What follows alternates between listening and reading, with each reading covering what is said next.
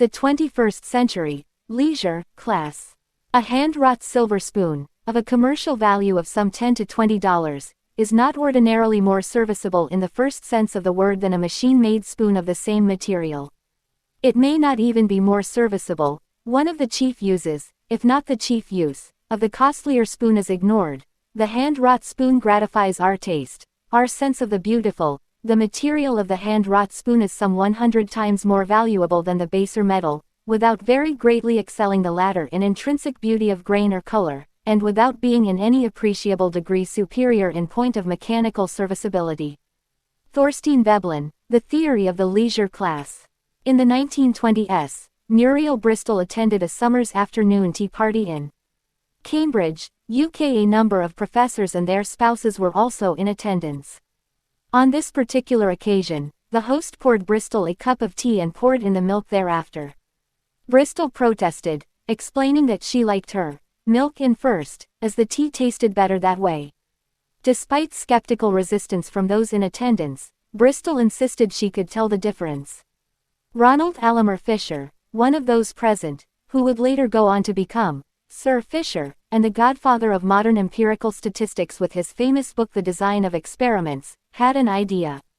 Surely, if 8 cups of tea were poured, 4 with milk in first, and the other 4 with tea in first, and the lady identified them correctly, then she would be proven right. Her chances of merely guessing by chance would be 1 in 70. Fisher, like everyone else present, believed Bristol would likely fail the test. In other words, they believed Bristol's belief in her tea acumen was embedded in a false sense of aesthetics and taste rather than reality. As it turns out, Bristol correctly determined the order of tea and milk in each of the 8 cups. Fisher's experiment, which went on to transform statistics and modern science, it became the foundation for testing the null hypothesis. One would not have been possible if not for the embedded status and its accompanying aesthetics in how one drinks one's tea. Milk in first or last has been a sign of status since the Victorian era, as the choice of one or the other implies one's class position. In fact, the difference boils down to the materials from which one's dishware is made. In the Victorian era, materials used to make lesser quality teacups would often crack if hot tea were poured into them. Pouring milk in first mitigated the chances of cracking one's cup. However, those with money could afford the fine china that could withstand the heat of tea. Thus milk in later was a signal of one's elevated economic position. Point 2. Even when the order of milk and tea was primarily a practical matter, it revealed class more than taste. After all, those owning fine china would put the milk in last to demonstrate this luxury. As the butler in the famous British drama of the same time period, Upstairs, Downstairs, remarked, "Those of us downstairs put the milk in first, while those upstairs put the milk in last." Even in more contemporary times, when the quality of almost all dishware is strong enough to withstand hot tea, milk in first remained a sign of social class. The 20th century English novelist, Nancy Mitford, employed the term MIF to describe the lower classes, and the turn of phrase is still used satirically in popular media to describe the working classes or those without refined social skills. Today, the famous English tea purveyor, Fortnum and Mason, characterizes the choice as a thorny question, devoting an entire essay on its website to how to drink tea. How did such a prosaic choice of action, so subtle and ostensibly innocuous, become an amplified sign of class? Throughout time, matters of seeming practicality have evolved into symbols of status. In Victorian England, the displaying of medicines in the parlor was a sign that one could afford to see a doctor and buy medicine. In pre-revolutionary Paris, the use of candles was rare and expensive, yet even when access to light, and later electricity, became more democratized, the lighting of candles at dinnertime remained a sign of taste and breeding. Point 3. The same is true for the use of cloth napkins when paper napkins would do, and eliminate the hassle of laundering. Everything we do has social meaning. Our childhood, family life, income bracket, and concurrent social circles teach us how to go about our lives and interact with the world in big and small ways. Through both behaviors and material goods, we disclose our socioeconomic position, whether we like it or not. As the famous sociologist Pierre Bourdieu observed in his book, Distinction, status emerges from prosaic cultural forms and signs, and most fundamentally, from how we live. Status has always consumed us.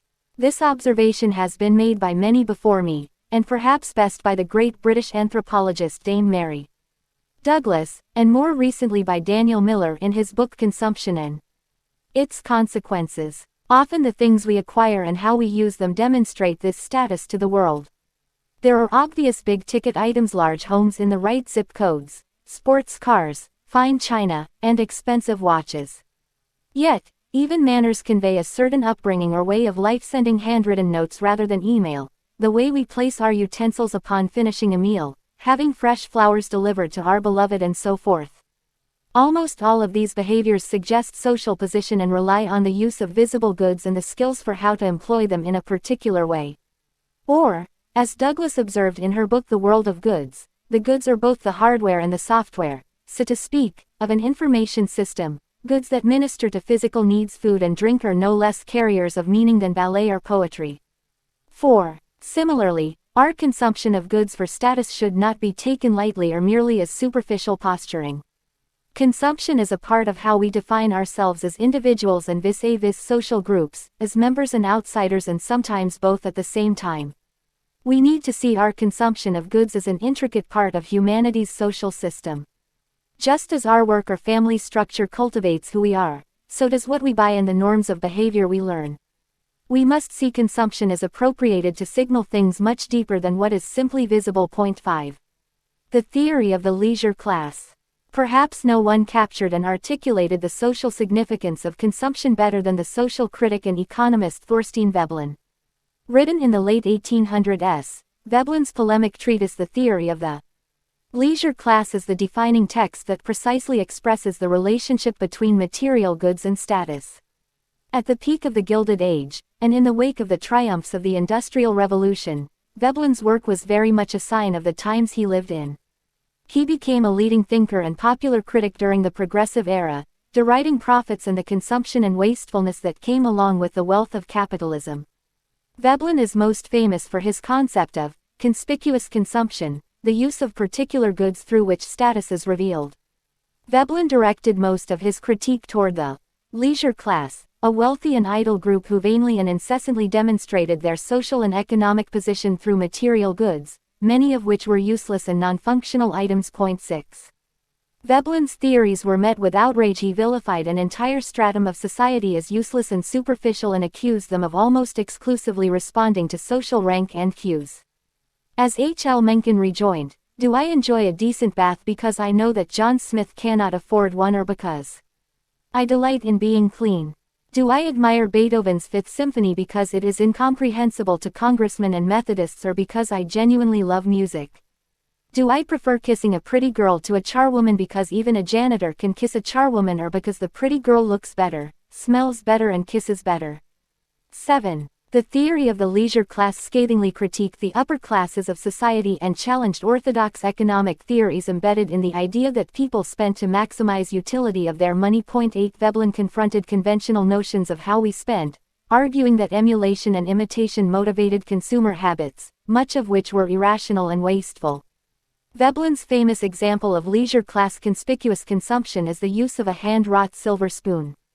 While, of course, flatware made of other materials or machine-made would be perfectly acceptable and did not look any different from their pricey counterpart, the use of silver flatware would demonstrate to others a particular rank in society. Veblen also snidely observed the use of gratuitous canes, which implied a man did not need to use his hands for labor, and corsets which, as they were so constraining, meant a woman could not possibly work. Only those of the leisure class were able to acquire and actually use such goods. This particular critique is what made Veblen famous and infamous and still relevant more than 100 years later. Point 9. The theory of the leisure class remains one of the most important books on economic thought written in the past 2 centuries. Point 10. While Veblen is most known for his critique of conspicuous consumption, his study of status was far more complicated and in-depth than the conventional shorthand given to his theories. Point 11. Veblen's overarching thesis is that the recognition of social division and stratification is central to understanding modern society. One's social position was more important than any value or usefulness a person gave to the world. Ironically, the demonstration of high social position, through consumption, leisure, and non-pecuniary practices often manifested itself through the uselessness of objects and activity.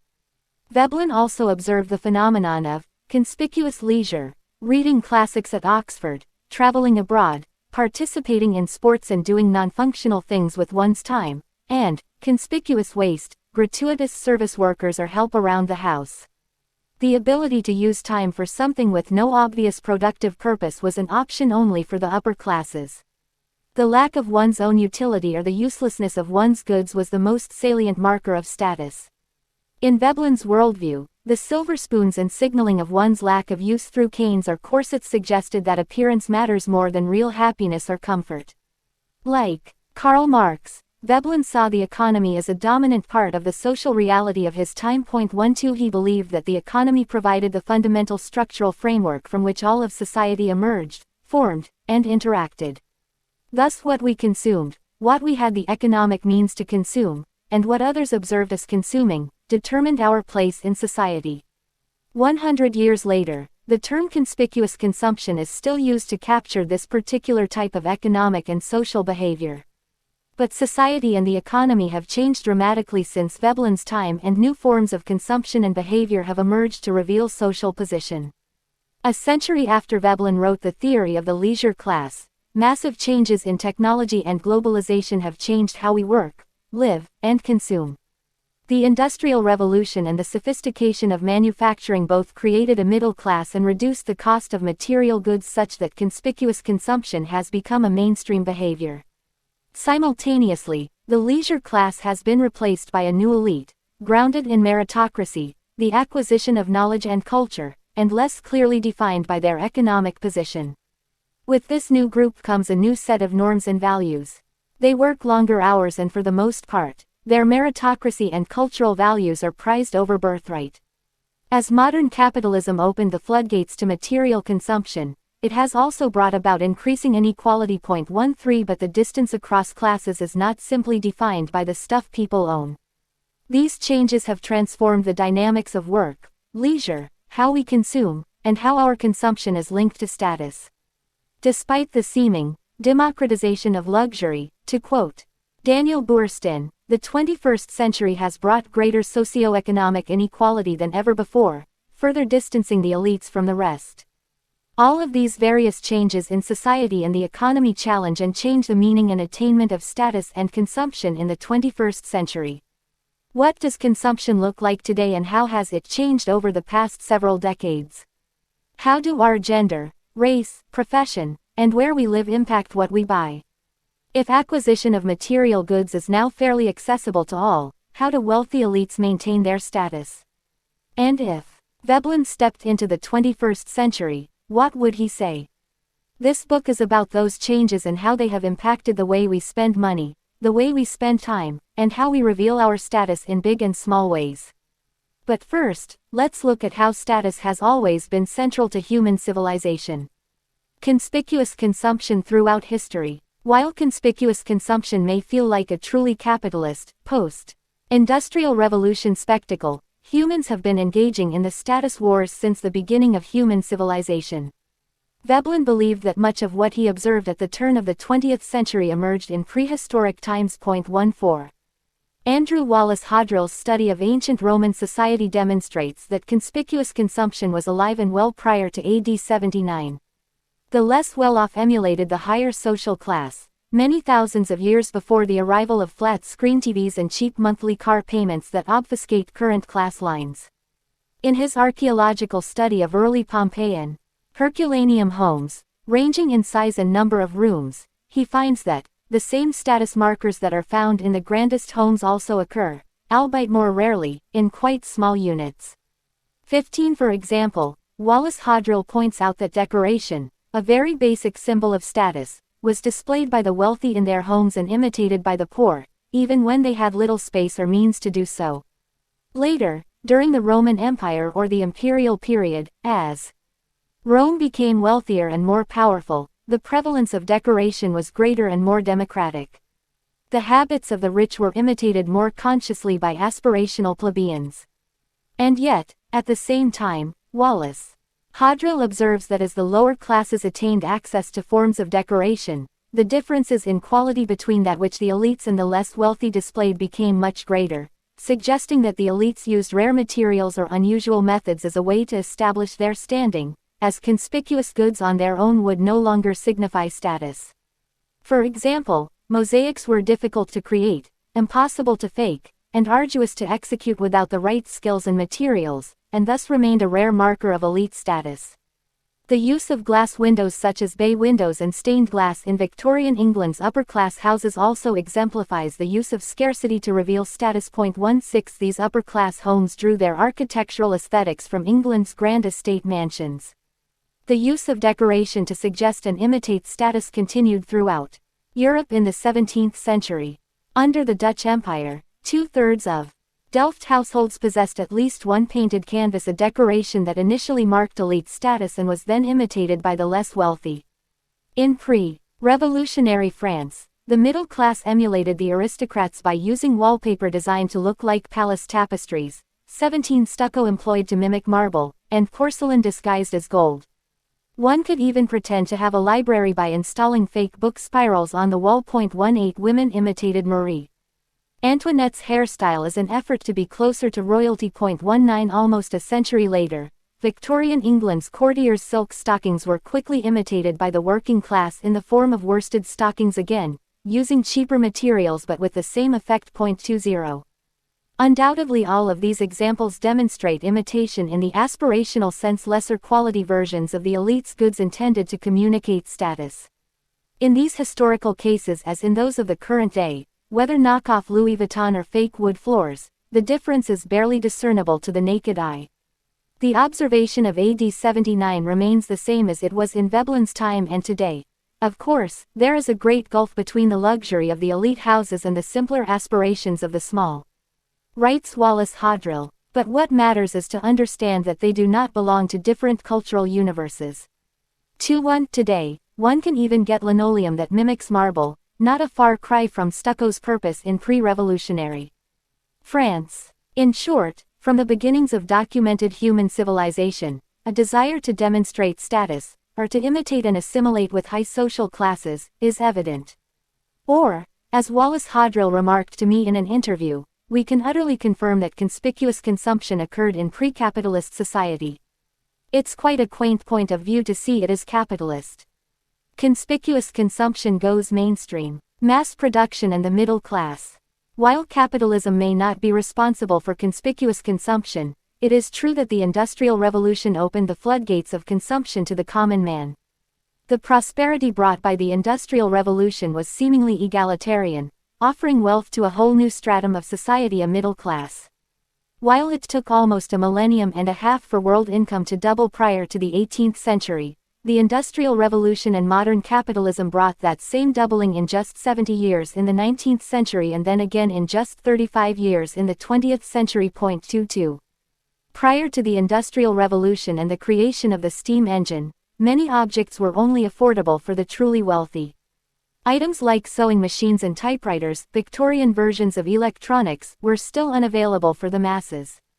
London's Great Exhibition of 1851 displayed many of the luxury objects of the burgeoning industrial world, such as Morris wallpaper and pianos, but they were relegated to the wealthy. 23 As mechanization and specialization enabled the production of a great number of goods, it became possible to distribute authentic consumer items to this growing middle class. Imitation was no longer the only conduit by which to get closer to the elite. Instead, through both mass production and fast credit, a development from the latter half of the 20th century, many more people began to consume the same products as elites. In Veblen's time, the elite leisure class owned property, and controlled the means of production and the means to acquire material goods. The Industrial Revolution brought massive economic restructuring and the introduction of a middle class of businessmen and workers. These new workers were unlike the landless proletariats before them who were oppressed under the noble class. In the ensuing decades, the middle class, not just the upper tiers of society, acquired property, and generated wealth and disposable income that allowed them to purchase status through consumption. By the early 20th century, the middle class bought cars thanks to the constantly growing American automobile industry, first the Model T, then Chevys and Cadillacs. By the 1950s, Many owned suburban homes through the GI Bill and Federal Housing Authority. New technologies and rapid production manufacturing techniques allowed this middle class to acquire TVs, air conditioning units, and stereos as they were all being produced at greater speed and lower cost.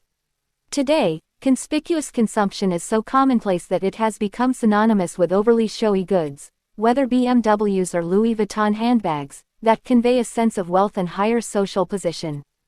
The nouveau riche are particular culprits, but so are the rising upper middle classes and oligarchs of Russia and China. Some scholars even argue that the poor engage in the practice more than the rich. 24 In the affluent society, John Kenneth Galbraith himself observed that because so many people could afford luxury expenditures, such goods were no longer a mark of distinction. In fact, the display of wealth was deemed passé, to a point that conspicuous consumption was no longer associated with the very wealthy, but rather with everyone else. Indeed, in The Power Elite, Galbraith's contemporary C. Wright Mills observed that the absence of an American aristocracy meant that possessors of money, sheer, naked, vulgar, were given entrance everywhere, thus forcing the truly elite to find more implicit marks of status than wealth and consumption habits. Another force at work in the proliferation of contemporary conspicuous consumption is the increased awareness of the lifestyle of elites. In the early 19th century, Queen Victoria and Prince Albert were photographed in their homes amidst their household goods. The rise of advertising in the late 1800s further spread the images of lifestyles to aspire to, and thereby cultivated a new middle-class consumer economy. 25 In the latter half of the 20th century, Princess Diana's luxury lifestyle was on display throughout numerous magazines worldwide. In America, which has always had a democratic view of its rich, the wealthy were often thought of as accessible, rags to riches Horatio Alger types. Even old East Coast society, while shrouded in more mystery than its Californian counterparts, paraded about New York and Boston, as captured by the writings of Edith Wharton, Dominic Dunne, Truman Capote, and Tom Wolfe. Today, our media and celebrity tabloids document every house, pair of shoes, diamond ring, and restaurant of our Hollywood aristocracy. After all, American high society has never comprised aristocrats or hundreds of years of birthright social position, thus making its superiority mainly one of wealth. The access to information about elite lifestyle made the average man hungry for more, and instilled the belief he could attain it. This entree coupled with cheaper consumer goods made it possible. Conspicuous consumption was no longer confined to the echelons of the elite.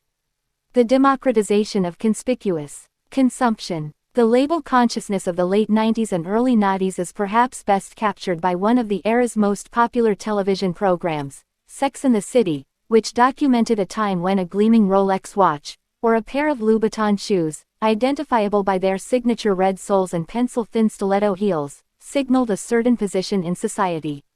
Similarly, wealth was displayed through the luxury markets of Armani, Ralph Lauren, and Oscar de la Renta, and the masses emulated through the purchase of knockoff Gucci sweatshirts from New York City's Times Square. The signature charging polo player embroidered on a golf shirt or crisp white button-down shirt signaled that the wearer had spent quite a lot of money on a commonplace good that was clearly of superior quality. A 21st century example of Veblen's silver flatware. Sure, the fake Prada handbags would, at times, fool even the most discerning eye, but real luxury, the actual luxury handbags, Lauren golf shirts, and Armani dresses was still out of reach of the masses, both in terms of cost and exclusiveness. Their status rested on the aggressive logos emblazoned across the item, the bigger the better. You knew it was a Prada handbag because the shiny black and silver triangle placed overtly on every bag said it was so. The luxury logo was the leitmotif for the era's over-the-top glamour, the rise of Wall Street money, and nouveau riche. But these earlier eras of logos and luxury excess undoubtedly created a hunger among the masses, and it was slowly being satiated.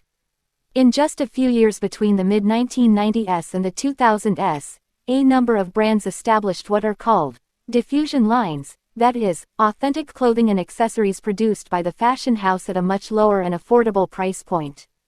The most prominent of these brands emerged in a flurry: Armani's Armani Exchange, AX, Ralph Lauren's Polo, and Marc by Marc Jacobs. While linens and housewares were also being produced by diffusion lines, Laura Ashley, Ralph Lauren clothing was particularly pivotal in this transformation and democratization of conspicuous consumption. To that end, mass-produced luxury clothing of a different sort began appearing in shopping malls and downtown centers. Banana Republic was purchased by Gap in 1983 and rebranded as upscale classic clothing. J.Crew, formerly a clothing catalog company known as Popular Club Plan, renamed itself and opened a retail store in 1989, positioning itself as a less expensive version of Ralph Lauren. These efforts to bring luxury to the mass market have been met with unabashed demand. AX boasts 270 stores in 31 countries, while J.Crew has 287 stores and $2.5 billion in revenue. Ralph Lauren has 460 stores and $7.4 billion in sales, and the Gap has opened 3,700 stores worldwide. 26. By global standards, these diffusion lines and mainstream luxury clothing lines are still expensive. One is not likely to spend less than $100, and often much more, on a single item at Banana Republic. Yet, the cost of these clothing items is significantly less than the original luxury lines, and they convey very similar aesthetics. The crisp blue blood look of Ralph Lauren or quirky preppiness of Kate Spade is easily imitated by Banana Republic or J.Crew. Mark by Marc Jacobs products may not be made with the same tailoring or quality of materials as the flagship brand, but they do capture the bohemianism and subversiveness that has made the designer so celebrated and revered. The increase in online shopping has also had a profound impact on consumer access to coveted brands. Once upon a time, if you lived in small-town Kansas or Missouri, you needed to visit a major city to obtain high-end fashion. Today, a simple click on Saks Fifth Avenue's website will send a pair of Manolo Blahniks BB shoes to any woman in the country, provided she's willing to spend $600 for the privilege. Additionally, the web enables luxury brands to distribute items from their past seasons to various discount fashion sites. Apparel and shoes websites such as Bluefly, Zappos, Overstock.com, and of course the original bargain hunting virtual mecca, eBay, allow mainstream consumers to engage in conspicuous consumption at blue light special prices. Some more recent additions to this group include Gilt and Rue Lala, which offer luxury goods from Cartier watches to Chanel handbags at shockingly reduced prices through their flash sales, in which an Hermes handbag will be reduced from $20,000 to $10,000 and La Perla lingerie is 60% off for a limited time, sometimes hours or a day or so. Admittedly, these are not inexpensive items, irrespective of the sale. Rent the Runway, established in 2009 by two Harvard wunderkinds, allows women to rent high-end designer dresses for a fraction of the price of which includes a free backup size shipped with compliments. Although just a temporary fix, this company provides women luxury items for the events that matter, even if most could never afford to actually purchase the gowns. The desire for branded goods has created an expanded market that extends beyond the upper class for which it was intended. Target now teams up with high-end designers to create affordable Missoni, Lilly Pulitzer, and Proenza. Schuler, Wild Kohl's, Macy's, and Kmart sell celebrity brands meant to imbue the consumer with a sense of Kim Kardashian, Jessica Simpson, or some other celebrities' sense of style. Rolex's Tudor line is a more affordable version of the watch, only available in Europe. As cars go, the Volkswagen Group is the master at creating different price points for versions of the same thing. Or, as one car aficionado remarked, the Lamborghini Gallardo was basically the Audi R8. The Audi A3 is the Golf, which is the Seat Leon. VW Group has become very smart at identifying the things that make a difference to their customers, so Audi people will pay for a Golf in a frock, because they don't see it as that. They, the consumers, like better plastics, polished aluminum, etc. Globalization, mass marketing, mass production, and knockoffs have created a conspicuous consumption profile for many more people. This deluge of material goods would suggest that the barriers to entry into upper-class conspicuous consumption have been all but eradicated. The stuff, once associated with a wealthy lifestyle, cars, multiple handbags, closets full of clothes, is seemingly accessible to mainstream society.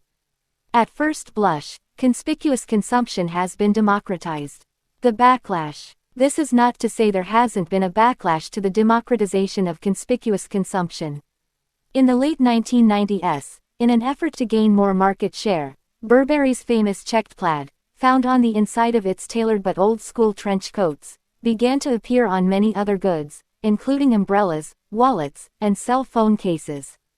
The newfound ubiquity of the plaid, dubbed chav check, a pejorative, reduced Burberry from the uniform of English aristocrats to an ironic, reinterpreted badge of youth subculture.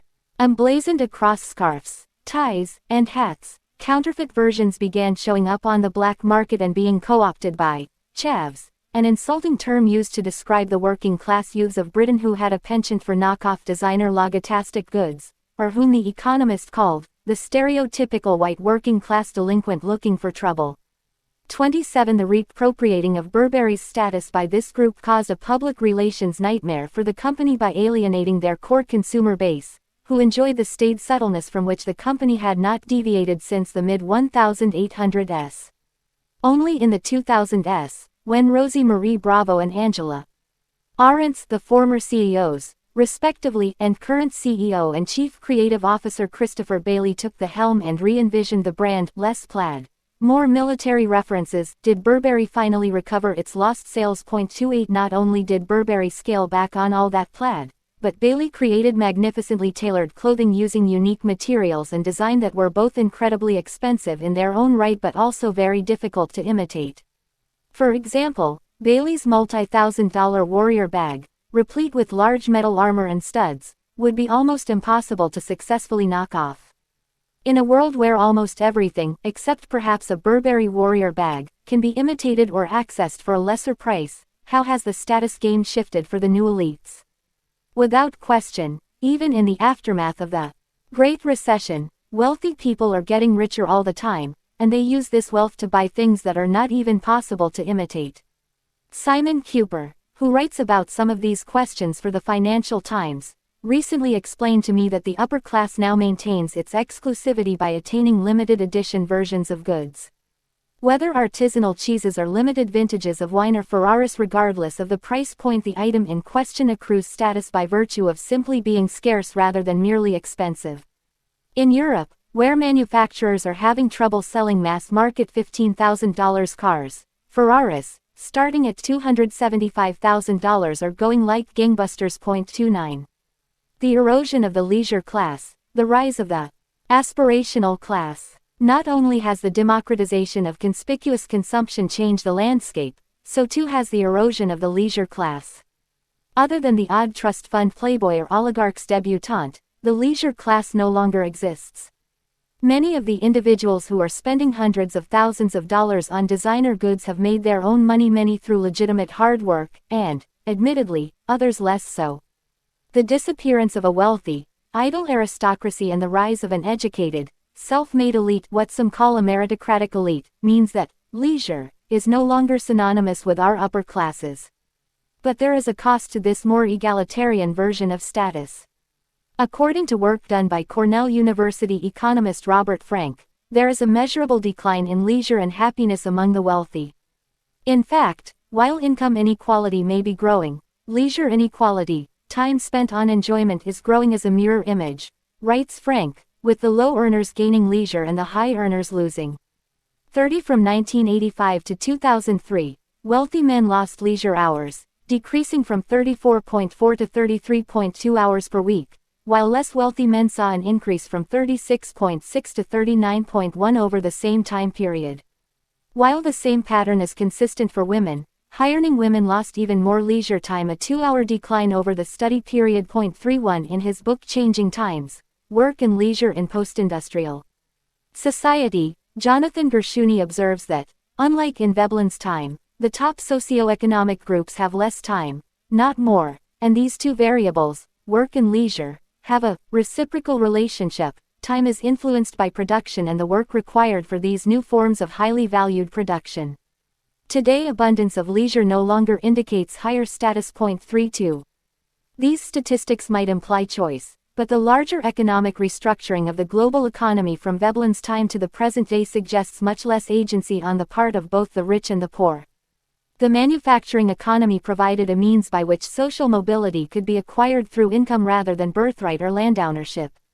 In fact, the income derived from factory jobs, particularly in the middle of the 20th century, enabled a broad swath of the population to acquire property and houses of their own, along with the consumer items, whether armchairs or curtains, with which to fill them.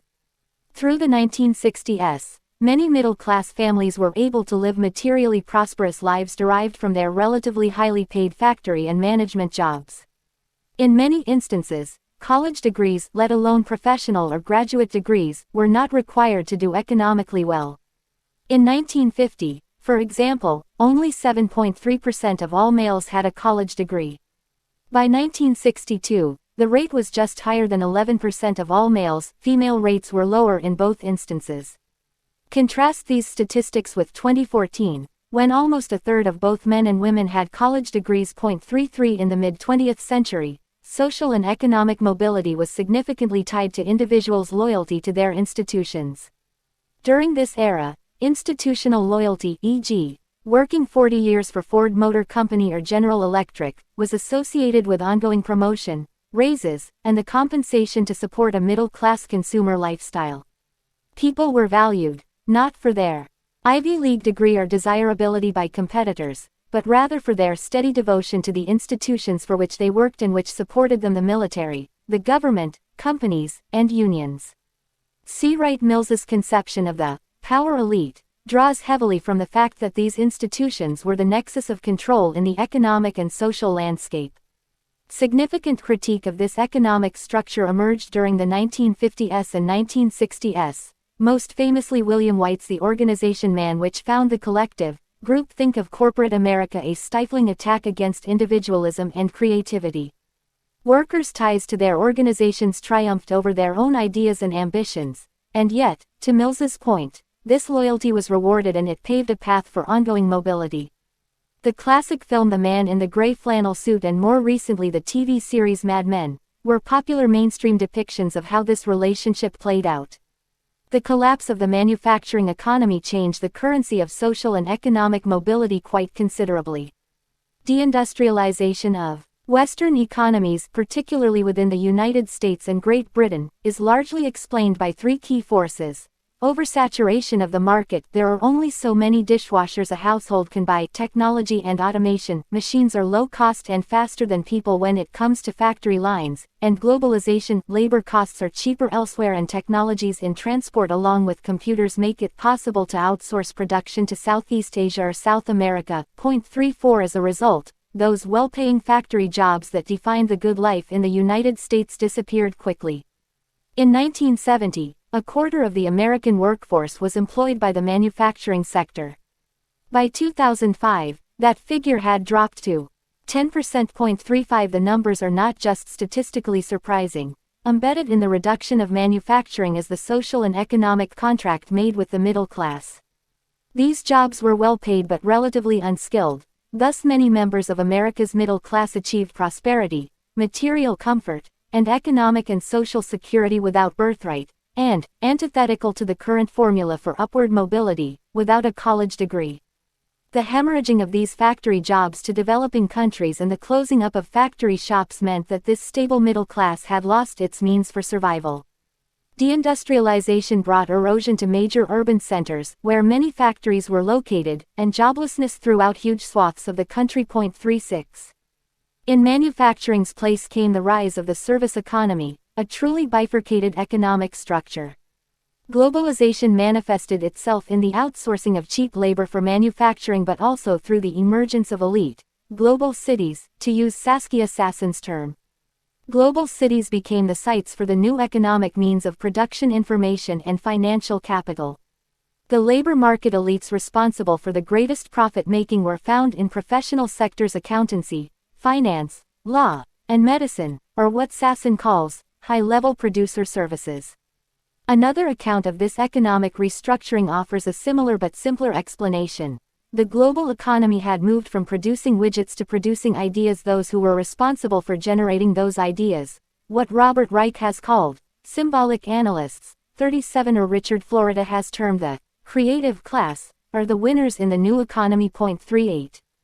While a college degree is not an explicit measure of membership to Sassen's, Reichs, or Florida's categorization, it certainly helps, and most members do possess one. Thus the rise of an economy dependent on innovation and knowledge is also one dependent on professional skills, many of which are acquired through education. Mobility into the top echelon of the New World Order is reliant on acquisition of knowledge, not birthright, not property held for generations, and not, sadly for many, loyalty to one's work institution. But these new elites are not simply members of an economic group tied to one another by their financial success. They are not plutocrats or necessarily on top of the economic pyramid. Many who have acquired education and prize knowledge are indeed affluent labor market elites, but plenty are not. For this new class of people, knowledge is prized independently of its economic function. For bankers, lawyers, or engineers in this group, their education and specialized knowledge have enabled them to attain upward mobility in the world economy. But in general, those who have obtained knowledge, those with creative writing degrees from Yale, screenwriters who have yet to sell a screenplay, musicians and teach for America volunteers are also members of this new cultural and social formation. Instead of income level, this new group is tied by a shared set of cultural practices and social norms. The unifying characteristic shared by members of this new elite cultural formation is their acquisition and valuing of knowledge, rather than their income level. They use knowledge to attain a higher social, environmental, and cultural awareness. The process by which they obtain knowledge and subsequently form values is what reveals social position. This new group is thus defined, more than anything else, through its shared cultural capital. They speak the same language, acquire similar bodies of knowledge, and share the same values, all of which embody their collective consciousness. Reading cultural commentary, being up to date on the news, preferably via the New York Times, Wall Street Journal, or Financial Times, and eating organic food are but a number of ways by which they connect with one another irrespective of their economic means. And there is a well-intentioned goal behind these efforts. The knowledge and cultural capital are used to make informed decisions around what to eat, how to treat the environment, and how to be better parents, more productive workers, and more informed consumers. This new, dominant cultural elite can be called, quite simply, the aspirational class. While their symbolic position sometimes manifests itself through material goods, mostly they reveal their class position through cultural signifiers that convey their acquisition of knowledge and values system: dinner party conversation around opinion pieces, bumper stickers that express political views and support for Greenpeace, and showing up at farmers' markets. These behaviors and signifiers imply aspirational class values and also suggest the knowledge acquired to form them. Today's aspirational class prizes ideas, cultural and social awareness, and the acquisition of knowledge in forming ideas and making choices ranging from their careers to the type of sliced bread they purchase at the grocery store. In each of these decisions, big and small, they strive to feel informed and legitimate in their belief that they have made the right and reasonable decision based on facts, whether regarding the merit of organic food, breastfeeding, or electric cars. In short, unlike Veblen's leisure class or David Brooks's Bobos, this new elite is not defined by economics. Rather, the aspirational class is formed through a collective consciousness upheld by specific values and acquired knowledge and the rarefied social and cultural processes necessary to acquire them. In Bobos in Paradise, David Brooks chronicled the cognitive dissonance of Bobos, bohemian bourgeois, who grew up in the counterculture 1960s and felt a deep discomfort around their adulthood wealth.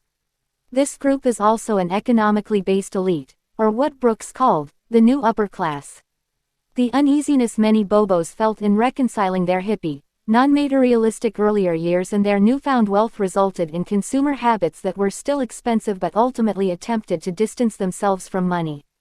In an attempt to transcend materialism, the rich Bobos buy Sub-Zero brand fridges and remodel their bathrooms with slate walls and a Zen aesthetic, but they still need to have a lot of money to do so. It's virtuous to spend $25,000 on your bathroom, but it's vulgar to spend $15,000 on a sound system and a widescreen TV. It's decadent to spend $10,000 on an outdoor jacuzzi, but if you're not spending twice that much on an oversized slate shower stall, it's a sign that you probably haven't learned to appreciate the simple rhythms of life. If your furniture is distressed, your conscience needn't be. 39. Today's aspirational class lacks such self-consciousness, and many members lack Bobo's financial means. The aspirational class is motivated by self-confident values and is actively choosing its way of life through an extensive process of information gathering and forming opinions and values, some of which involve money but many of which rest on cultural capital instead. They distance themselves from conventional material goods not because they are uncomfortable with wealth, Bobos, but rather because material goods are no longer a clear signal of social position or a good conduit to reveal cultural capital or knowledge. Rich oligarchs and the middle class both can acquire stuff, but, for the aspirational class, it is members' eagerness to acquire knowledge and to use this information to form socially and environmentally conscious values that sets them apart from everyone else, which is why a $2 heirloom tomato purchased from a farmer's market is so symbolically weighty of aspirational class consumption and a white Range Rover is not. Aspirational class consumption acts as a signal of its members' philosophy of life and their value system. Of course, within this new elite cultural formation there is an economic gradient. There are wealthy aspirational class members, perhaps a partner in a law firm, who are amply spending on nannies, Ivy League tuition, and organic strawberries. Others within this group, such as an unemployed screenwriter or Rhode Island School of Design (RISD) trained artist, are barely able to economically participate in this world but use their insubstantial means to signify membership. The screenwriter too reads the New York Times and, perhaps irrationally and to his own economic detriment, also buys his organic strawberries at Whole Foods. He carries a canvas tote that displays a political or literary statement as another signal of his cultural knowledge and engagement with the intellectual current of the moment. In short, this new cultural and social formation is elite by virtue of the material and symbolic trappings required to be a member. But ultimately those who are members of this new cultural and social formation aspire to be their version of better humans in all aspects of their lives, with their economic position taking a back seat. If knowledge is what drives the world economy, it is also the currency by which this new elite group defines itself and acquires the status signals of its position, whether material or symbolic. Thus, the attainment of information and knowledge becomes valued not simply in the new economic world order but in all matters of life. Social norms and goods of the aspirational class reflect an implicit knowledge and procurement of knowledge that informs their consumption practices. Aspirational class leisure, whether reading The Economist, listening to NPR, or taking a yoga class, is imbued with knowledge and productivity in the same spirit as work. Motherhood practices of the aspirational class suggest not simply money but extensive research into the perfect way to feed, console, and educate the under 3 set. The material goods and practices become the signifiers of this knowledge and thus in turn show membership within this rarefied group. Revisiting Veblen. Despite radical changes in the global economy and the means by which we obtain social and economic mobility, much of Veblen's framework for how to understand the signifiers of class position hold true today, albeit in unusual and complicated ways. In the 100+ years since Veblen's book was first published, his theories apply more today than ever before, and they apply to all of us. Veblen might wonder where all the silver spoons and members of the idle leisure class went, but in their place he would find the aspirational class and their Chemex pour-over coffee. Just as in the 1800s, in the 21st century, our desire to reveal status is in keeping with the current economic and social world order. In the tradition of Veblen's work, the sum of small things looks at how society and class are signified and embodied through the lens of consumption and social practices. As Frank Trentman writes in Empire of Things, his history of consumption from the 15th century to the present day, here, consumption is relational rather than an individual preference, rational or not, part of a social positioning system that tells people where they stand. 40 Conspicuous consumption is still a very significant means to reveal social position, but those in the 21st century aspirational class have found new means to show their status. In this book I argue that 3 simultaneous consumption patterns are occurring. First, the democratization of conspicuous consumption has provided many more material goods to the middle class, but this change is to their detriment. As they spend more on material status symbols, they are spending less on those things that would pave the way to greater intergenerational upward mobility. Second, as a result of the mainstreaming of conspicuous consumption, the aspirational class's means of displaying its social position has become more complicated. Its members have found new means of identifying themselves, and they do so through spending on behaviors and goods that are not necessarily conspicuous at all and not always material. These new elites are consuming fewer conventional conspicuous consumption items, and instead look to more subtle status markers that come through the forms of conspicuous production and inconspicuous consumption. The wealthier members of the aspirational class devote their financial resources to making their lives easier and more efficient. Inconspicuous consumption also describes the aspirational class's appropriation of certain behaviors and goods that don't cost a lot and are not ostentatious but are becoming equally crucial to signaling social position.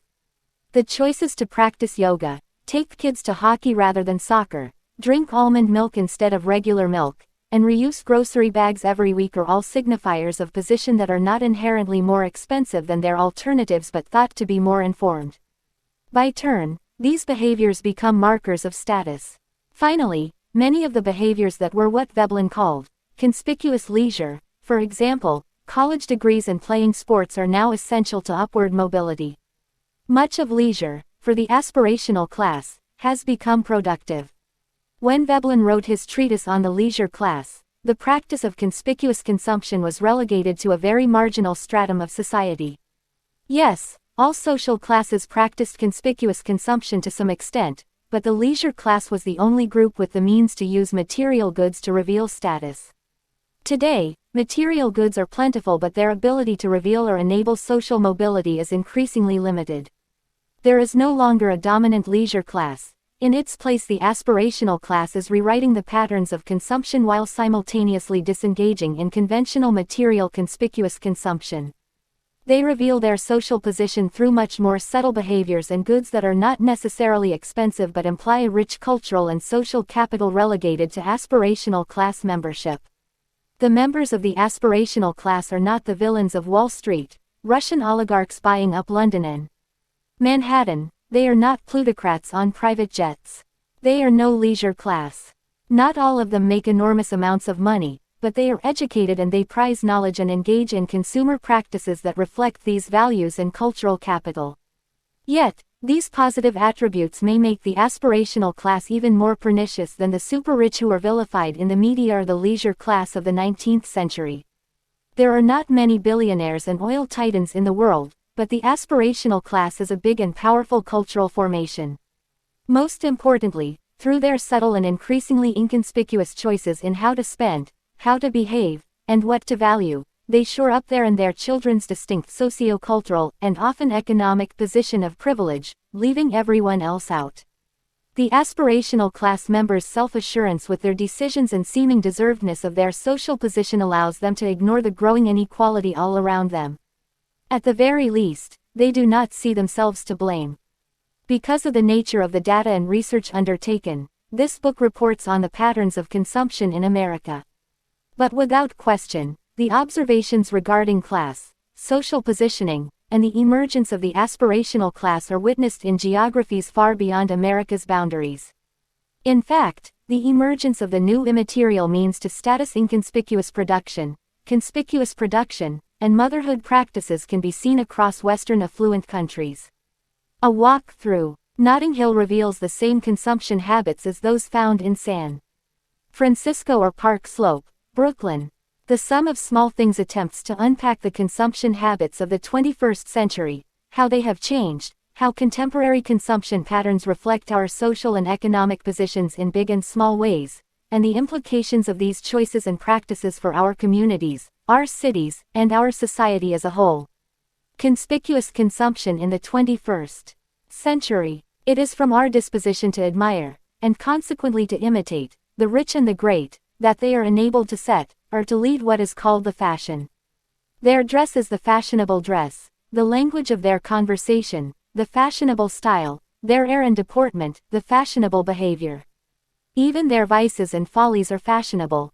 Adam Smith. The Theory of Moral Sentiments. In the Theory of the Leisure Class, Thorstein Veblen observed that conspicuous consumption was also practiced among those outside of the rich, or what he called the impecunious classes.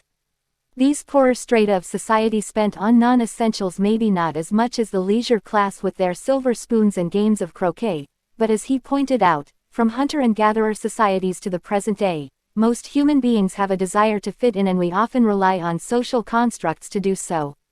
Veblen, scorned as he was for his writings on class and consumption, has perpetuated as a person of interest for writers and scholars in the decades thereafter and to the present day. He pinpointed an important truth: material goods define who we are and where we stand in the social order. 50 years later, in his book The Affluent Society, John Kenneth Galbraith observed a wide swath of society engaging in gratuitous consumption, or what he called consumer demand creation. One Galbraith did not believe that much of what we bought was necessary, or organic, as he put it. The rise of private demand and the consumer economy occurred at the expense of the public good. In his 1957 book, The Hidden Persuaders, Vance Packard argued that the rush of consumer goods meant advertisers, marketers, and promoters needed to create consumer desire, perpetuating a cycle of materialism. 2 Galbraith found this cycle disconcerting because as society became more absorbed by materialism, the superficial differences between the rich and the rest seemed much less distinct. The ostensible democratization of consumerism obfuscated inequality and essentially lulled society into thinking everyone had a slice of the pie and would mask real issues of wealth disparity. The consumption of socially visible material goods to convey socioeconomic status has been in place for thousands of years. Even before the deluge of cheap goods that the latter half of the 20th century provided, the historian Paul Johnson observed that the Victorian and Edwardian English working class wore Sunday best, or placed ornaments on their working clothes if they could not afford the former, and spent extravagantly on beach vacations, or what the English call sun holidays, much to the consternation of the middle class, who believed this behavior was wasteful and useless. Yet the working classes were doing what the middle class and leisure class practiced in their own socio-economic universes, albeit employing different means to demonstrate status.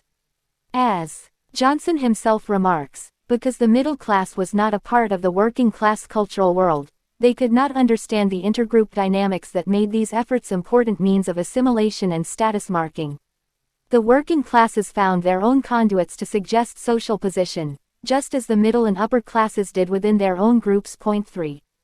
On the other hand, the rising bourgeoisie, as an economic juggernaut independent of the aristocracy, bought big houses and decorated them ornately to identify themselves as a part of this new middle class. After all, the middle classes were increasingly upwardly mobile without the benefit of birthright. 4 Veblen believed the proliferation of conspicuous consumption would increase as society became more and more industrialized, paving the way for overall rising incomes and a flood of new consumer goods. In his Pulitzer Prize-winning work, The Americans, A Democratic Experience, the University of Chicago historian Daniel Boorstin described the relationship between America's built environment and its development as a society. One of Boorstin's lasting observations is that of the emergence of department stores and their display of lavish goods as one of the first instances of the democratization of luxury for the masses.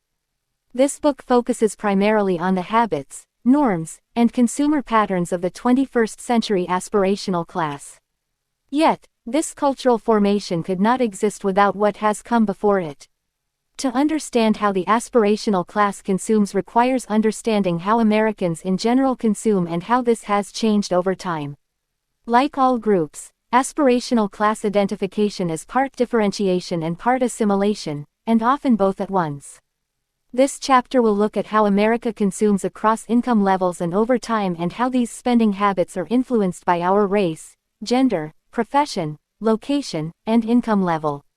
Only then do the habits and practices of the aspirational class make sense as a part of the wider context of American consumer culture in the 21st century. Over the past several decades, there has been an increase in 3 important macro trends in American spending behavior. First, the rich and upper middle class, that is, those in the top 1% and those in the top 5% and 10% income brackets, spend less as a percentage of their expenditures on conspicuous consumption relative to what the U.S. average spends on the same goods, while the middle class, the 40th-60th percentiles, spends more. Second, as a share of their expenditures, the middle class is spending more on conspicuous consumption relative to their income, while the wealthy and the very poor are spending less. Third, conspicuous consumption among the rich has been replaced by inconspicuous consumption, spending on non-visible, highly expensive goods and services that give people more time and, in the long term, shape life chances. These include education, health care, child care, and labor-intensive services like nannies, gardeners, and housekeepers. This chapter will deal with the first of these two trends and briefly discuss the third. I will devote Chapter 3 to inconspicuous consumption. For now, let's look at how America spends and in particular the role of conspicuous consumption in those spending patterns. How do we know such specific details about how America spends? In order to get at macro consumer trends, my doctoral student Hyojung Lee and I analyzed a unique and largely unstudied dataset called the Consumer Expenditure Survey. For decades, the Consumer Expenditure Survey (CE) has been interviewing and surveying American households on their consumption habits, documenting everything from the units of cornflakes the average Minnesotan consumes to how much money a New Yorker spends on shoes, child care, rent, or silver flatware. Administered by the government's Bureau of Labor Statistics, the CE gathers this data through two channels: diary data recorded by households over two one-week periods, and quarterly interviews with households conducted by the Bureau of Labor Statistics. The diary data allow for the tracking of small, frequent purchases associated with day-to-day life, from bags of potato chips to cups of coffee. The interview data capture bigger expenditures like mortgages, car payments, and new televisions. The integrated data thus deliver an overall picture of how America spends its money. Using this information, we have been studying macro changes in American consumption habits over the past 20 years. The nature of the data allows us to study consumption habits by race, education, gender, geographic location, and myriad other demographic and socioeconomic characteristics. When we first discovered this dataset, we were specifically interested in the seemingly gratuitous expenditures that were made to suggest status. But the data also allow us to analyze the general patterns in how we consume and how consumption has changed over time. Thus our study provides a portrait of conspicuous consumption, but also uncovers broad trends in where we live, where we work, our age, our race, and our marital status shape our consumer habits in surprising ways. A portrait of America's consumption.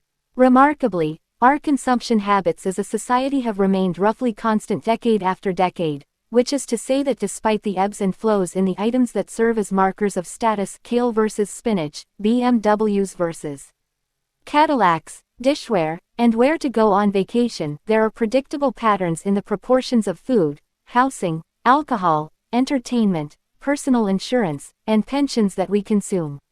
For example, in 1996, we devoted 14.2% of our total expenditures to food. In 2014, our total expenditure in this category was 15%. 0.5 Alcohol is similarly constant, hovering at just less than 1% of total expenditures, as is tobacco, which remains static, surprisingly so, given the huge anti-smoking campaigns of the past 15 to 20 years.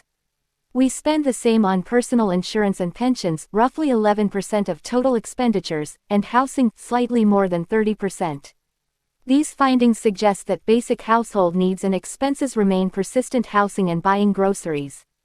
In a few instances, we spend notably less. Apparel, from 4.1% of total expenditures in 1996 to 2.2% in 2014, and transportation, 19.7% in 1996 and 16.9% in 2014, both of which reflect globalization's cheaper cars and cheaper clothes. There are two categories where we spend more: healthcare, up from 5.1% to 8.1%, and education, up from 1.4% to 2.1%. See Table 2.1. Table 2.1. General consumer expenditure patterns, all income groups, by share of annual total expenditures, percent, selected years. 1996, 2000, 2004, 2008, 2012, 2014. Annual total expenditures 100.0, 100.0, 100.0, 100.0, 100.0, 100.0. Food 14.2, 13.6, 13.7, 14.8, 15.0, 15.0. Alcoholic beverages 0.9, 0.8, 0.8, 0.7, 0.7, 0.8. Housing 30.3, 30.9, 32.0, 33.3, 32.2, 33.0. Apparel and services 4.1, 3.7, 3.0, 2.5, 2.3, 2.2. Transportation 19.7, 20.0, 19.0, 17.3, 17.8, 16.9. Healthcare 5.1, 5.3, 5.9, 5.9, 6.8, 8.1. Entertainment 5.2, 4.9, 5.1, 5.1, 4.6, 4.6. Personal care products and services 0.9, 0.8, 0.7, 0.6, 0.6, 0.6. Reading 0.5, 0.4, 0.3, 0.2, 0.2, 0.2. Education 1.4, 1.5, 2.0, 2.1, 2.3, 2.1. Tobacco products and smoking supplies 0.8, 0.9, 0.7, 0.7, 0.7, 0.6. Miscellaneous 2.5, 2.0, 1.6, 1.6, 1.6, 1.1. Cash contributions 3.3, 3.6, 3.5, 3.6, 3.9, 3.5. Personal insurance and pensions 11.2, 11.5, 11.9, 11.6, 11.3, 11.2. As a society, we all eat out more, we all drink out more, and we all buy more stuff for our houses, whether fridges, furniture, textiles, or clocks. Our spending on these goods is linearly related to our income. The more we make, the more we spend on such items. Most people, except for the very poor, spend roughly the same share of their expenditures on these items. One exception to note: china, dishware, and those silver spoons are significantly less of a status marker today than in 1996. Every income group spends less on dining accoutrements, both in absolute dollars and as a share of expenditures. Take the top 1%. In 1996, they spent at least 0.1% of their expenditures on these classic Veblen status goods. By 2014, they spent almost 0% of their total expenditures on them. At first blush, as a society we seem to look more or less the same as we did almost 20 years ago. But if we parse out consumer patterns by income groups, a more nuanced story emerges which suggests Veblen's and Galbraith's concerns about conspicuous and material consumption were just the tip of the iceberg when it comes to massive differences across income and class. I will elaborate on this finding in the coming pages. For example, overall, while education expenditures have increased 60% since 1996, the top 1%, 5%, and 10% income fractiles have increased their share of education expenditures by almost 300% during this same time period. Conversely, education expenditure shares have remained almost flat for the other groups, which suggests that top groups drove the uptick in education spending. Housing holds roughly the same share of total expenditures for the wealthy over the past 18 years, but it is 3 to 4% more of total expenditures for the middle class and lower income group. Food has become a greater share of expenditures for the third and fourth quintiles, those in the 40th, 60th percentile and 60th, 80th percentile of income distribution, while remaining flat for everyone else.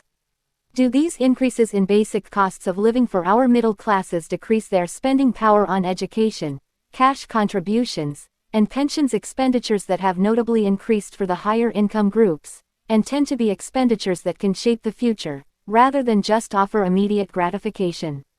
The top 1% has increased the share of expenditure on personal insurance and pensions by 25% since 1996 and cash contributions by 28% since 1996, while those for average consumers have remained flat.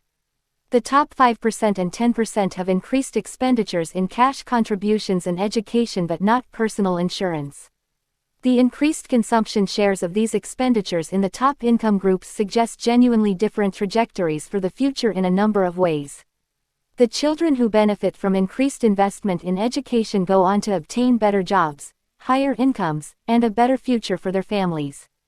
Those who can afford it devote more to their pensions and insurance, have a better retirement, and in fact, can retire better medical care, and better quality of life. These types of investments offer meaningfully different outcomes for those able to spend compared to everyone else. Conspicuous consumption and Veblen goods. The late Princeton economist Harvey Liebenstein coined the term, Veblen goods, or Veblen effects, to describe the goods that are used for conspicuous consumption. Examining consumption patterns by income also shows differences across society in how we conspicuously consume those classic Veblen goods. Let's look at the first emerging trend I mentioned at the beginning of this chapter: the rich are spending less on goods that demonstrate wealth. In 1996, the top 1% spent almost 4 times more than everyone else on conspicuous consumption: apparel, watches, jewelry, cars, and other socially visible goods. This is not an entirely surprising finding given that they were earning more than 5 times more than the national average. There's a significant amount of excess money. But today, still making more than 6 times more than everyone else in income, and that's an average. Never mind those making 10 or 20 times more, they are spending only 3 times more than everyone else on conspicuous consumption. The important relationship here is the income to conspicuous consumption ratio, 7, which enables us to approximate what their income essentially allows them to spend on conspicuous consumption as compared to the nation as a whole. If the ratio is 1.00, then they are spending on conspicuous goods what would be expected given their income level, or 100%. By this measure, the top income groups are spending just 65–80% of what their income to conspicuous consumption ratio allows. Further, for the top 1% and 5%, this ratio has decreased 18 and 12 percentage points respectively since 1996, it's gone down 10 percentage points for the top 10%. The exception is clothing and accessories. The top 5% and 10% still spend significantly less than their income to consumption ratio would allow, but they spend more than they did in 1996, while the middle class and low income groups still spend more than they should in this category but the same or less than they did in 1996. Table 2.2. Conspicuous consumption to income ratio in 1996 and 2014, selected items. Overall clothing and accessories, vehicles, TV and audio equipment 1996-2014, 1996-2014, 1996-2014, 1996-2014. All households 1.00, 1.00, 1.00, 1.00, 1.00, 1.00, 1.00, 1.00. Top 1% 0.65, 0.47, 0.61, 1.06, 0.58, 0.31, 0.77, 0.44. Top 5% 0.76, 0.64, 0.80, 0.91, 0.69, 0.58, 0.62, 0.62. Top 10% 0.80, 0.70, 0.86, 0.90, 0.75, 0.67, 0.71, 0.70, 60th 89th percentile 0.99, 1.03, 0.97, 0.97, 0.98, 1.04, 1.01, 0.95. 40th 59th percentile 1.19, 1.35, 1.11, 1.11, 1.28, 1.46, 1.18, 1.42. 39th percentile 1.47, 1.51, 1.46, 1.38, 1.50, 1.38, 1.68, 1.78. These other groups, along with the low-income group, 0 to 39th percentile, often spend more on conspicuous consumption than their income consumption ratio would advise. For the poor, the basic expenses are a greater share of their income, so they have less, if any, funds available for conspicuous consumption. Since 1996, the spending on conspicuous consumption by those in the low-income group has declined for clothing and cars, but their overall ratio has mostly increased. Middle-class income groups, however, demonstrate the opposite trend, capitalizing on the flood of affordable consumer goods coming from around the world. For the middle class, those in the 40th to 59th percentile, their income to consumption ratio has gone up by 16 percentage points. During this time period, clothing and accessories have become cheaper overall as a result of globalized manufacturing and new technologies. Yet the middle class still spends 35% more on conspicuous consumption than their income would suggest they should, and 16 percentage points more than they did in 1996. See Table 2.2.8. The same trend holds true for specific types of conspicuous goods such as clothing and accessories, and vehicles, TVs, and audio equipment. In 2014, the top 1% spent less on TVs than they did in 1996, and the magnitude of decline in this consumption category was greatest within this income group. According to the income consumption ratio, the top 1% spend less than half of what would be expected, while the middle class spends over 40% more than expected for both cars and television, see Table 2.2. But to be clear, the rich are not suddenly consuming less all around. In fact, as a share of their total expenditures, the top 5% or top 10% spend just about on par with the other income groups on conspicuous goods. It's just that their income would allow them to spend even more.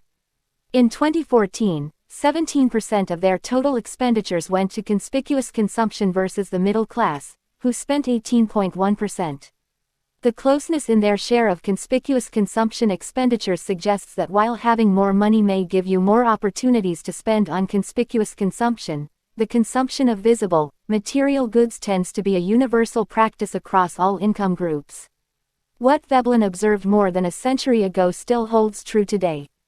Gilded conspicuous consumption. Because many conspicuous goods are now accessible to every income group, the wealthy do not distinguish themselves through goods that are widely available and increasingly affordable to the middle class, even if only through finance plans and credit for the latter.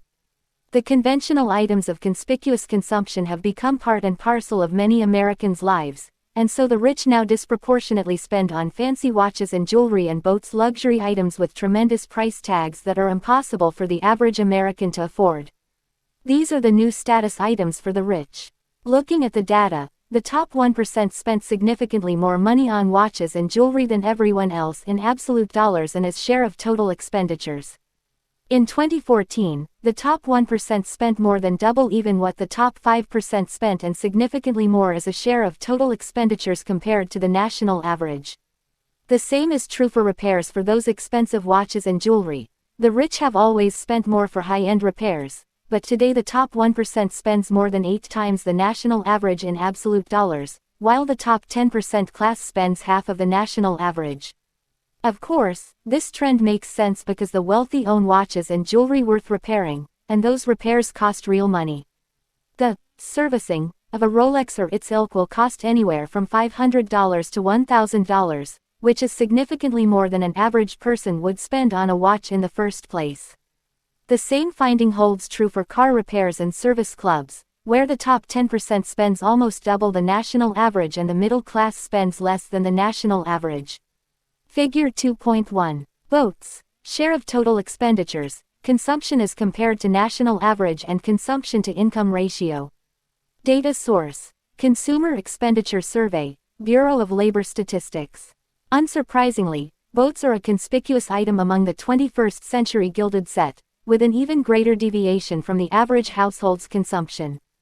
In 2014, the top 1% spent 3 times more than the national average. As a share of their total expenditures, the top earners tend to spend more than the national average, as shown in the consumption. LQs 1.1 to 2.1 in the LQs, ranging from 6% to 100% more. Unsurprisingly, middle class and lower income groups spend much less on boats than everyone else on this item, just 50% and 26% of the national average, respectively, shown as 0.8 and 0.3 in the LQs, see Figure 2.1. One final observation on conspicuous consumption. A notable expenditure item for lower-income families is funerals. Since 1996, low-income families consistently rank as the highest spenders on funerals relative to their total expenditures, while the rich spend less than the national average on them for most of the years studied. In 2014, the top 1% spent significantly less on funerals than everyone else even in absolute dollars, while the poor spend a 26% greater share of total expenditures than the national average and the middle class conform to national trends. Throughout time, this pattern bears out and we can turn to historians for some explanation.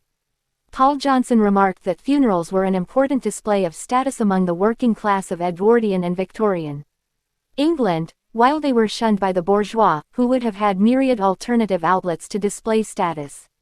In comparison to the rich, who host and attend museum galas, charity events, and endless dinner parties, the poor are relatively limited in their avenues to engage in conspicuous consumption. Or, as David Sloan, the urban historian and author of The Last Great Necessity, Cemeteries in American History, explained, for working-class families the death, especially of a child or a breadwinner, traditionally has immense impacts. Also, poorer communities often have very high levels of social capital, and are reliant on that social capital for their survival. Most families spend considerable amounts of money on the performative aspects of the funeral, a necessary expense to show respect, as well as on the community aspect of the funeral, for example, the Irish wake. Sloan continued, in addition, wealthier families have a different attitude towards death, the dead, and funerals. Many keep it very private, and thus lower their expenses. They may have a memorial service with a reception, but the costs may be limited. Finally, the richer one is, the more educated one is, the more likely they are to cremate. Many working-class families are more likely to bury, while wealthier families are much more likely to cremate, which isn't always but should mostly be cheaper. 9. Veblen effects. How race, education, and marital status affect how we spend. Income high or low affects how we spend, and not just how much we spend on conspicuous consumption, but the peculiarities and idiosyncrasies in what we choose to spend on as well, whether funerals or watches. Income influences spending on conspicuous consumption, but many other factors influence our desire for material goods. How we respond to and are motivated by socially visible goods, what economists call Veblen effects, is also determined by our age, profession, race, and marital status, even where we live. 2 academic papers have made significant inroads into understanding the economic, social, and demographic variables that shape our conspicuous consumption practices, looking beyond simply how much money one makes. Writing in 2007, University of Chicago and Wharton School economists Kerwin Charles, Eric Hurst, and Nikolai Rusinov sought to explore the role of race in status purchasing. Using the Consumer Expenditure Survey, they find that across all races, as people become wealthier and more educated, they spend more in absolute dollars on conspicuous consumption. Controlling for all other factors and just looking at the effect of race, Charles and his colleagues find that blacks and Hispanics spend more of their income on conspicuous consumption than whites within the same income and education groups. Charles speculates that this finding is a result of discrimination. These minority groups are under greater pressure to visibly display their social position than whites or Asians. By demonstrating that they own a nice car, dress well, and so forth, they are able to signal their class. For minority groups with a history of being discriminated against, conspicuous consumption becomes a means through which they can efficiently demonstrate their social and economic position before being prejudged. 10 This finding is almost the opposite of what has been observed of upper-class WASP culture. With an absence of any discrimination and oppression, this group has been able to comfortably downplay material goods, with the assumption that their social position will be assumed by the color of their skin. Others who study conspicuous consumption have tried to study the role of specific material goods in relationship to a variety of demographic characteristics. Ori Hefts, a Cornell University economist, views conspicuous consumption as those goods that are culturally visible, that is, they are consumed in particular socioeconomic contexts, rather than simply being a necessity that everyone needs, such as water or a loaf of bread. Hefts, like Charles and his colleagues, finds that the wealthier people are, the more they spend, in absolute dollars, on visible goods regardless of race or ethnic background. Even though lower income groups may be devoting more of their income to conspicuous consumption, Hefts would argue that the rich get a greater impact from whatever funds they devote to conspicuous spending. 11 This observation may seem like a contradiction to the earlier point that top income groups are devoting less of their expenditures to conspicuous consumption. There are 2 points to keep in mind here.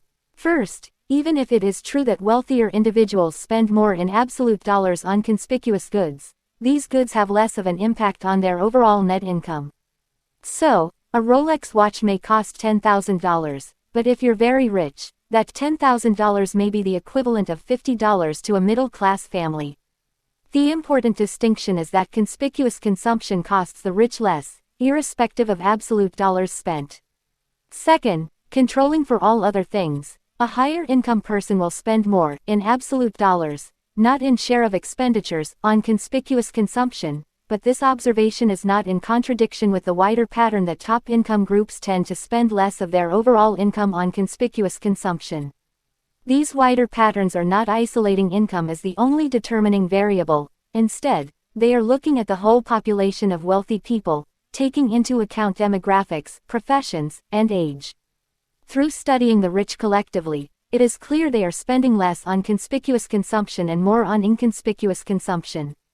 In our studies on conspicuous consumption, Hyojung and I draw from the work of Charles, Hefts, and their colleagues, but update and expand the data to the present decade, along with adding previous years and more variables. We present a more detailed and up-to-date portrait of what affects our consumption patterns. Our work considers the interplay of education, race, age, geography, city size, household size, homeownership, marital status, and income elasticity. In each of these instances, we isolate a particular variable, such as education, and study its individual effect on spending. For example, considering race, we are looking at heads of households who are identical by every measure above, other than their race. These individuals attain the same education level, make the same amount of money, have the same number of children, and so forth.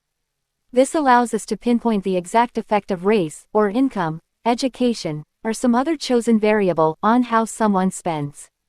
We also add another component central to 21st century spending patterns: understanding new forms of consumption that reveal status and socioeconomic position. Given the increase in conspicuous consumption across society, how do different groups distinguish themselves from one another?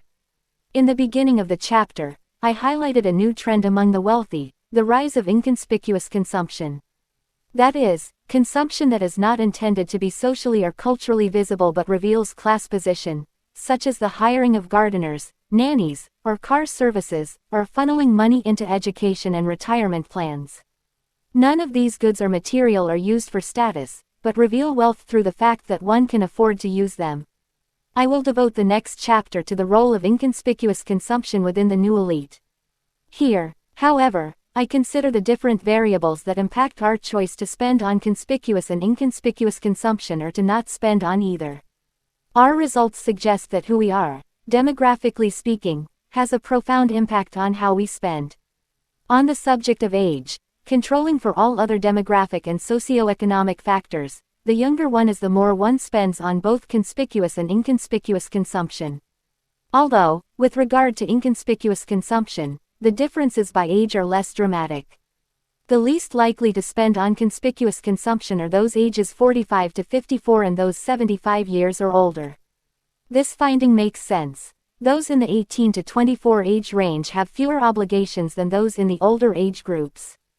Those in the 45 to 54 age range are in the prime of their spending on household and children upkeep, whether mortgages, children's clothing, or school fees, and thus spend less on conspicuous consumption. However, when it comes to inconspicuous consumption, those beyond 75 years old spend almost as much as those in the 16 to 24 year age bracket, while those aged 34 to 54 spend the least. For the 75 and older group, they likely now depend to a greater extent on labor-intensive services, whether that is at home care or a housekeeper. In our analysis, race is also a significant factor in how people spend. Our results corroborate the earlier work by Currid-Halkett and his colleagues in the role of conspicuous consumption for minorities. Our results show that Hispanics are the most likely to spend on conspicuous consumption, 4.4% more than non-Hispanic whites, 15% more than blacks, and almost 20% more than Asians, though next to Asians, Hispanics are the least likely to spend on inconspicuous consumption. Non-Hispanic whites are the biggest spenders on inconspicuous consumption, followed by blacks. Controlling for all other factors, Asians spend the least on both conspicuous and inconspicuous consumption, see tables 2.3 and 2.4. Married people spend the most on conspicuous consumption, and widowers the least. The never married spend almost 18% less than the married, a surprising finding given they would seem to be the ones with fewer home obligations and more free time and money.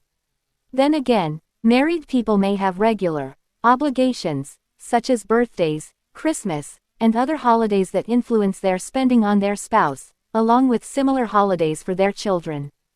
Homeowners spend more on conspicuous consumption than renters, likely as a result of the uptick in spending on both home furnishings and vehicles, both of which are more frequent expenditures for those who own a home, perhaps because they are in a different part of the life cycle than those who rent. 12. Table 2.3. Ratio of consumption by age of householder. Conspicuous inconspicuous other expenditures 16 to 24. 100 million 100,000 100. 25 to 34. 8883 122. 35 to 44. 75 78 126. 45 to 54. 69 78 128. 55 to 64. 61 82 124. 65 to 74. 52 91 113. 75 and older 19 95 104. Table 2.4. Ratio of consumption by race ethnicity of householder, non-Hispanic white equals 100.0. Conspicuous inconspicuous other expenditures. Non-Hispanic white 100 million 100,000 100. African American 89 82 95. Asian and Pacific Islander 86 68 94. Hispanic 104 69 96. Other 9886 98. Just like Hefts and Charles, we find that the more affluent individuals are, the more they spend in absolute dollars on conspicuous consumption, but again, lower income groups are devoting greater shares of income to socially visible spending. 13 More interesting, however, higher income is more closely associated with spending on inconspicuous consumption than conspicuous consumption. Using our income elasticity measure, we generated angle curves for conspicuous consumption, inconspicuous consumption, and other expenditures. An angle curve allows us to see how spending on particular items varies by income level and changes in income. The most famous example, which Ernst Engel found himself, is that lower-income families tend to spend a greater share of their household budget on food, and as a household acquires more income, their food budget does not increase in lockstep. Because food is essential, regardless of income, a household must devote a certain amount of money toward acquiring it. Yet, we only need a certain amount of food, thus we don't start spending significantly more just because we become richer. Even if we start buying organic produce or imported foods, luxury food items compared to basic groceries does not present the same price disparity as that between other goods, like that between a Porsche and a Honda. Our study of household expenditures on basic necessities, e.g., housing and food, corroborates Engel's initial finding. For our angle curves, we were interested in what a particular income group would do if they received a 1% increase in income. We find that the greatest income elasticities occur in the top 1% group, but that they are most likely to devote greater amounts of money to inconspicuous goods than to visible, status goods. For the top 1%, a 1% increase in income results in a 0.23% increase in conspicuous spending and a 0.24% increase in inconspicuous spending, along with a 0.21% increase in expenditures overall. In this example, the top 1% has little need to spend on other expenditures, say extra food, utilities, and so forth that a lower-income family might pay for with extra income. Thus, for a top 1% household, increases in income enable more gratuitous rather than necessity spending. If basic needs are already met, why not buy the new car, watch, boat, etc., or hire a babysitter for longer hours or a gardener to do some more landscaping? These percentages may seem small, but they have a big impact for the already well-off. People in top income brackets often get much more substantial raises, or bonuses, more likely, than a 1% increase. So for example, a 4% increase in income results in a 1% increase in both conspicuous and inconspicuous spending. Contrast these results with that of those in the 20th percentile. For every 1% increase in income, they spend a very small, almost negligible amount on additional conspicuous or inconspicuous consumption, 0.09%, but almost 0.14% more on other expenditures like food and shelter. In fact, until we arrive at the top 10%, 5%, and 1%, all income groups who receive an increase in income spend more on other expenditures that are not inconspicuous or conspicuous, but more essential. See Figure 2.2. Figure 2.2. Income elasticity by income group. Data source: Consumer Expenditure Survey, Bureau of Labor Statistics. We also find that for most income groups, income elasticity follows a predictable and linear line, except at the top, where small increases in income result in more dramatic increases in non-necessity spending.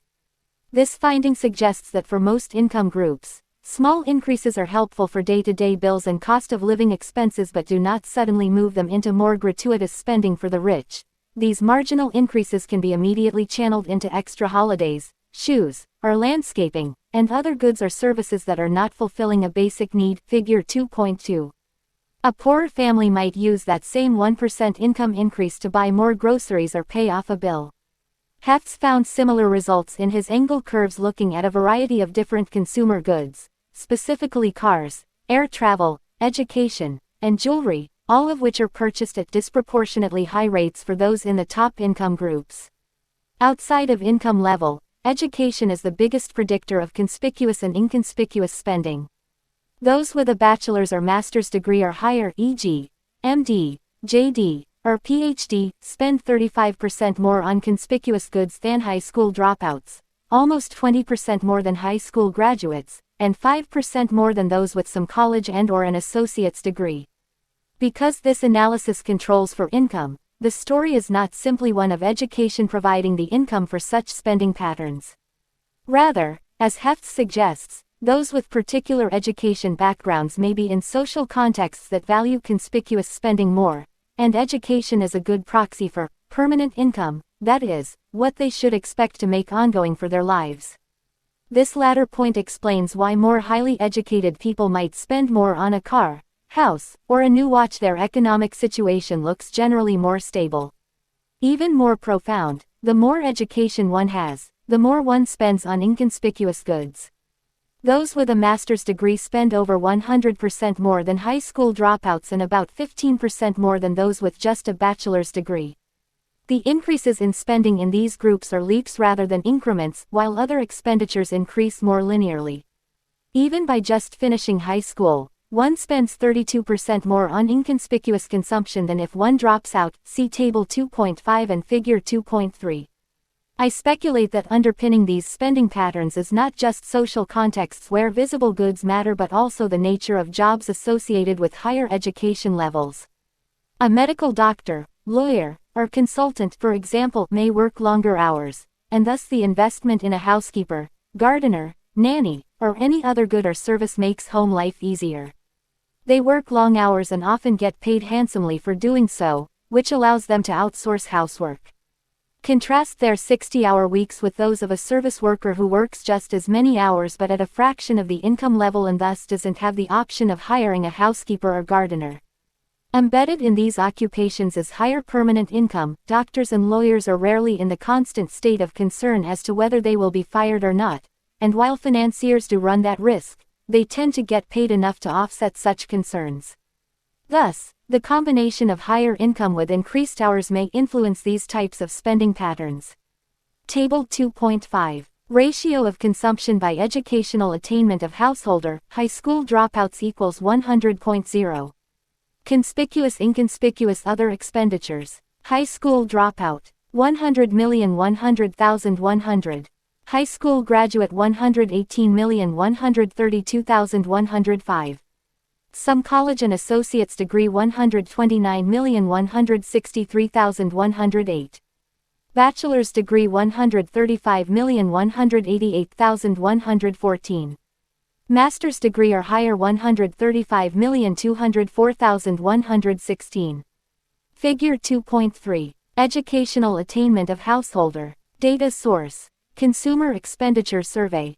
Bureau of Labor Statistics. Where we live, in terms of geographic region and city size, and whether we live in a city or not, also influences how we spend. I will delve into the specific distinctions across cities in a later chapter, but broadly speaking, those who live in the Northeast are the least likely to spend on conspicuous items and those in the South and West are the most likely to spend on status goods. See Table 2.6.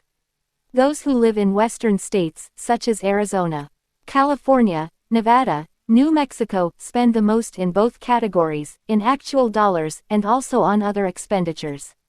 In certain parts of all of these states, housing prices are much lower than on the East Coast, which suggests people may have extra income to devote to spending in other areas. People in these regions also prioritize conspicuous consumption more generally than those in other parts of the country. City size also matters. People living in bigger cities tend to spend more on conspicuous goods, inconspicuous goods, and other expenditures than those in smaller cities. In fact, they spend on average 15% more on the first two categories and 20% more on expenditures in general. Part of this may be explained by cost of living. Big cities like Los Angeles and New York are expensive places to live. In addition, wealth, both the profit generation of huge firms, banks, and film studios, and those who work in these high-paying industries tends to be concentrated in big cities. In general, these cities are dense, vibrant, and full of social events that drive the purchase of visible goods and offer the context where they are valued. When it comes to conspicuous consumption, smaller cities, those with populations of 125,000 to 329,000, by contrast, spend hardly more than those metros with fewer than 125,000 people, see table 2.7. With respect to inconspicuous spending, one explanation for the higher expenditure level might be the nature of jobs in bigger cities that lend themselves to the benefits of inconspicuous services.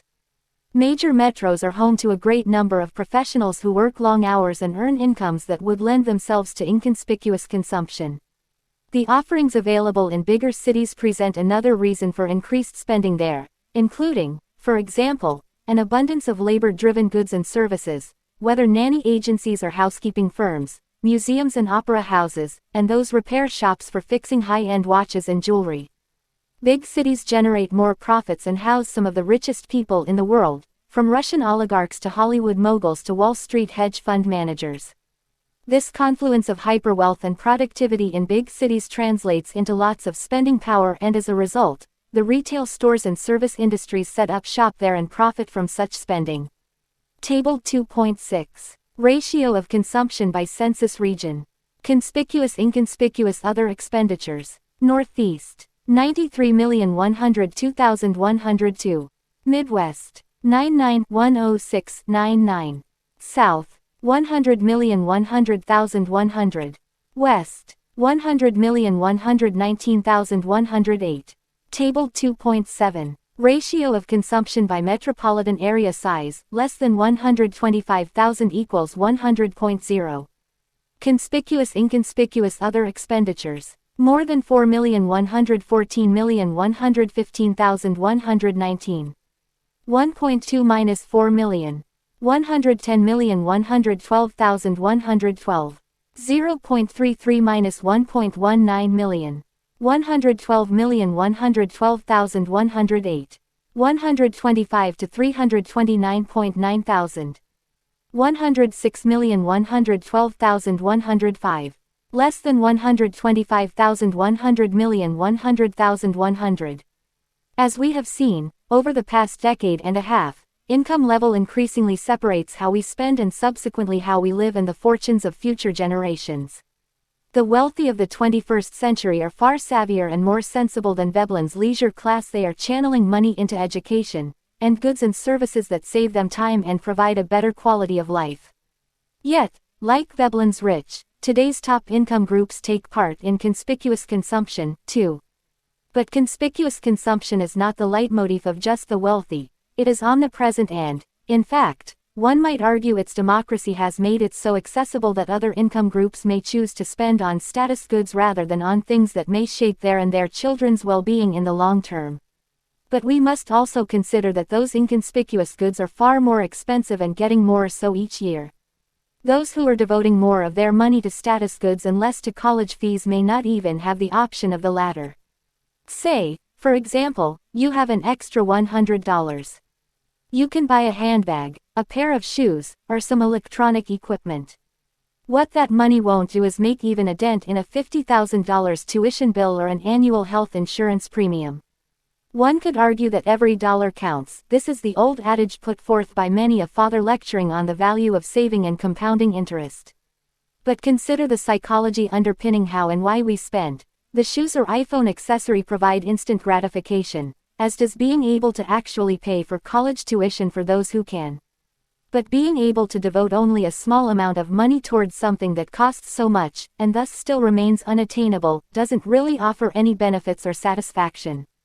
So for some, the iPhone case offers more gratification than the small contribution to the tuition bill because the latter is simply too far out of reach to even consider. Wealth is only part of our understanding of why we spend what we spend.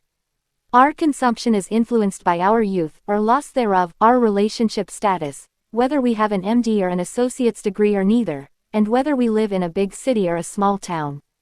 Multiple factors shape our desire for status, or our lack of interest in conspicuous consumption. Those who conspicuously consume are not always the same ones who inconspicuously consume, except the wealthy and the educated, who do both in droves. Regardless, what we spend and how we spend matters. Much of our consumption is linked to who we want to be and to our values. Not all conspicuous consumption should be judged. Some forms of conspicuous consumption, like that with regard to race, may be an effort to thwart discrimination. For many of us, consumption is about fitting in. Inconspicuous consumption, however, is the most consistent distinguishing spending practice of the elite, and is what truly separates them from everyone else. In the next chapter, I will look more closely at how inconspicuous consumption, which is often invisible and reveals status but often only to one's peer group, is perhaps the most pernicious divide between the elites and the rest. The practices of inconspicuous consumption, which can be both incredibly expensive but also non-pecuniary, offer a freedom and mobility that conspicuous consumption can't buy. Ballet slippers and Yale tuition, inconspicuous consumption and the new elites. In the beginning, Essie Weingarten just liked nail polish colors. In 1981, Ms. Weingarten packed up her bags and displayed her initial 12 nail polish colors at a trade show in Las Vegas. In her collection she had, as she explained, a true red, a blue red, a pink red and an orange red, along with the translucent pink and white tones that made her famous. Essie was the first in the business to push the sheer colors, of which ballet slippers has become the iconic shade along with Vanity Fairest, Essie No. 505, Baby's Breath, No. 5. Sugar Daddy, No. 473, and Mademoiselle, No. 384. As Essie explained, I personally love the look and nobody was doing it. In 1989, Queen Elizabeth's hairdresser sent a note to Essie requesting ballet slippers, Essie No. 162. As Essie recalls, about 2 years after it came out, I received a letter from the Queen's hairdresser with the request complete with royal seal. I thought, I've arrived. In the decades since, ballet slippers and its sheer sisters have reigned supreme as the de rigueur nail polish colors for a particular group of women within Beverly Hills, New York's Upper East Side, and London's Kensington. Given the cult following by this aesthetically conscious elite group of women, and the Queen of England no less, surely there must be something special about ballet slippers' iridescent sparkles, unique mineral composition, or some attribute that would make its cult following so obvious. Yet, once applied, the color hardly screamed, "Notice me," or, "I've just had a manicure." One coat leaves nails a slight blush, 2 coats creates an opaque white with hints of pink. Rather, this delicate color, almost childlike, merely signals subtly that a woman grooms herself. My initial assumption about sheer nail polish among these high society women was that its prevalence was a function of these women taking manicures for granted. Because well-groomed nails were such a quotidian part of their existence, it wasn't necessary to wear bold colors to announce the specialness of getting one's nails done. However, the phenomenon was quite the opposite. The women wore sheer colors precisely because their nails could never be taken for granted given the circles they ran in and the events they attended. They were a rarefied group who needed nails that assimilated within their social lives. The sheer color then became a symbol of an elite world where one's appearance always mattered. Ballet slippers is not worn by these women because it costs more. This nail polish is on the spectrum of affordable luxury goods, unlike the limited edition $20,000 Birkin bag or rare vintage wine. High society women spend the same $7.99 for a bottle as the lady in small-town Pennsylvania pays for Essie's bright coral geranium, No. 043. Yet both the Hermes bag and ballet slippers are status signifiers nonetheless. Historically, professional manicures were very much relegated to high society and the affluent. Getting a manicure before the 1980s was really special, Essie explained. Before then, it was an outrage to spend money on a manicure. Then things changed. Starting in the 1980s, with the increased availability of low-wage service workers, located disproportionately in major cities, the price of manicures decreased such that average women were able to go to the salon.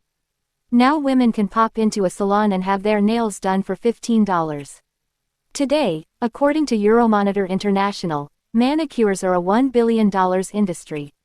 Over a 6-month period, 27 million adults had salon manicures and 32 million had pedicures. The trend continues to increase. From 2010 to 2011, manicure rates grew by 24%. Thus, a former habit of high society was easily translated by the masses. For Essie, nail polish became a democratic means to a former luxury and status good of the social elite, a taste of high society within reach. Today, Essie Weingarten's eponymous nail polish, Essie, is a household name to many an American woman and is sold in pharmacies and nail salons around the world. With the decrease in manicure price, new colors have become more popular: blue, black, green, and flesh shades, partially because manicures are so inexpensive that women can change their nail polish without it costing much. The manicure has become more disposable for everyone. Despite this trend, many women in high society and the professional world still wear sheer colors. It's hard to say which came first, the subtle colors as a functional or practical manicure, or the fact that the subtle colors are a signal of a particular social position. Nevertheless, it is the way in which the manicure is translated, i.e., the color of choice, that makes all the difference. Unlike more material and ostentatious forms of conspicuous consumption, these nail polishes and the women who wear them illustrate a different barrier: the cost of information and knowing the implicit details that define a particular social stratum. The choice of what color to paint one's nails is but one quotidian example of what the French sociologist Pierre Bourdieu would have called objectified cultural capital. In his landmark book, Distinction, Bourdieu argues that one's taste was less about the specific paintings on a wall or the car one drove and more about the cultural capital accrued through knowledge, social networks, and education that was indicated by those items. Point 1. Cultural capital, as opposed to economic capital or money, is the collection of distinctive aesthetics, skills, and knowledge often attained through education and pedigree. Objectified cultural capital suggests that particular objects gain cultural or symbolic value that transcends, and is often greater than, any monetary value assigned. Thus, social class is not produced through consumption. You can't buy your way automatically into the upper class, but rather it is attained through the adoption of values and aesthetics and the ability to decipher symbols and signs beyond materialism. These values, aesthetics, and taste form the habitus of everyday life, the ways in which we view the world and make normative judgments from our particular vantage point, as a rich, white person in Manhattan or poor African American in Mississippi, or a wealthy Latino in Miami, or member of the bourgeoisie in small-town America. The habitus is not simply the consumption patterns but the knowledge of what to consume. Thus, pale pink nail polish is the physical embodiment of the trappings of a particular social and economic class. The women know to paint their nails with ballet slippers is a commodified signifier of the cultural capital and habitus they glean from living an Upper East Side, NYC, life. Most consumption choices are made at the intersection of the economic, cultural, and social values of particular classes, and they are consciously and unconsciously appropriated to sort different groups from one another. Point 2. In an era where conspicuous consumption is accessible, social position is often truly defined by things we cannot see. Or, as Vance Packard remarked in The Status Seekers, while Americans are ceremoniously egalitarian in their more conspicuous behavior patterns, they reflect, sometimes wittingly and often unwittingly, their class status by the nuances of their demeanor, speech, taste, drinking and dining patterns, and favored pastimes. 3. Similarly, in the 21st century, social status emerges not simply from cars or watches but from inaccessible cues, information, and investments. For the aspirational class, these signifiers are what I call inconspicuous consumption, that is, more subtle, less materialistic forms of conveying status, particularly to others in the know. Sometimes these consumption choices aren't even intended to display status at all.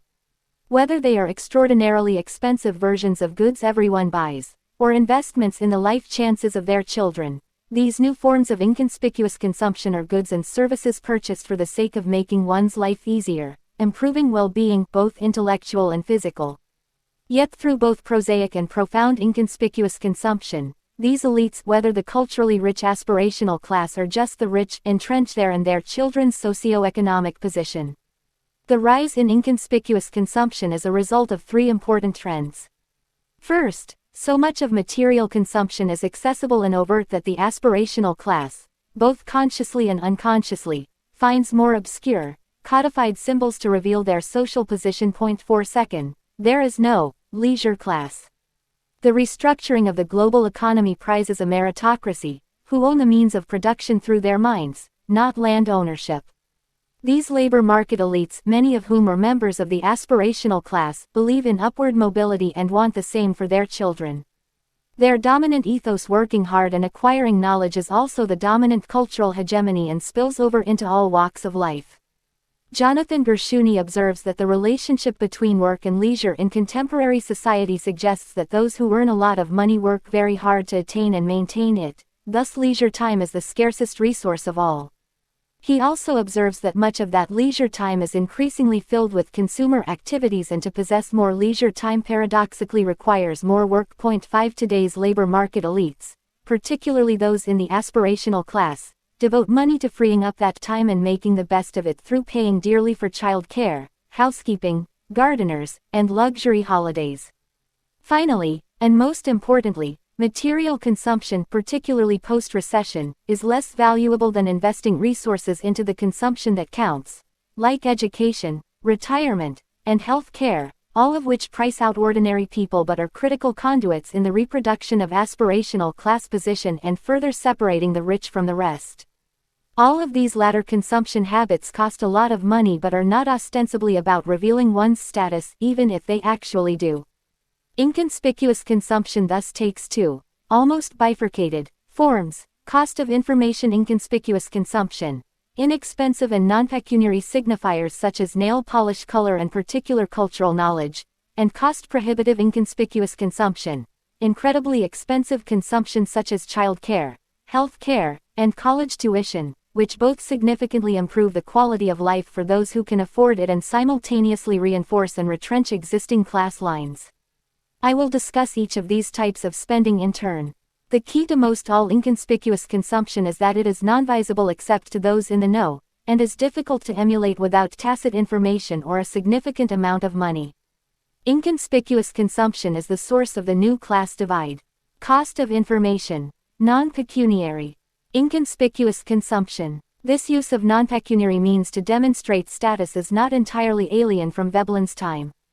Veblen observed and critiqued the use of manners and good breeding as a demonstration of status. Acquiring manners and demonstrating them took time and was often possible only for those who led a life of leisure, exemplifying two important qualities of Veblen's upper class. Language has also always been a means to show social position. Like manners, it takes time to acquire and practice particular word choices and turns of phrase. To quote the late social critic Paul Fussell, regardless of the money you've inherited, the place you live, the way you look, the time you eat dinner, the stuff you buy from mail-order catalogs, your social class is still most clearly visible when you say things. 6. Fussell goes on to discuss the pseudo-elegant style of the middle class, their discomfort in calling a toilet rather. It is a restroom, lavatory, powder room, a drunk. He is someone with alcohol problems, or to comfortably use swear words or the word death. Rather, it is passing away, or taken to Jesus. Conversely, they are self-conscious, using words that the upper classes use with reckless abandon: divine, outstanding, super, tedious, tiresome. In their place, the middle class uses those umbrella words of banality, nice, and boring. These observations get to class distinctions that transcend money and material goods, the cost of information, and the cultural capital that one accrues through knowledge. Unlike conventional status goods, the new means by which members of the aspirational class define themselves are through goods that may cost just the same as they do for their middle-class counterparts but are only accessed through rarefied information. As showy and material means of establishing status are more accessible, the aspirational class finds subtle symbols, cultural capital, and language to distinguish itself from other groups, and its members use knowledge as an important dividing line between them and the rest. Thus the aspirational class members shape and demonstrate their position through information they can attain only through their peers and position as purveyors of cultural capital. Just as ballet slippers does not cost more, there is a price to exist in the elite world where sheer nail polish is thought to be the standard, and the same holds true for other aspects of inconspicuous consumption. Non-monetary, non-functional goods may cost the same in price, but the cost of information, rather than the actual cost of the good, is what creates the barrier. This appropriation of value onto non-pecuniary behaviors is what the Columbia University sociologist Seamus Kahn calls a learned form of capital. In other words, knowledge about ways of doing things becomes internalized, and acquiring it is an iterative process that in itself becomes valuable. In his study of Concord's elite school, St. Paul's, Kahn argues that subtle forms of class assimilation, or hidden curriculum, are in many ways more reinforcing of social position than more ostentatious and material symbols. The boys Kahn interviewed discussed the hard work it took to gain entry into St. Paul's and asserted that they earned their success, but as Kahn observed in his ethnographic work, most of them were seen to do very little work at all. In fact, the culture of success at St. Paul's was one of ease and effortlessness in their success. Walking to class without books was a marker of status, while those who actually carried huge backpacks of books and toiled away at the library doing homework were pariahs. Hard work was an important value to verbally espouse, emerging from a new generation of ostensibly meritocratic elites, who do in fact believe they have worked hard and deserve their position in the social pecking order. In reality, however, most of these students were as entitled as previous elites and their social behaviors were reflective of this. The belief in hard work becomes what Kahn calls a rhetorical cover, to mask what is actually privilege. It is those students from advantaged backgrounds, Kahn writes with NYU sociologist Colin Jerolmek, who are most likely to succeed because throughout their lives, before even crossing the threshold of these spaces, they have developed the dispositions and cultural capital that give them an advantage over others. They feel at home within the institutions that reward them for exactly the type of behavior that is native to them. 7. To borrow an example from the sociologist Douglas Holt, the act of attending the opera is not the cultural capital, but rather the combination of the knowledge of when the performances are scheduled and where to buy the tickets, the appreciation of the music, the ability to reference the performance in discussion of other topics, and having people to share the experience with, and finally, the understanding that going to the opera is a valuable use of time. 8 Similarly, many of the observations made by New York Times columnist Paul Krugman could just as easily be made by simply thinking about massive inequality, unemployment, and the Great Recession's aftermath. Krugman's actual insights are less important than recognizing that reading Krugman is important. Reading the New York Times is a part of the aspirational class shared language, and citing Krugman and knowing he is a Nobel Prize winner at a dinner party is a significant part of fitting in with this group. The awareness of Krugman and the New York Times, not Krugman's thoughts in and of themselves, with all due respect, demonstrates cultural capital. But the value of the New York Times is place and social situation specific. Bringing up Krugman at a Manhattan dinner party would be met with approval or would be a non-event that assimilates one into the group. In contrast, while Krugman's subjects, inequality, tax policy, presidential elections, may be of interest to those attending a Christmas party in small-town Pennsylvania, citing Krugman doesn't garner any social points. Herein lies the value of ballet slippers is greater than its $7.99 price tag. Cultural capital is shaped by far more than money and objects. Many Bourdieu critics believe that his theories of cultural capital and habitus didn't apply in the United States because Americans are not known for their taste in high art and aesthetics. But Holt makes the point that Bourdieu's observations are not relegated to highbrow behaviors. Rather, Heist's understanding of how shared aesthetics and values are formed by particular social groups can be broadly applied. Gilded Age elites made huge efforts to establish their distinct position, while those of today's aspirational class tend to be cultural omnivores in their consumption patterns, reflecting their knowledge, worldliness, and open-mindedness as a result of education and immersion into diverse environments, whether travel abroad or the international student body of their alma mater. 9 Vance Packard observed this of upper classes more than 50 years ago in his dissection of class behavior. The average person of the lower group feels anxious in the presence of strange foods, and considers them fraught with danger. A Midwestern society matron reports her astonishment to find that her maid will not touch many of the very costly foods she serves the guests, such as venison, wild duck, pompano, caviar. Even when these are all prepared, steaming and ready to eat, the maid will cook herself some salt pork, turnip greens and potatoes. These are the foods she knows. 10. The members of today's aspirational class fully embrace their cultural omnivore status through many different forms of cultural capital and totemic objects. They pride themselves on going to hole-in-the-wall ethnic restaurants instead of Applebee's, buying local farmers' eggs, and wearing Tom's shoes because these signifiers of cultural capital reveal social and environmental consciousness, surely acquired in the pages of the New Yorker and at the elite universities they attended. Even if they have full-time careers, the attainment of such knowledge implies that they either have the conspicuous leisure time to read or stroll famers' markets, or that they value the acquisition of this type of information as a worthy use of their time. In his study of class in America, Holt described this type of cultural capital as authenticity and connoisseurship, which was prized among the upper classes regardless of price point, whereas the lower classes valued things if they were expensive. The lower classes share collective signals of material luxury, compared to the premium that the upper class places on individuality and shared knowledge of contemporary nonfiction writers and Cannes Film Festival award-winning documentaries. Similarly, in a study of contemporary upper-middle-class music tastes, the sociologists Richard Peterson and Robert Kern found that their music preferences were not relegated to opera and classical music, but rather ranged from everything from hip-hop to pop to folk along with the expected highbrow inclinations.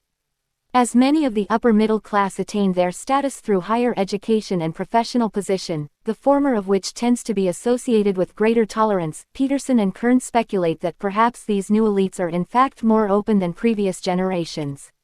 More cynically, one might interpret the new elites' diverse, no-brow, consumer choices as a symbolic boundary that stakes their rarefied social position. In other words, that they know to have diverse and idiosyncratic consumer choices may suggest a cultural sophistication that only comes with the education and knowledge that propels them into their social position. This evolution from overt wealth, or the pretense of wealth, to discrete signals of class is present in aspirational class food too. Indeed, exotic or authentic food has become a legitimated signal of cultural capital for the aspirational class and one that is shared across the economic gradients. While only the top income groups may be able to write checks for their kids to go to Stanford, the consumption of particular types of food becomes a unifying form of objectified cultural capital for all members of the aspirational class. Today's aspirational class circulates around cafes and restaurants that offer several different presentations of kale on the same menu, almond lattes, and gourmet comfort food. Stews rather than soufflés, chicken pot pie, artisanal mac and cheese, and beer, so long as it is craft, have become de rigueur signals of aspirational class culinary life and can be found in a variety of settings, from meals made by a banker's wife to those of a hipster screenwriter's Sunday brunch with friends. Sure, this food is more expensive than McDonald's, but most of it is still at a price point that members of the aspirational class can afford, and due to their cultural capital, they believe this type of food is worth the cost. While this type of cultural capital appears more democratic, as the sociologists Johnston and Bowman observe, foodie culture reaffirms Bourdieu's basic thesis that everyday cultural forms create and maintain social status. 11 Kale salad may not seem as overtly snobby as the opera, but it's still a means of preserving class lines, albeit more subtly. The accrual of particular types of knowledge and the sharing of cultural capital mean that the new elites use this information to buy particular things and act in particular ways and to further solidify their position. Or, as Kahn writes, culture is a resource used by elites to recognize one another and distribute opportunities on the basis of the display of appropriate attributes. 12 Nail polish color is more subtle and less expensive than yachts and handbags, but the choice to wear one color over another involves acquiring knowledge as to what is aesthetically appropriate and appreciated by one's peer group.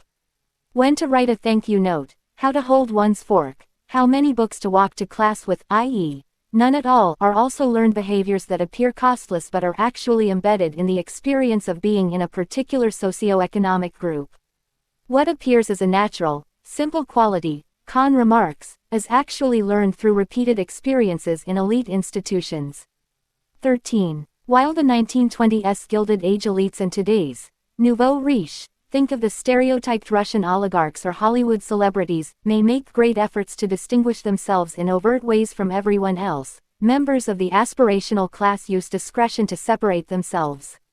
Consider that even the wealthiest aspirational class kitchens often decorate with copper pots, rustic stickly dining tables, and Aga-like stoves that resemble the stoves used in the kitchen of Downton Abbey, rather than the upstairs formal Baroque style of English aristocrats. Casualness in all facets of life has become a part of aspirational class habitus.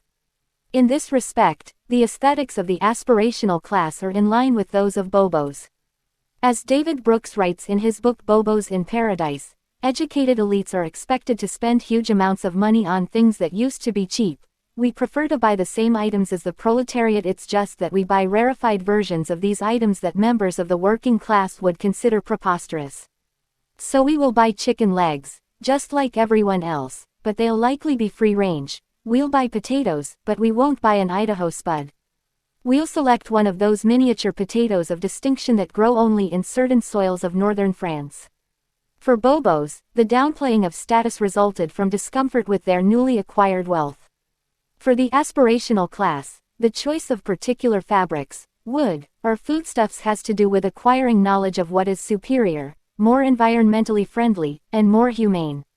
We find these subtle signs of class in everything from what the aspirational class eats: gourmet, organic, and humane comfort foods, where they buy groceries, farmers markets and Whole Foods, what they wear, organic cotton and made in the USA with no labels, and what they talk about, articles in the Wall Street Journal or the most talked about podcast, which at present is cereal.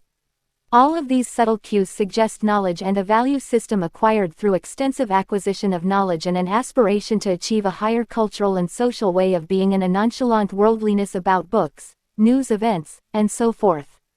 As many aspirational class members are ostensibly part of the meritocratic elite, or at least educated with such an intention, these cues suggest membership but also reveal the cost of information to acquire at college educations, reading highbrow publications, being up to date on food production practices. Just as ease and insouciance are part of being on top of the pecking order at St. Paul's, staged informality has become a common aesthetic among the aspirational class. The former British Prime Minister David Cameron, a well-bred Eton and Oxford boy and distant relative of the Queen, received a media bashing after his government minister, Francis Maude, shared his affection for hosting kitchen suppers with fellow elite cronies, including Cameron, a sort of upper-class version of slumming it.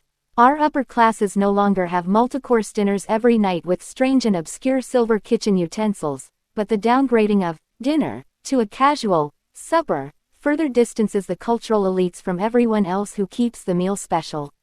The origin of the term kitchen supper again hails from the days of British lords and ladies and their servants who ate their dinner in the kitchen away from the aristocrats they served. Today, the term has been co-opted by the elites themselves to imply that one has a dining room, and thus the kitchen supper is a separate type of meal. In addition, the decision to forego the dining room implies the choice to be more casual and intimate. Charles Moore, the Telegraph writer and Margaret Thatcher biographer, remarks of the kitchen supper eaters: they are disclosing an assumption we have a nice dining room but we'll be all relaxed with our pals and won't use it.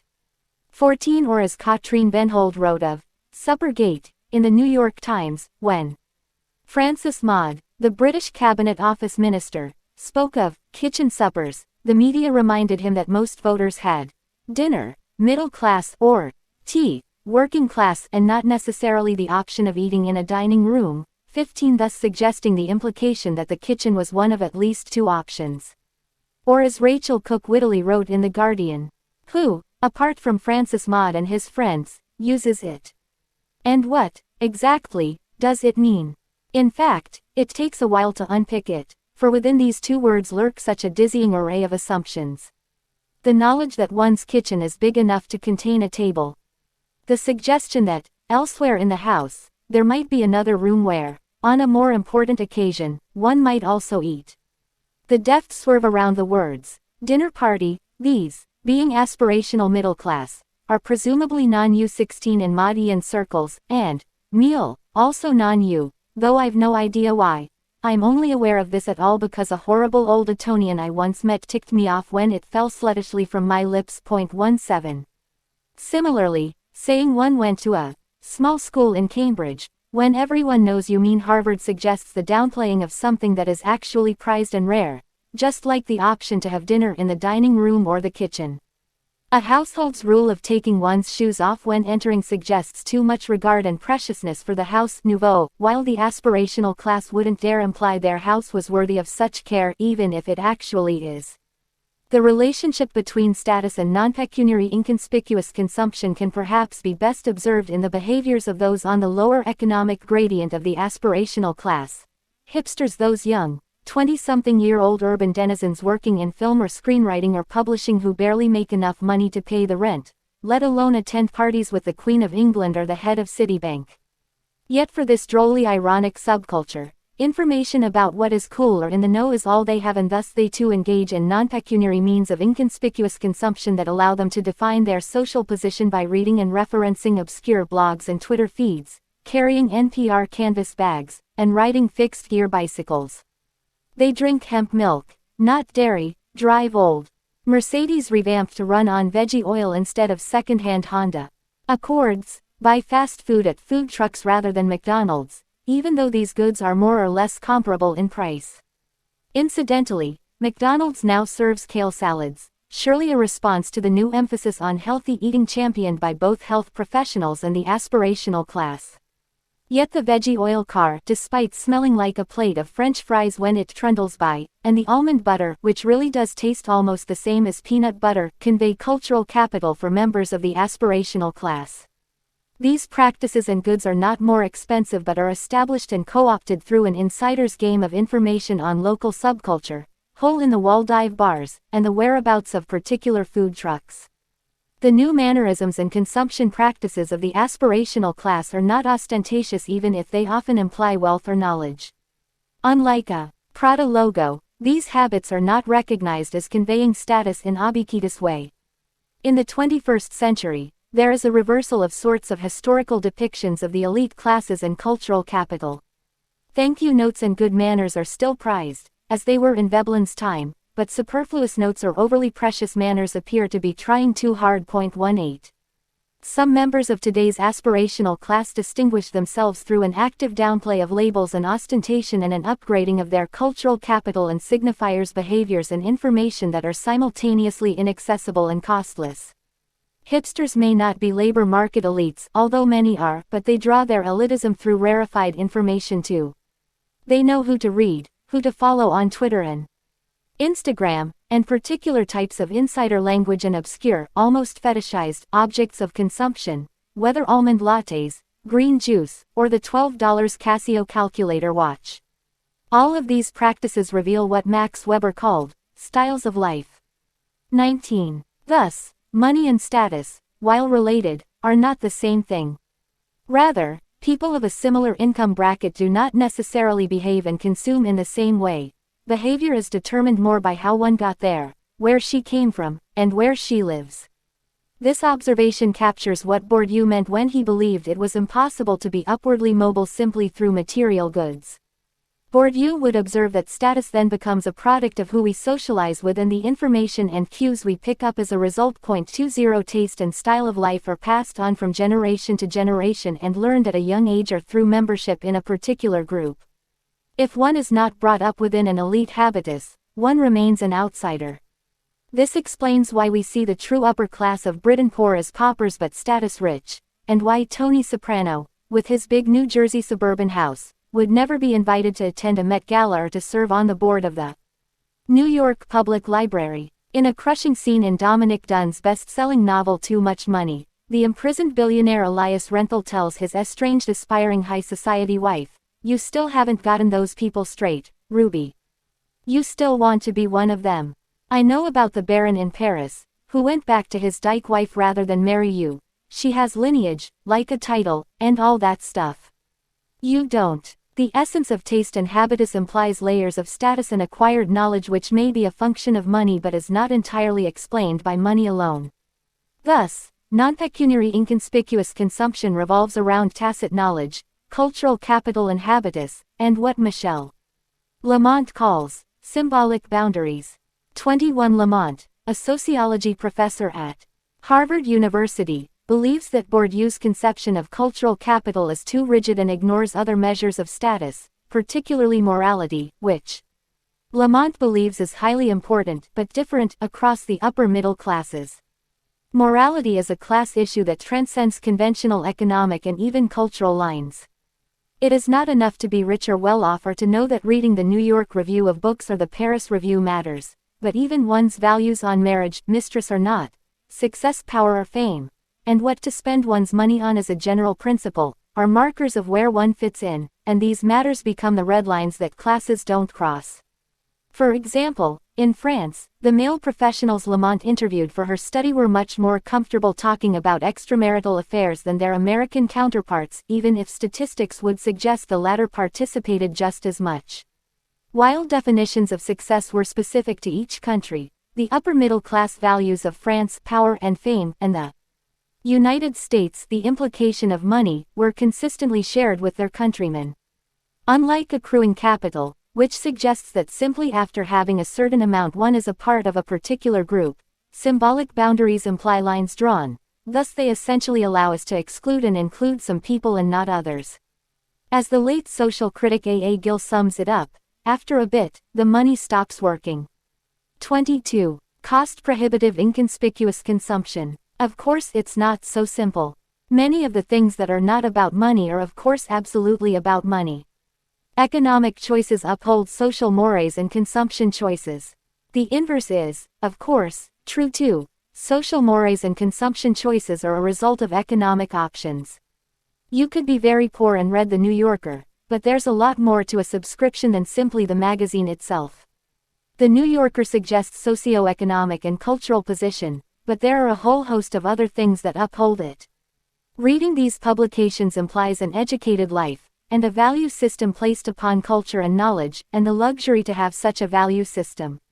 Most of the readers trolling through the pages of The New Yorker and The New York Times are likely to have $40,000 plus college educations, and graduate degrees too, from elite institutions and spend time with similarly educated people with whom they trade opinions and information.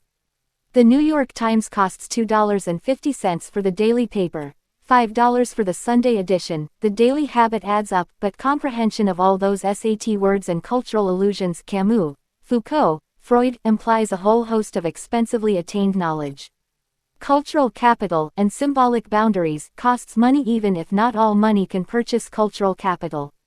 Cultural capital is not about material goods and yet is still largely drawn from material wealth, even if the choices almost seem natural and habituated. More on this practice as status signifier in Chapter 4.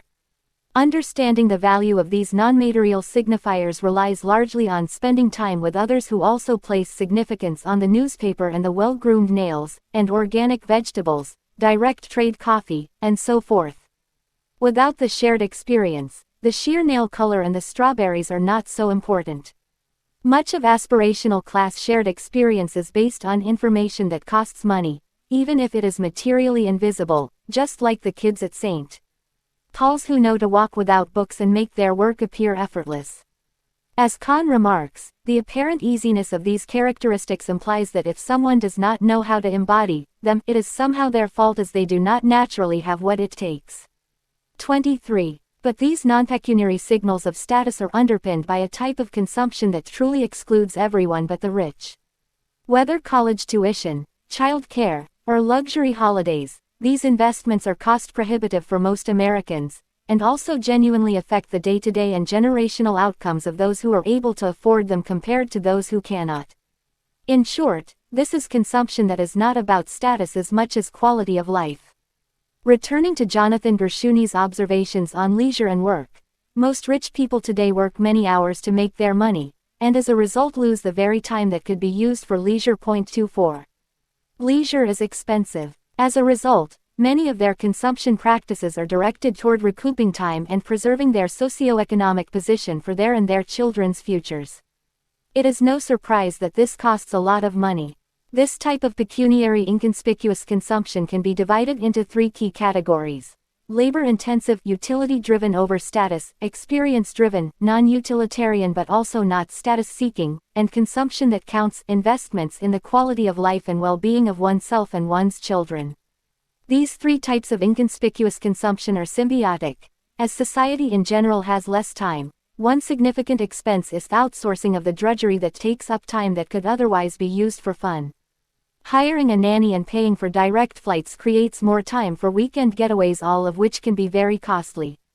Paying for college tuition, good preschools, and retirement is not only incredibly expensive but secures the upward mobility of the wealthy members of the aspirational class and their offspring, while excluding everyone else who cannot afford these goods.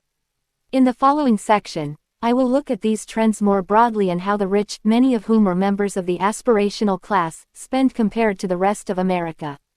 For starters, the rich have always spent more than everyone else on inconspicuous consumption, and less on conspicuous consumption than they do on education, child care, tuition, SAT courses, political contributions, and other non-visible spending, but this trend has significantly increased in the recession aftermath. 25 While the top income groups tended to spend essentially the same on conspicuous and inconspicuous consumption pre-2007, after the crisis their consumption habits changed significantly, with huge drops in conspicuous consumption after the crisis, followed by a slight uptick but never returning to previous levels from 2008 onward.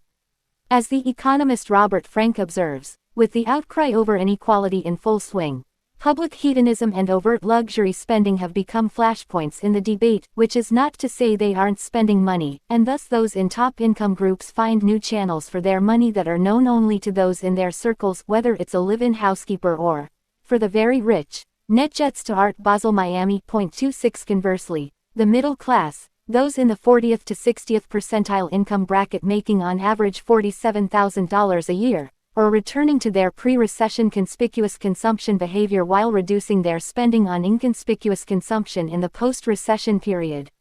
Historically, they have always spent significantly more on conspicuous expenditures than inconspicuous consumption, and at the height of the financial crisis barely reduced their spending on clothes, watches, cars, and other Veblen goods. See Fig.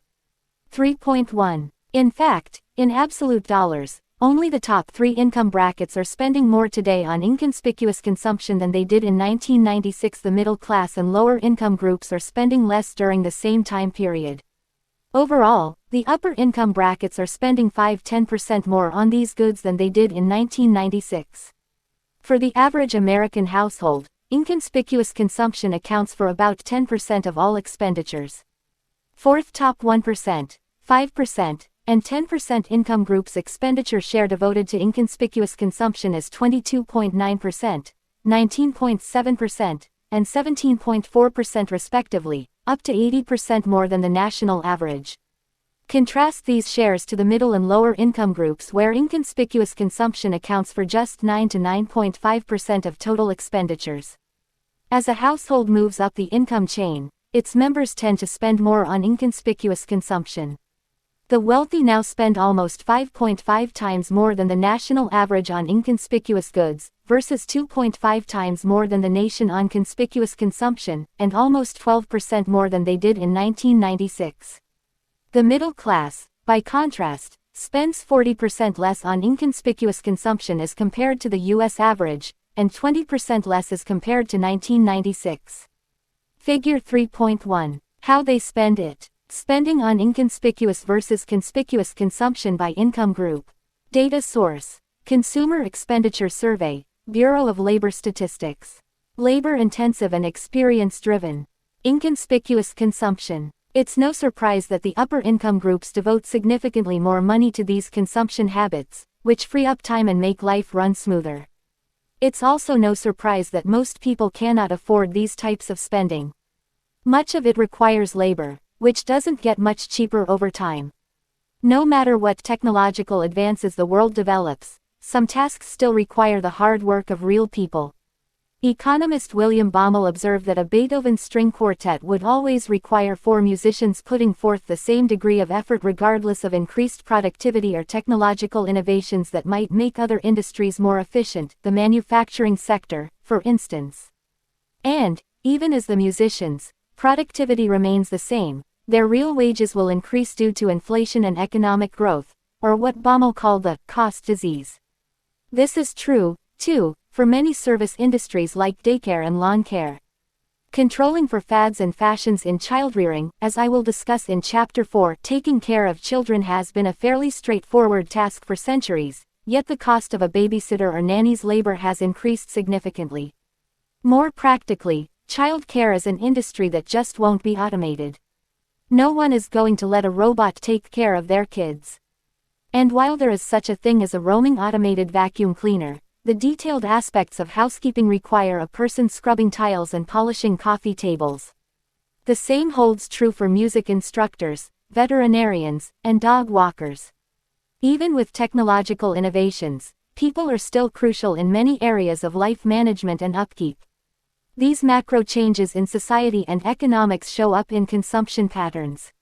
Looking at the actual numbers, the top 1% spends 10 to 20 times more than the middle class on childcare. The top 5% and 10% also spend significantly more on childcare, in excess of 6 to 8 times more in absolute dollars than the middle class. While it is logical to expect that the more money people have, the more they spend on making their lives easier, these upper income groups also spend a greater share of their total expenditures on child care, suggesting they are prioritizing child care over other consumption choices. They are spending 2 to 5 times more of their share of expenditures on child care than the middle class does. Similarly, domestic services, which include gardening, security, and housekeeping, are more prized by the upper income groups, both as demonstrated by absolute dollars spent and share of total expenditures. The top 1% spends about 20 times more on domestic services than the middle classes, and double even that of the top 10%. As with child care, the wealthy clearly also choose to make these services a priority over other expenditures. The top 1% spends 4 to 5 times more of its total household expenditures on domestic services than the middle class. In general, the top 5% and 10% spend similar shares of total expenditures on domestic services as the top 1%, although the top 1% still spend the most on child care, see tables 3.1-3.4. Did they have bigger houses than the less well-off and thus might need extra help? Possibly, but the top income groups also have the option to have someone else mop their floors, mow their lawn, and water their plants, while the data suggests that lower income groups do these chores themselves.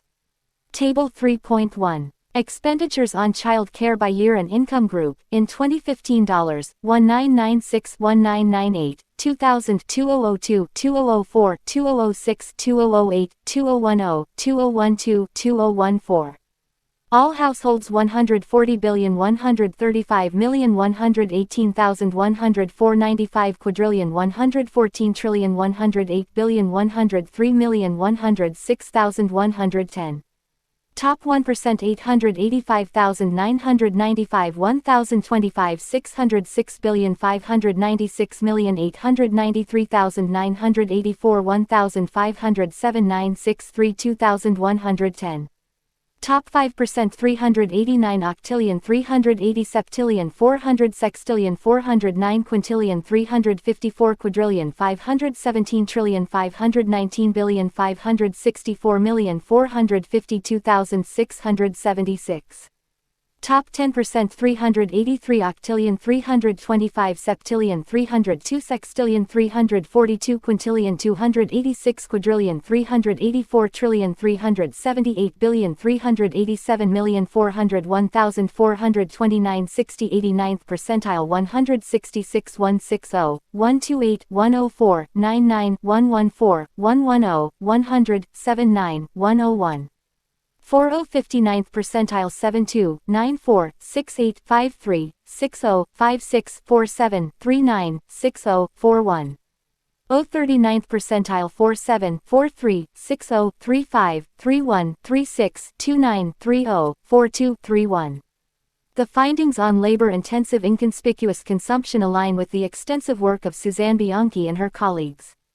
Bianchi finds that despite the fact that there are more women in the workforce today than in the middle of the 20th century, and despite the fact that parents in general work more than ever, today parents are spending more time with their kids than in the family-oriented 1960s. Using time diary data over several decades starting in the 1960s, Bianchi and colleagues find that cultural norms around parenting are changing. Parents are more involved with their kids voluntarily, and there is an ideal of shared parenting that lessens the traditional load on the mother. Bianchi finds that parents give up more of their leisure time to be with their children.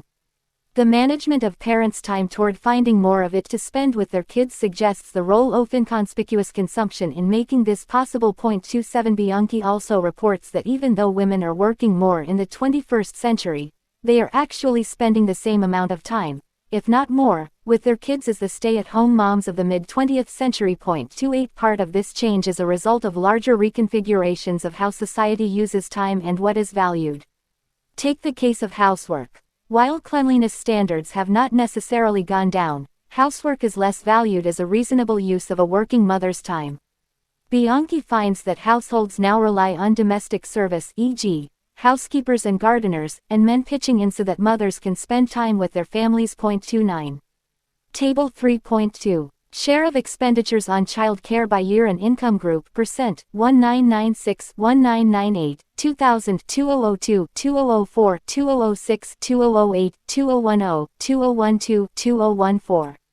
All households 0.25 0.23 0.20 0.17 0.16 0.18 0.18 0.18 0.18 0.19.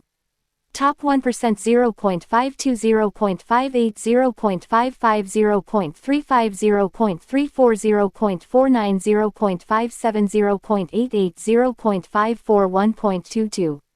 Top 5% 0.30 0.28 0.31 0.31 0.27 0.35 0.37 0.42 0.33 0.51.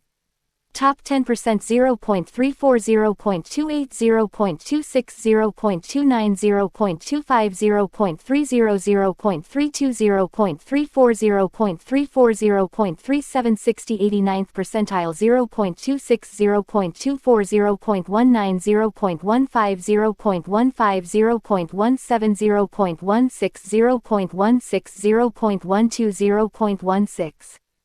40 59th percentile 0.17 0.22 0.16 0.12 0.14 0.12 0.10 0.09 0.14 0.09. 39th percentile 0.15 0.13 0.18 0.11 0.09 0.11 0.09 0.09 0.13 0.10. Table 3.3. Expenditures on domestic services by year and income group. In 2015 $1996 1998, 2000 2002 2004 2006 2008 2010 2012 2014. All households 237 octillion 252 septillion 286 sextillion 264 quintillion 292 quadrillion 330 trillion 325 billion 305 million 342,343. Top 1% 2,372 2,383 2,432 2,121 2,552 2,720 2,628 2,368 2,627 3,020. Top 5% 1,286 1,436 1,432 1,338 1,412 1,761 1,637 1,579 1,681 1,651.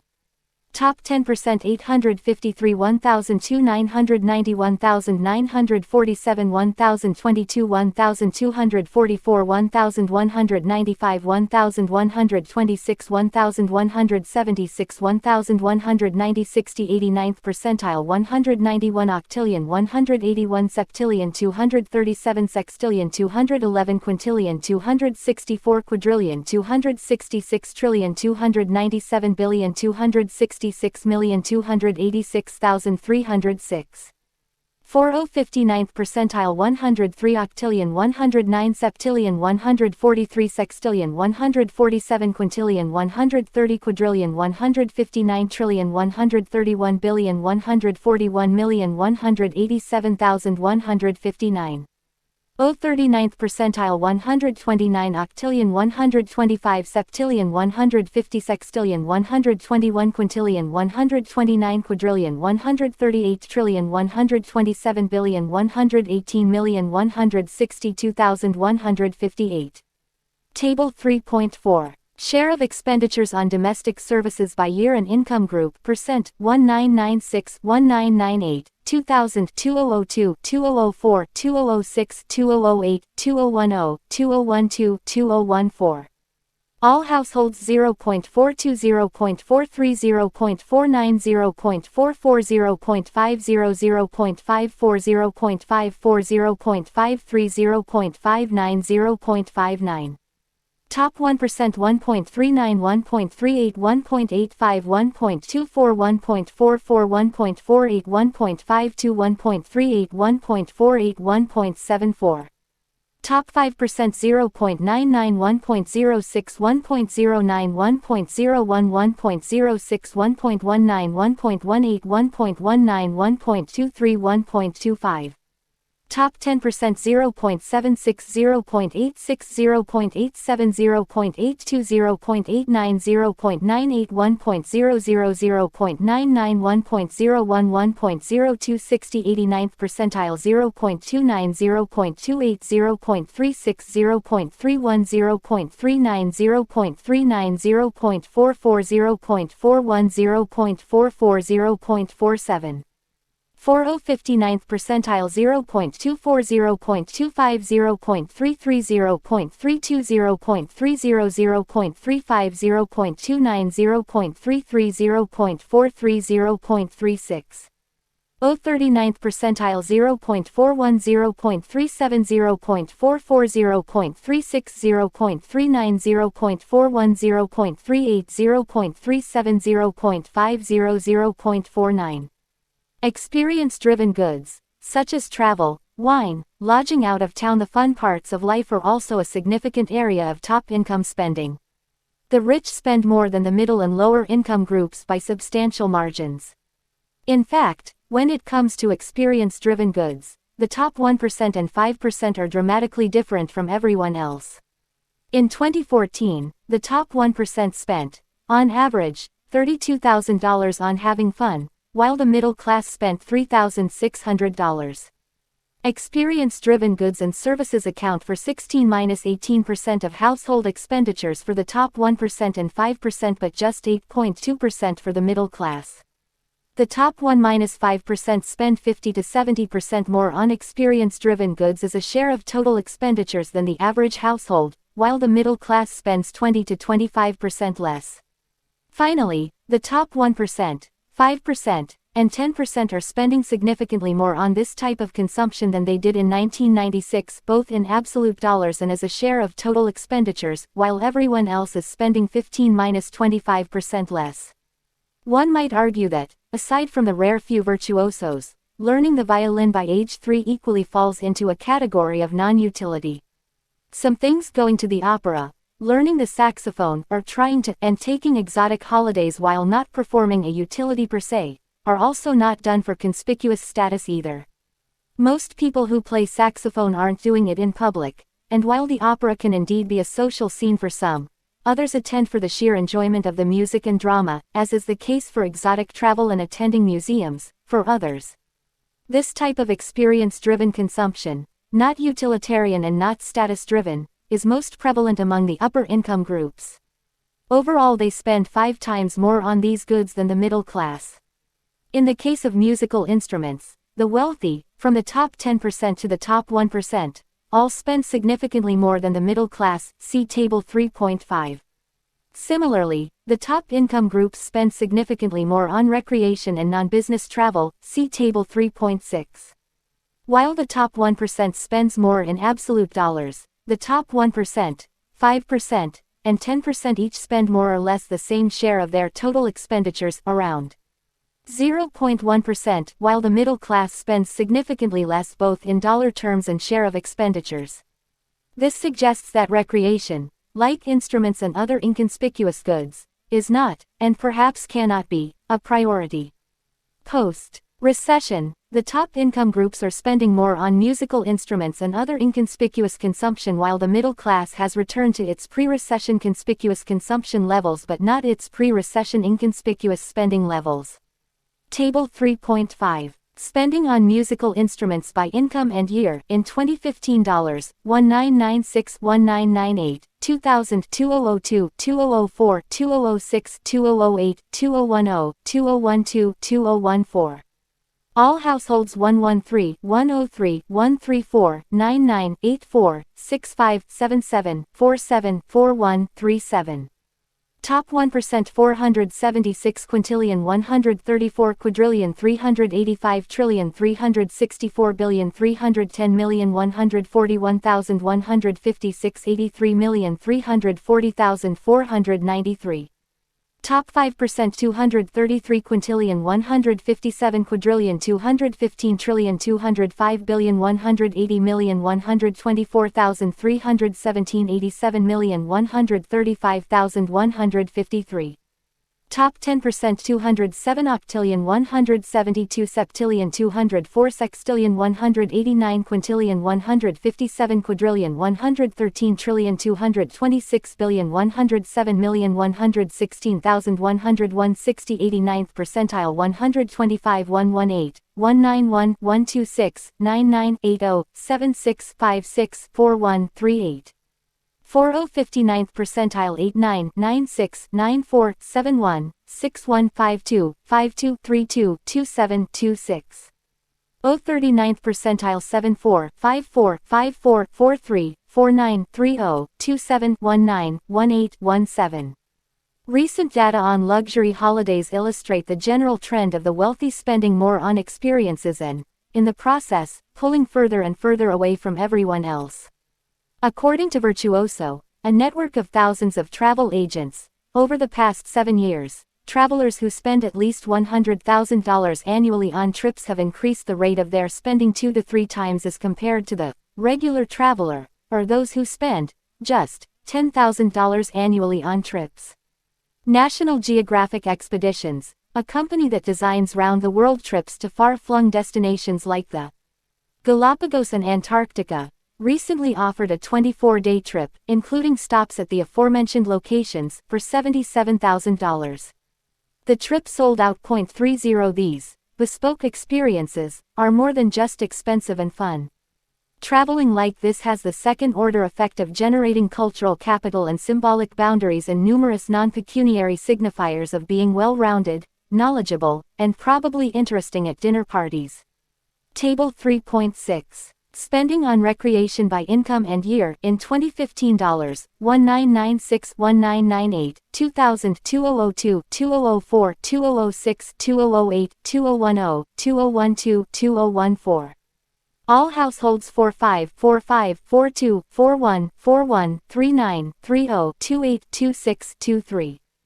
Top 1% 295 octillion 103 septillion 163 sextillion 160 quintillion 130 quadrillion 182 trillion 206 billion 102 million 102,116. Top 5% 148 billion 121 million 127,117 131 115 127 77 95 60. Top 10% 120, 114, 100, 95, 104, 91, 95, 75, 73, 56, 60 89th percentile 54, 53, 48, 52, 49, 53, 33, 31, 29, 28. 40 59th percentile 23, 26, 23, 24, 22, 21, 17, 20, 15, 12. 39th percentile 18, 16, 25, 16, 14, 11, 8, 8, 8, 8. Consumption that counts. There's no question that there exists both a symbolic and an economic boundary between the girl who takes private violin lessons and the girl who does not, as is the case for those who have the luxury to take vacations or can afford nannies. All of these consumption practices create class lines that are more stratifying than conventional goods, because they enable some people to accrue experiences, knowledge, and skills, or what Kahn calls a learned form of capital. In isolation, whether one knows how to play violin or not isn't what gets a kid into Harvard, as much as those tiger moms wish it to be the case. Rather, the violin is significant in conjunction with all the other experiences and circumstances that matter. Whether her parents have the money to send her to an elite preschool and secondary institution, whether they can afford test prep and extracurricular activities that make her an interesting applicant, and who in the family's social networks knows someone at Harvard admissions. Better yet, who else in that little violin-playing girl's family already graduated from Harvard? This mosaic of attributes is increasingly a necessity for top universities and reveals where inconspicuous consumption is most pronounced and has the greatest implications for inequality and future generations. I mentioned earlier that the Great Recession fundamentally changed particular consumption habits. The richer households now spend significantly less on conspicuous consumption and more on inconspicuous consumption, while the middle class only slightly reduced its conspicuous consumption through the crisis, returning to pre-recession conspicuous spending levels while decreasing its inconspicuous consumption spending post-recession. As this chapter and the previous one document, the wealthy and the middle class are now exhibiting almost opposite spending patterns. Nowhere is this more evident than in the consumption that counts. In education, health care, pensions, and personal insurance, the top income groups, particularly the top 1%, are spending much more than the middle class both in absolute dollars and in share of total expenditures, see figures 3.3-3.5. These are not small numbers. The top 1-5% spend on average 5% of their total expenditures on education, while the middle class barely spends 1% on education, see figure 3.2. Since the Great Recession, there has been a gradual overall uptick in top income group education spending and a decline in the middle class's education consumption. In 2014, the top 1% spent 3.5 times more in absolute dollars and share of expenditures on education than they did in 1996. In 2014, they spent 860% more than the national average, while the middle class spent 50% less and the lower income households spent 70% less than the national average on education. Despite skyrocketing college tuition, as a share of expenditures, the poor and middle class income groups are spending exactly the same as they did in 1996 on education, and less than a quarter of what the top income groups devote as a share of total expenditures. Education is perhaps the biggest tangible example of the divide between the haves and have-nots in America. While the rich are redirecting greater portions of their income to education, the lower income groups are unable to keep up even as a share of expenditures, let alone in absolute dollars. The results suggest that the middle class and lower income groups are not deprioritizing education, but they simply cannot afford the rising tuition fees across all levels of education from preschool to high school to college. According to the Labor Department, college tuition has increased 80% in just 10 years, 2003-2013, while the cost of other types of consumer goods, like housing and food, has grown at just 23% and 30% respectively, and the overall consumer price index has increased 27% in the same time period, see figure 3.3.31. In major cities, even preschool fees climb into the tens of thousands. Yes, that's tuition for 3-year-olds, which was the cost of a good state university education just 15 years ago. You can argue that there is a conspicuous component to education. Most parents brag about where their kid goes to college. But the bragging is still secondary to what education actually provides. Knowledge, a degree, social networking opportunities that are essential to get ahead and improve one's life chances. Unlike in Veblen's time, when education was thought to serve no real function, today a college education quite literally defines and predicts one's future income, occupation, and class. Education is essential and perhaps the consumption habit with the greatest utility over the long term. 32. Figure 3.2. Spending on education by income and year, dollars and share of total spending. Data source: Consumer Expenditure Survey, Bureau of Labor Statistics. Figure 3.3. The rate of college tuition compared to other consumer goods. Source: D. Kurtzleben. Just how fast has college tuition grown? U.S. News & World Report. With regard to health care, the top 1% spends far and away more than everyone else, but all of the upper income groups are spending dramatically more on health care in the post-recessionary period, see Figure 3.4. While the middle class spends the most on health care as a proportion of their total expenditures, the top earners are experiencing the most rapid increase in share devoted to health care. This investment in health paves the way for better day-to-day maintenance of health, and chronic health problems, and better lives as they grow older. Preventative health care is a crucial component of overall well-being, and the ability to invest ongoing in one's health is indicative of overall quality of life. In addition, the best health insurance often garners the best health care. The rise of concierge medicine requires a patient to pay an annual fee or retainer for fee for care or fee for extra care, FFC or FFEC, which means that a doctor limits her number of patients to provide additional time and greater care for those who are willing to pay a premium. 33.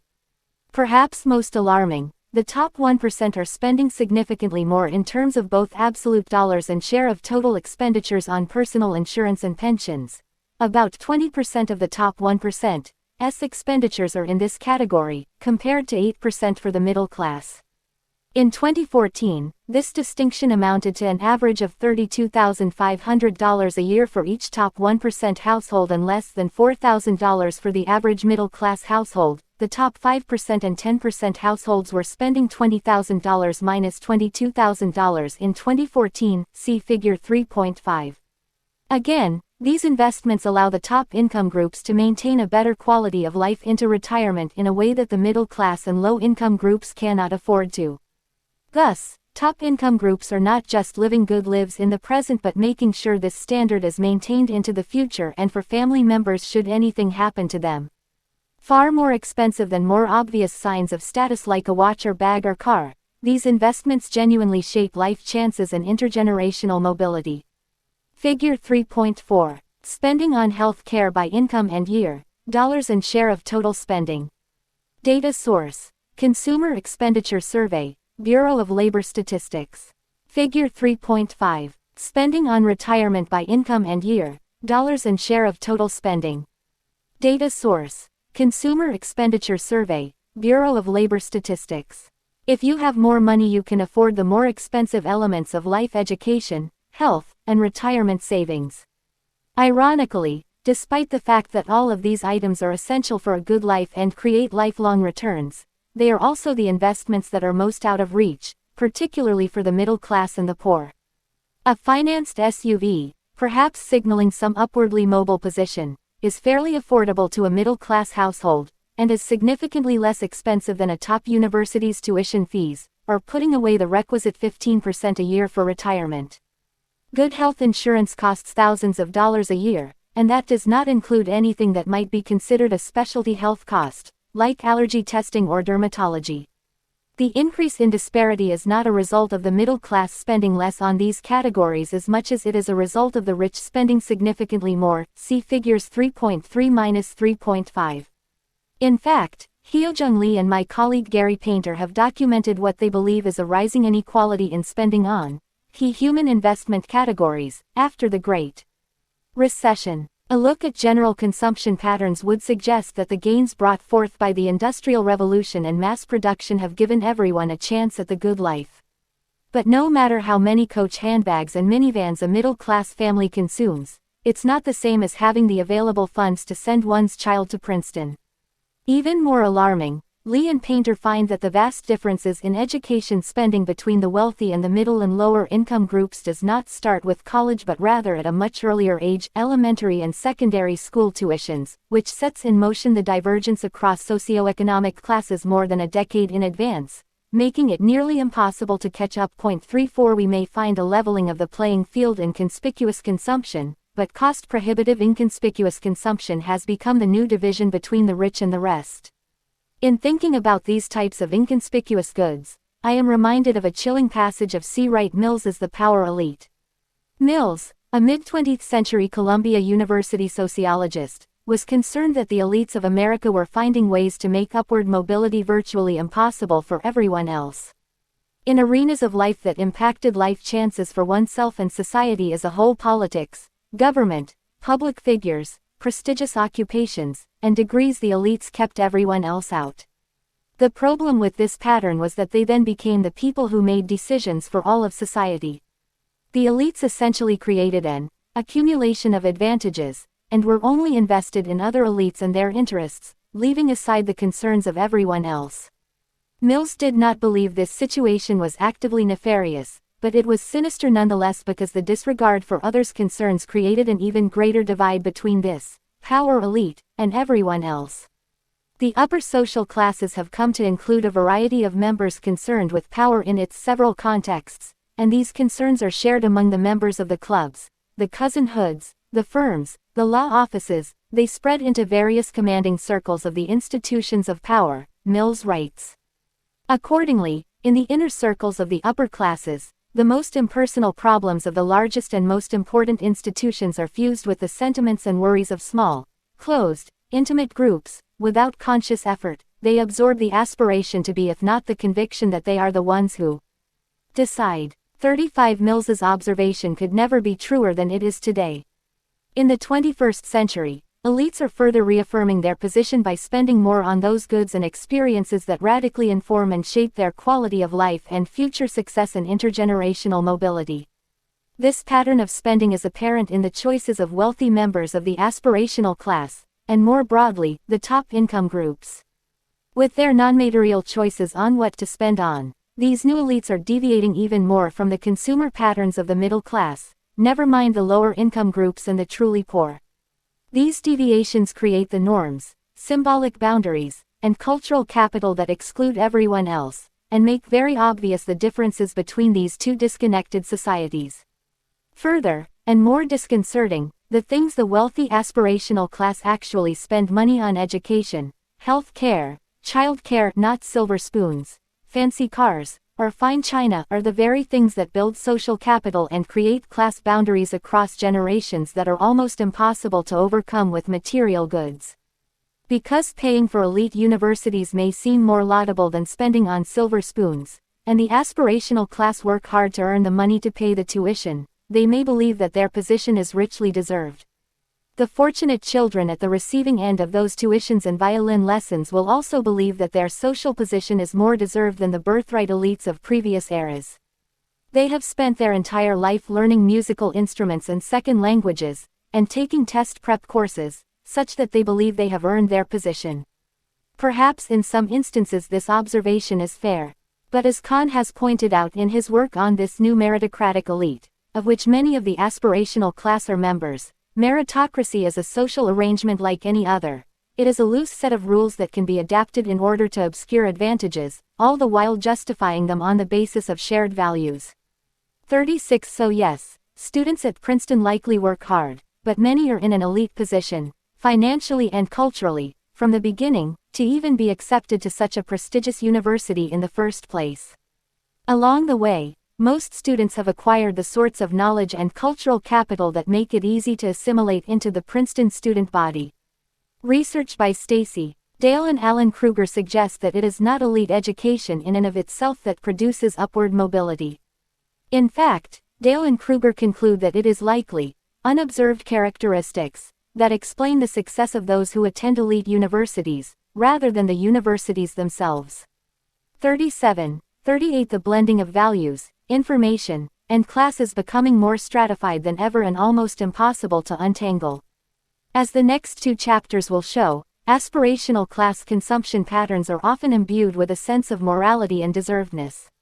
The essential privilege that gives rise to such practices and behaviors in the first place is all but ignored.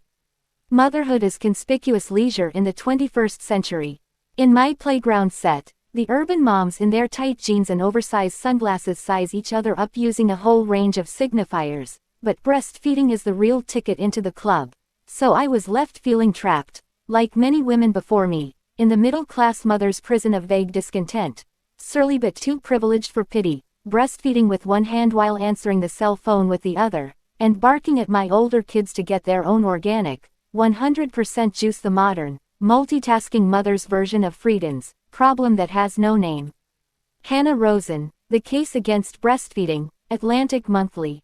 For us Anglophone mothers, the length of time that we breastfeed, like the size of a Wall Street bonus, is a measure of performance. We all know that our breastfeeding number is a concrete way to compete with one another. Patricia Druckerman, Bringing Up BB, Penguin Press. In 2012, the American Academy of Pediatrics (AAP) reaffirmed its long-standing recommendation that all children be exclusively breastfed through 6 months old and continually breastfed through 12 months. 1 Countless studies have reported the substantial benefits of breastfeeding a child rather than using infant formula: stronger immune systems, fewer gastrointestinal problems, less frequent earaches, and even higher IQs. A more recent UK-based study links breastfeeding to increased upward social mobility and decreased downward social mobility, suggesting that the combination of particular nutrients in breast milk along with the skin-to-skin mother-child bonding improves neurological development and emotional stress levels, thus enabling a child to thrive and subsequently move up the social ladder. 2. Many critics note that some women are physiologically unable to breastfeed or have trouble with their milk supply. Consequently, such a recommendation generates enormous amounts of pressure on women. However, according to a lactation consultant whom I interviewed, fewer than 1% of women fall within the aforementioned category, whereby they have trouble with their milk supply such that they are unable to breastfeed at all. As an added benefit, breast milk is free. Breastfeeding is associated with lower postpartum hip-to-waist ratio, RED, more post-pregnancy weight loss, and is a lot less messy than putting together a bottle of infant formula. At first glance, it seems simple, i.e., just breastfeed your child, but when you dig deeper, it's much more complicated.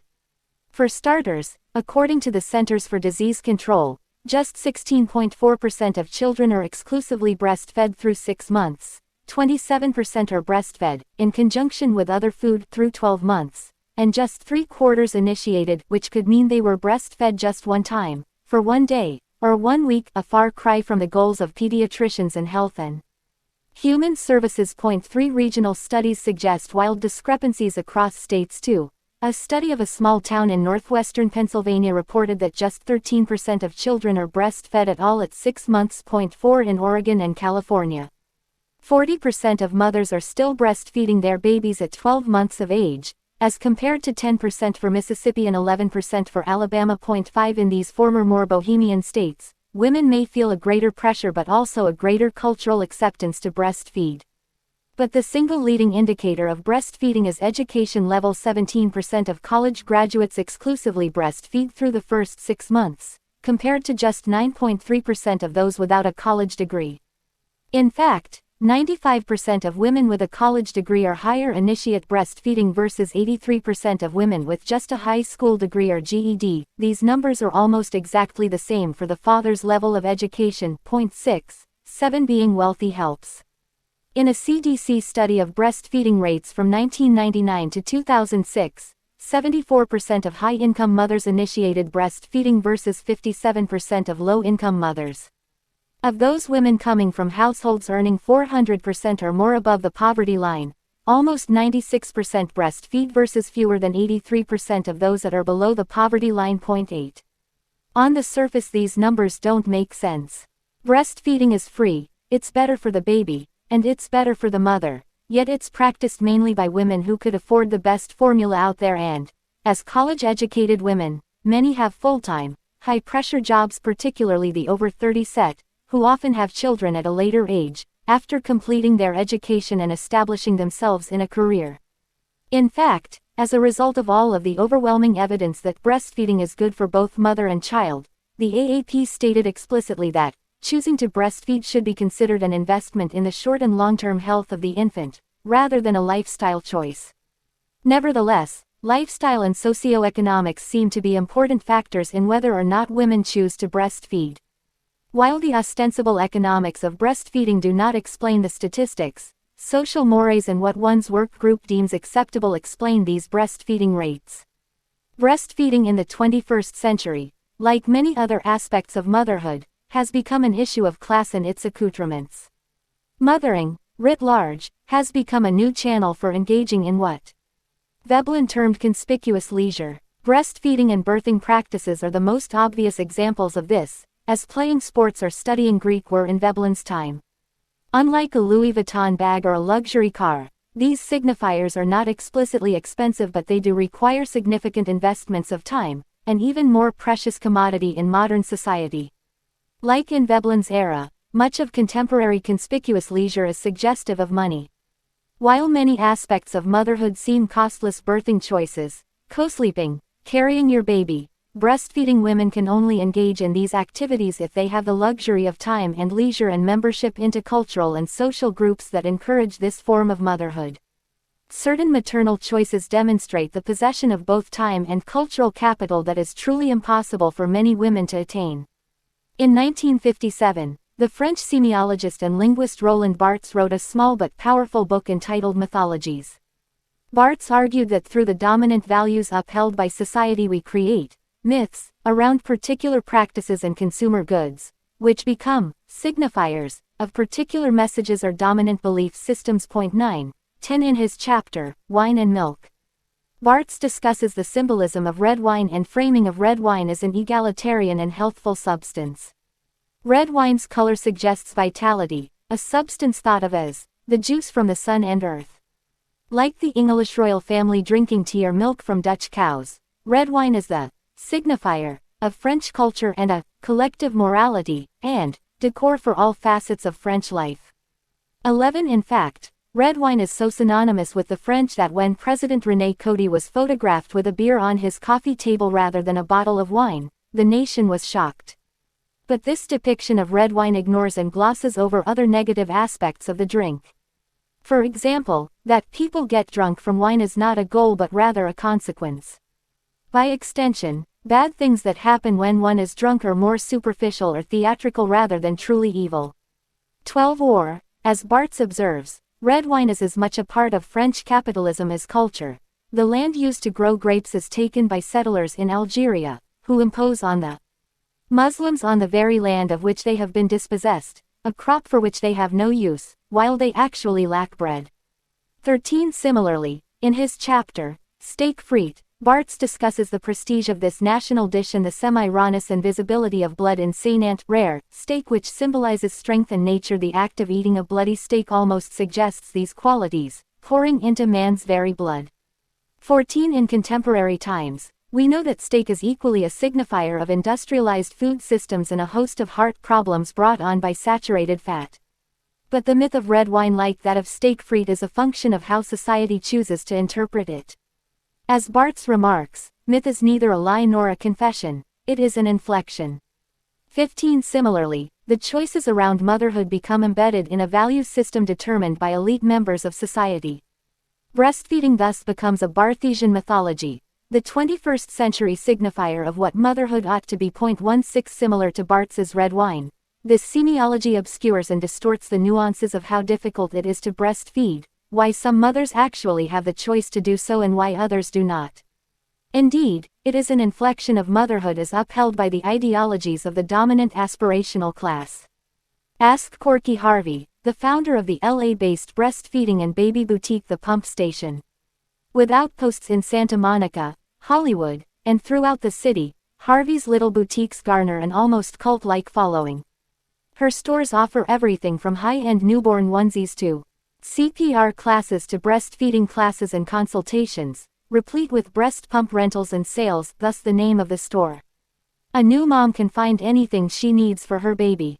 Before the average upper-middle class Angelino mother gets pregnant, she likely doesn't know what the pump station is. Thereafter it almost becomes a rite of passage to attend classes and get one's Medela breast pump serviced.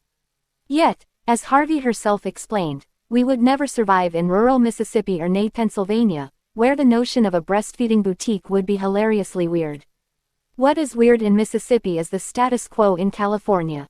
Many of the discrepancies in breastfeeding rates can be explained by the fact that women of different social and economic groups are simply treated differently and presented with different choices. Breastfeeding may be free, but to a certain extent, formula is free too. The biggest purchaser of formula in the nation is the U.S. government, which channels much of it through Women, Infants and Children (WIC), the Federal Assistance Program for Low-Income Pregnant Women and Mothers. As Harvey put it, why wouldn't you take it for free if you're poor? Medicine plays a role by not advocating heavily enough with mothers. For instance, in cultures like low-income African Americans in Atlanta, Georgia, nobody breastfeeds, and if you do, you're a fool. As my son, who is a physician in Atlanta, explained to me, "Mom, it isn't even discussed here." The research suggests that mothers who are eligible for WIC and use it are less likely to breastfeed than mothers who are not. 17 There have, however, been improvements with the new WIC package that was introduced in 2009, resulting in some studies showing WIC mothers significantly increasing their exclusive breastfeeding rates. 18 Another pediatrician, who worked at a community clinic, explained to me that, in the past, in some populations, the women were given a shot of Depot, a birth control medicine, almost immediately after birth. Depot has the effect of significantly reducing milk supply when given right after birth versus being administered 4 to 6 weeks later. As the physician explained, I used to have to tell them, the women visiting her clinic, do not let them give you that shot. She went on, luckily now, the obstetricians who take care of our clinic patients have been educated and have stopped routinely giving Depot to the women right after delivery. If you have a family who shows up at the clinic and they are feeding their children formula at 3 days or 2 weeks of life, you need to ask them why, since most of these mothers are doing it because of breastfeeding challenges and not because they wanted to give their child formula. Despite the health imperative, breastfeeding at 6 and 12 months remains a rarefied practice. It is mainly prevalent in particular cultural and class groups: women with higher education levels who learn about the benefits of breastfeeding and women of higher income groups who can afford the insurance to deliver in baby-friendly hospitals with round-the-clock nurses and lactation consultants providing breastfeeding classes, expensive and efficient breast pumps, and help throughout the mother's entire stay. One of the other significant predictors of breastfeeding success is duration of maternity leave. Those mothers who receive fewer than 12 weeks of maternity leave have up to 4 times higher odds of failing to establish breastfeeding. 19 In the United States, good maternity leave is a rare thing for all women, but those who receive it are primarily women in high-level professional jobs. The irony is that women with ostensibly higher pressure jobs, e.g., managers, lawyers, CEOs, are those who have better maternity leave and thus are better able to breastfeed successfully. Of course, their education level and access to knowledge around the benefits of breastfeeding are closely linked to their choice, and also their attainment of these professional high-powered positions. In recent years, as many as 10% of highly educated women, i.e., master's degree or greater, are opting out of work to stay home with their children. These women also tend to be affluent and have a working spouse. 20 All factors that indicate higher breastfeeding rates. Consider the alternate and far more realistic universe that most moms face. How can you pump if you're a cab driver, or you're working in an industrial setting, where there is no support, no break, and even though it's the law but no one cares? Harvey asked. You'll get fired, so formula is easier. Or, as the sociologist Cynthia Colon summed it up, in the United States, where only 12% of female workers and 5% of female low-wage workers have access to paid leave, most women are required to forego income in order to breastfeed. This may be a less than ideal situation for middle-class women but an impossible situation for poor women who already are having trouble making ends meet. No wonder, one of the most critical determinants of who starts and who continues breastfeeding is socioeconomic status. 21 This precise distinction is why Sheryl Sandberg can pull off being a top executive at Facebook while breastfeeding 2 kids, while the average hourly worker cannot. 22 In other parts of the world, just as in the United States, good maternity leave is associated with higher rates of continued breastfeeding, see figure 4.1. As the journalist Hannah Rosen calculates, let's say a baby feeds 7 times a day and then a couple more times at night.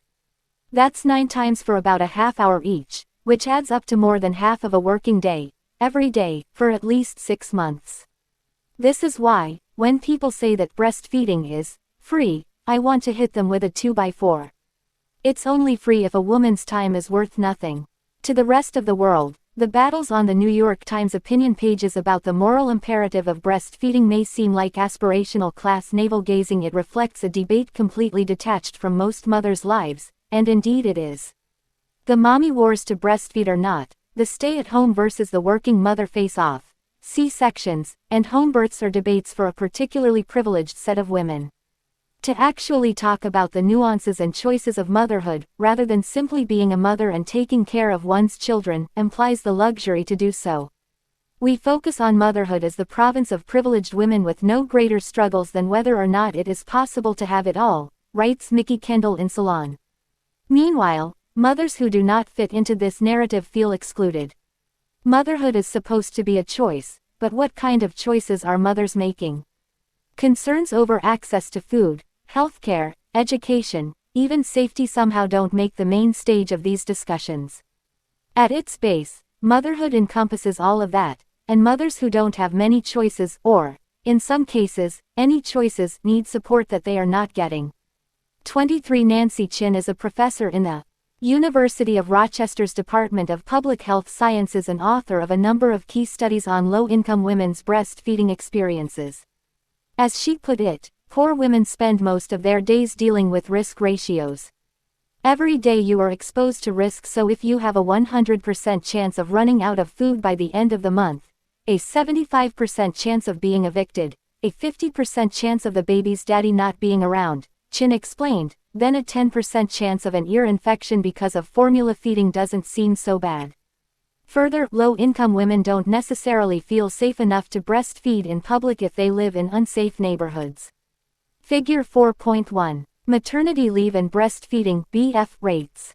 Source: State of the World's Mothers, Save the Children, May 2012.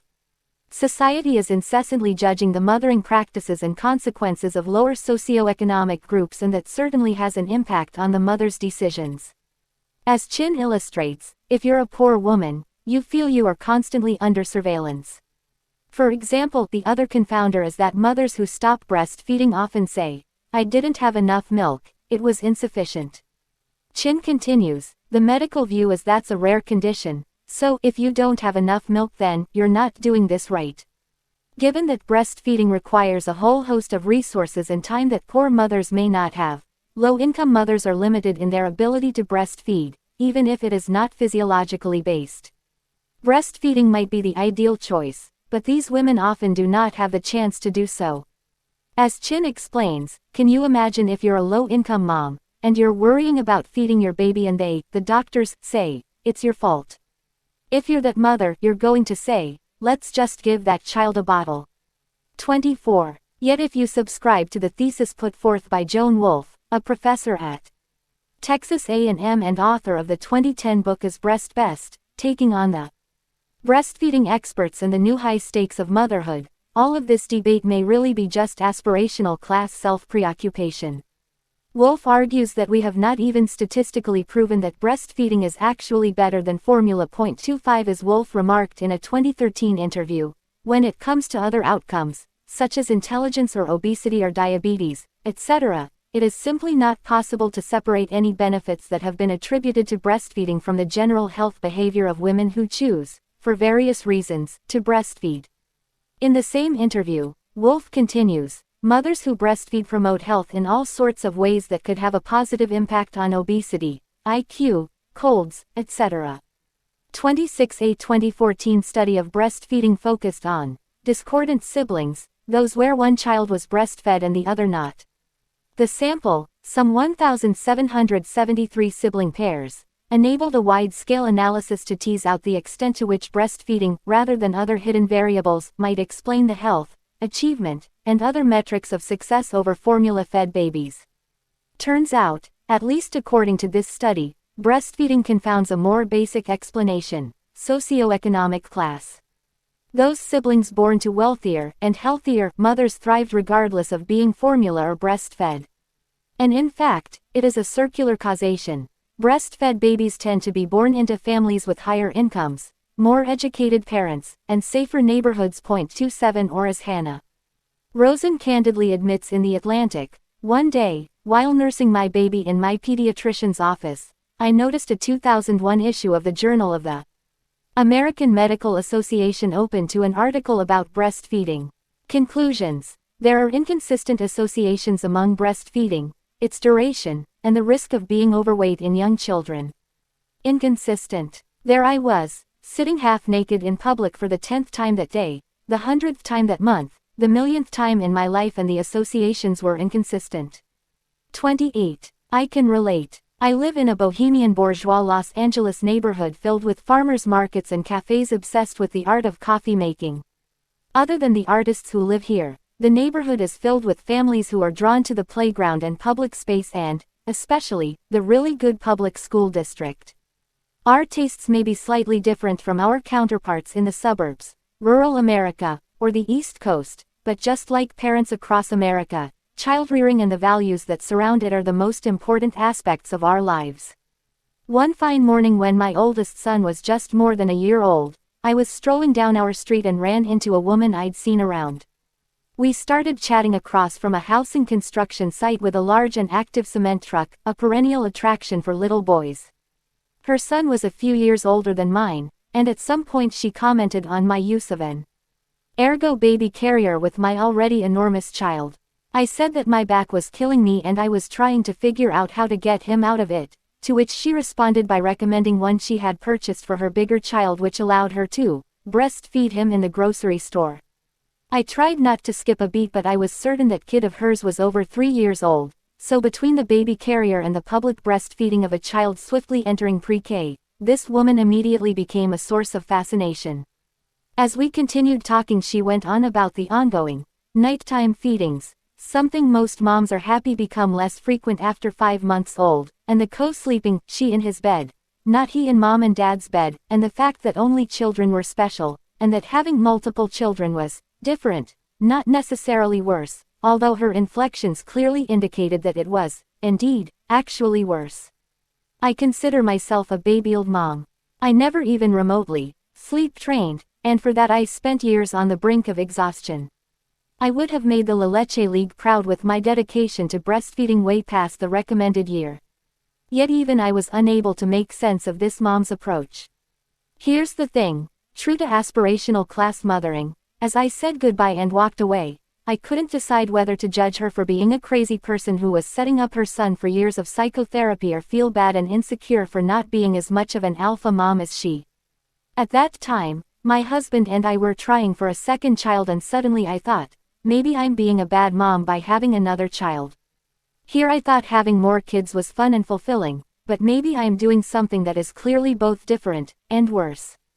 To be a mother, whether in Santa Monica or St. Louis, is to feel judged on an almost daily basis. But, unlike Chin's mothers who are worried about simply being able to breastfeed, or feed their children at all, upper-middle-class mothers genuinely stress themselves out over breastfeeding tenure and organic peaches. Such anxieties seem absurd, unless you're in the thick of it. It goes on. As one young mother in San Francisco remarked, "Here, many pregnant women join a prenatal yoga class, take childbirth classes, and join Golden Gate Mothers Group." GGMG is a mothers group that has an active online forum and hosts events, playgroups, and meetups, depending on preference and need. A pregnant woman in San Francisco might have a mix of acupuncture sessions, chiropractor appointments, working with birth doulas, and even taking hypnobirthing classes. Getting through pregnancy can seem to involve a whole team of people, not just your partner and OB. Given this level of micromanaging of pregnancy and early childhood, it's not surprising that my friend who got breast implants, a boob job, and cracks open the bottles of formula at our local playground elicits stares of shock. Simple disdain would be easier to handle. Moms sit around comparing first sentences, not first steps, mind you, and boast about how much wild salmon their toddlers can consume. And then there's the breastfeeding bragging rights and casualness to the whole practice at the playground, coffee shop, nursery.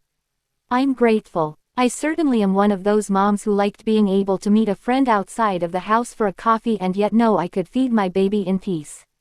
But public breastfeeding is a luxury of this little myopia of society. Or, as the mother from San Francisco reported, after my baby was born, my new mom friends from my prenatal yoga classes would send me text messages inviting me to join them at postnatal yoga classes with baby and discover your baby's right classes. Other moms have told me about music, swim, starting at 2 months, and language classes for parent and baby. These are not the things Nancy Chin's low-income moms are fretting about, even if they wish they could. Breastfeeding as status signifier is something of a new construct. Historically, having a wet nurse symbolized wealth. Let's take the case of France, which still remains the United States counterpoint in mothering today, with books such as Bringing Up Bibi demonstrating the virtues of the French modus operandi as compared to America, less indulged, better behaved children, skinnier moms, and virtually no breastfeeding at 2 to 3 months postpartum. 29. The values upheld today were in place some 300 years ago as well.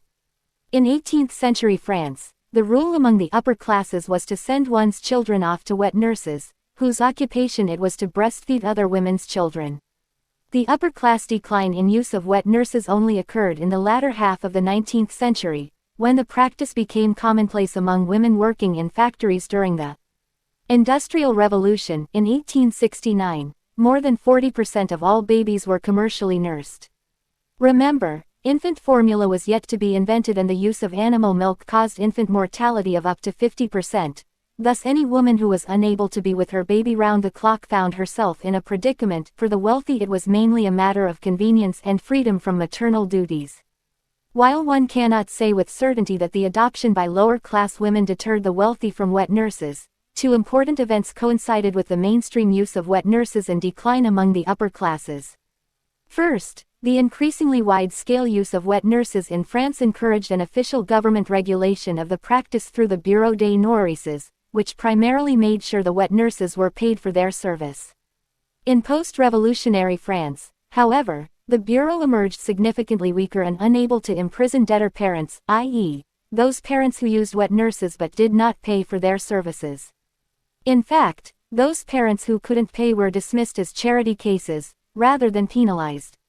This in combination with the country's general economic distress forced the Bureau to close its doors in 1876.30 in its place, and due to the increasing demand for wet nurses by factory workers, a commercialized, private, business arose, which was less regulated and subsequently mismanaged. While the nurses were almost certainly paid and at higher wages, they were also less carefully supervised. They were not subject to a strict medical evaluation and could take on children outside of work with the private firm. The lack of regulation and management caused a host of issues, from increased infant mortality to the spread of syphilis. 31. These health concerns caused great alarm and made wet nurses a much less desirable option to those who had alternatives.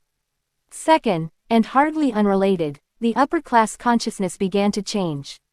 From Docta's reproach to the outcry of Rousseau in the mid-1700s, maternal nursing was considered the more morally sound approach.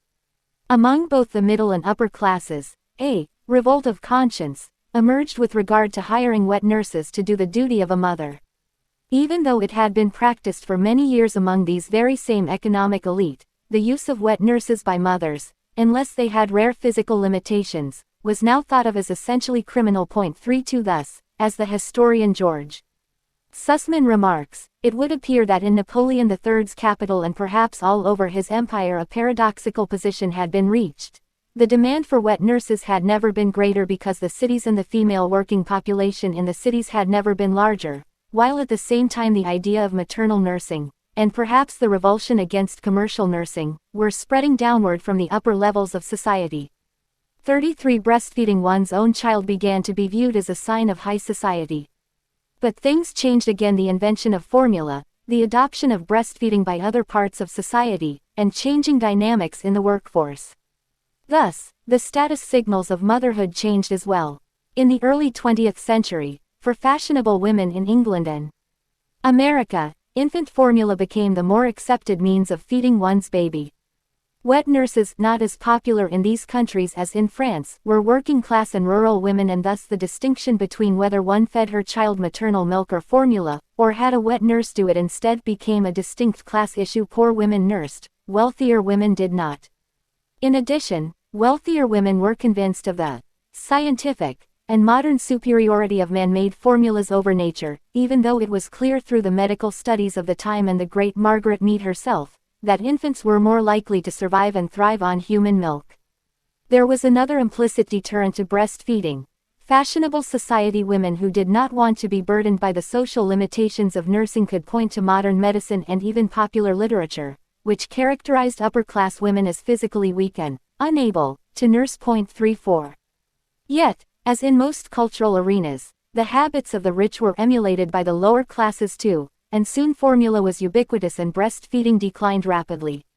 By the middle of the 20th century, many middle-class American families chose the bottle over maternal milk, and from 1946 to 1972, universal rates of breastfeeding fell to 22–25%.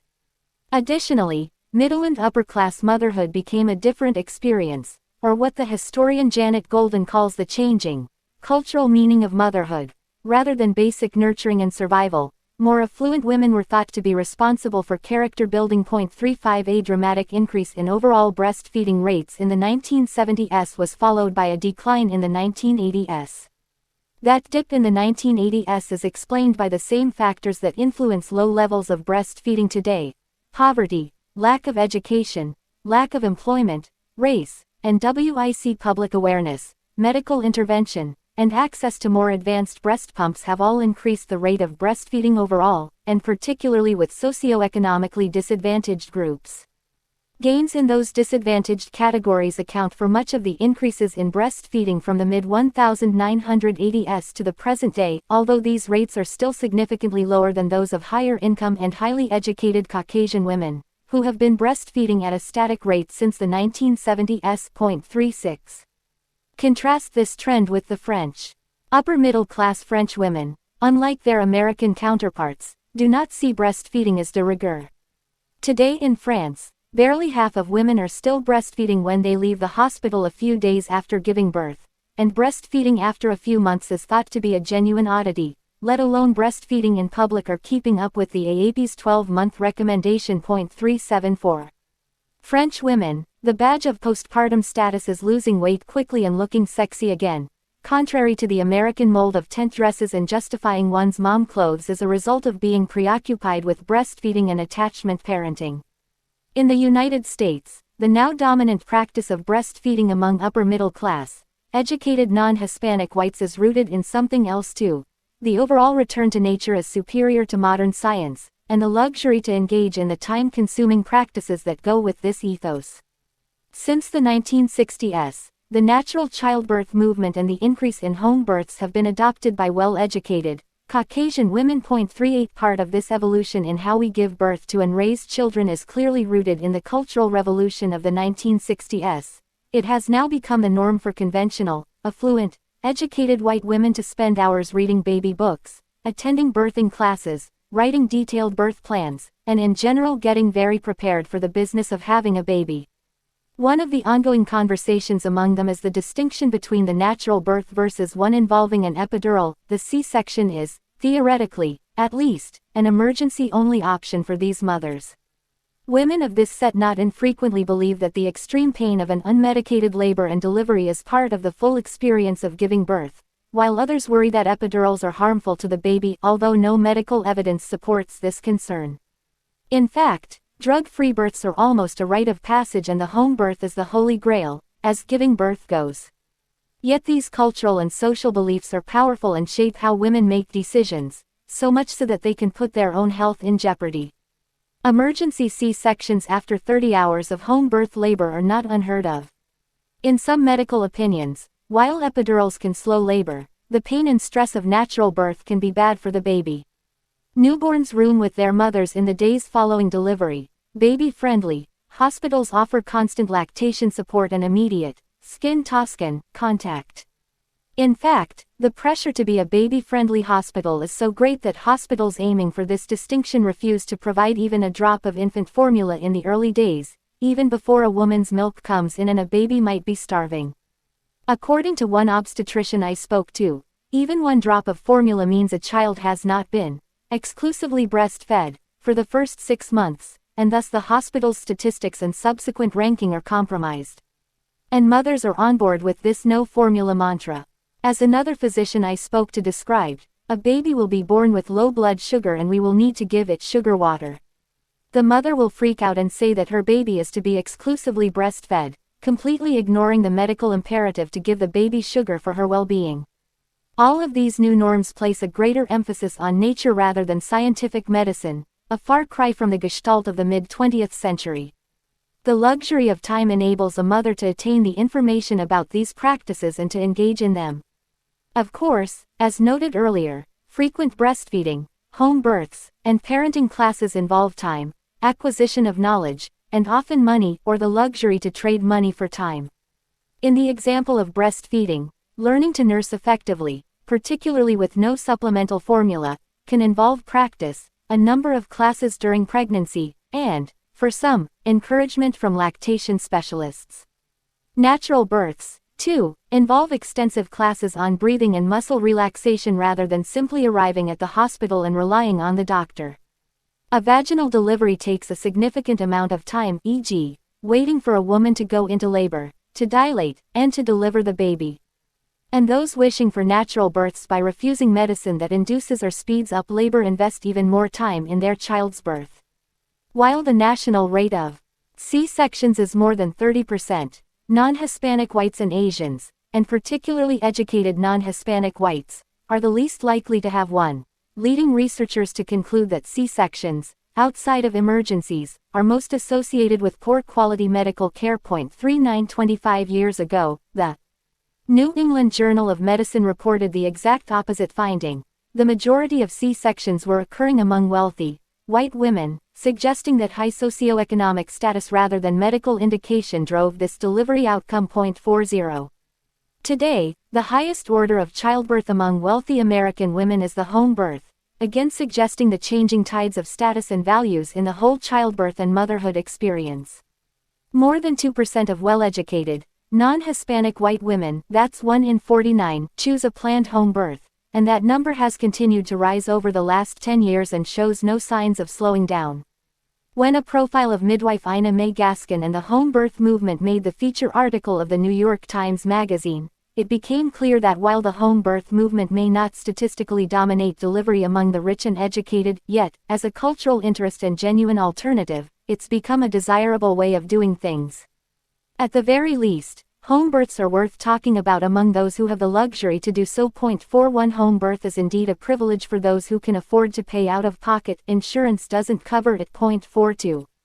A look at different places and different social groups makes it clear that even when we think we are making clinical or medical decisions, our social and cultural environment matters.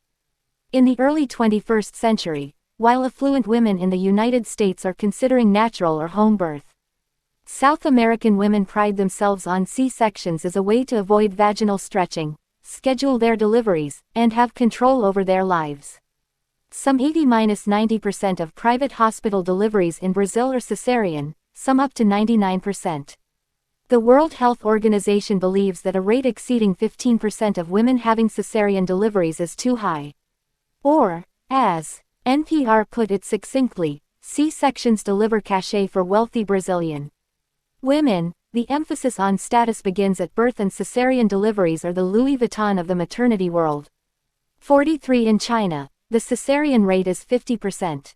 The number one reason why everybody else is having surgery. 44. Practices of aspirational class conspicuous leisure extend beyond birth and breastfeeding. Parenting styles also have become symbols of socioeconomic position.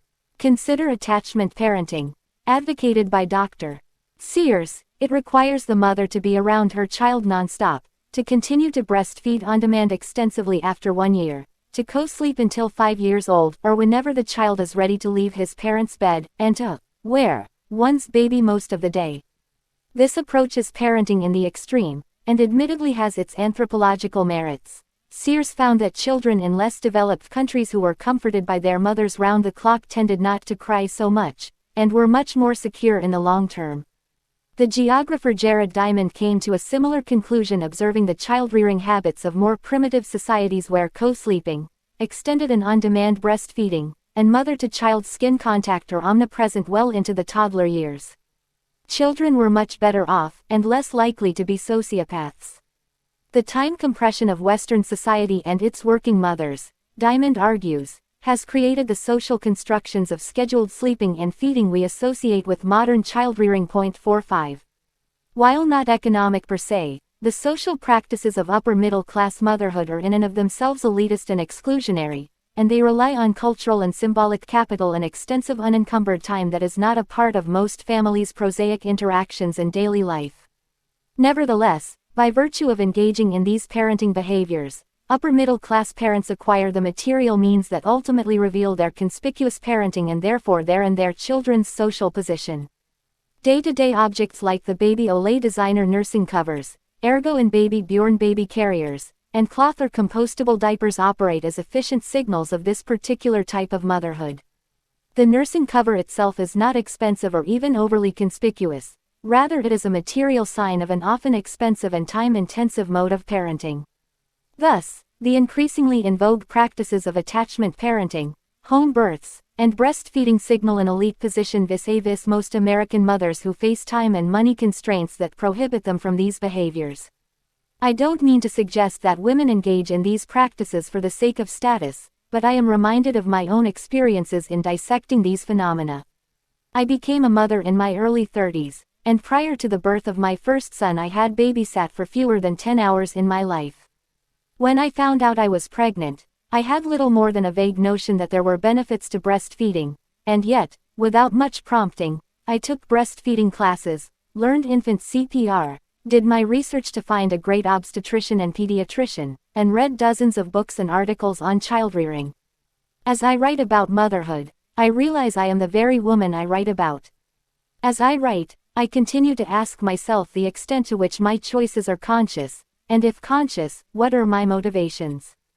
They are not status-driven in any intentional way, there are much easier, less time-consuming ways to attain social position, they are not a response to medical evidence, I am a mere layperson on such matters. Rather, I am propelled by something that transcends empirics. My friends and all those mothers at Mommy and Me playgroups and the playground, essentially the milieu in which I exist every day. But truthfully, I do not absorb these practices in such a conscious manner.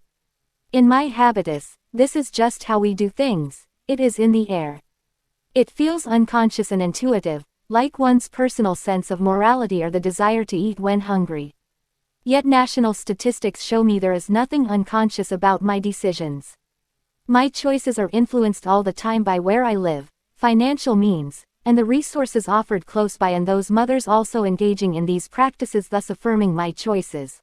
Living in California, getting paid maternity leave, being able to afford a breast pump, knowing that lactation consultants exist, let alone talking to one, taking classes on mothering which espouse these practices, having email access to my obstetrician and pediatrician who answer all and any of my questions at all times of day and night.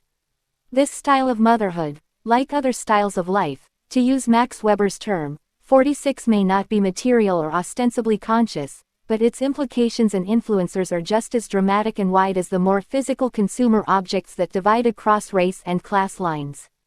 To quote the sociologist Annette Leroux from her book Unequal Childhoods, individuals carry out their lives within a social structure. The question then emerges, why have some mothers, and parents more generally, adopted practices that are difficult, time-consuming, and sometimes even painful instead of using that very same time for leisure? In Veblen's time, one would not have made such an effort during leisure time. Veblen defined conspicuous leisure as the unproductive use of time, time that was not used for any greater utility. In short, leisure was actually leisure. People watched sports, went to university to study the classics, like Greek and Roman simply for the sake of learning, rather than practical application, went on extensively long holidays, and lived a life of idleness. 47. But it's not just mothers who channel money and time into things that are far from leisurely. As a 2008 analysis shows, for all parents, as income and education increase, leisure time and housework decrease, yet simultaneously, time with children increases. The Brookings Institute scholars Gary Ramney and Valerie Ramney find this trend has been going on since the mid-1990s. High socioeconomic women spend 2 to 3 times more time with preschool children than those of lower socioeconomic groups. 48. Why? Ramney and Ramney ask, would parents whose own time is increasingly economically valuable, give more of it away for free, i.e., to spend time with their kids?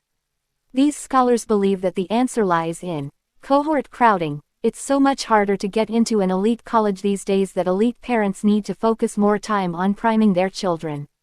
Or as these economists put it, we argue that increased competition for college admissions may be an important source of these trends. The number of college-bound students has surged in recent years, coincident with the rise in time spent on childcare. The resulting cohort crowding has led parents to compete more aggressively for college slots by spending increasing amounts of time on college preparation.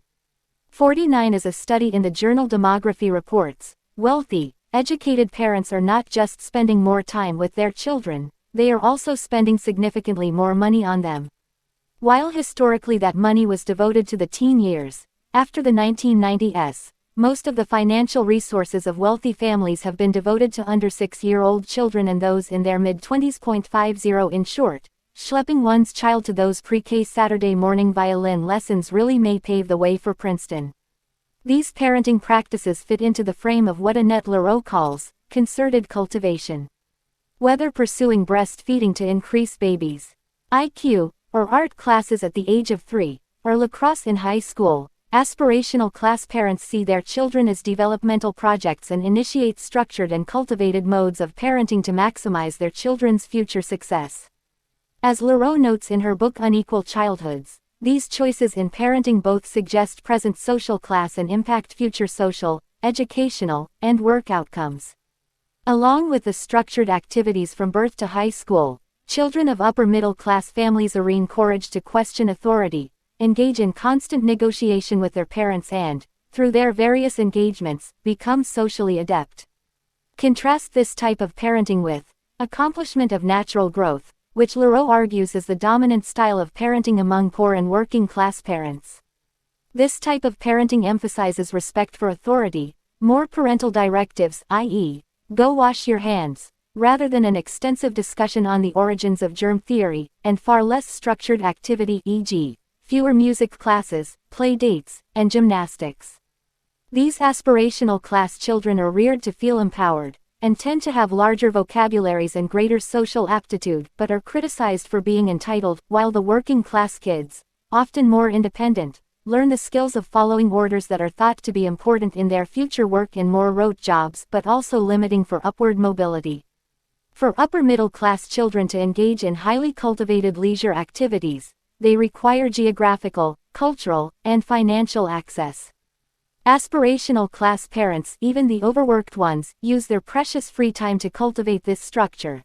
They sign their kids up for extracurricular science classes, AYSO soccer, art classes, SAT prep, and they engage in extensive conversations around any array of topics their children wish to speak about. This type of parenting exhibits intense peer effects, where parents in this social echelon are trading notes and suggestions, and competing on the playground, on parenting listservs, and at school events, and in a way that low-income parents have not the time, information, or capital to participate in. As Leroux surmises, children grow up within a broad, highly stratified social system. The productive leisure of the aspirational class. Whether parenting or exercising, paradoxically for the 21st century aspirational class, conspicuous leisure is actually quite productive. This contradiction is due to the fact that today's leisure class is not actually leisurely. Conspicuous leisure still exists, but it has changed in two profound ways. First, today's aspirational class, many of whom have built themselves up through hard work, infuse even their leisure time with productivity and value. Second, key conspicuous leisure activities in Veblen's time going to college, playing sports are now essential tickets to upward mobility. Excepting the rare trust fund families and a few children of oligarchs, most people make their own money, and those who make the most money also work the most. The economist Robert Frank argues that these labor market elites actually experience leisure inequality, certainly by their own doing. The most educated and most affluent have, in absolute terms, much less free time than the less well-off. They are so accustomed to being overproductive in their work lives that it carries over into their leisure time, including their intense and active focus on childrearing. Such devotion to children is born out of love but also stems from a parental belief that this effort increases their offspring's well-being and future success. This last point is where childrearing is not just suggestive of social position through conspicuous leisure, but actually reproduces class and socioeconomic position. Spending extra time reading to one's children, playing with them on the floor, and providing the time, patience, and financial resources for sports and test prep classes may be time-consuming in the present, but it also grooms these children for a bright and successful future. Whether mothering or shuttling a child to hockey lessons, there is a constant pressure to be productive in work and in life, and this observation extends beyond parenting. The economist Staffan Linder uses the term, harried leisure class, to explain the cycle of working more to spend more, a cycle he calls the paradoxes of affluence. 51 Because of the way in which the current capitalist economy works, to build up assets one must sacrifice time, and time of course is not storable. Thus, in the cycle to attain money to consume more, we end up with less time to simply enjoy the pleasures of life. These socioeconomic conditions come from a long-standing observation of modern, industrial, and post-industrial society. Many members of the aspirational class achieved success there through hard work, and that ethos, the Protestant work ethic, in the popular vernacular, spills over into all facets of their lives. One can trace the austerity and all work no fun to Puritanism, but really the Industrial Revolution explains the rise of a new class of workers who attained capital and social mobility through hard work rather than nobility and bloodlines.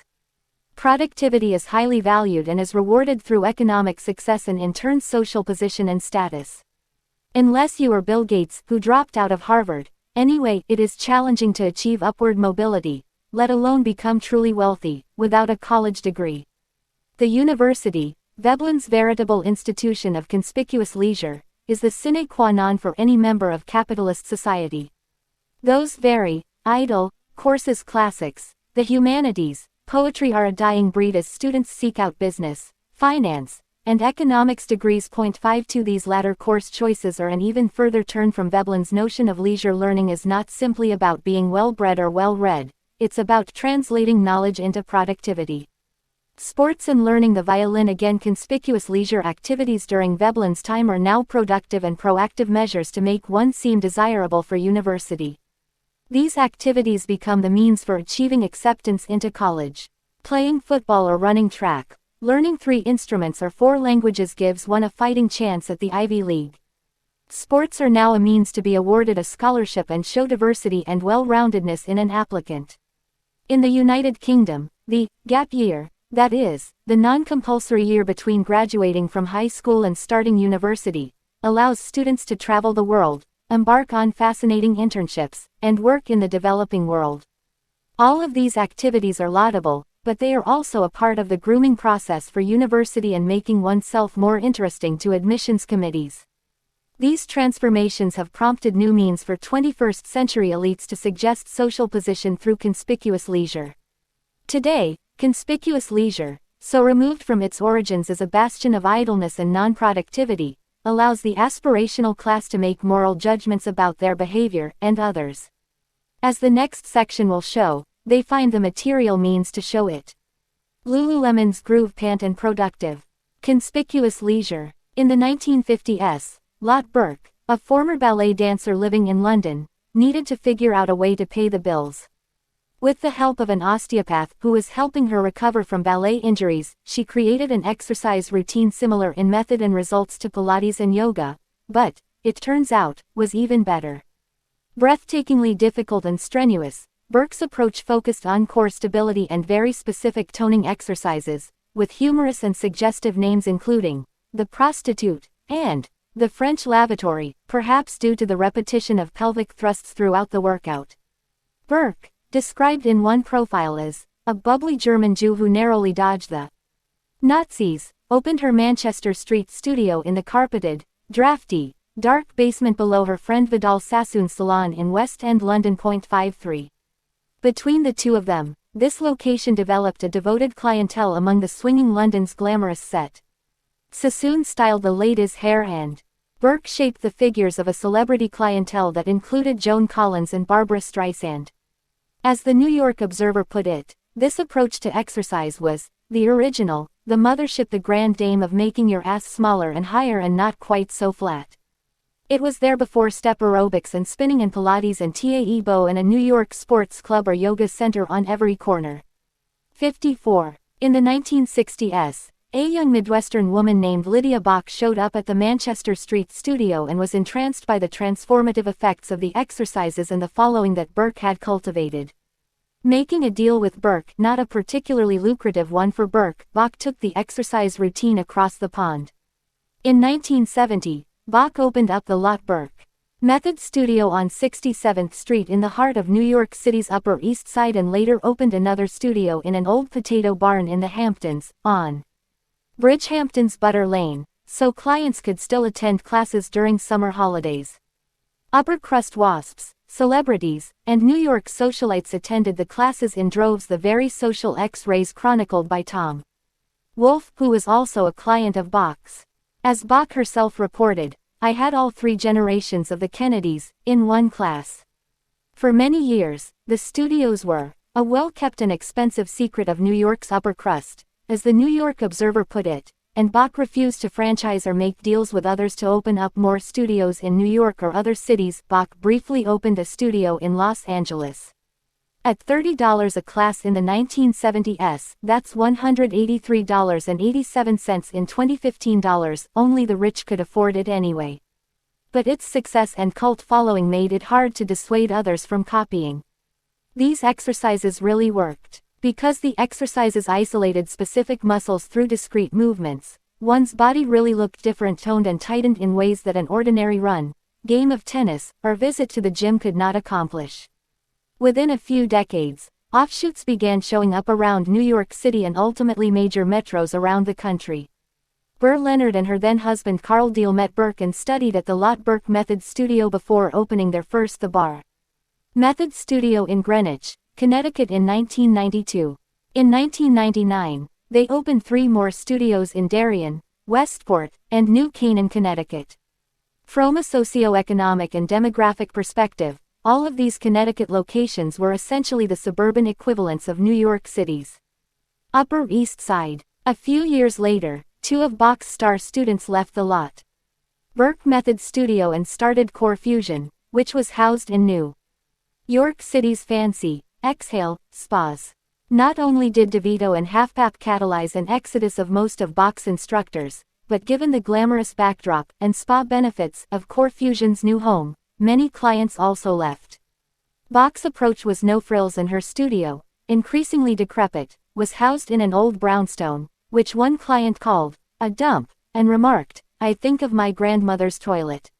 55. Since these early offshoots, a number of different bar studios have opened across the country: Pop Physique, Los Angeles, New York, and San Francisco. The Bar Method, after Connecticut, it opened in dozens of places around the country, and perhaps most famously, Physique 57, New York City, the Hamptons in the old Lot Burke Studio, and Beverly Hills. Each emphasizes different measures of yoga, Pilates, and ballet using varying weights and a ballet bar. Irrespective of where one attends, bar classes are the consummate example of 21st century conspicuous leisure. Sure, there are differences in clients, peer group for one's conspicuous leisure, and style of dress, but the effect is the same. These classes signal financial stability and free time for leisure activities. This conspicuous leisure operates on a number of levels. From a strictly economic perspective, each class is expensive by any global standards, ranging from approximately $10 - $40 a class, and to achieve the desired effect one must attend classes 2 to 4 times a week. Even if each class doesn't cost $183.87, it still adds up pretty quickly. But there are more social and cultural signals that emerge from attending bar classes. As conspicuous leisure is suggestive of luxury of time, the hour-long classes themselves reveal one has the capacity to attend and perfect one's body. Those who attend the Monday 11 a.m. class, or its equivalent in the middle of a workday, are revealing conspicuous leisure to everyone else who has also shown up. In and of itself, this behavior suggests flexibility or affluence or both in one's career, or for some, the luxury of not working at all. As Pop Physique's Derek Williams remarked, "A single mom in Kentucky can't do that. We used to have childcare in the studio but we stopped because most people had babysitters and nannies." Second, people who go to these classes tend to wear particular clothes to class, and to run errands. As Jennifer Williams, the former ballet dancer and co-founder of Pop Physique, remarked of her time as an instructor at the bar method, initially she wore nondescript workout clothing, but in the early 2000s, as she taught bar class in San Francisco, Williams noticed, every woman in the class had those pants with the little symbol. "I realized, I have to have those pants." Those pants, Lululemon's Groove Pant, is the signature piece of the company's collection and materialized as the badge of the new urban conspicuous leisure. The pants are indeed very flattering, black, bell-bottom style, and made of a thick spandex blend that sucks everything in. Still, the Groove Pant requires one to actually work out to look good in them and to have the financial means to purchase a pair. They sell for $100 per pair, and one presumably needs more than one pair if exercising several times a week. So in one fell swoop, the wearer of these exercise pants fully transmits the wearer's conspicuous leisure. Each of these exercise studios also offers its own line of clothing with t-shirts, tight spandex, and the standard grip socks, necessary for bar work. Often the bottom of the sock is designed with a grip made out of the studio's logo or name and prevents slipping on the bar or hardwood studio floor. In more recent years, many offshoots of Lululemon's Groove Pant have appeared, including capri yoga pants with mesh cutouts, wild geometric printed leggings, and Stella McCartney for Adidas gear sold at Barney's. Even those who do not religiously attend exercise class can evoke the patina of conspicuous leisure through the adoption of casual sportswear like Athletica or Lululemon as a part of their regular wardrobe. Designer workout clothing has become part of the aspirational class mythology. Finally, and most importantly, if one has the time and money to attend cardio bar classes several times a week, it does start to show. As the New York Observer less than delicately put it, women who attend these classes do look physically different from their non-bar workout class attendees. So merely by picking up coffee, stopping at the grocery store, or going out to dinner, those who attend classes at Pop Physique, Physique 57, the bar method, or any permutation of cardio bar class, reveal their conspicuous leisure by simply living their lives. And if one is ever concerned that the world is unaware of the hard work of such conspicuous leisure, there is always the healthy selfie, which is a photo taken post-workout that can be instantly posted to Facebook or Instagram, or one's blog. This trend is visible through other types of conspicuous leisure, where many aspirational class members find the material means to make them conspicuous via the clothes, the bottles of water carried to and fro, and the murky green pressed juices slugged down after a workout, along with simply being a member or regular at elite exercise studios. In her book Fit for Consumption, the sociologist Jennifer McGuire looks at how using free time for fitness fits into the larger gestalt, viewing leisure time as an occasion for productivity and personal development. The opportunity to appropriate one's time for exercise is a sign of social position and luxury and, as McGuire argues, studios and gyms were quick to reinvent themselves and their fitness regimes accordingly. As McGuire observes, the future of exercise was being reformulated. Clubs sold fitness as a leisure lifestyle activity, health club memberships and physical appearance were interrelated status markers in an overall lifestyle package. Places like Equinox and Core Fusion, initially places to exercise, also began to offer luxury services and amenities. Thus, frequenting one of these facilities in and of itself suggests social position. As N+1 co-founder Mark Grief writes, modern exercise makes you acknowledge the machine operating inside yourself. Nothing can make you believe we harbor nostalgia for factory work but a modern gym.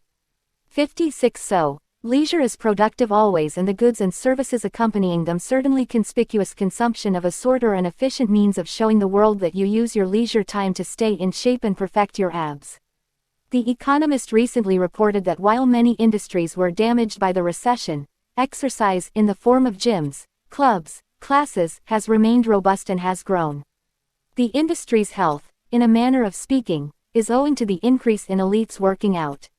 For example, those in the top quintile exercise more than 6 times more minutes per week than those in the bottom quintile. As the magazine observed, sweating on purpose is becoming an elite phenomenon. Where once, prosperous, was a synonym for overweight, being fit and thin with it as a marker of status. 57. Or as the sociologist Harvey Mollick remarked, leisure once meant utter whiteness and lack of muscle tone. Now you need some affluence to have muscle tone. The working class men used to be the only people with biceps. Working at fast food gives you no biceps. These examples are no different than that of the social mores of privileged modern motherhood. The fact that breastfeeding requires endurance, inconvenience and in some cases physical suffering, only increases its status, writes the journalist Patricia Druckerman. 58 Women who are spending the year on maternity leave aren't getting daily manicures. Instead, they spend their time breastfeeding, bonding with their child, trying to get a head start on verbal skills.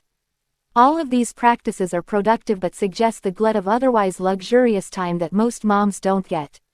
Aspirational class productivity in leisure spills over into all facets of life. Some members are never able to just relax. Even watching television Mad Men, Breaking Bad, Game of Thrones, or HBO's latest epic is about being a part of the cultural zeitgeist. How else can an individual seem informed and intellectually productive at a dinner party if he's not spending free time doing things that make him seem smart and culturally aware?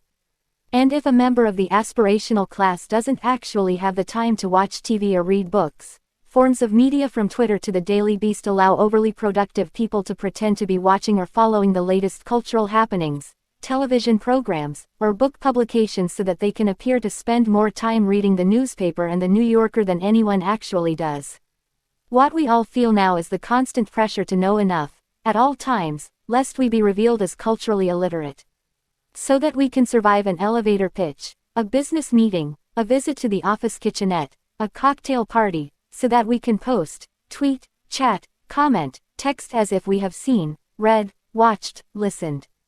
Carl Taro Greenfield writes in the New York Times, "What matters to us, awash in petabytes of data, is not necessarily having actually consumed this content firsthand but simply knowing that it exists and having a position on it, being able to engage in the chatter about it. We come perilously close to performing a pastiche of knowledgeability. It's not lying, exactly, when we nod knowingly at a cocktail party or over drinks when a colleague mentions a movie or book that we have not actually seen or read, nor even read a review of. There is a very good chance that our conversational partner may herself be simply repeating the mordant observations of someone in her timeline or feed." 59. When members of the aspirational class are being so productive with their limited leisure time, they lose sight of what a luxury it is to spend time this way. They are very busy demonstrating and signifying the unique ways in which their time is used doing things that are fundamentally different from everyone else. Just as they want a return on their investment and philanthropy, writes economist Robert Frank, rich people now want a return on their leisure time. So part of that time is also used to judge those who aren't doing these things with their time, infant formula rather than mother's milk. Poisonous. The culturally illiterate who spend time watching lowbrow sitcoms. For shame. In other words, part of modern conspicuous leisure is a cultural and moral superiority directed toward those who don't participate in these behaviors and an assumption that this lack of participation is always a choice. The truth is much more complicated. These behaviors that seem so natural, that many members of the aspirational class think everyone should engage in, are deeply embedded into the social norms of the educated elite and their social groups. Breastfeeding and natural births are intuitive, or instinctual, or so the mindset goes. But they are a luxury, make no mistake, even if they are tiring and feel like work. Intuitive as such practices feel, they are not an obvious or easy option for the middle and lower classes. On this point, it's worth referring to one of the greatest thinkers of the 20th century. Daniel Bell wrote The Cultural Contradictions of Capitalism in 1976 and it remains one of the most potent commentaries on modern society. Bell argues that society has taken the economic advantages offered by capitalism and its work ethic to create new sensibilities and massive freedom in our social behavior and cultural styles. Those who would once have been relegated to a lifestyle reflecting the austerity and frugality of this Protestant work value system, think William White's The Organization Man, are now embracing new forms of cultural behavior such as the avant-garde. Does it even exist anymore? And bohemianism. Our economic productivity offers us the chance to be culturally liberal, or cultural omnivores, as sociologists refer to this particular bastion of new elite society.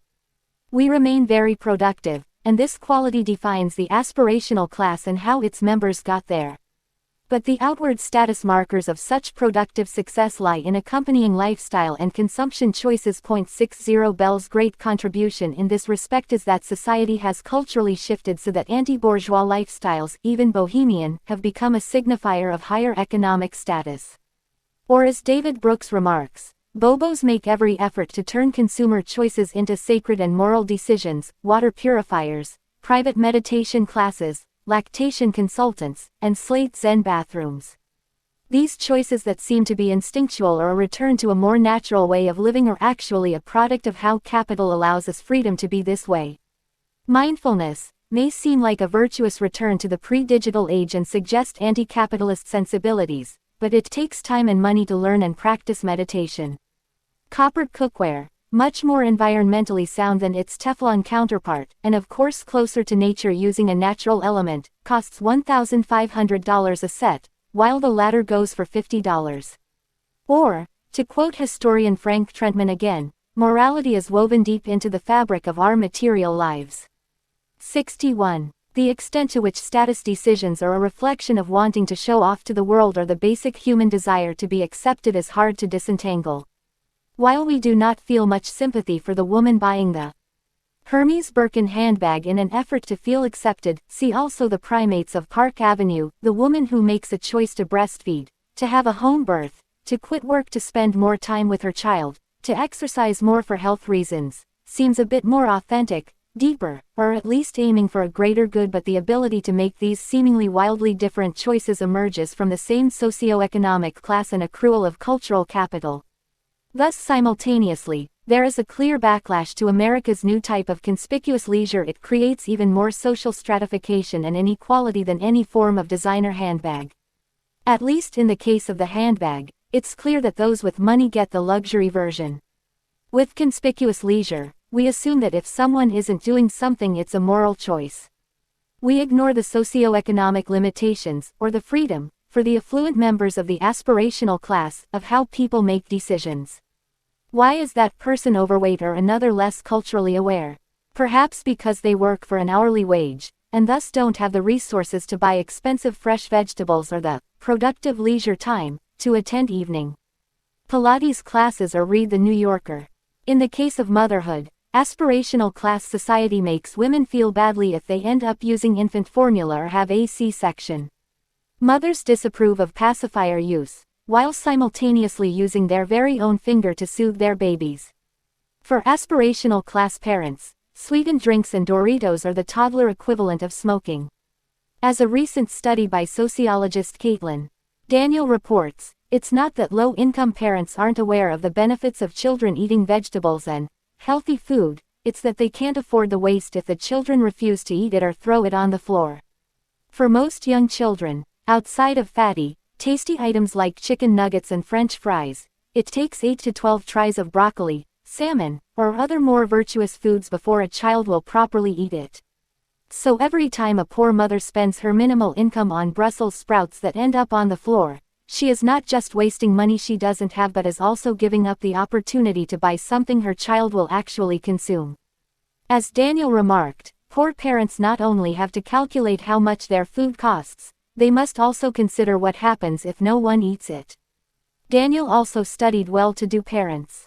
Upon asking one such mother how she felt about the waste of food and money associated with her toddler's food rejection, the mother remarked, "Honestly, it never crossed my mind." 62 And yet such an aspirational class mother will gasp at the sight of a fellow mom purchasing her young child a McDonald's Happy Meal for lunch, secure in her own decision to make her toddler a bento box of perfectly grilled chicken and a rainbow array of vegetables. This aspirational class mother has the very best intentions to provide healthy food for her own child, but she forgets that the former mother almost never has that choice. Consider the maelstrom of aspirational class parenting, the elite, private preschool. Tuition runs $10,000 minus $40,000 a year and waitlists start before a child is even born. 45-year-old dads race out of work to pick up their kids by 5 p.m., only to work into the wee hours after bedtime. Some dads work in the broadly drawn, creative class, and thus their flexible hours allow them to join their children for lunch. Stay-at-home moms, some with Ivy League graduate degrees, are shopping for organic vegetables and organizing play dates and music lessons while their children are at school. These are parents who, steeped in Leroux's concerted cultivation, spend most of their free time thinking about how to make their children's lives better. Yet, by default, in many of their decisions they are subconsciously judging those who make different ones, oblivious to the fact that each decision ultimately rests on the economic and social freedom a mother does or does not possess, and that this freedom is derived almost entirely from her position in a capitalist society. Not all conspicuous leisure is about status, nor are all breastfeeders alpha moms looking down upon the rest. In fact, many members of the aspirational class who engage in exercise, attentive parenting, and acquisition of cultural knowledge are doing it with good intentions. But the point remains that the mythologies that surround 21st century conspicuous leisure are those of a dominant social class who has the luxury of time and knowledge to partake. As the next chapter will demonstrate, this luxury of affluence and information can inspire very important social movements and push back not just against conspicuous consumption, but also against the very means of production that transformed capital, consumption, and status in the first place. Conspicuous production. For most consumers, that earthbound farm organic baby arugula from Whole Foods isn't an opportunity to dismantle the infrastructures of the modern world, it's simply salad. Dressed with a little Tuscan extra virgin olive oil, a splash of sherry vinegar, some shavings of Parmigiano Reggiano, and fleur de sel from the Camar, it makes a very nice appetizer. To insist that we are consuming not just salad but a vision of society isn't wrong, but it's biting off more than most people are able and willing to chew. Stephen Chapin, Paradise Sold, New Yorker, May 15, 2006.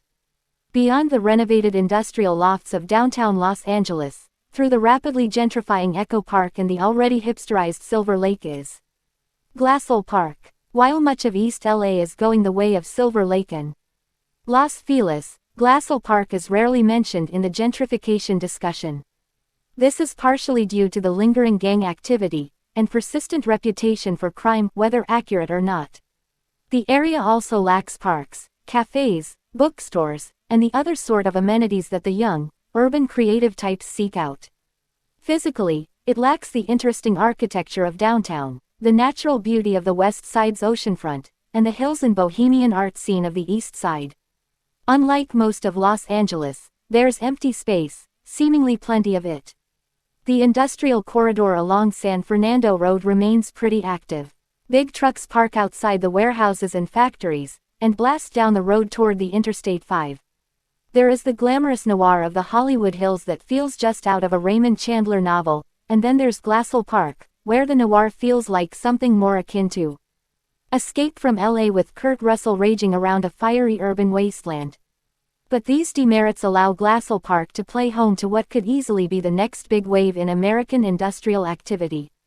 For in Glassell Park, there are big, old warehouses being used for exactly what they were designed for, not nightclubs, artist studios, or big gallery space, although there is certainly some of that too, but for making stuff. These warehouses are not out in the middle of Minnesota, but rather in the heart of one of America's major metropolitan areas. And what's going on here is both a new concept for America and a return to previous, almost pre-industrial revolution production of small batch, artisanal products made, packaged, and sold in the same country of origin, with a clear story and road map from conception to production to consumption. Here in Glassell Park, I got to see this phenomenon really happening, and how it could fundamentally change America. While in Veblen's time status was a function of the product itself, in the 21st century status emerges from how the product is made and its point of origin.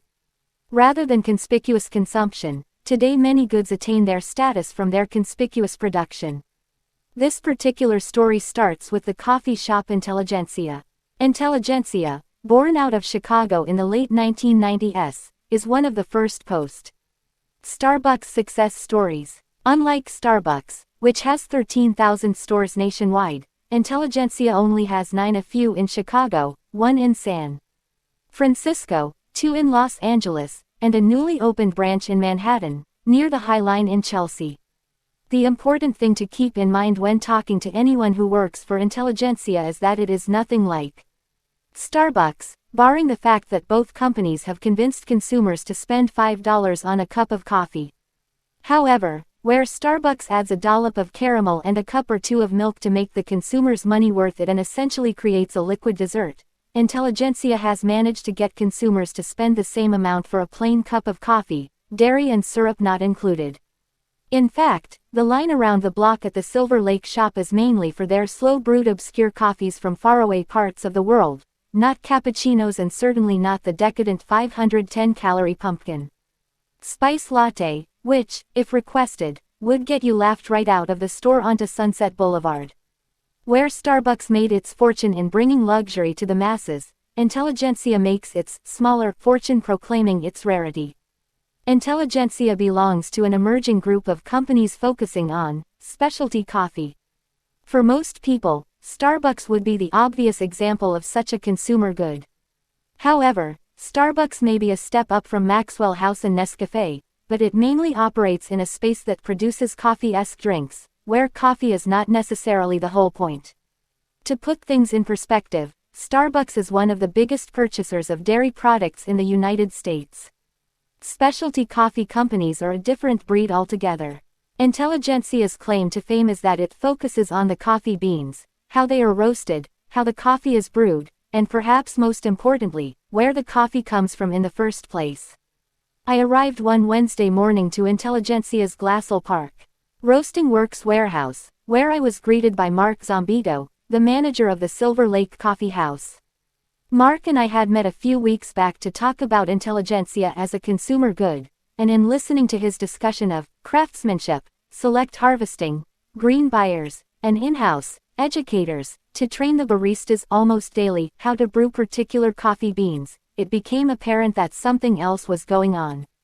Most of us have been brewing some version of coffee since we were teenagers, but specialty coffee is more akin to wine than tea or Coca-Cola, and the process of acquiring beans and roasting them, never mind actually making a cup of coffee, took such an amazing amount of time and resources that I was surprised that a cup of Intelligentsia coffee didn't cost more. Zombito is the picture of Silver Lake, or Williamsburg, or any other hipster enclave. Thin, small, wearing a tie and vest, Zombito is soft-spoken, but when he does talk it is clear that he is incredibly knowledgeable about all things coffee, and is equally passionate or even more so. Zombito doesn't spend much time talking about how good Intelligentsia's coffee tastes. In fact, he focuses mainly on the process of making good coffee, starting with how the company acquires the beans. As he explains, coffee cherries, that's what they are before they are picked and roasted into coffee beans, do not ripen evenly in a bundle. So in order to get the ripe cherries, they have to be hand-picked, then put in water to see which cherries sink and which ones float, then the ripe floating ones are skimmed off for production. If you're Starbucks, with 13,000 stores, the sheer cost of labor for all that hand-picked coffee would be prohibitive, but for Intelligentsia, it's possible. Of course, in order to handpick the right coffee cherries at a large scale that serves several major American metropolitan areas, Intelligentsia still needs some larger structure of operation and a good, trustworthy relationship with coffee farmers, most of whom live and grow coffee in East Africa and Central America. Intelligentsia gets farmers to fastidiously pick perfectly ripe cherries by simply paying them more. Starbucks, famous for its fair trade, which has been criticized as a bit of a misnomer, doesn't hold a candle to the practice of direct trade, whereby Intelligentsia works with the farmers themselves, removing the middleman. Point 1 According to those I spoke with at Intelligentsia, this practice gives farmers 25% more money than fair trade, and also allows Intelligentsia not only to supervise harvesting, but also to enforce fair labor practices and environmental sustainability, both essential aspects of the company's policies. Intelligentsia sends staff to far-flung parts of the world to develop relationships with farmers, establish trust, and then oversee the farms and harvesting processes. This part of the company is wholly separate from the coffee roasting, brewing, and selling business. This area of the business is run by Jeff Watts, one of the owners of Intelligentsia and a green coffee buyer for the company. He was charged with acquiring the unroasted, immature green-colored coffee beans, essentially the beginning stage of the entire process. Watts is the opposite of Zambito. He looks nothing like the Silver Lake denizens he employs and who patronize Intelligentsia. The day I met him, he was wearing a flannel checkered shirt without a hint of irony. He has nice, thick, floppy hair and looks like he'd be more comfortable in Humboldt County than in the heart of L.A. Watts's business acumen and articulation are so impressive that I asked him where he got his MBA. He replied he had a bachelor's degree in philosophy and mainly picked up the knowledge on the job. Watts used to oversee all of the coffee buying, but as Intelligentsia grew, more buyers were necessary and now he only manages 20%. But the 20% requires detailed dedication and extensive research. We see coffee farmers as our partners and we need a team. We can invest in roasters and baristas, but how the coffee is grown is 60–80% of the coffee, so we need them to do a good job. We went down there to Central America and saw how destitute they, farmers, are, and that they were making bad coffee, but not because they can't make better coffee but because they didn't have the resources. Watts continued, emphasizing his point with his hand, you need to plant the right coffee, harvest selectively. We pay them to pick only the ripe fruits, put them in hermetically sealed bags to protect them. If they can do this, we'll pay a really great price. We also pay based on the real cost of production, not the futures market like other coffee buyers. We invest in a lot of these farmers so they have finances, resources, and knowledge. We bring them to our stores, bring them all together to meet the other farmers. We bring in scientists on the frontiers of coffee quality research so they can learn from each other. A farmer from Kenya will show El Salvadorian farmers their techniques and vice versa.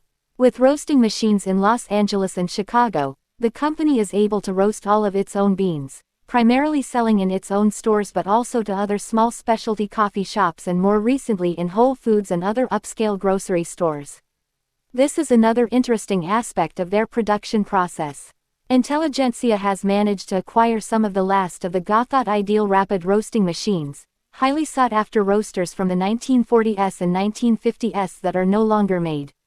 Stumptown Specialty Coffee, with 8 locations nationally, also uses 1950s-era Probat roasters, the company that bought out Gotthard, and this is a selling point for them too. Standing next to one of these machines as the coffee beans were being churned over slowly and methodically, I asked the roaster why these machines were better than something more technologically advanced. The flames for roasting, he explained, were at the top rather than the bottom of the roasting tin, which allows for a more gentle and precise roast. While I still can't figure out why Probat doesn't just make more of these machines, without question the rarity and return to a previous era is part of the appeal along with the distinct taste of the coffee beans. All parts of the production process are transparent. When you buy a pound of coffee from Intelligentsia you will see the farm, country of origin, roast, every aspect is outlined on the bag. After all the due diligence, it would be hard to say that Intelligentsia is ripping anyone off with their $5 coffees. This company really cares and spends a shocking amount of time getting things right. Their dedication, from the very first green coffee cherry to the small cup of coffee sold at Chelsea's Highline Hotel, housed in an old seminary, is remarkable. Intelligentsia workers, whether baristas or the founders of the company, are both knowledgeable of and involved in every precise aspect of the production process, and this process is tied inextricably to the company's identity and unique selling points and actual product. All of this is what makes the coffee taste good both physically and metaphysically. Intelligentsia would have attracted employees like Watts and Zambito, but it couldn't successfully sustain a business, with lines out the door, in the heart of Los Angeles and Manhattan, if it didn't have consumers who cared about the exact same things. Consumers' desire for these less ostentatious forms of consumption is crucial to conspicuous production's success. I found this out the morning I arrived at the Intelligentsia roasting works just in time for what specialty coffee brewers, buyers, and baristas call a cupping, which is the process of tasting particular roasts and coffee beans and determining the precise ratio of water to grounds and the brewing method and timing to produce the best flavor.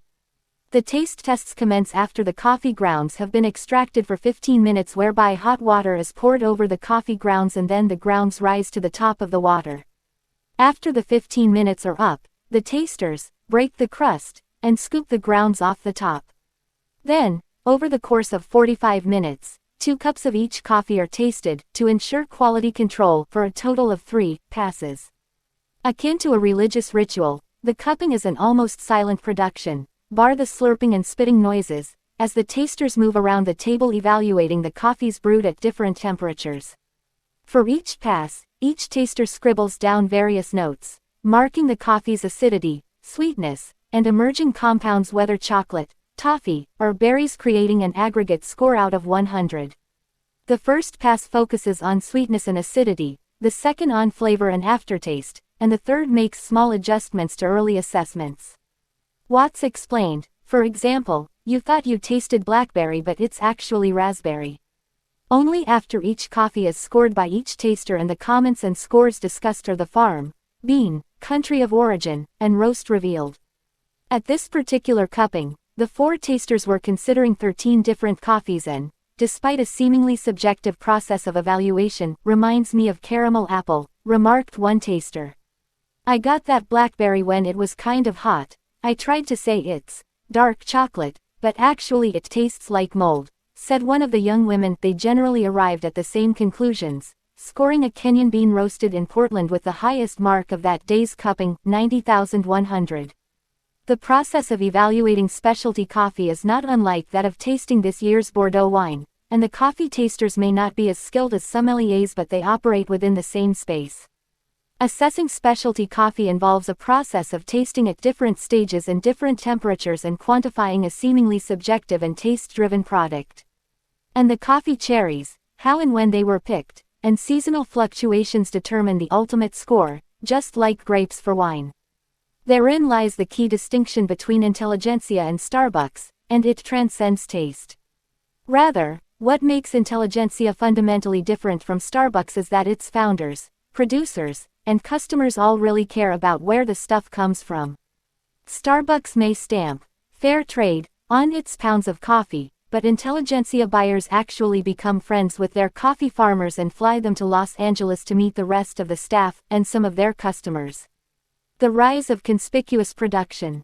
This latter point is the key to understanding not only Intelligentsia but also the rise of a social and economic consciousness and awareness emerging across the Western world and its cultural, post-scarcity goods. The rise in specialty coffee is really the story of conspicuous production, and it can be seen at grocery stores, clothing boutiques, farmers markets, and restaurants across the world. Conspicuous production goods are a key type of aspirational class consumption. For the aspirational class, we are what we eat, drink, and consume more generally, and this is why for some goods the opaque process of production has been replaced by transparency for every step. This transparency doesn't simply add value, it is the value of many cultural goods. We will eat the smaller, sadder apples from the farmer's market because we met the farmer and we know he didn't put any nasty chemicals on his fruit. We will spend 3 times more on a linen shirt because we know it was picked up from a small shop somewhere on the Amalfi Coast, and we met the store owner who personally made the voyage and met the tailor and his children. We will slather on organic coconut oil instead of Red A, and eat in restaurants that charge $20 for mac and cheese because they list the originating dairy farm in chalk on a rustic sign in the front. Or, as Mark Grief observes in his book Essays Against Everything, when you eat the supermarket tomato that tastes terrible, it is terrible. When you bite into the heirloom tomato that happens to be tasteless and watery, you adjust it to taste real. To the production, rather than the consumption, becomes the key conspicuous status signal embraced by this new formation of the economic and cultural system, which is why we see the unemployed hipsters at the same coffee shop as the successful Hollywood screenwriter. Finally, after centuries of diametrical opposition, these two groups have banded together as the aspirational class, and they want and value the same things. Point 3. The emergence of conspicuous production in the 21st century revolves around three key forces: the backlash against globalization, the rise of information and the premium on transparent information, and the luxury to care about these things as a result of a post-scarcity, postmodern society and its values. We see this transformation in where we buy groceries, the restaurants we frequent, what we wear, and even our toothpaste.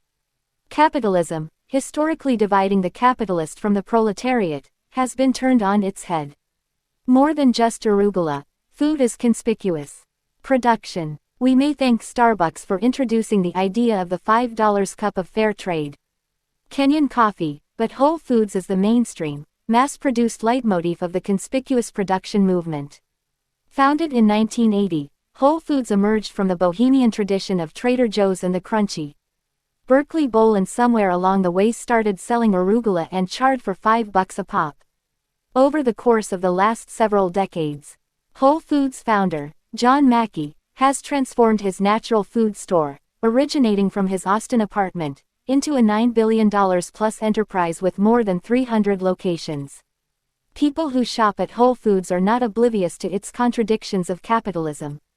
Affectionately called Whole Paycheck, the grocery store beams purity, goodwill, and a return to nature, but all at a shocking price tag that is unaffordable for most of society. Whole Foods shoppers know that they can get organic tomatoes for half the cost at Trader Joe's, or even the local chain, but the grocery store creates an entire shopping experience that for many is worth the price. Even people who probably don't earn the income to afford luxury food, those same unemployed playwrights and artists buying $5 cups of coffee, end up in the store's deli buying sweet summer kale salad for $11.99 a pound. Since the regional stores have quite a bit of autonomy, local distinctiveness emerges. In New York City's Columbus Circle location, jazz plays softly, while others, like the Orlando, Florida Outpost, offer chair massages. Glendale, California's Whole Foods doesn't offer massages, but indie music plays in the background, with a pressed juice and coffee bar at the entrance. Even though shopping at Whole Foods is not marginally but significantly more expensive than Trader Joe's, which offers similar kinds of food, or Albertsons or Giant, which has more common brand name food, many still trek to Whole Foods every week, telling themselves that the food is better there than at other, more convenient grocery store locations. But consumers may be telling themselves something because they want to believe it. I'm not a foodie, so these minor nuances in taste are lost on me, but I end up shopping here too. Honestly, I, like many a fellow grocery shopper, go to Whole Foods mainly because of the Whole Foods experience. The stores tend to be relatively big, not very crowded, or offer very efficient checkout lines. Even in the heart of Manhattan, there's reasonably good music, and coffee, juice bars, and various amenities offered while shopping. Then there's humane chicken, strawberries without pesticides, and weirdly colored vegetables that make a consumer feel virtuous and counterbalance the bars of chocolate and coffee cake that may also be piled in their cart. All of these items have stories of the places where they are created and the people who create them built into their branding. Zen muffins, from a small neighborhood in Los Angeles, whole milk with a little picture of the farm where the cows roam freely and happily, Mary's free-range heritage farm turkeys from California's San Joaquin Valley, and yes, intelligentsia coffee. This storytelling is so effective that even the chocolate and the coffee cake seem less bad, maybe even good for you, compared to similar forms found at other grocery stores, even though surely they are not. Whole Foods makes you believe you are a better global citizen and healthier person by shopping there, even if the calorie content, nutrition facts, and price tag will quantitatively and insistently tell you otherwise. A wide-scale Stanford University research project studying the importance of organic foods compared to conventional fruit and vegetables revealed that the former were no better for us in a meaningful way. Or more plainly put, as my son's pediatrician wearily remarked when I was discussing plums. Organic peach baby puree with him. Did you eat organic when you grew up? I didn't. We're fine, aren't we? But Whole Foods' success isn't about organic products or better tasting food. Whole Foods' secret lies in how it effectively creates an identity and story to which people wish to subscribe. The key to understanding Whole Foods and the whole conspicuous production movement itself is recognizing that it is about the process and its implications rather than the product itself. Buying Whole Foods groceries signals consumer awareness, an animal rights ethos, environmental consciousness and, more broadly and perhaps most significantly, being an informed and conscientious member of society, just like intelligentsia does on a much smaller scale. One does not attain any such attributes at a local Safeway or Giant, which, fair to say, is a neutral shopping experience for most. To understand the powerful consumer identity of Whole Foods, simply consider that it's one of the only chain grocery stores to offer one. When asked how Whole Foods selects locations, Mackey himself explained, "Well, there's no more important decision that you're going to make than where you locate a store. If we're going to invest, depending on the size of the store, anywhere from $8 million to $20 plus million in capital for a new store, and sign a lease of usually 20 years or longer, we're making a long-term commitment and putting up a lot of capital." Mackey continues, "So we spend a lot of time and energy sorting through that. We do site analysis. We analyze our competition in an area. We look at the demographics of who's living there. We look at education levels, income. There's a whole bunch of variables, but I think by far the most important variable is the number of college graduates within a 16-minute drive time. I can tell you that about 80% of our customers have college degrees. I can speculate that our customers, on average, are better educated and better informed. And a college degree, while not a perfect proxy for that, is the best we have in terms of demographic data that we can get. If people are going to change their diets and become more health conscious, they need to be generally better informed. Point 4. Mackey is right. Education level correlates with higher levels of knowledge and higher income levels, much of which is linked to greater concern for animal welfare, fair trade, and environmentalism. We're more likely to find animal rights activists among the metropolitan elite than in gunslinging NRA territory in rural Pennsylvania, which is why we see Whole Foods mainly in urban areas and their close hinterlands. But more importantly, Whole Foods propagates the group identification attributes to which members of the aspirational class espouse and aspire. Just walking into the grocery store suggests one's values are on track or certainly will be guided correctly during the shopping experience. Even if one shops at the store weekly, there is always a social, political, and spiritual place just out of reach, and Whole Foods pressed juices might get you there. I feel like a jerk when I turn up at the checkout without my reusable bag, and am catapulted into better person status when I buy the Step 4 humanely treated beef for $15.99 a pound. Whole Foods allows us to consume our way to a particular type of persona, and the Whole Foods reusable bags, 365 product line, and organic local red chart are the conspicuous goods that uphold this identity. So actually, that Earthbound Farms baby arugula is more than just salad. Point 5.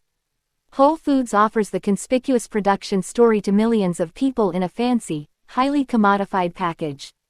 Yet, the same concept emerges less formally from farmers markets, curated clothing boutiques, and farm-to-table restaurants popping up in small, affluent towns and major metros around the Western world. Coined localism by travel sections in newspapers and special features on Umbrian cheese, these entrepreneurial ventures convince consumers that in addition to buying something for themselves, they are doing a public service to small-town business owners. In the general vernacular, localism describes the production of goods, particularly in arts and crafts and cuisine, which develop from the resources and skills of a local region and are sold within that market. It makes consumers feel as though they've returned to the trade and agrarian society of the pre-industrial age. It used to be enough that buying shoes from Italy or perfume from France provided authenticity. Point 6. Today, consumers demand more, where the product is made, how it is made, and that the production process is fair, non-exploitative, and environmentally conscious are all important factors. These data points justify both the products and our choice, as consumers, to buy them. Farmers markets perhaps most closely embody the merging of localism and conspicuous production and successfully exist in the heart of distinctly non-agrarian cities across the United States. Any weekend afternoon in Los Angeles, New York City, San Francisco, or Notting Hill offers half a dozen such gatherings of farm fresh produce heralding from pastures and fields located in the city's hinterlands. Farmers markets allow farmers to sell directly to consumers, essentially turning Karl Marx's alienated labor on its head. Or as Elizabeth Bowman, who runs the Altadena Farmers Market just outside of Los Angeles, explained, "Farmers markets are about reinstating that trust between the producer and consumer of a good, and making it a direct relationship, but in terms of time and what you get back, the tense. The insurance, the gas mileage, it is actually much harder to find people to commit to show up to the market. Given the above variables, you're pricing under market value for issues of food justice. Indeed, from an economies of scale or scope perspective, the farmers market makes no sense. There aren't significant advantages for the farmer or the consumers, who would otherwise be Whole Foods customers, perhaps avoiding long lines in the parking lot. People don't go to farmers markets for deals. Most of the fruit and vegetables are the same prices in upscale grocery stores, nor do they go to get diversity of produce. After all, the farmers only sell what's in season, rather than the cornucopia of flown and exotic, out-of-season fruit found at the average supermarket in the dead of winter. Yet, despite the unprofitable and constricting elements of the business, farmers markets are growing in great strides. According to the USDA, in the past 5 years the number of farmers markets in the United States has nearly doubled from 4,685 to more than 8,000 markets nationally. Since 1994, the earliest documented figures on farmers markets, the number has increased almost 500%. Simultaneously, Whole Foods, certainly very profitable but operating under the same ethos, has grown 350% over the past 15 years, operating 365 stores, primarily in the United States. All of these heirloom tomatoes and pesticide-free blackberries are underpinned by another surprising trend. For the first time since World War II, the number of agricultural farms is growing in America. 8 in the UK, farmers market revenues grew 32% from 2002 to 2011. These statistics are part and parcel of a number of other unforeseen trends occurring within food production. Farmers' magazines are gaining a greater following, and new ones are being published even today. Farm-to-table restaurants are becoming commonplace, and community urban farms are the norm, from Brooklyn to the Mission to Santa Monica. The ethos reinforcing these changes is perhaps most famously championed by Alice Waters, the godmother of the slow food movement and founder of Chez Panisse, one of the most challenging restaurants in the world at which to get a reservation. Opened in 1971, Chez Panisse serves all organic, local, and biodiverse sensitive cuisine. Chez Panisse remains expensive and exclusive, not necessarily by Waters' design, but surely a result of the ongoing demand for slow food in Berkeley, California, where the restaurant is located. Slow food is a movement focused on sustaining local ecosystems, and as such the cuisine is regional and derives from seasonal ingredients local to the production and consumption. In recent years, other restaurants and local establishments are taking Waters' cue and putting the produce from farmers markets in front of many more of their diners as well. Forage, a Los Angeles farm-to-table restaurant, works directly with urban home growers, that is, people who are not farmers on a large scale but harvest small crops of vegetables and fruit, often grown in their backyard. Forage's website features pictures of the farmers and the particular produce they provide to the restaurant: figs from Pasadena brought by Malika, Santa Monica apricots from the Lewis backyard, and so forth. Forage also features the home growers' own blogs, in which they provide explanations for growing produce and general modus vivendi. Forage's chef, Jason Kim, used to be the sous chef for the award-winning Luke's and is a protege of Waters herself. As Eugene On, Forage's head of PR, explained, Jason was immersed in the values of Waters. Here in this world of restaurants, it's so critical that if you want to be authentic, being able to share that with other people falls into this category of making available your process to others. But Kim wanted to do something Waters couldn't do. While Forage operates largely under the same principles as Chez Panisse, the restaurant is much more egalitarian. Jason had rarefied but accessible values towards food. He wanted to take the $50 dining experience and make it a $15 experience, something you can experience daily. Indeed, that is exactly the experience of Forage, a small restaurant barely noticeable against the bustle and endless automobile traffic of Sunset Boulevard. Yet inside it's packed with bohemian locals, ironic hipsters, screenwriters, and affluent, educated stay-at-home moms having lunch with their kids. Around the world, newspapers from Hong Kong to London are writing up its practices and cuisine. The food really does taste good, and as with intelligentsia, I am puzzled as to how they pull it off and why they charge so little for all that effort. The same could be said for Bear Burger, a chain with outposts in Los Angeles and New York, which offers all organic, pasture-raised meats, or Shake Shack, a national fast food chain that produces hormone and antibiotic-free hot dogs and burgers and cage-free chicken. Both of these chain restaurants manage to offer their environmentally conscious food at affordable price points. Commitment to values rather than profit drives conspicuous producers. They could make more by charging more or lowering standards, but these actions would challenge their basic ethos of how things should be made and sold. In ways big and small, the organic, slow, and farmers' food movement is part and parcel of 21st century conspicuous production. What makes it so pervasive and prolific is its ability to bring together people from opposite ends of capitalism's spectrum. Or, as one observer put it with regard to the magazine Modern Farmer, that means the magazine has attracted readers who include an Amish farmer and vegetable supplier too. Whole Foods, Brooklyn rooftop farmers harvesting kale and broccoli and myriad young farmers going back to the land. 10. The environmental awareness and social consciousness that Whole Foods and farmers markets propagate is what inspires many of its dedicated consumers. What the sociologist Jose Johnston calls the citizen-consumer hybrid of ethical consumption is the way in which we use our consumer choices as a form of social practice. By shopping at Whole Foods, consumers vote with their dollar and signal their belief in animal rights, sustainable agriculture, and fair trade, essentially politicizing their grocery store experience. Why else would anyone spend so much money on the same bread, beef, and vegetables that could be bought elsewhere for significantly less? Alison Alcon's study of farmers' markets reveals that both the farmers and the consumers are actively willing to sacrifice for what they believe is a more morally sound, sustainable food system. Consumers realize that they are paying a premium to shop at farmers' markets but see that as the cost of supporting local and ethical food practices, while farmers consciously sacrifice more lucrative financial opportunities to be a part of a greater social good. 11. But Johnston would argue this is naive and self-interested nonetheless, particularly on the part of the consumers. As she points out, the environmental awareness and social consciousness that give Whole Foods items and farmers markets a cost premium are actually about meeting personal desires around identity rather than necessarily enabling collective action to solve larger social problems.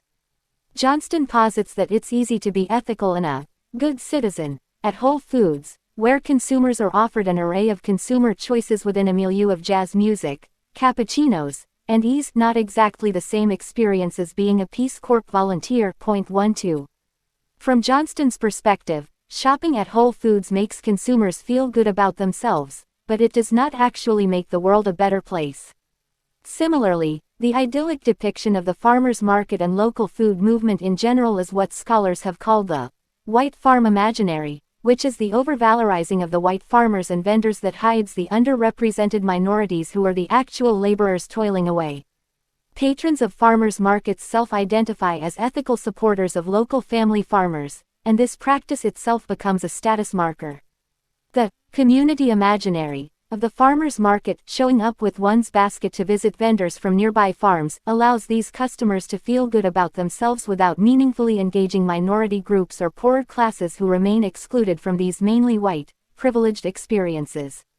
For these critics, Whole Foods and farmers' markets act as enclaves for white, affluent people to feel empowered in their omnivorous cultural tastes and to find others just like them without actually helping the world. 13 In his critique of Michael Pollan's Omnivore's Dilemma, N+1 writer Mark Grief observes that this luxury food trade essentially satisfies the elite's desires while also making them seem deeper and thereby justified for good health and the environment.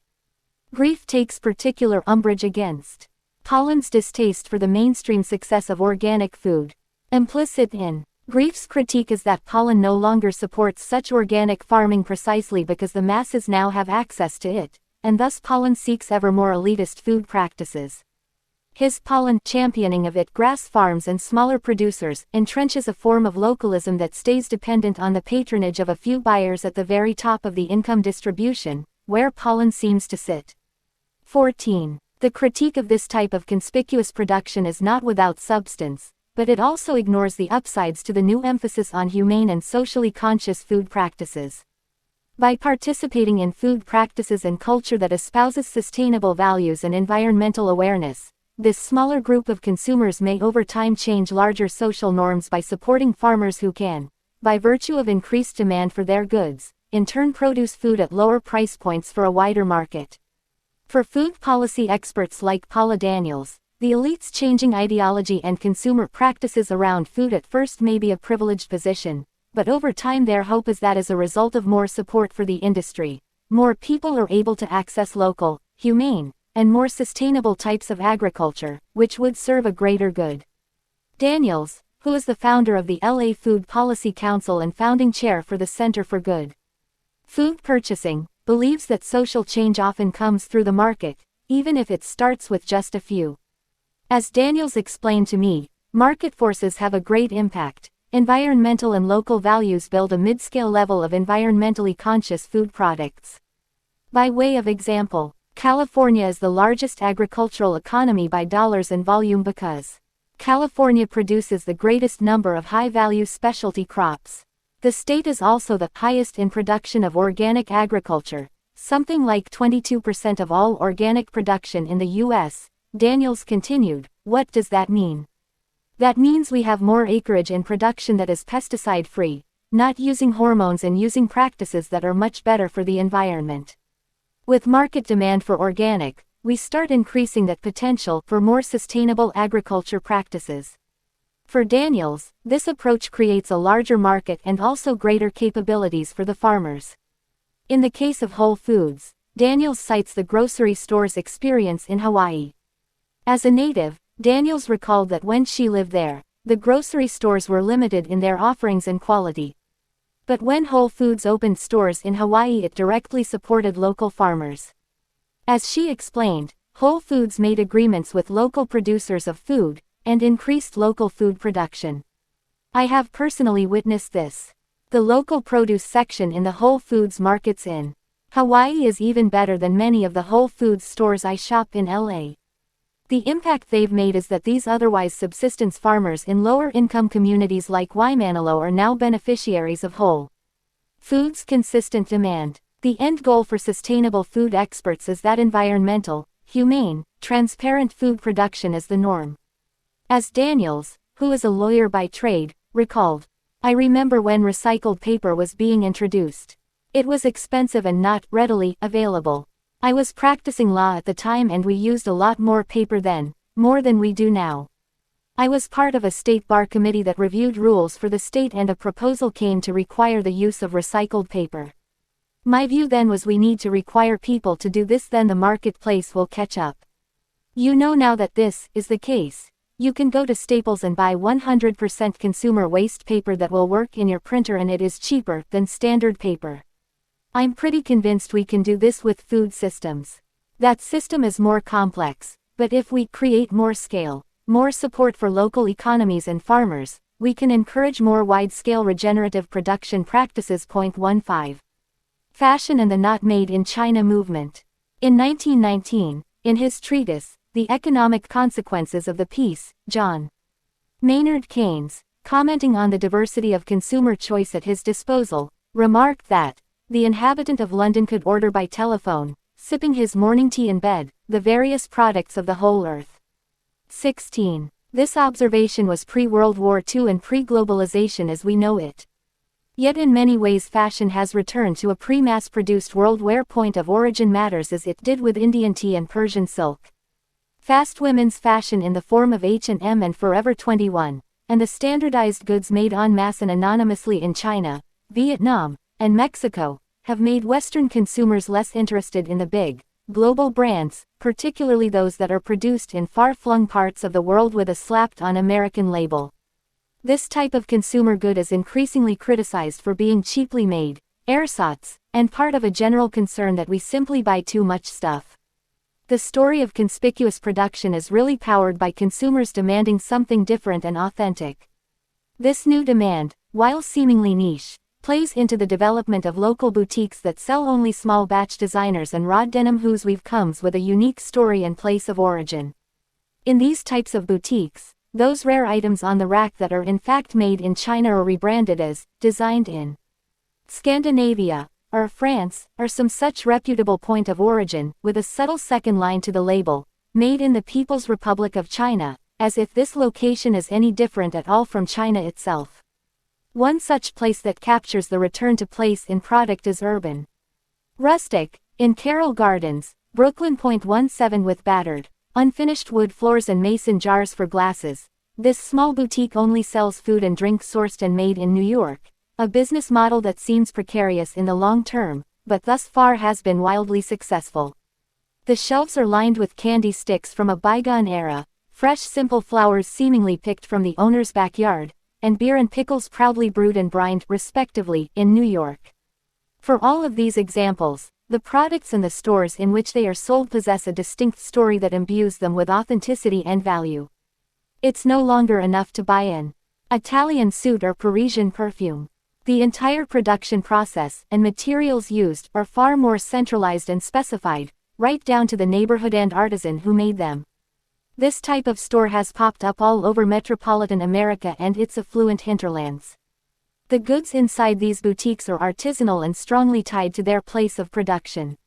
For example, the Broome Street General Store, which has 2 locations in Silver Lake along with an online presence, offers Barber waxed coats from England, Street James striped cotton t-shirts, the company that has dressed the French military since the 1800s, and Mast Brothers chocolate from Brooklyn. Another example, Buxton's in Los Angeles, operates a front office as a boutique with hand-picked, expensive items from around the world and a back office filled with sewing machines, fabric, and a dozen seamstresses and designers who also produce clothing sold in the shop and distributed to other boutiques around the city. Just down the road from Forage, Buxton does, and Mohawk General Store, another boutique a few stores down, as fashion's equivalent of conspicuous production, a curated assemblage of clothing, shoes, and accessories taken from specific cities and regions known for producing these goods and materials. Struck by the list of designers I'd never heard of scribbled on a chalk sign outside the store, I decided to take a look. The moment I walked in, the young store clerk showed me some beautiful gray cashmere sweaters that were just picked up in Ireland by the store's owners. This description was the only selling point the young man gave me to convince me to buy the sweater. Industry of All Nations, Yoan, is another enterprise that also captures this pre-industrial revolution type of production. Located in Culver City, a formal industrial corridor of Los Angeles, Yoan works with small and medium-sized manufacturers around the world to design and produce indigenous basic goods from around the world.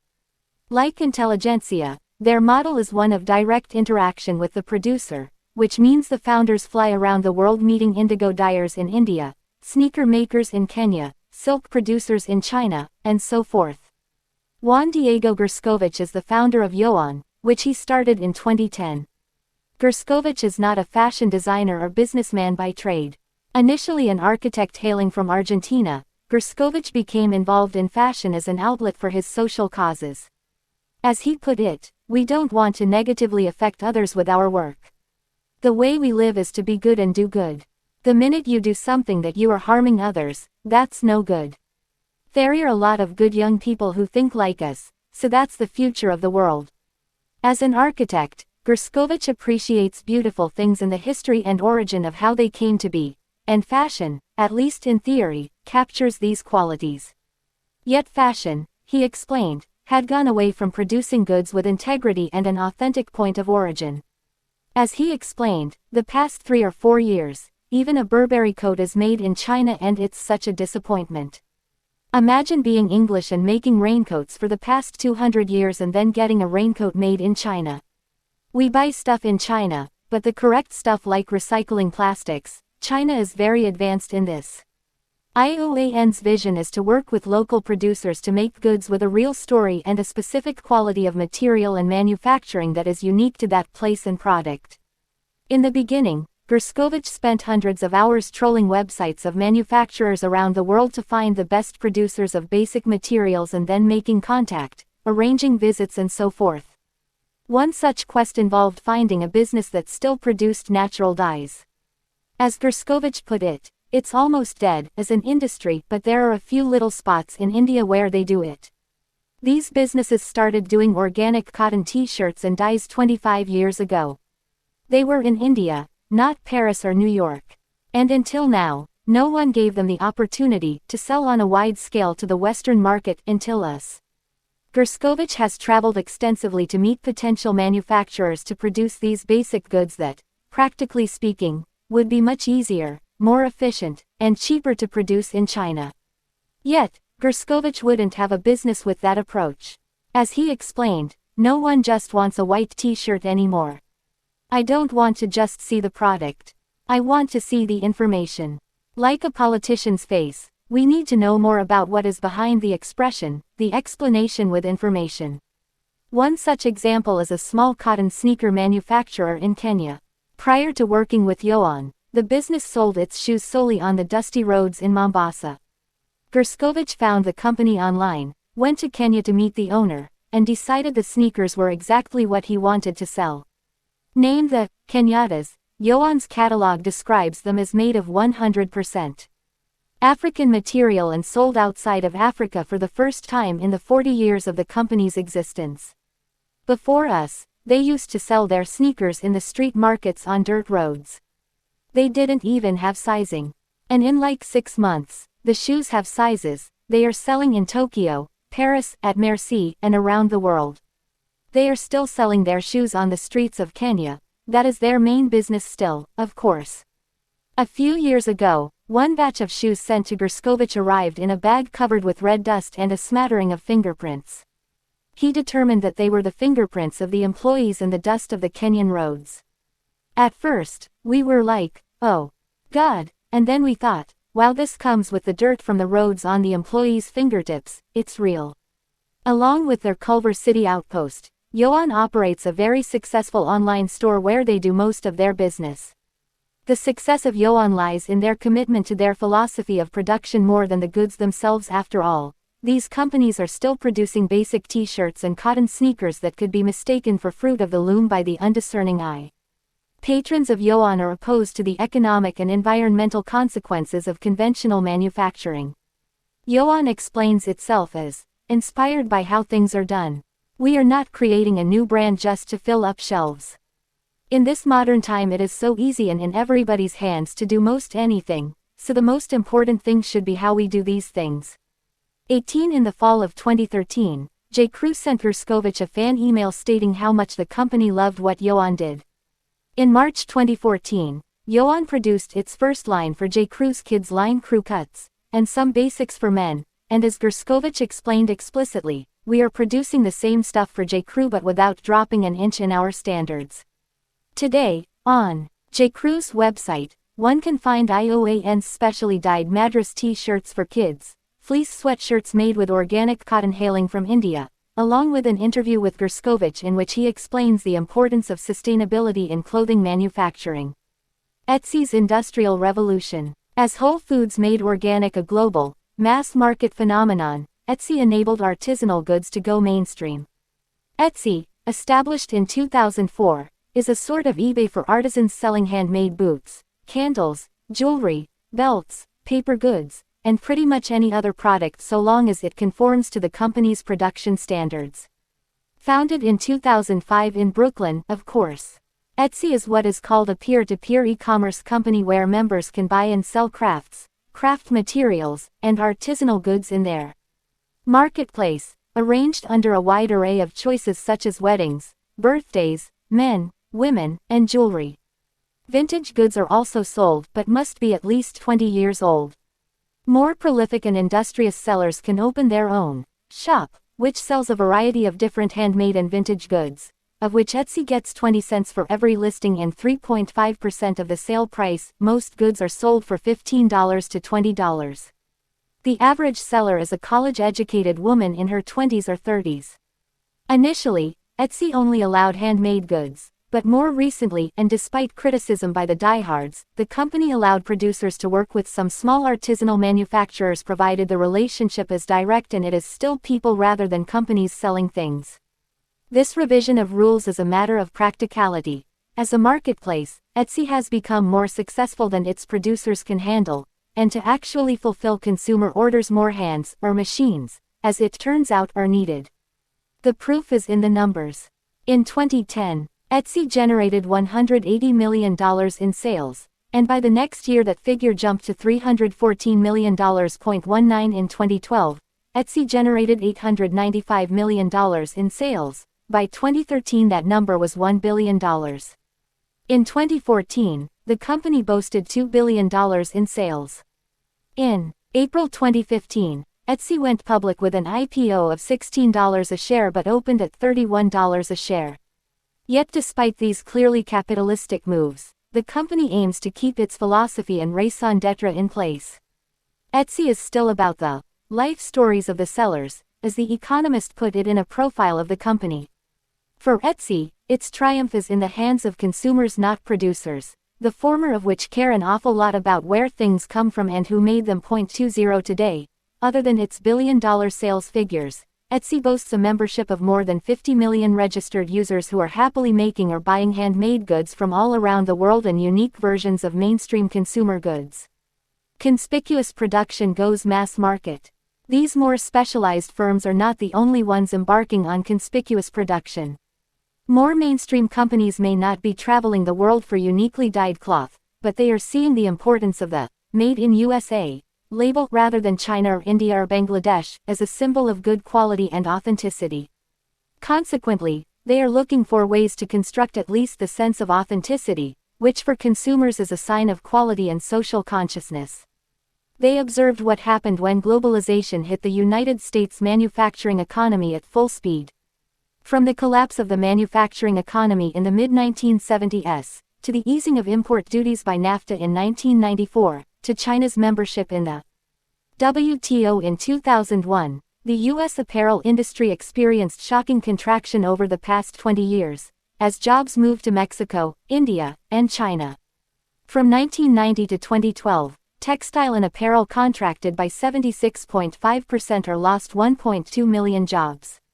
In 1991, American-made goods accounted for 56.2% of all clothing purchased in the United States. By 2012, that number had dwindled to just 2.5%. 21 The AFL-CIO attributed a loss of 700,000 jobs to NAFTA alone.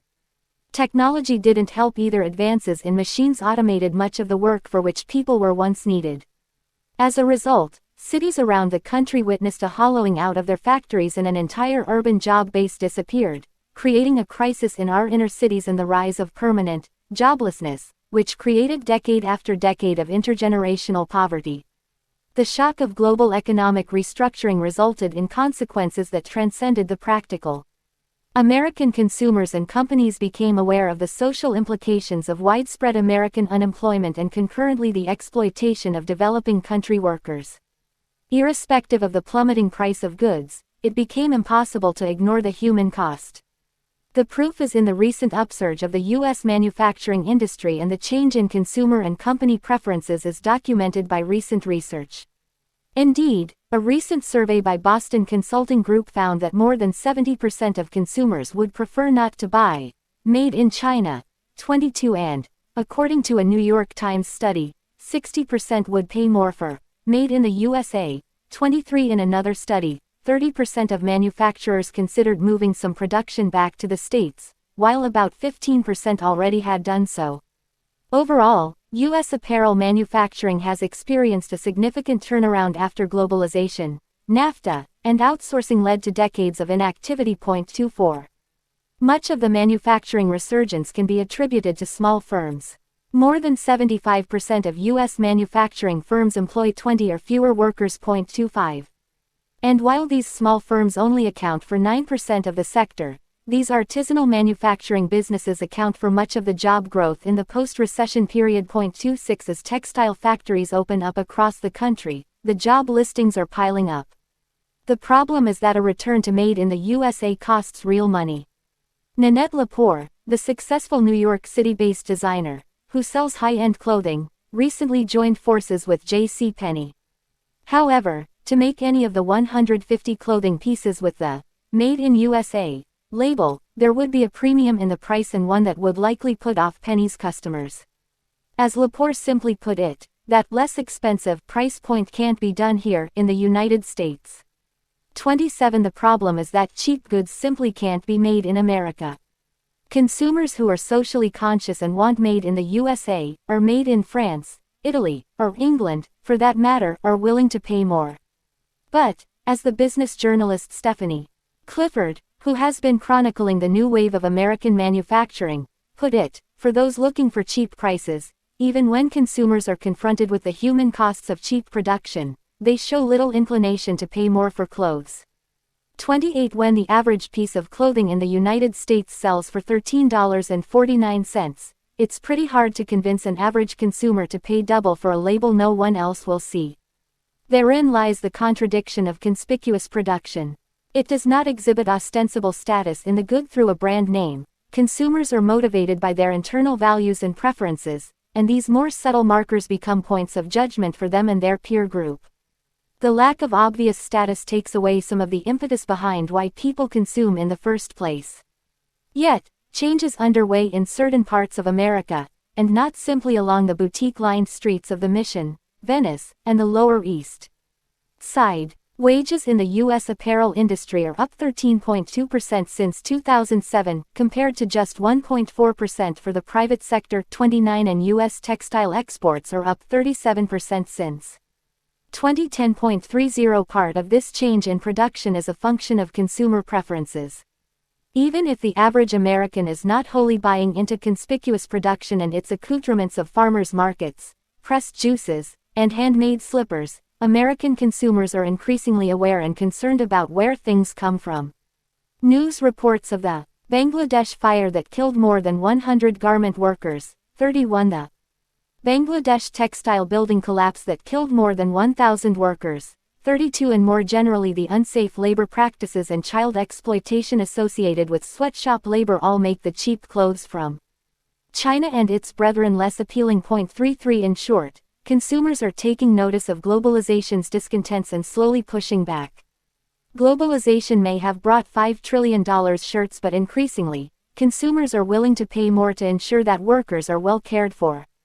According to Perception Research Services, 80% of consumers notice, and 75% will be more likely to buy a product because of the Made in the USA label. 34. Keeping jobs in America is a part of the motivation for some, but those in the industry say that consumers are mainly concerned about quality and safety, and recent reports from abroad call both of these into question with outsourced goods. We don't have the mass market mentality in the U.S. anymore, observes Jeffrey Cornwall, a professor of entrepreneurship at Belmont University. 35. How did we get here? Globalization, information, and postmodern values. The origins of conspicuous production can be found in mainstream society's increased awareness of environmental and social problems and, most importantly, the channels to do something about them. It all started with pandas. In the mid-1990s, the World Wildlife Fund launched a conservation campaign that gave even conventional, middle America pause. I remember being in high school in a small town in Pennsylvania, and suddenly I cared about rainforests in South America. I got the t-shirt, the bumper stickers, and could recite the statistics. Today deforestation occurs at a rate of 20 football fields per minute. 36. Aesthetically, WWF puts out a good campaign. Developed in 1961, the WWF is universally recognized by its stark panda graphic, inspired by the arrival of the panda bear Chi-Chi to the London Zoo the same year. But WWF has accomplished more than the proliferation of panda bear bumper stickers. From their 1960s efforts to preserve the life of the Galapagos Islands to their ongoing international rainforest campaign, particularly in the Amazon, WWF has made environmentalism and preservation a real and pertinent issue across the world. The organization's work has resulted in conservation treaties, a moratorium on commercial whaling, and documented proof of biodiversity loss. WWF has intervened in the logging in the Congo, pioneered efforts to curb carbon emissions, and made rainforest destruction a household topic. 37. Even if WWF's mission is compelling and its work important, the organization's efficacy relies on people, donors, and other organizations willing to respond to and support their causes. In short, lots of different actors and institutions must work together to accomplish big goals around conservation and environmentalism. Environmentalism, after all, has been around for centuries, but change in our behavior is a much more recent occurrence. In 1845, Frederick Engels remarked upon the decrepit and degraded environment of England's industrial cities. 38 Henry David Thoreau wrote Walden in 1854. The 1960s and 70s brought major environmental awareness and subsequent action in the United States. Rachel Carson's Silent Spring, the Clean Air Act, the Water Quality Act, Drive. Seuss's The Lorax, and the Clean Water Act. 39 These monumental moments in environmentalism may have shifted the dial on a macro level, but today many of us practice a quotidian environmentalism, which partially explains the rise of conspicuous production. For starters, when did many Americans start using cloth bags at the grocery store? And start lining up multicolored bins for recycling? I used to think it was a city thing until I observed my mother, who lives in rural America, organizing all of her bottles and cans and driving them to the recycling center. She also uses cloth bags and gets mad with herself at the checkout line when she realizes she's forgotten them. When did caring about the environment become a way of life, a part of mainstream Western consciousness? I started wearing my WWF t-shirt in the mid-1990s and was organizing river cleanups with the Ocean Conservancy by the time I was 20 years old.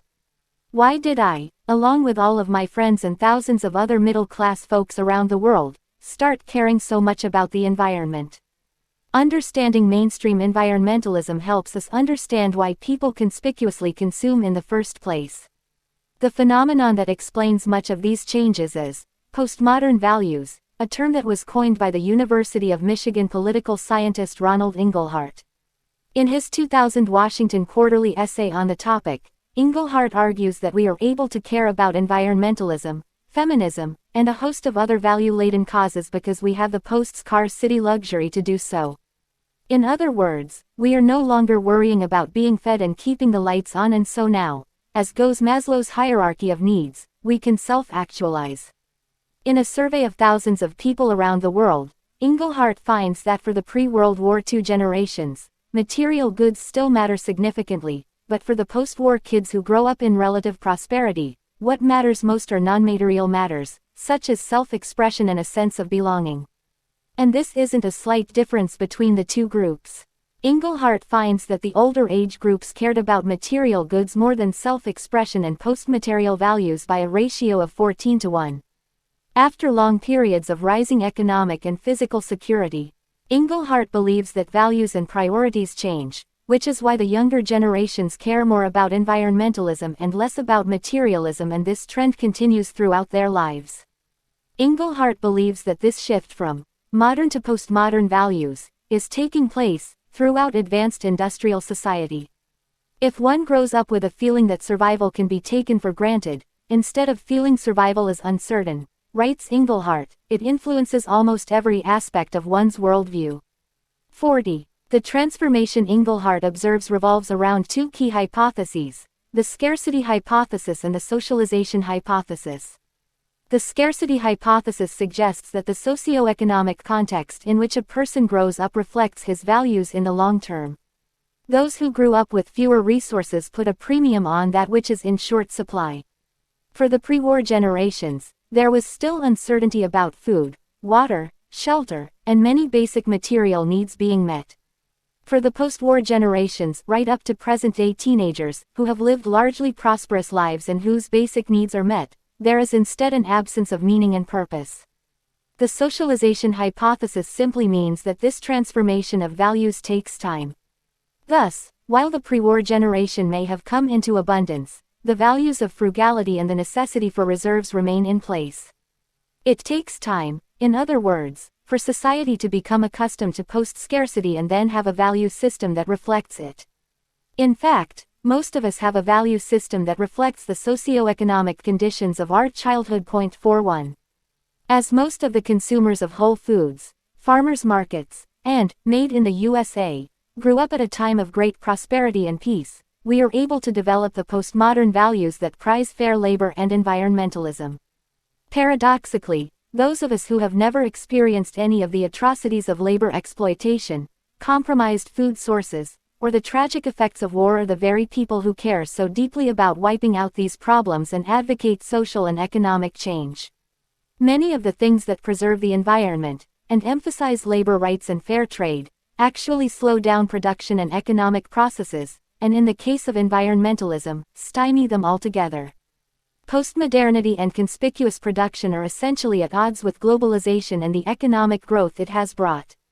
We would not even be aware of globalization's negative impact on the environment and on the labor movement if not for the information age, which makes data and details in all aspects of human society almost transparent.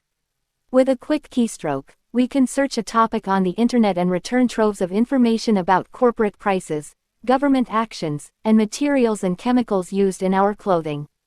The information age has not only created transparency, it has made transparency a key value of our society. Whether Michael Pollan's The Omnivore's Dilemma, a polemic against industrialized food production and fast food, or the revolting documentation of McDonald's food production in Eric Schlosser's Fast Food Nation, or the presence of formaldehyde in Victoria's Secret lingerie, 42 consumers expose and are exposed to insider details about how products are made, and it turns out these things aren't made very well. Thus, consumers now prize production information nearly as much as the product itself, and trust between consumers and the producers is essential. As Kevin Carney, owner of the small, conspicuous production boutique Mohawk explained, you see a lot more people really wanting to know the story around each piece non-toxic, no runoff into the environment. Or, as Eugene Ahn of the restaurant Forage succinctly sums up, people want to know where the food comes from. There was a whole time when we did not know where things came from, and now we know the consequences of not knowing. We have vastly compromised food sheds, natural resources, food not adding nutrition, instead adding toxins to our body. If we knew more about what we consume, we could make better choices. Knowing the process increases the value. Elizabeth Bowman of the Altadena Farmers Market explained it by way of anecdote.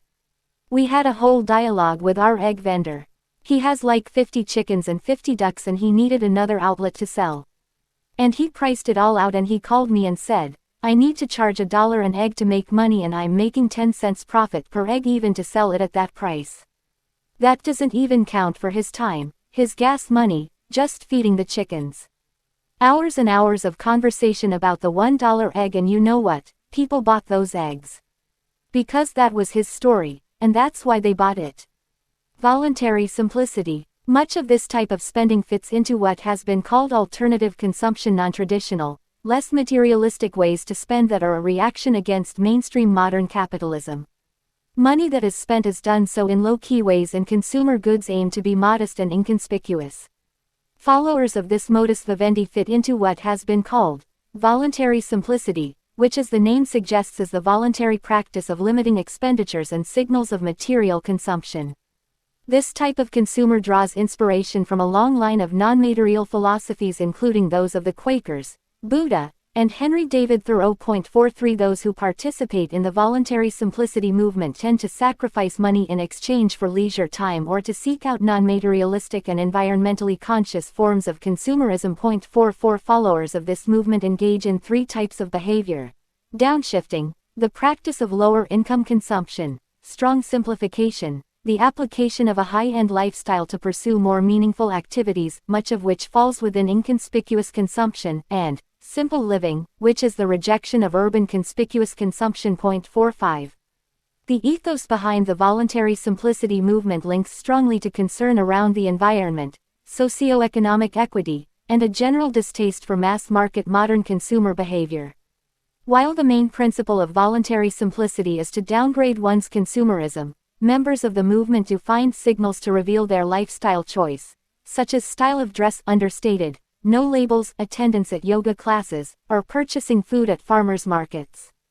But like postmodern values in general, the voluntary simplicity movement is a function and luxury of prosperity, literally anathema to the experience of being poor and being forced to limit consumption.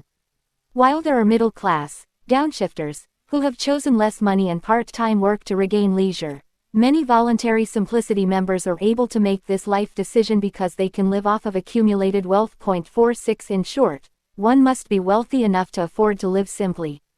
Further, the signals of being less consumerist are also expensive. Those farmers market eggs priced at $1 each may be very much in keeping with the voluntary simplicity ethos and are hardly a flashy status item, but they are 4 to 5 times more expensive than the version that most people buy at a grocery store.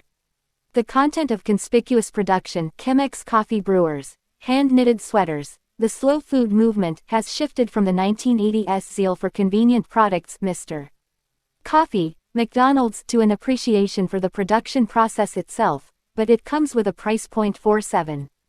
Arts and crafts and the post-industrial revolution. Conspicuous production has historical roots in the arts and crafts movement of the latter half of the 19th century, a distinctly different setting than its contemporary urbanity. Arts and crafts, emerging from rural England and pioneered by William Morris, was a reaction against both technology, recall the Luddites, and mass production and the erosion of artisanal workmanship as a result of the Industrial Revolution. While wildly successful aesthetically, think the Morris chair, stickly wood furniture, delicate flower motifs.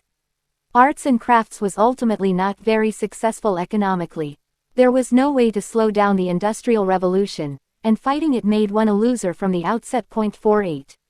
The central tenet of the arts and crafts movement was anti-capitalism and anti-industry, and this underlying sentiment explained its ultimate failure as an economic force. Arts and crafts referenced an artisanal pre-capitalist point in history that was more idealized representation than reality. 49 As the archaeology professor Elizabeth Wayland Barber put it, the truth is that almost none of the objects that we think of as handmade truly are. And that has been the case for thousands of years, referencing a fragment of Egyptian linen from 2500 BC as one such rare, fully handmade item. 50. While the arts and crafts movement was a purposeful reaction against capitalism, it was already being practiced without a label across rural England from Lancashire to Yorkshire as a way of being. For those in the English countryside, the rise in crafts, artwork, and local goods, and the use of barns and local resources to produce these items, was simply a mode of self-preservation for farms that were no longer sustainable solely through agrarian use. Though not politically motivated conspicuous production, localism has for some time been a practical reality and survival technique for rural communities who diversified and repurposed their agricultural land and infrastructure. 51 Into something more profitable. Today the rise of conspicuous production is driven by similar anti-industrial sentiment but also by a number of social, economic, and cultural trends that are 20th and 21st century phenomena. Environmentalism and postmodern values are the dominant forces that have changed how we consume. Conspicuous production, like voluntary simplicity, is a reaction against conventional mainstream capitalism. Paradoxically, while globalization takes identity away from the production process of goods, the information age prioritizes transparency. And, like the arts and crafts movement, today's conspicuous production is a simulacrum of a previous, more wholesome time. The rustic chalkboards in Whole Foods listing Swiss chard and new batches of artisanal cheese. What does artisanal cheese even mean? Evoke an earlier agrarian era, even if one is living in the heart of Chicago or San Francisco, with taxis blasting by and cell phones buzzing around as one picks up a locally cultured buffalo mozzarella. Part of conspicuous production is the romanticizing of an era removed from modern industry and mass production, and as the chalk-scrawled listings of fresh produce indicate, anti-technology too. Revisiting Karl Marx. Unlike previous movements, however, conspicuous production is not anti-capitalistic. Rather, conspicuous production fully embraces capitalism, but reinterprets it. Herein lies the fundamental uniqueness of this movement. Unlike Morris and his followers, who were ultimately trying to do away with capitalism rather than work with it, the conspicuous producers are working within the system, not against it. Those who conspicuously produce are still operating within a market economy, but with different motivations and rules. Money is exchanged for goods, rarity is prized, and yet some of the other hallmarks of capitalism, namely exploitation, Marx's alienated labor, and the neoclassical theory of profit maximization, have been shunned to create a whole new economic ethos working with a capitalistic framework. As the Industry of All Nations website defines itself, Yuan as pure capitalism. We don't seek people in need, we seek productive people. There is nothing noble about suffering, there is nothing courageous about poverty, but industriousness, working for a better life, it is the bravest thing in the world. That's what we seek, the industry of the people, the industry of all nations. Without question, it's clear that conspicuous producers are pioneering transparency and making their production process as straightforward as possible. Much of this effort is due to a social and economic consciousness against globalization and the resulting exploitation of people and the environment. But built into this process is also a refutation of what Karl Marx called alienated labor. In his book The Economic and Philosophic Manuscripts of 1844, Karl Marx, so horrified by the conditions of the Industrial Revolution, outlined 4 basic types of alienation that emerged from capitalism: alienation from the worker to the product he produces, the worker to the production process, alienation of the worker and his identity as a human being, or what Marx called species being, and the worker to humanity and the others with whom he worked. 52 In Marx's eyes, workers have no control over the design of the goods they are told to produce. Via the capitalists, they engage in repetitive processes rather than any craftsmanship. They don't know the people who buy the goods, and they get nothing emotionally meaningful from the work as they are limited to very regulated tasks. Finally, because capitalism is individualistic and fundamentally about profit, not collective good, capitalists aim to get the greatest work out of their workers for the least wages paid to them. Thus, the constant struggle for higher wages pits workers against each other in a competition. Indeed, a look at mass industrial production in the 20th century would suggest Marx's observations were spot on. Workers were cogs in a wheel producing dozens upon dozens of the same product, to be shipped to consumers thousands of miles away, who are as ignorant of the producers as the producers are of them. As Gerskovich remarks of such products, we have a term called orphan products, for things made by workers who have no idea what they are doing. Made by people who have no idea what they are doing, no history. One day they are making wallets and then they are making raincoats for Burberry. We don't want orphan products, that's just creating trash. What we do is like the opposite of alienated labor.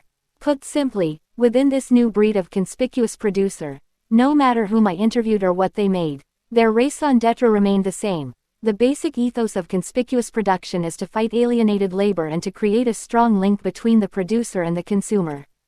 As Bowman of Altadena Farmers Market remarked, we are turning Karl Marx on his head. The farmer or the craftsman is now connected to his labor. We are connected to the good. In fighting alienated labor, even if most of the conspicuous producers interviewed did not call it such, nor reference Marx, conspicuous producers give up another tenet of modern capitalism: profit maximization. In neoclassical economics, the general theory is that firms work to the goal of profit maximization above all others. Yet, every single one of the conspicuous producers I interviewed, from food to fashion to farmers markets, admitted they are making very little profit, if any at all, or they are giving up the chance to make real money given the expense and time it takes to produce their socially conscious goods. Gerskovich of Yuan plainly admitted, for our company, almost no profit. Or as Bowman remarked of the conspicuous production movement in general, no one is doing it to get rich. Those at Intelligentsia explained that their business model inherently limits them from the bounties that companies like Starbucks or Peet's reap. Conspicuous production has imbued a market economy with postmodern values, and those values take precedence over profit and economic growth. Put simply, their values are worth more than money. Don't sell out. But what happens when the money does start to matter?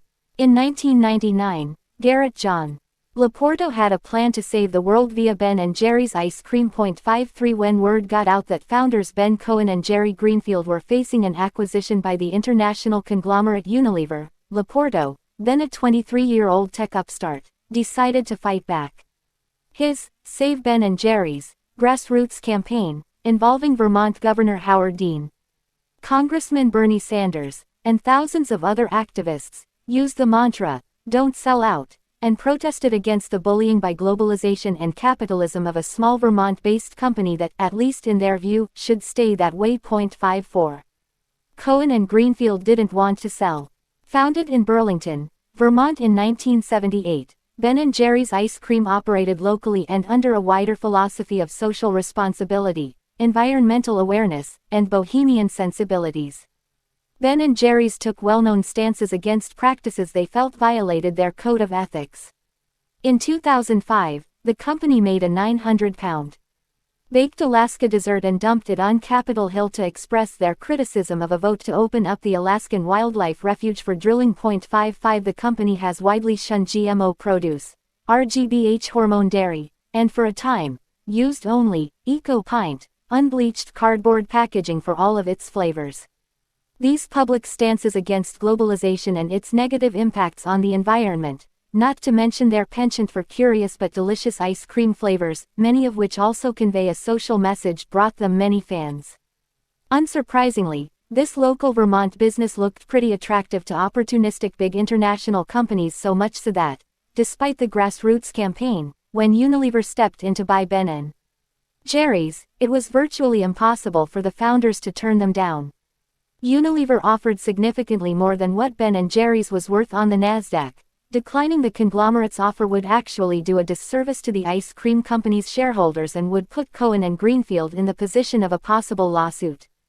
Ben Cohen described the day the deal went through as, "just about the worst day of my life." 56 Jerry Greenfield has remarked that preserving the values of the company remains a constant struggle, as the small Burlington company's ethos runs almost antithetical to its global behemoth owner. Or, as Cohen explained more plainly, "We very carefully negotiated an acquisition agreement that was supposed to maintain the values of Ben & Jerry's. What we are learning is if you are owned by a corporation that, despite whatever words they might say, does not share those values, it's incredibly difficult to maintain those values." 57. Ben & Jerry's isn't the only small, socially responsible company that has been subject to takeover. Burt's Bees, the natural, eco-friendly beauty product company established in 1984 in Maine, is devoted to the great good. Like Ben & Jerry's, Burt's Bees' mantra is that of social responsibility, respect for the environment, and a commitment to natural ingredients. In 2004, the private equity firm AEA bought 80% of Burt's Bees for $173 million. In 2006, Unilever's John Replogle became the CEO of AEA. In 2007, with its eyes on the natural care market, Clorox, already generating $6 billion in sales a year with 9% growth annually, offered $925 million in cash to buy Burt's Bees. 58 AEA's powerful position in Burt's Bees' future, and the fact that the small-town company was already a step removed from the founders, made the sale to Clorox that much easier. In 2006, for $100 million, Colgate-Palmolive purchased an 84% stake in Tom's of Maine, a small natural care company established in 1970 with a loan of $5,000. If possible, Tom's of Maine is an even crunchier and more eco-friendly enterprise than Burt's Bees or Ben & Jerry's. Its logo looks like something from days of yore, and fennel is its most powerful agent against plaque. One of the founders of the husband and wife team, Kate Chappell, sits on the board and makes sure that the hippie company's culture is preserved and its initial policies remain intact. 591 Such reinforcement seems to be that despite the Colgate-Palmolive takeover, Tom's of Maine packaging does not identify it as a Colgate subsidiary. That's probably a good thing, because it is unlikely that the bohemian shoppers who troll the aisles of Trader Joe's to pick up Tom's of Maine natural toothpaste and deodorant would be pleased to know of the Colgate connection. The irony is that Tom's of Maine is known as a natural and cruelty-free company, while Colgate-Palmolive engages in animal testing and mass production of fairly chemically laden dish soap, among other products. 60. These examples bring us to a problem that undoubtedly some other conspicuous producers may face fairly soon. Today, Burt's Bees, Tom's of Maine, and Ben & Jerry's can be found in Whole Foods and some small natural care companies, but also in Target, Walmart, and mass chain stores. Perhaps the democratization of natural, eco-friendly products is a good thing, but in what sense do the founders have any control over whether their product is sold in businesses that align with their core values, let alone have a say with the large multinationals that acquire them in the first place? Just as mass appeal for natural care products led to these takeovers, The increased desirability to a wide variety of consumers may create a situation in which companies like intelligentsia and industry of all nations may have no choice but to sell out to bigger conglomerates, particularly if they become public companies. Even if the founders are personally less interested in profit than social values, the market, their shareholders, their board, and sheer capitalism may ultimately pull them into the mainstream, globalized economy and all of its mass-produced discontents. As they become indoctrinated into multinational companies, the products become patinas of the conspicuous production process from which they first emerged. Wither industry. The final irony of conspicuous production is that much of the behavior of actually consuming these goods is not conspicuous at all. Sure, you can tote around your Whole Foods shopping bag or feel like you're part of the in-crowd at the farmer's market, but truthfully, when you're at home eating your heirloom tomatoes, no one but you knows where they were purchased or that they are organic, for that matter. And that lovely grey cashmere sweater hand-knit from Ireland may look fantastic, but nobody is thinking about the lady who knitted it. Despite being embedded in issues of status and class, such consumption is actually quite inconspicuous. Unlike conventional versions of conspicuous goods, where the production is anonymous but the good provides status to the consumer, the conspicuous bit of conspicuously produced goods is in how they're made and where they come from, which is the primary motivation for spending more money on them. Perhaps that is the point. For all the good that this movement brings in terms of fair trade, localism, and anti-exploitation, and the noble values underpinning the whole process, there's something slightly naive about its anti-industrial, anti-globalization ethos. Globalization and the freedom of trade may have displaced some workers, but it has created jobs in many parts of the world that are desperately in need of economic growth. Whatever there is to say about the issues around labor exploitation, and there is plenty to say, there is something important in providing economic resources and possibility to countries that would otherwise not have participated in a capitalist market. And, the cheap clothes produced by free trade agreements and the rise of mass-produced goods have been helpful to middle-class families trying to keep clothes on the backs of their kids, again. Not to say that consumers aren't also loading their closets with frivolity. Industry, mass production, and their consequences are the motivator for much of the conspicuous production movement and a good target for blame. But, while a member of the aspirational class is eating kale salad in his Made in Brooklyn t-shirt, let's not lose sight of the fact that the current elite consumer ethos is only possible because of the economic growth and affluence that industry created and the luxurious postmodern values it allows us to possess. Those Made in Brooklyn t-shirts may not really matter, other than to signal, at least internally and to fellow members of the aspirational class, a particular ethos.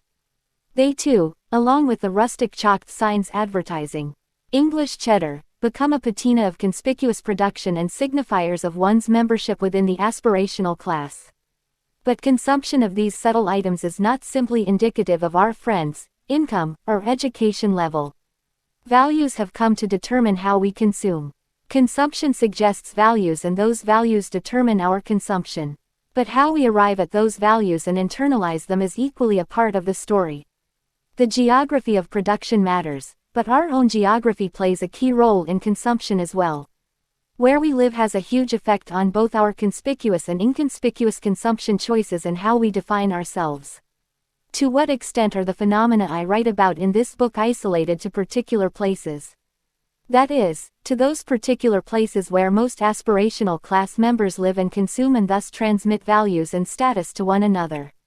To what extent does the story of the aspirational class resonate with all of America, and to what extent is it actually the story of metropolitan America and its hinterlands? As the next chapter will show, cities have emerged as the central node where many of these choices, values, and tastes play out. Cities are the geography of the aspirational class and their consumption patterns. Landscapes of consumption. The fundamental observation of 21st-century cities is that they have become what the sociologist Sharon Zukin has called landscapes of consumption. Cities are the geographical lens through which we can observe the consumption habits of the new elites. Through their shared values, ideologies, and consumption patterns, 21st-century cities connect more with one another than with towns and suburbs that may be more geographically proximate. Cities have become the ultimate consumption zone for the aspirational class, where many of the behaviors and practices I have discussed thus far play out. This rise in urban consumption is the result of an influx of elites, particularly wealthy members of the aspirational class, moving back into cities, which in turn, cater to their needs and desires. To be clear, urban centers are not just nodes for the upper-income members of the aspirational class. Cities are intensely desirable to all the world's economic elite. Record-breaking apartment sales and rapid gentrification of once gritty neighborhoods are reported in newspaper headlines from New York to London to Berlin. The pushing out of dive bars and affordable housing for the influx of new condos and luxury retail is a standard trope in the 21st century metropolis. In the building of this elite utopia, Western capitalist cities have become cultural and economic universes unto themselves. For every reasonably priced almond latte that an upwardly mobile member of the aspirational class purchases in Brooklyn, there is a multi-million-dollar apartment being sold to a Chinese oligarch on the Upper East Side. These two elite worlds collide in today's Western capitalist cities. Thus, understanding the important role of cities as they pertain to the aspirational class requires studying the role of urbanity as the spatial manifestation of much of the inequality and rise of the global economic elite that underpins the world economy. To understand today's cities is to understand what drives their desirability for the world's elite. Aspirational and otherwise, and much of this allure can be found in what people consume. The city was not always a desirable destination for the world's elite. Cities began as places of local trade, then export, and then with the Industrial Revolution, cities became the locus of production. To the Industrial Revolution and the manufacturing economy brought consumption to the masses, and its geographical home was the urban center. From Frederick Engels to Jacob Riis to Georg Simmel, sociologists and economists remarked upon the city's dire physical and social conditions as a result of factories, the tenements in which workers lived, and other elements of mass production. 3 Early 20th century cities were marked by a rapid influx of density never before seen in Western metropolises. This density was due to the rise in production. The manufacturing economy created the capability and the subsequent demand for mass-produced material goods, which brought forth immigrant workers and tenement housing. This expansion also made cities hard places to live. Cities became untenable by the mid-20th century, with the rise of public health problems, overcrowding, and pollution. Thus, unsurprisingly, when the federal government offered low-interest, amortized loans for suburban home ownership, those who could, fled urban centers. 4 The subsequent urban deindustrialization, commencing in the 1960s and continuing through the 1980s, left cities with no middle class and no jobs. Those who study cities, economists, sociologists, urban planners, thought the demise would continue, that the city as we knew it would never recover. Indeed, they were partially right. Cities are no longer centers of manufacturing, and factories, which had gone to South America and Asia, did not reopen. There remains a massive plight of joblessness among unskilled, minority workers who had once been well-paid manufacturing workers. But the decline stopped. As early as the 1980s, a burgeoning advanced service economy took hold of major metro areas. While the actual production of goods left cities, an influx of firms that managed and ran the distribution of goods, services, and money began to move in. Headquarters and corporate management located in cities. 5 While the job of making things moved to cheaper locales in developing countries, the decisions around what to make, where to sell it, and how to value it, whether on the stock market or department store aisle, were made in major cities. In fact, the very cities that had been impacted by deindustrialization, Boston, New York, Chicago, are experiencing a resurgence due to the location of headquarters, financial services, law firms, and other highly skilled service industries. This revival of cities isn't a result of a rebirth of the industrial economy. As the London School of Economics geographer Michael Storper remarks in his book Keys to the City, the decentralization of manufacturing essentially ended central cities' role in it. But it did not put an end to urban concentration. 6. In fact, it's hard to say what tangible things educated, urban denizens actually create. Many work in a world of ideas, highly dependent on a formal, tertiary education. In her book, Cities in a World Economy, the sociologist Saskia Sassen documents the process by which cities evolved from centers of physical production to headquarters of knowledge and financial, non-physical capital. A confluence of several different economic changes occurred. First, globalization affected all areas of business. The outsourcing of production to developing countries with cheaper wages and materials, and the business deals and exchanges across major cities around the world. Part of these business deals were linked to the rise of financial markets as a key area of profit generation and their geographical concentration in major cities. These economic interactions were characterized by instantaneous exchanges among people and firms, which required centralized, dense contact that emerged in a few major global cities, including New York, London, Hong Kong, and Tokyo. Finally, the financial industry required accompanying services, accounting, law, and public relations, in close proximity. While the rebirth of cities due to financial activities and what Sasson calls high-level producer services occurred initially in the aforementioned centers, other cities were also experiencing the exodus of manufacturing and the influx of knowledge and innovation-driven industries, which also included technology. Boston, San Francisco, and creative industries. Los Angeles, New York. 7. By the 2000s, cities were back in vogue. Part of what explains this phenomenon is that cities have become the nexus of the new global economic structure that prizes intangible skills, education, innovation, and creativity. Sasson's high-level producer services are the underpinnings of what others have called the knowledge economy, symbolic analysts, or the creative class.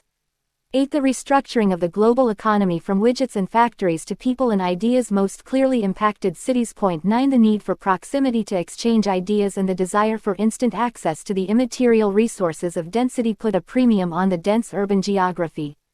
And as cities, and specifically the companies located within them, demand more skilled workers, these labor market elites get paid more than others as a result of their education and skills, and a highly clustered pattern of affluent, educated labor market elite emerges. Around the world, the city is in the midst of a renaissance as both companies and the people who work in them are flocking back into the city. This transformation has been rapid and profound. Stanford economist Rebecca Diamond found that between 1980 and 2000, the population of college-educated New Yorkers increased by 73%, while the population of non-college educated decreased by 15%. This trend exists across the country in highly skilled metros where the uptick in the educated is rapid and corresponds with an erosion of lower-skilled workers. 10 Storper observes that from the late 1990s to early 2000s, cities in general old, cold, sprawling, or sunny grew as a result of firm location and the skilled labor that followed. That cities as diverse as Atlanta, New York, Los Angeles, and Chicago have all experienced significant population growth suggests that it is not the specificity of cities but rather the qualities of urbanity, density, and diversity that maximize the work and profit generation of the 21st century. Further, labor market elites have the luxury of choosing to work close to where they live, and many choose to minimize commuting time that impacts their quality of life.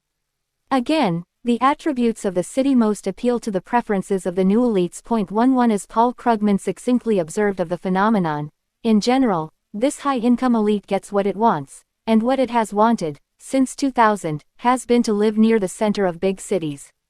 12. Thus, the city has become the defining geography of the 21st century aspirational class and its distinctive ways of living.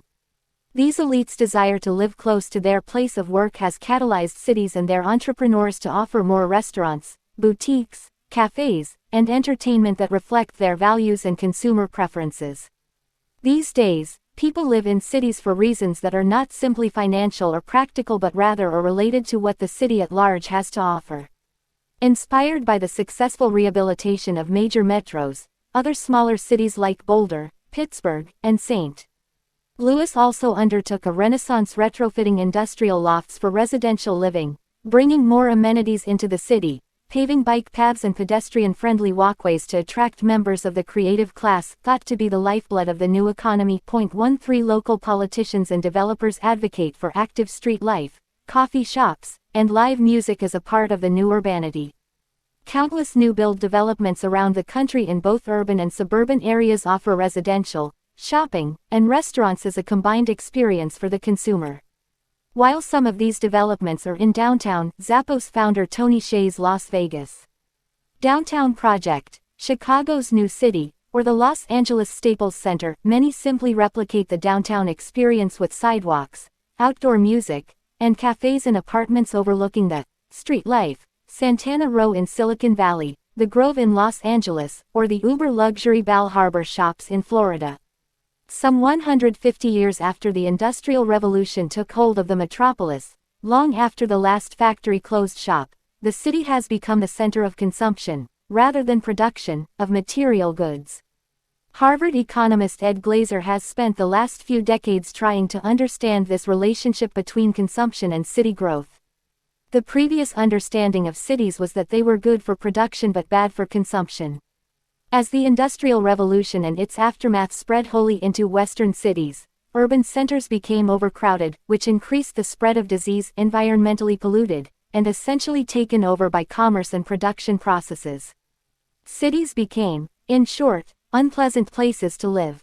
One only has to glance at Frederick Engels's study of Manchester or read Kenneth Jackson's Crabgrass Frontier to get a sense of the horrors of the industrial metropolis. Those who could leave did so. Housing stock declined as the resources and people needed to maintain it were no longer there to do so. In the United States, this exodus was further catalyzed by the U.S. government's FHA loans and GI Bill to support home ownership, which was primarily awarded to those purchasing homes in the suburbs. These efforts were implicitly racist through redlining and restrictive covenants, leaving out huge minority communities who were not given loans and were essentially trapped in a deteriorating urban core. 14 For several decades, starting in the mid-20th century, cities were replaced by suburbs as the desired place to live. 15 This dynamic went on for decades. But Glaeser's work suggests the opposite is true today. Currently, the headquarters of the global economy are in major metros and their labor market elites are there too. These new elites desire dense, culturally rich neighborhoods that offer rich amenities and consumption options. Cities offering the greatest opportunities to consume or thriving. The dominant intellectual paradigm in urban economics is what is termed the new neoclassical urban economics (NNUE), which argues that individual and firm preferences around amenity value, or quality of life, explain the location choices of companies and labor market elites. By way of example, one of the reasons that older, industrial cities experienced a rebirth as a result of consumption options and social interaction that was attractive to highly skilled workers. 16 Empirically, this theory has borne out in 21st century cities, in work with fellow economists Jed Kolko and Albert Sayes. Glaeser finds that high amenity cities, those with parks, opera houses, an abundance of restaurants and retail, grew much faster than low amenity cities. In fact, the concentration of amenities in 1980 predicted subsequent population growth over the next decade. They also find that urban rents are much higher than urban wages, suggesting that the demand to live in cities can't be explained simply by the practicality of getting paid more. But the average city dweller is willing to put up with higher rents because of what urban life has to offer. What determines a city's success and delineates the global urban hierarchy is the extent to which a city offers consumption options to its inhabitants. 17 As cities become important sites of skilled human capital, those who run cities and own businesses within them generate amenities that make urban living worthwhile and interesting to these highly sought-after workers. 18 Thus the process of being a center of the global economy and an important consumption zone for the new elites goes in lockstep. Glaeser and his colleagues break down amenities into 4 different types: local goods, aesthetics, public services, and speed. The latter 3 types of amenities are fairly straightforward. People like good schools and low crime and nice architecture, reasonable weather, and parks. People want good transportation systems like subways and bike paths and proximity to the central business district. So, on the surface, it's no surprise that Manhattan or London, with their sprawling public space, efficient subway systems, low crime, and strong schools, if you're in the right neighborhood, are so desirable. But it's more complicated when it comes to the local consumer options, and importantly, the eclectic mix that one city offers versus another. Since the post-medieval period, we have witnessed a rise in real incomes and the emergence of a post-scarcity society. 19 These developments mean that, despite rising inequality, the general population in Western industrialized countries has more money and, specifically, more of it to devote to secondary and tertiary needs, after taking care of basic necessities. So the world over, most people are buying more goods. From a spatial perspective, this means that the most desirable places to live often have more desirable types of consumption. Big, alpha, cities like New York, London, Hong Kong, San Francisco, Los Angeles, or Paris all offer many iterations of premium consumption options. A perfect cappuccino, a meal at a good restaurant, or a designer dress. And the local influence good curry houses in London, great pizza in Chicago, baguettes in Paris is what makes these cities distinct in what they produce alongside the endless string of cafes and boutiques. The concentration of different people, and lots of them, is what enables the curry houses to flourish, so many people skilled to produce a particular good and so many wanting to consume it. 20. People themselves also become local goods that others want to be around, and their specificity and uniqueness in different cities makes certain places desirable in different ways. We want to be around people with whom we can share ideas, culture, and stories, people who read the same books and watch the same movies. We are ultimately social animals and connect around a series of norms and shared identities. Part of this connectivity is an outcome of industry. Those working in country music tend to live in Nashville and not only increase their productivity by working near each other and sharing ideas around composition notes or lyrics, but also tend to share an enjoyment in the same topics at dinner parties and bars. The clustering of people for work, whether finance or film or publishing, produces cohesive social groups that allow for shared identity.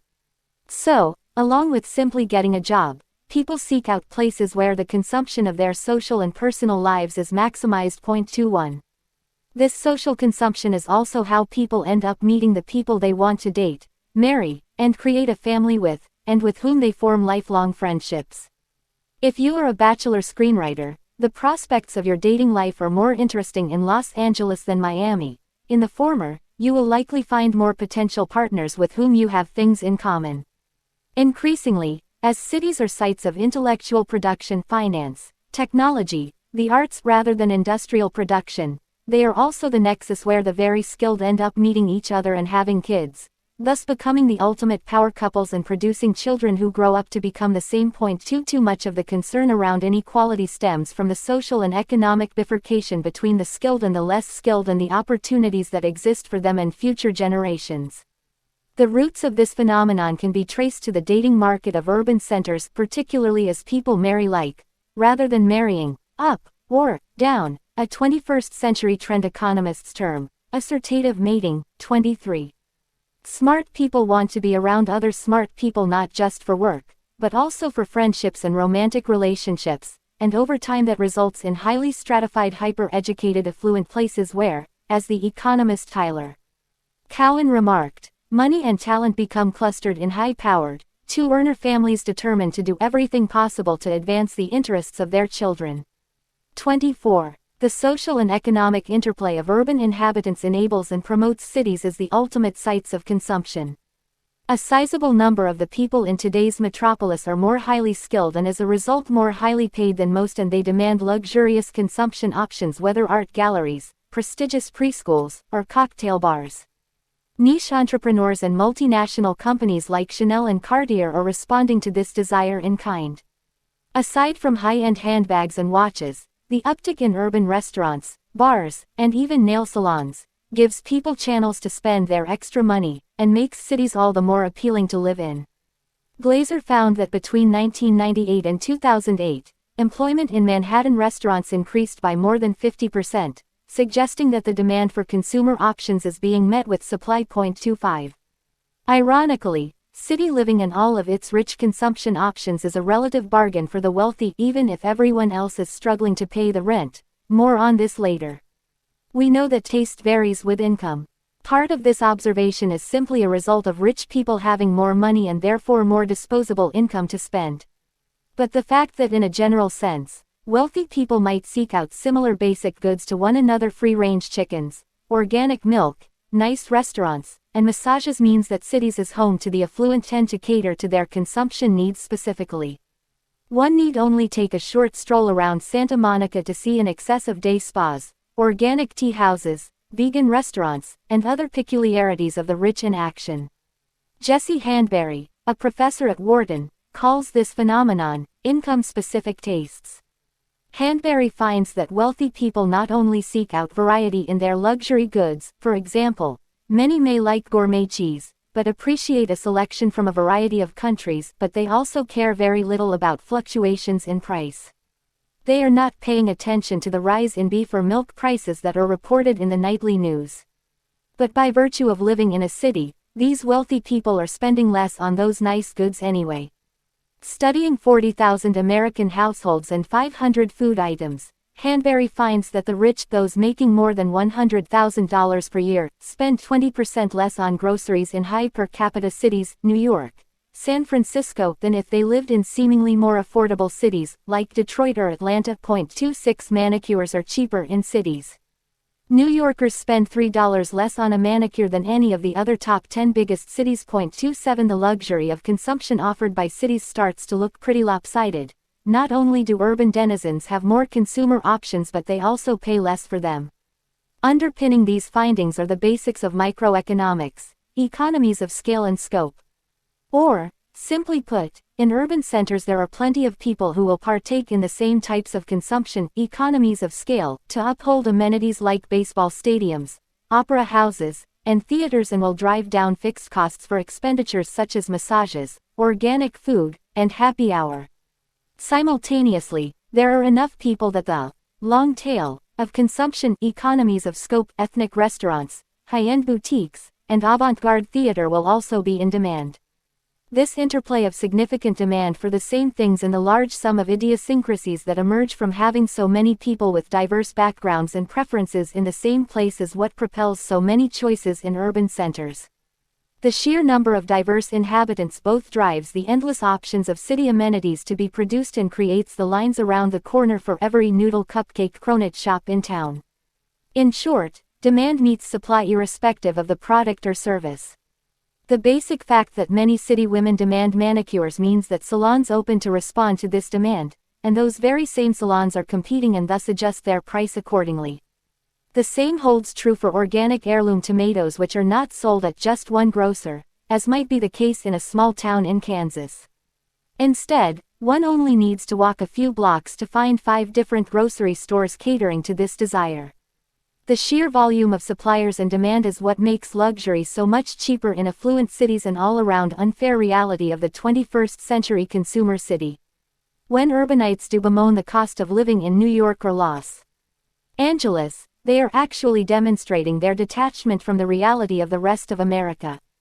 $5 is a lot for a coffee, yes, but no one in small-town West Virginia or Pennsylvania is even considering that purchase.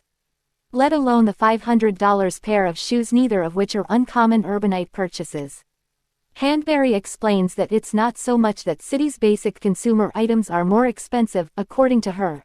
Items like milk are less expensive in cities, but rather that people's tastes become more expensive when they live in a city.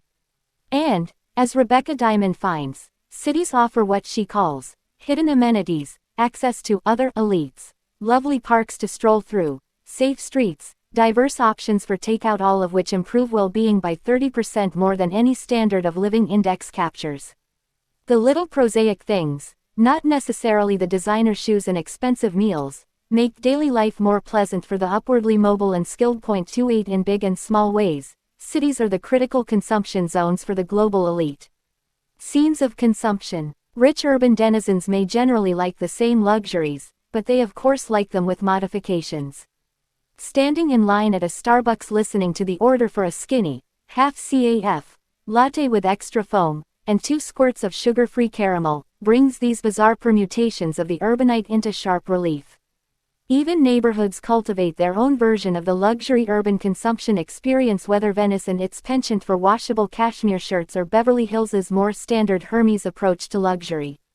The same goes for Chicago's bohemian Wicker Park versus Gold Coast neighborhoods. Boston's moneyed Beacon Hill and intellectual Cambridge may be wildly different in taste, but both offer rich consumer options that distinctly cater to their respective inhabitants. University of Chicago sociologist Terry Clark believes these different amalgamations of consumption scenes comprise the city as entertainment machine.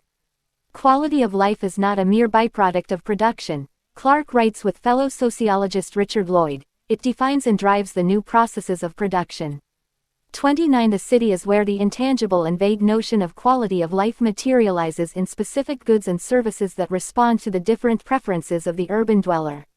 Clark's research tries to get at how these generalized dynamics of urban living play out in specific places. Rather than look at particular people, or particular locations, Clark looks at what people do and how they consume as a way to understand urban identities. Glamour zones like Beverly Hills and Madison Avenue, with excessive conspicuous consumption and luxury goods, the bohemian inclinations of Notting Hill, Soho, or Venice, or the more conventional behaviors of the middle class is found in the Upper West Side or Pasadena. But the same places can be different things to different people. Beverly Hills is at once home to a rich person, a place of semi-frequent conspicuous consumption to another, and a source of amusement and spectacle to yet another. 30. Cities are the same, cities are different. Consumption may define the urban experience generally, but Los Angeles and San Francisco, despite both being Californian cities, couldn't be more different from one another, not just in the idiosyncrasies of their microscenes of glamour or grit, but also on a macro level. These cities are of course both great meccas of urbanity and all of its trappings: luxury coffee, great restaurants, museums, and big sports stadiums. But if you confused a San Franciscan with an Angelino, the former would be deeply insulted, priding himself on a bohemian intellectualism that the latter surely lacks. Angelinos find New Yorkers neurotic, New Yorkers find Chicagoans too Midwestern, and so forth. Herein lies a simple but important point about cities and their consumption. As New York is known for finance and fashion, San Francisco for technology, Detroit for automobiles, and Los Angeles for film and video games, the city's consumption options are equally important in underpinning their identities. Cities, when examined through consumption patterns, are no more similar to each other than they are to the average small town. In fact, most small towns have more in common with each other than two randomly chosen metros. This may seem obvious at first blush, but most of the research on cities has attempted to understand a larger pattern of urbanity, the way in which we understand cities as a unified whole. In his famous 1938 essay, Urbanism as a Way of Life, University of Chicago sociologist Louis Wirth set out to define the city through three criteria: size, heterogeneity, and density. 31 Many have followed suit. Henri Lefebvre, the French Marxist philosopher, argued that we are experiencing an urban revolution. Indeed, 82% of the U.S. population and more than half of the world are urban, and that the city needs to be studied as its own field, much like biology or physics. More recently, the Santa Fe Institute physicist, Geoffrey West, has constructed complicated equations and amassed big data to argue that regardless of size, density, or heterogeneity, deep, highly predictable structures uphold the city and urban patterns. West believes we can explain city functions and patterns through equations with 85% accuracy. 32 For example, a city's crime level, amount of waste, number of grocery stores, and so forth can be determined simply by knowing a city's population size. Other work by Marta Gonzalez of the Massachusetts Institute of Technology and her colleagues finds that humans exhibit a generalizable mobility pattern.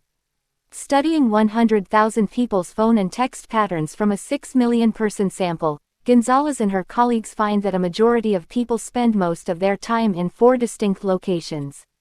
Even if most of us live and work in different locations, our spatial pattern is roughly predictable.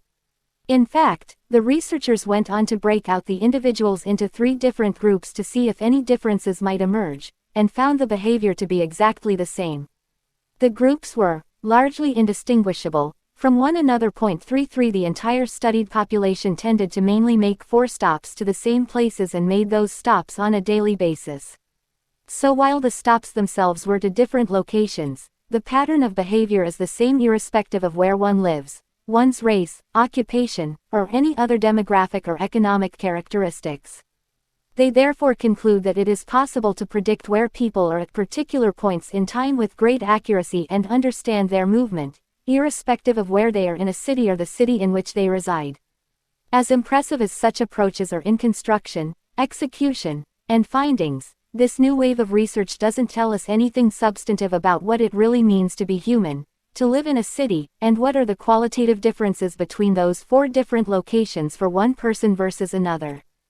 For example, the 4 stops for a man who lives in Chicago might be leaving his 4-bedroom house in the affluent Gold Coast in the morning to go for a run, stopping at a cafe for a coffee, heading to his finance job in downtown Chicago, and stopping at some organic cafe after work to pick up a dinner of wild salmon and organic broccoli.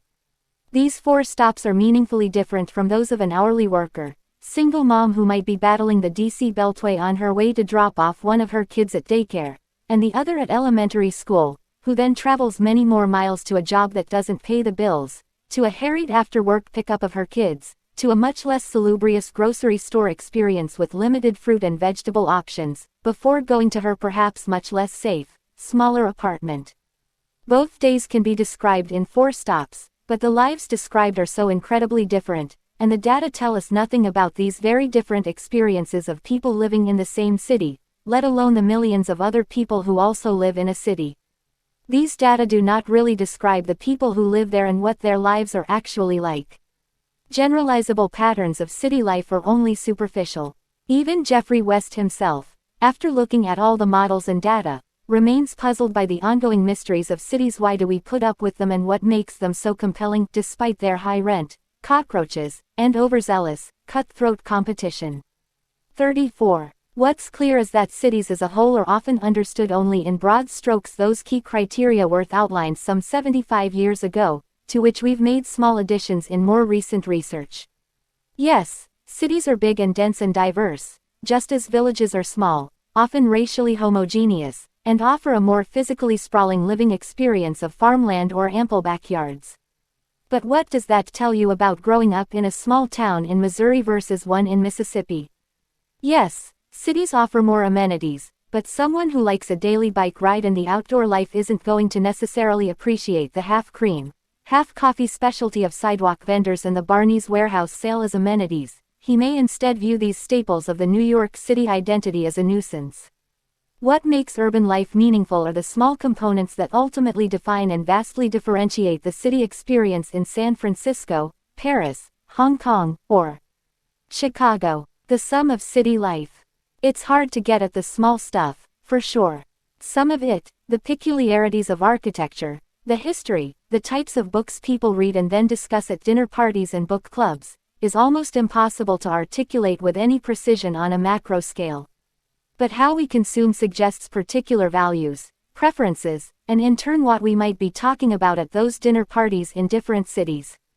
And that's something we can track. When my doctoral student Hyojung Lee and I consulted the consumer expenditure survey to see the thousands of things that Americans consume and parsed out the data by city, we found that part of our qualitative understanding of city difference can be understood through the lens of what the people in them consume. Through the lens of detailed consumption patterns, cities appear to have very little in common with one another, other than those broad generalizations. This single observation explains why, whether Dodgers versus Giants fans or Chicago versus New York pizza, we see such antagonism between particular metropolises and their respective urbanites, and why we can't make sense of cities as a cohesive unit and must look at each of them individually. Rather, city dwellers are an amalgamation of people just as different from one another as they are from other countries or villages. When we look at consumption data, inhabitants of Los Angeles really do appear to have come from a different planet from those in Miami or Dallas. In the next section, I will break down these differences by how we eat, drink our coffee, drink alcohol, decorate our homes, and date, among other things that form the days of our urban lives. 35. What we eat. In some basic ways, we can see that some cities are healthier than others, and the data show that Los Angeles, New York, Miami, and San Francisco are home to the biggest fruit and vegetable consumers. Angelenos consistently spend 30–40% more of their total expenditures on fresh vegetables and between 10% and 40% more on fruit than any other city, except San Francisco. Miami rivals Los Angeles in its fruit consumption. New Yorkers and San Franciscans aren't quite as health conscious, but they too spend significantly more on fruit and vegetables. On the one hand, some of these findings make sense. Miami and Los Angeles are located in two of the most agriculturally rich states in the country, and unsurprisingly, the produce tastes better, and as a result of abundance, is less expensive than in other cities. But there is also a cultural dynamic at play. These cities are home to people who care a lot about health and looking good.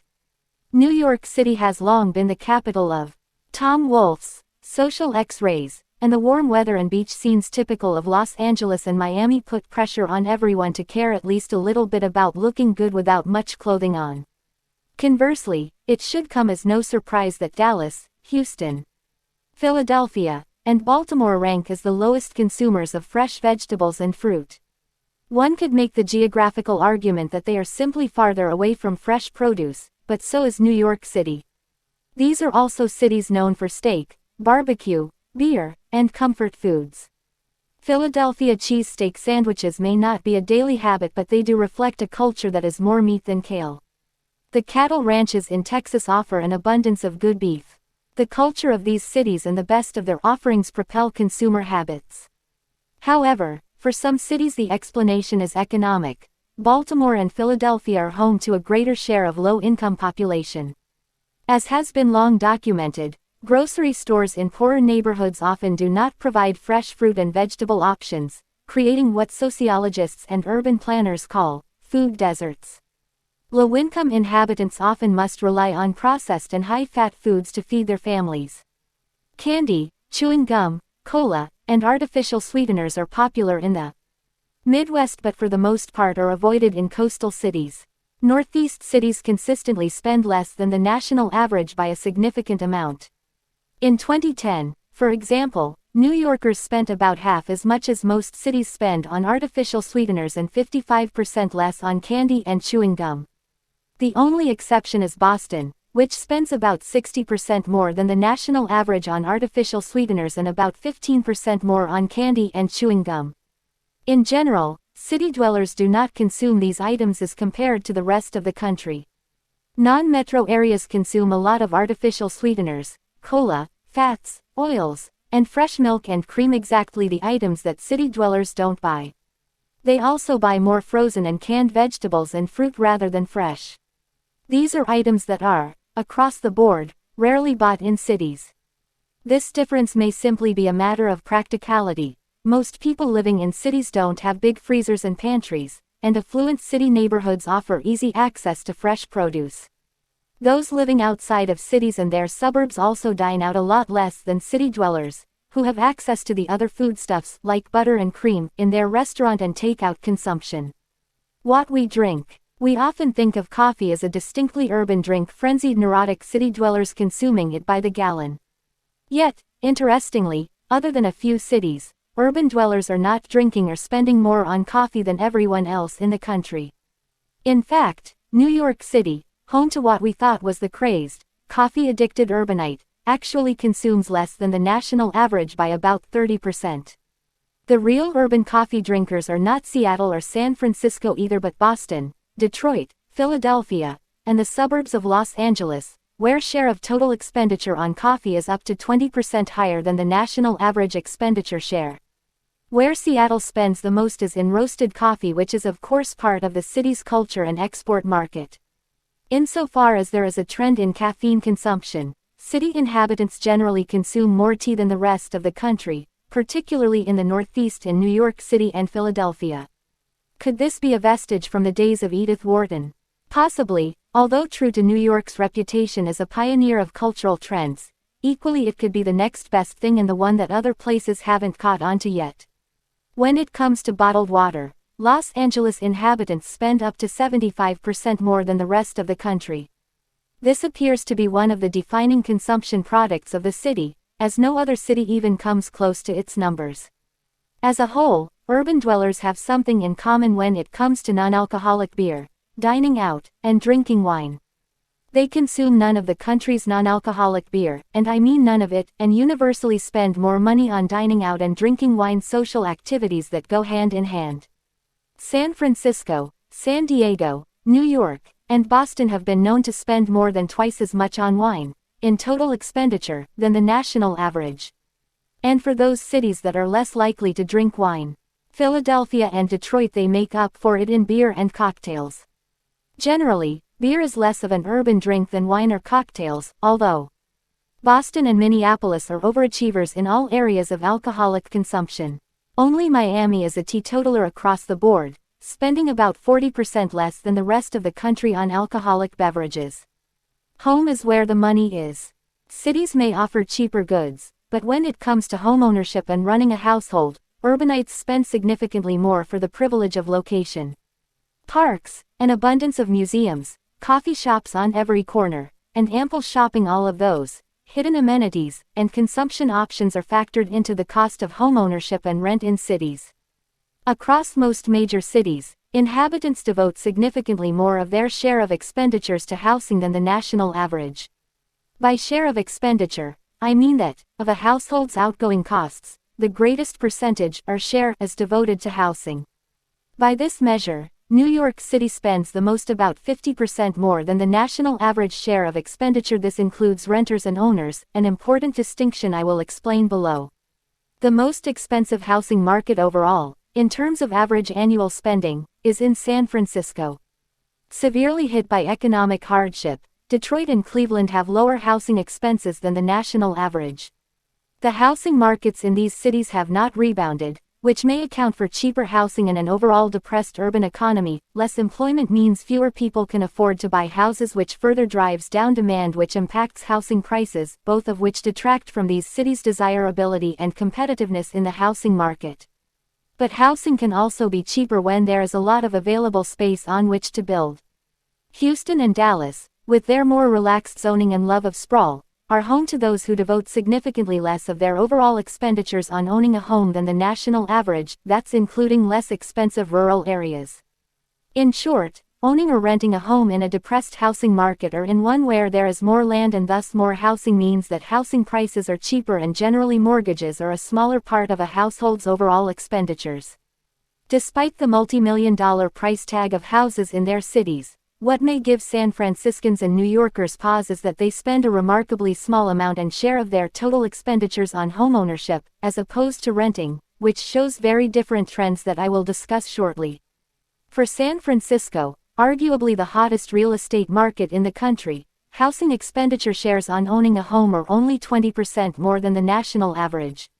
In 2012, San Franciscans spent less than the national average in their share of expenditures devoted to owning a home, 11.8% of total expenditures nationally versus 11.5% for San Franciscans. New Yorkers, as in those who live in one of the 5 boroughs, consistently spend 20 to 25% less than the national average on homeownership, and in 2009 spent a third less than everyone else. These last two numbers may surprise both those living in these cities and anyone aware of the high cost of housing associated with them as well. But remember, the calculation is share of total expenditures, not absolute dollars. Homeowners in San Francisco or New York are those who earn much more sizable incomes and can more comfortably afford the high prices. So even if New York or San Francisco houses or apartments sell in the millions, those who can afford them are already making so much more than everyone that, as a share of total outgoing costs, housing takes up less of a proportion than it would with a less wealthy group of home buyers in Orlando, Florida or Atlanta, Georgia, for example. Also, homeownership in New York is less common than renting, which may bring the overall average down. When you consider absolute dollars devoted to homeownership, New Yorkers still spend less than everyone else, in terms of average annual expenditures on owned dwellings, while San Francisco's housing market is one of the most expensive in the country, behind Washington, D.C. In 2007, average absolute spending in San Francisco was more than 2 times that of New York City. Yet here, too, as a share of expenditures, housing does not dominate, confirming that people in San Francisco generally have sufficiently high incomes that, for those who buy rather than rent homes, homeownership does not dominate their spending. The way to understand the impact of these cities' housing costs on the average city dweller is to examine expenditures on housing for those who rent, where New York City, San Francisco, and Miami households devote huge amounts of their spending. No matter how comfortable a local housing market is, for most people, a mortgage is often a huge chunk of total expenditures. Even for a home in a reasonably priced housing market, thousands of dollars may be devoted to a mortgage every month. Rent, however, fluctuates wildly from $550 a month for a luxury 1-bedroom, 600 square foot apartment in Cleveland to more than $2,500 for the same space in Manhattan. Because more urban dwellers rent than own, rent is a good measure of what's really going on for the majority of people living in cities. As both a share of expenditures and in absolute dollars, the rent in major cities is very expensive. New Yorkers spend 300% of the national average on rent, an average of more than $8,000 per year, which is almost 4 times more than Minneapolis, twice as much as D.C., and more than twice as much as Chicago, Boston, Seattle, or Phoenix. According to Street Easy, the average rent in New York City was predicted to be $2,700 in 2015. That's almost 60% of median income in the city. The rule of thumb is that a household should be spending 30% or less of before-tax income on housing. Between 2000 and 2013, New York City rental prices grew almost 2 times the pace of income, with this trend impacting low-income neighborhoods the most. 0.36. The second most expensive rental market is San Francisco, where the average household spends anywhere from 50% to 80% more than the national average, but double the rent for smaller, less expensive cities like Phoenix, Houston, Dallas, or Philadelphia. As a share of their total outgoings, Los Angeles and San Diego households spend more than twice the national average on rent expenditures. There are a few ways to look at these numbers. First, these are some of the most desirable places to live, but many people cannot afford to buy a home, so the rental market is very heated and rentals are in short supply. Second, in some cities those who rent rather than buy have less total income, and thus a greater share of their income and expenditures is devoted to housing as well as food and clothes. Finally, some of these cities, New York, San Francisco, and D.C., for example, are experiencing an influx of uber luxury apartment complexes that are really an option only for the super rich. This type of building is essentially creating a two-tier rental market between the super rich and everyone else. 0.37 as those luxury apartments absorb the housing demand of the super rich, and as people who would have been owners stay in the rental market, the share on housing may seem lower than expected in New York and San Francisco, which may explain why San Francisco's share of expenditures on rent is lower than that of San Diego. The former city simply has many more richer tenants who pull down the average share of income devoted to rent.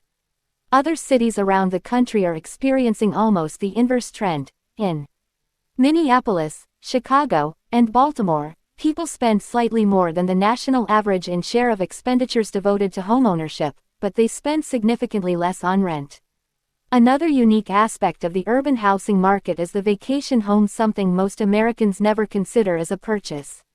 The vacation home is a hallmark of urban spending, again reflecting the general affluence of those living in cities compared to those living elsewhere.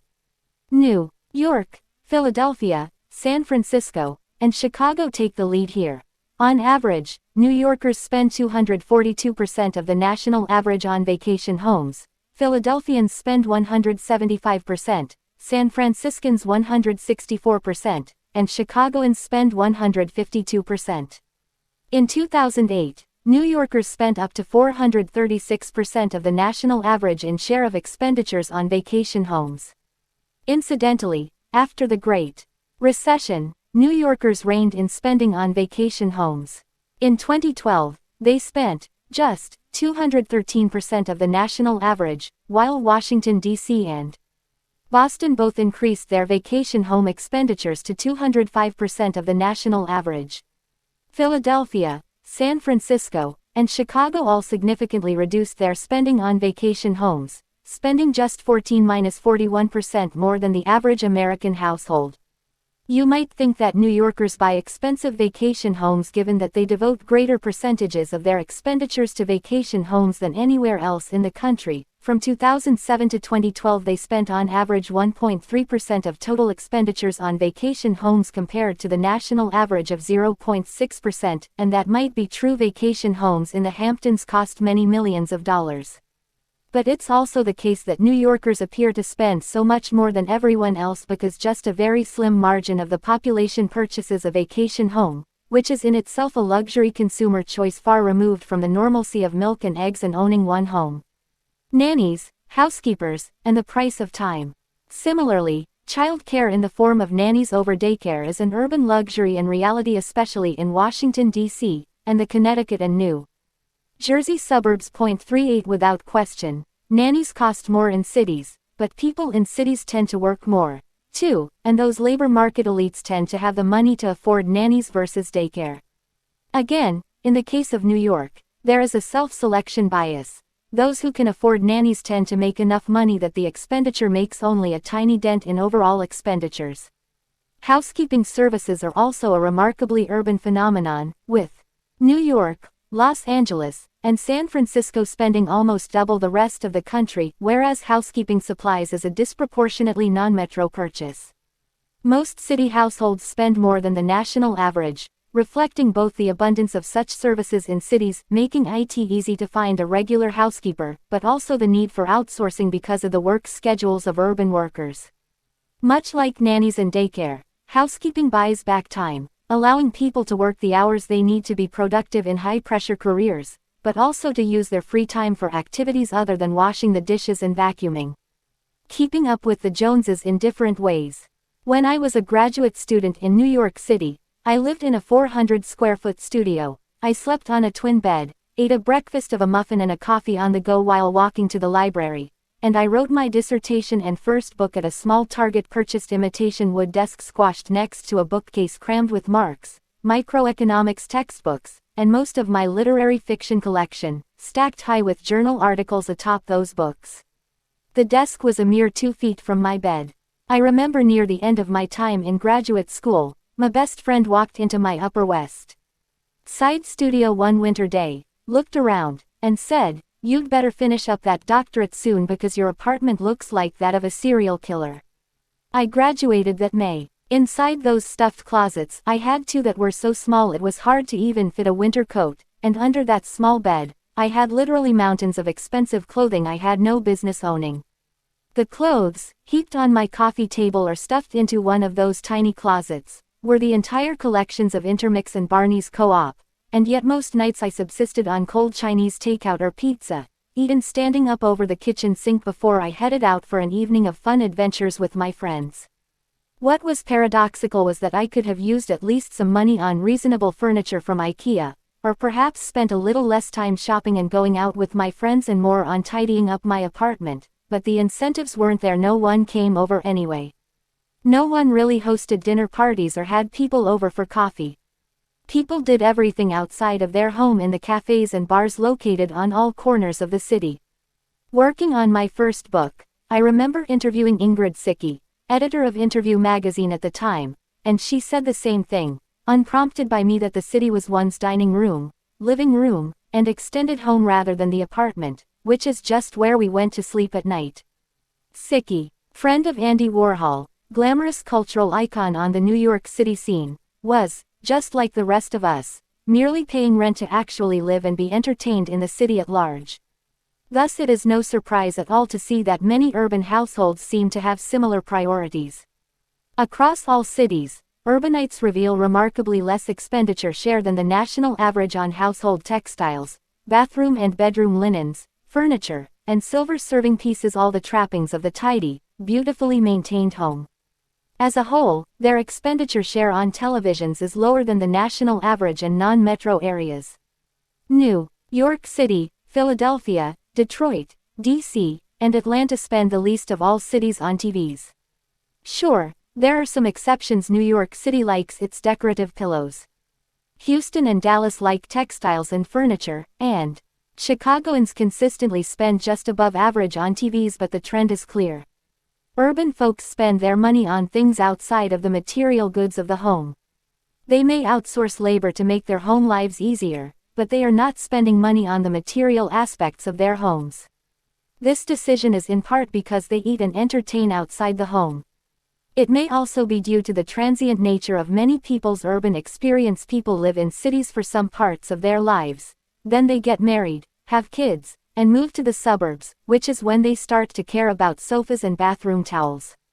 Yet, another important aspect of this pattern is that urbanites spend so much time outside of their homes that their materialism is devoted to their own external physical appearance, rather than that of their internal world, thus encapsulating Georg Simmel's early 20th century observation of eccentric urbanites who use clothing as a quick signal of identity and individuality. 39 When we look at both men's and women's apparel and footwear, we find exactly this trend. People in cities spend more on shoes and clothes. Certain cities are acutely emblematic of this trend. As a share of their outgoing expenditures, New York City women spend 2 times more on shoes than everyone else. As far as women's clothes go, Dallas and New York City are home to the biggest spenders, unsurprising given the ostentatious need to be seen nature of both cities' cultures. New York City and Washington, D.C. are home to the biggest spenders on men's shoes, likely a result of being the epicenters of 2 male-dominated industries, finance and politics. While most cities spend an average amount on watches, New York City and Los Angeles spend more by a large margin. In fact, in 2010, New Yorkers spent about 27 times more on watches as a share of total expenditures than everyone else. No city even compares. In absolute dollars, New Yorkers spent more than $1,300 on average on a watch in 2010, while Los Angeles is significantly more modest at $105. While watches can cost many tens of thousands, and $105 isn't so unreasonable, remember the number is an average, so plenty of households are reporting spending nothing at all, and still New Yorkers spent in excess of $1,000 on watches per household. Even though LA is ranked second in terms of share devoted to watch buying, it's but a tenth of New York's spending. Watches may price out most people, even city folks, but those inexpensive manicures and massages and facials are a lure for urbanites across the board. New Yorkers, Miamians, and the DC set are the biggest spenders on personal care services, but pretty much everyone except the crunchy bohemians of Seattle are a part of the trend. Yet, for all the money spent on massages, trainers, exercise classes, and haircuts, urbanites actually spend very little of their total expenditures on beauty products like hairspray, makeup, and other accoutrements, Boston least of all. One explanation could simply be that they are spending so much energy and money on their ongoing self-care, exercise, skincare, and hair that products like mascara are less necessary. City dwellers have sculpted themselves to some version of a natural perfect. Keep in mind, however, that exercise classes and nice haircuts cost significantly more than any tube of mascara. Another explanation for the differences in beauty and personal grooming care in cities versus non-urban areas comes down to options. Many of the self-care services are simply not on offer outside of major cities. If massages, Pilates, or meditation classes can be found in a small town, there are unlikely to be many competitors, so these services are far more expensive. Remember the economies of scale for luxury urban goods. While the non-metro household is unlikely to be spending much money on Pilates instructors or weekly manicures, one can barely walk down a city block without passing an exercise studio or nail salon. Thus, relative to the urbanite, non-metro households spend much less on services but more on products, which are far more democratic and within their reach. Most anyone can get a tube of good mascara, but it's pretty hard to find a regular yoga or Zumba class outside of a major city. Finally, it could simply be the aesthetic culture of cities.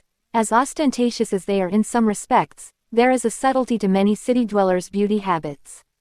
Makeup rarely looks obvious, manicures are often clear or a pale pink.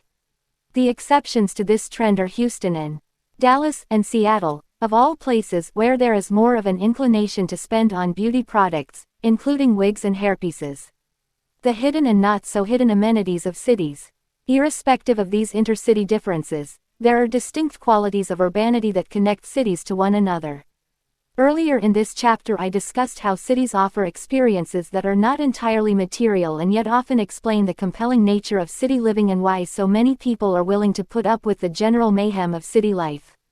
As previously noted, Rebecca Diamond calls these things hidden amenities. 40 Edward Glaser sees social interaction and density as a means for city dwellers to be more productive in their work lives and maximize their potential in the marriage market. 41 Personally and professionally, people thrive when they are close together and have access to many options and resources, in much the same way that biotech research scientists or artists are most creative in concentration and socialization with others like them.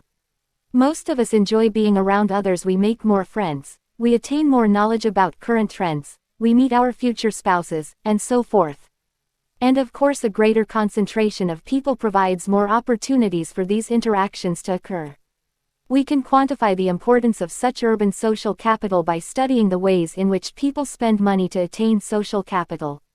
When we want to make friends, country clubs and social clubs are a swift way to become part of a particular group of people.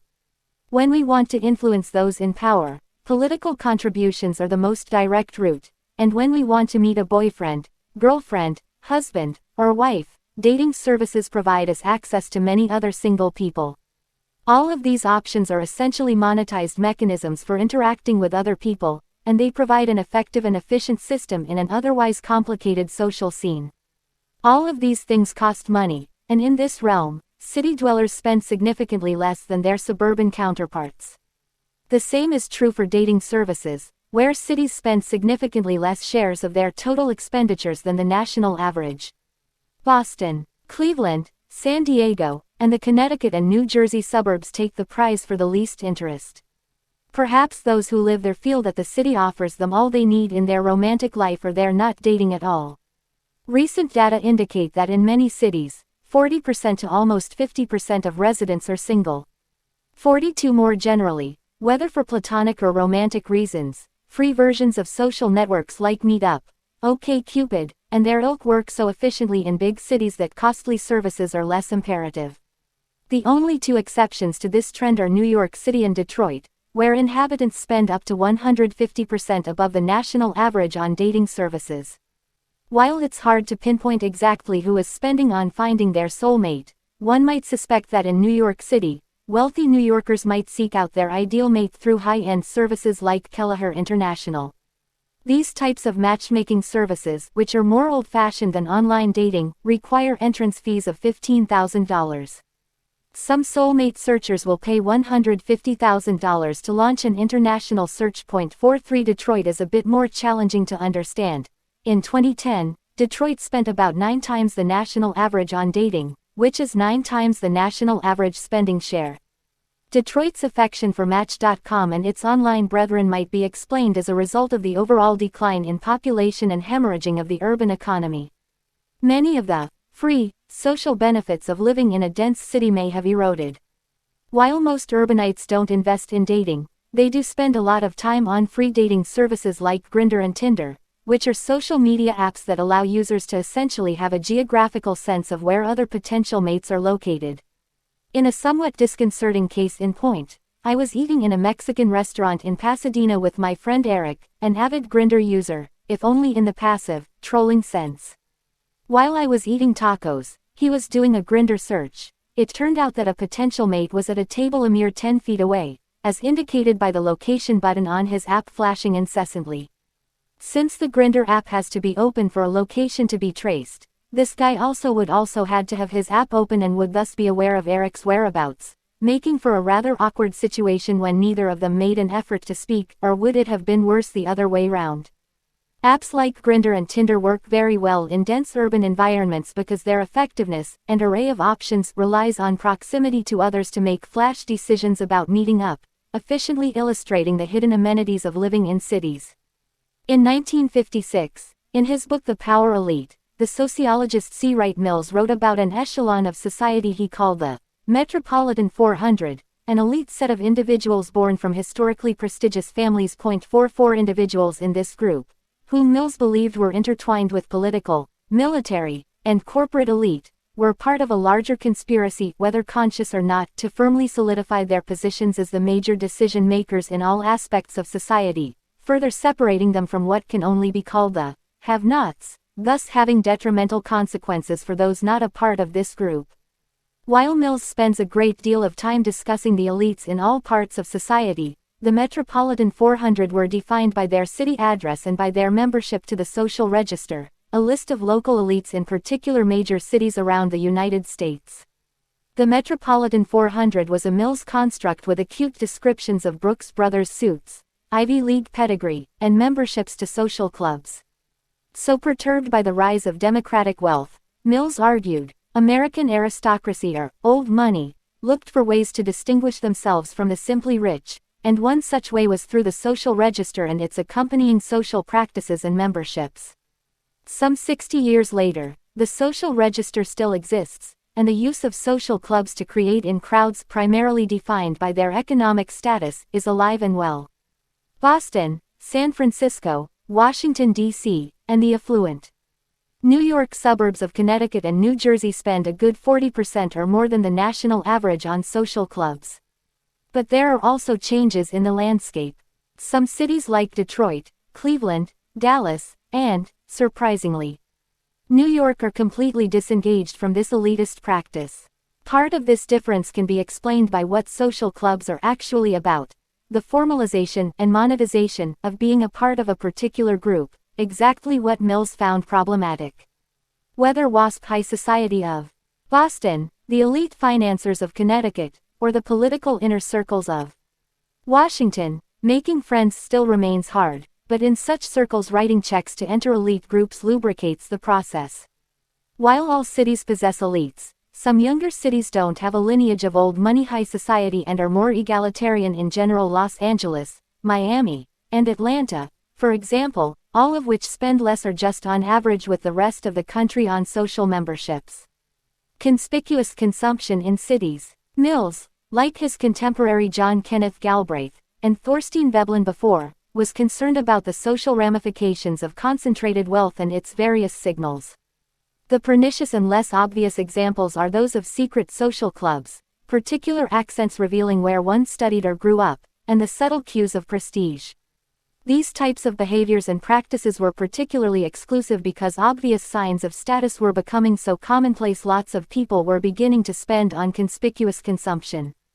If everyone could afford to look rich by donning Ralph Lauren, or buying automobiles, even luxury ones, the classic material signals of wealth were less a demarcation between the rich and the rest.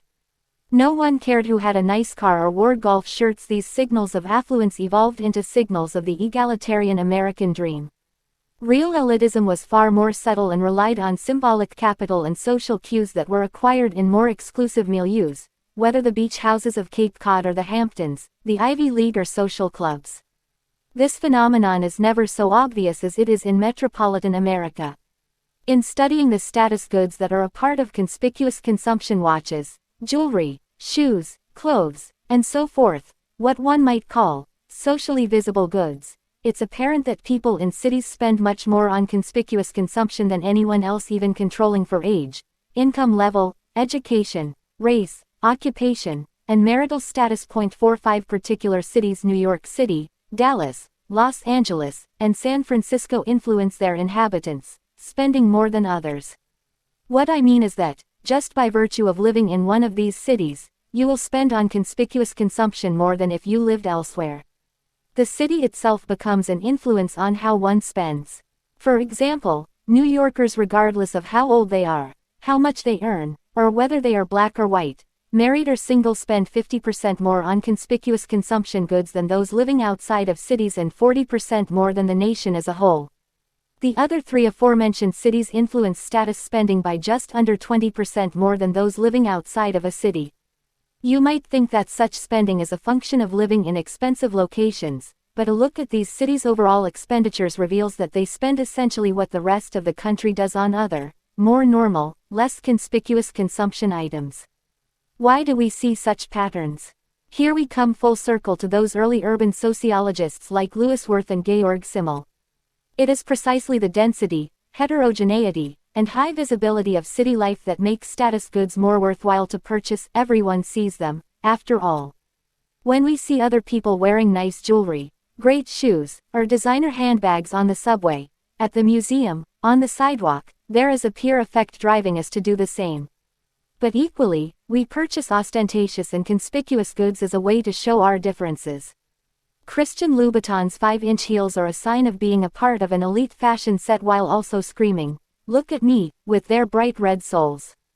The shoes become both a tool for fitting in and standing out, much as a Rolex, a Chanel handbag, or Porsche does as well.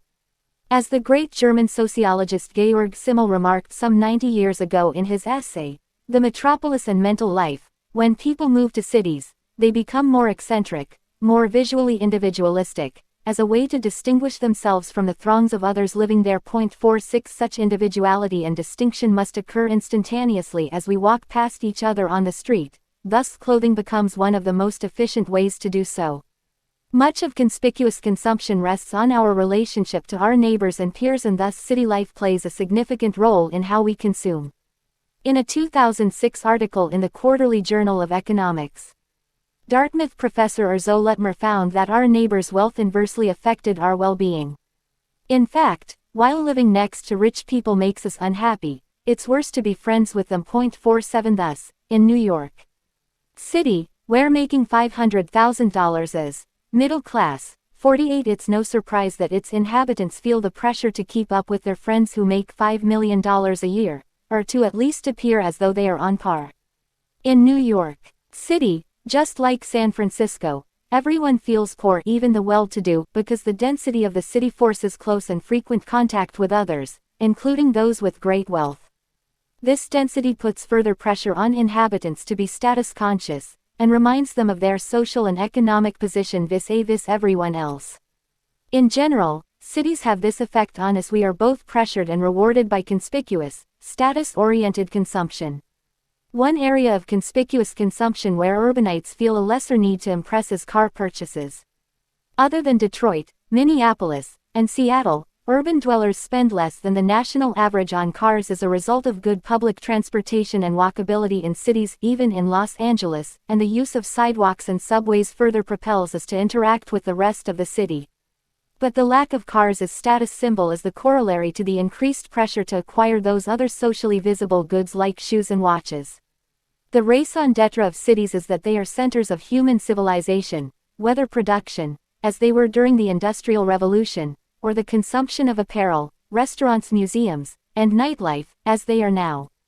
They have always been great centers of people, and with that come the signals and their trappings that allow us to both distinguish and assimilate ourselves with others. That those in cities spend more on conspicuous consumption as a result of what it is like to live in a city, a dense, frenzied place where we are both trying to fit in and strike out on our own at the same time. But it is the localized interpretation of status and consumption and the appropriation and reappropriation of meaning that is imbued upon particular objects, some of which I have parsed out and attempted to quantify, that is most fascinating. In his book Distinction, the French sociologist, Pierre Bourdieu, wrote about the means by which status was attained across different classes. Bourdieu argued that the working class didn't simply want what the rich already had, but rather each class's values reflected their respective social position. In essence, they wanted different things altogether. The working class prized new over vintage or antique, American football rather than tennis, ostentatious weddings rather than small, quiet affairs. 49 To use Max Weber's term, the rich, middle class, and working class embody and prioritize different styles of life. 50 Consumer behavior becomes one of the key elements in demonstrating status, and thus different cities, with their diverse populations in terms of race, income, industry, and educational levels, have dramatically different consumption patterns. Their social lives, and the environment in which they form tastes, or what Bourdieu called habitus, is reflected in their distinct consumption patterns. 51 The everyday patterns of life play into these choices. Empirically, we can see the extent to which the unique characteristics of a city might influence consumer behavior and thus why different cities express different levels of conspicuous consumption. With my colleague Gary, Painter, and student Hyojung Lee, we quantified and measured how cities shape consumption habits. Holding everything else equal, for example, age, income level, education, and race, particular urban characteristics influence how inhabitants spend on status goods. As would be expected, the denser the city is defined by number of thousand persons per square mile, the more conspicuous consumption. When there are more people around, there is greater pressure to reveal status and also a greater social bump from conspicuous consumption. Because young people likely have fewer obligations in other areas of their lives and enjoy a highly social lifestyle, the younger the population, the greater the level of conspicuous consumption. Given that they provide more opportunities for their clientele to flaunt their status, greater numbers of drinking establishments and restaurants are also associated with conspicuous consumption. 52. Conversely, More expensive rental markets, and thus less discretionary income, are associated with less conspicuous consumption, as are rainy days, given the greater likelihood that bad weather encourages us to stay at home. Counterintuitively, cities with a higher population of the top 1% also spend less on conspicuous consumption. While this latter result may seem contradictory, consider that if there are a lot of people with a lot of money, many more people can conspicuously consume, and so such goods are less powerful in conveying status among a group of people who are already elite. Like the great sociologists of the early 20th century and Veblen himself, we find that people engage in status-suggestive behavior when they are in social environments and around many other people where there is a premium and incentive to stake out one's position. Consider the spread between cities' conspicuous consumption versus non-conspicuous spending, which we define as total expenditures minus conspicuous consumption. We find that the difference in conspicuous consumption spending between the highest spending city, Detroit, and the least spending city, Boston, is a whopping 32%. For non-conspicuous spending, the spread between San Diego and Detroit narrows to just 4.4%. This stark discrepancy suggests that non-conspicuous consumption is not socially or geographically specific. Rather, consumers exhibit a generalizable pattern in buying basic goods and services. Conspicuous consumption, on the other hand, appears highly dependent on particular variables and particular places. Overall, conspicuous consumption is a distinctly urban feature. 53. When I think about city differences, I am often reminded of a more contemporary, albeit quirky, example, that of the surfer menorah. As its namesake would suggest, this item is a menorah fashioned with a surfboard placed on the stem between the candelabram's branches and its foot. New York University sociologist Harvey Mollick wrote in great detail about its popularity on the beaches of Laguna Niguel in Southern California and the impossibility of selling it anywhere else. It is the hybrid culture specific to Southern California that allows such an item to be ironic, even literal for some, rather than offensive. But such an item only exists as a result of the great beaches that enable surfing and the rise of auto design, which brought lots of new acrylics and materials that allowed surfboards to advance along with a liberal Jewish population. Along with surfboards came the high jinks, surfer culture that inspired the irreverent art scene of the 1960s, which influenced the production of that surfer menorah many decades later. The surfing wouldn't be possible without the beach and the ocean, but those surfboards were a result of materials spawned from aerospace and cars. So the surfer menorah becomes place-specific due to the confluence of artistic materials, culture, and demographics that are found only in the peculiarities of Southern California. 54 More generally, little things influence how people in particular cities live their day-to-day lives. Those little things become the big differences that make Boston and San Francisco and everything in between such distinctive places to live and define oneself, much of which we accomplish through what we consume. But different cities and their cultures also find different means to a similar end. By way of anecdote, after moving from New York to California, I found that within 5 or 6 years I wore less black, ate more vegetables, learned how to cook quinoa, even though I still find its appeal mystifying, all of which were antithetical to my New York City modus vivendi and identity.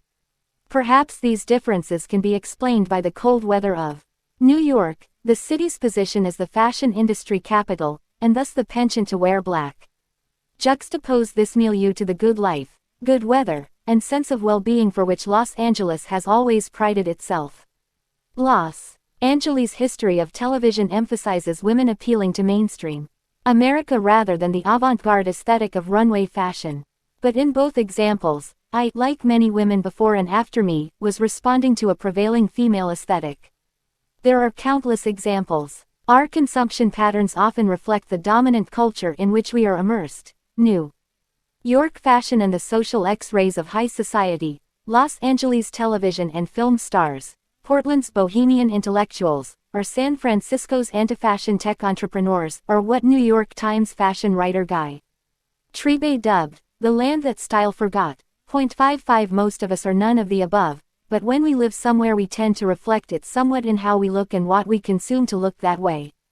Through the accretion of history, geography, industry, and even weather, cities offer particular and idiosyncratic options that build upon and influence one another. An overabundance of yoga pants in Los Angeles, pink chinos in Boston, backyard vegetable gardens in Portland, coral nail polish in Orlando, or the active unfashionable San Francisco style.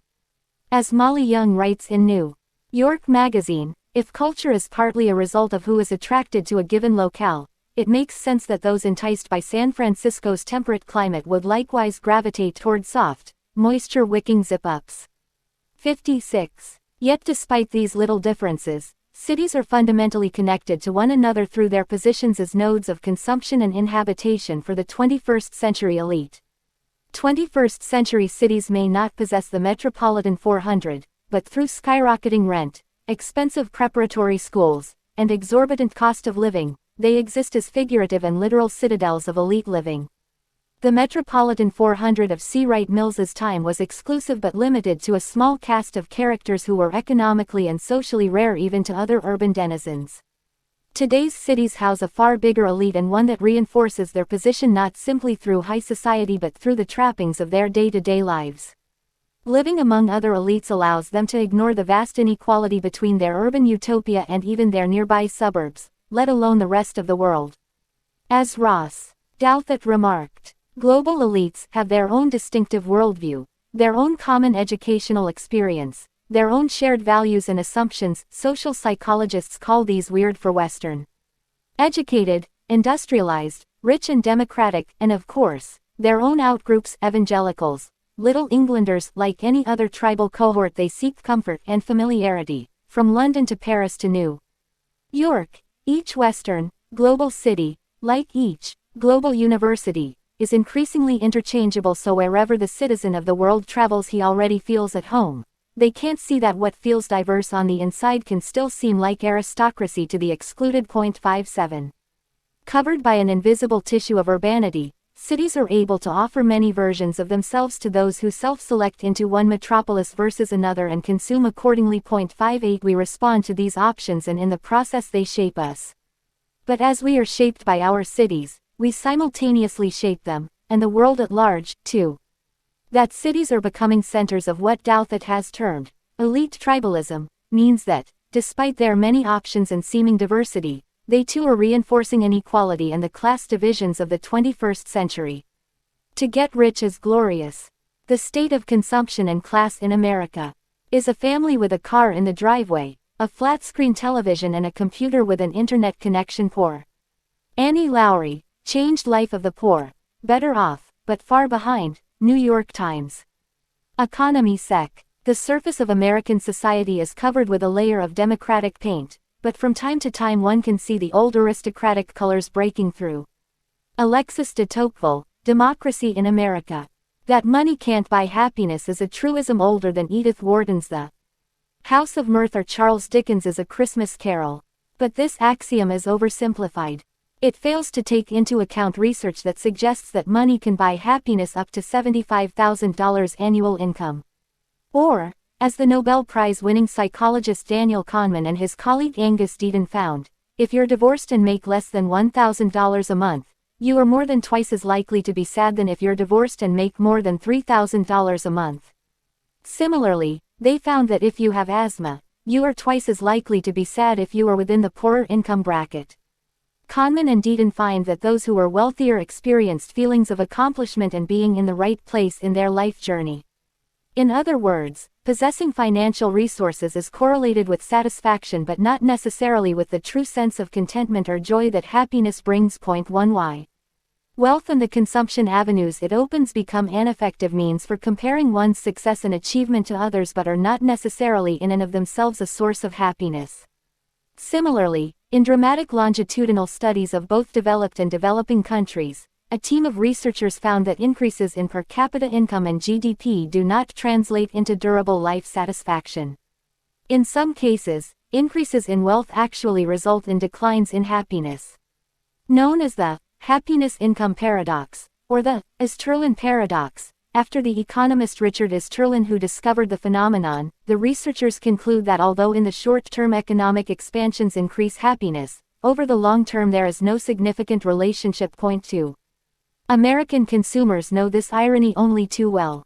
In what has been termed the anxious middle, 3 by Larry Summers, or what Juliet Shore calls the cycle of work and spend, for America has cultivated a consumption-driven lifestyle and subsequently stretched itself to achieve it. Many Americans, aligning consumerism with the American dream, continue penniless along this track.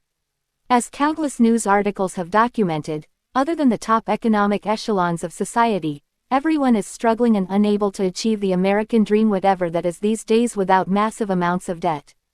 And yet, your average citizen still believes in the ideas of Horatio Alger, not realizing perhaps that Alger was a writer of fictional heroes. As this book has shown, America's consumerism, particularly conspicuous consumption, hides the vast inequality within this new America. In the 21st century, America's aspirational class has rejected many of the material means by which status has been historically revealed. They have eschewed materialism, aspiring to what they believe is a higher social and cultural platform. In these efforts, the aspirational class utilizes new means to demonstrate its class position. Rather than simply conspicuous consumption, this dominant cultural elite prefers to engage in conspicuous production, conspicuous leisure, and inconspicuous consumption, all of which produce much greater class stratification effects than the acquisition of material goods. Thorstein Veblen believed that conspicuous leisure would decline while conspicuous consumption would increase at a rapid pace among the rich and nouveau riche. He could not have anticipated the significant rise of the manufacturing economy, or that the middle class would not only become huge spenders but would also have access to material goods like cars, closets full of clothes, televisions, and easy credit, that were not even attainable by the rich at one point. By material standards, even the poor today have more than the rich did during Veblen's time. Conspicuous consumption has become omnipresent, but as the data on our spending patterns illuminate, not as Veblen would have predicted. Veblen's leisure class no longer exists. Mobility is a result of knowledge, not birthright. Today's cultural hegemony is dominated by the aspirational class, who are not idly sitting around but productively acquiring physical and metaphysical benefits for themselves and their offspring. As such, their consumer behavior has shifted from material displays of status to more implicit and tacitly coded means of showing social and economic position and reproducing their position of wealth for future generations. The aspirational class has disdain for mass-market material goods, or the Walmart effect, of democratizing consumerism, and they have the luxury to do so, further distinguishing themselves from everyone else. The falling prices of manufactured consumer goods have simultaneously made them more accessible across class lines while exposing the human and environmental costs of their inexpensiveness, exploitative labor practices, dangerous chemicals, and destruction of rainforests. In response, conspicuous production has triumphed. Where the product comes from and how it is made matter far more than what it looks like. In more recent years, members of the aspirational class have sought more subtle signs of status: made in LA t-shirts, organic food, woven leather bags with no label, and labor-intensive coffee makers. Using the case of the Swiss mechanical watchmaking industry, Harvard Business School professor Ryan Raffaelli calls re-emergence in technologies the resurgence of market demand for what was once thought to be a moribund good. Similarly, other artisanal and made-to-order items are experiencing somewhat of a renaissance. 5 According to The Economist, independent bookshops are growing for the first time in decades. Fountain pens, discarded in the 1950s for the Bic ballpoint and its brethren, are back in fashion, and Swiss watches are in greater demand than ever before. The heart of their revival lies in the attention to craftsmanship, tradition, and history.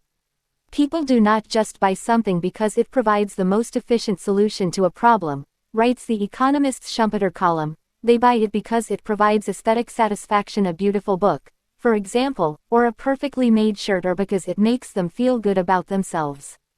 6 These new consumer choices reflect abhorrence toward the standardization and accessibility of mainstream consumer goods.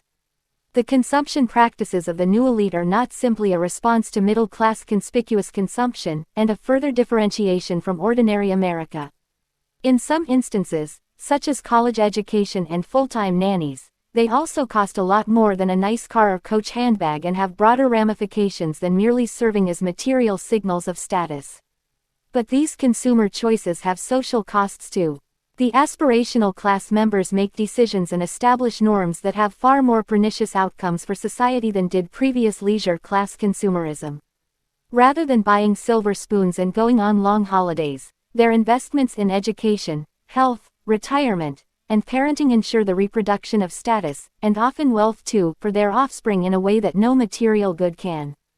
Through this reproduction of cultural capital and its trappings we see the emergence of what Charles Murray has called the new upper class, and new lower class, which is not simply an economic divide, but is also a deep cultural divide that has never existed with such distinction as it does today. 7 Even the cultural differences around the more nebulous norms of mothering, knowledge, and environmental consciousness are underpinned by economic position, and these symbolic boundaries are far from costless.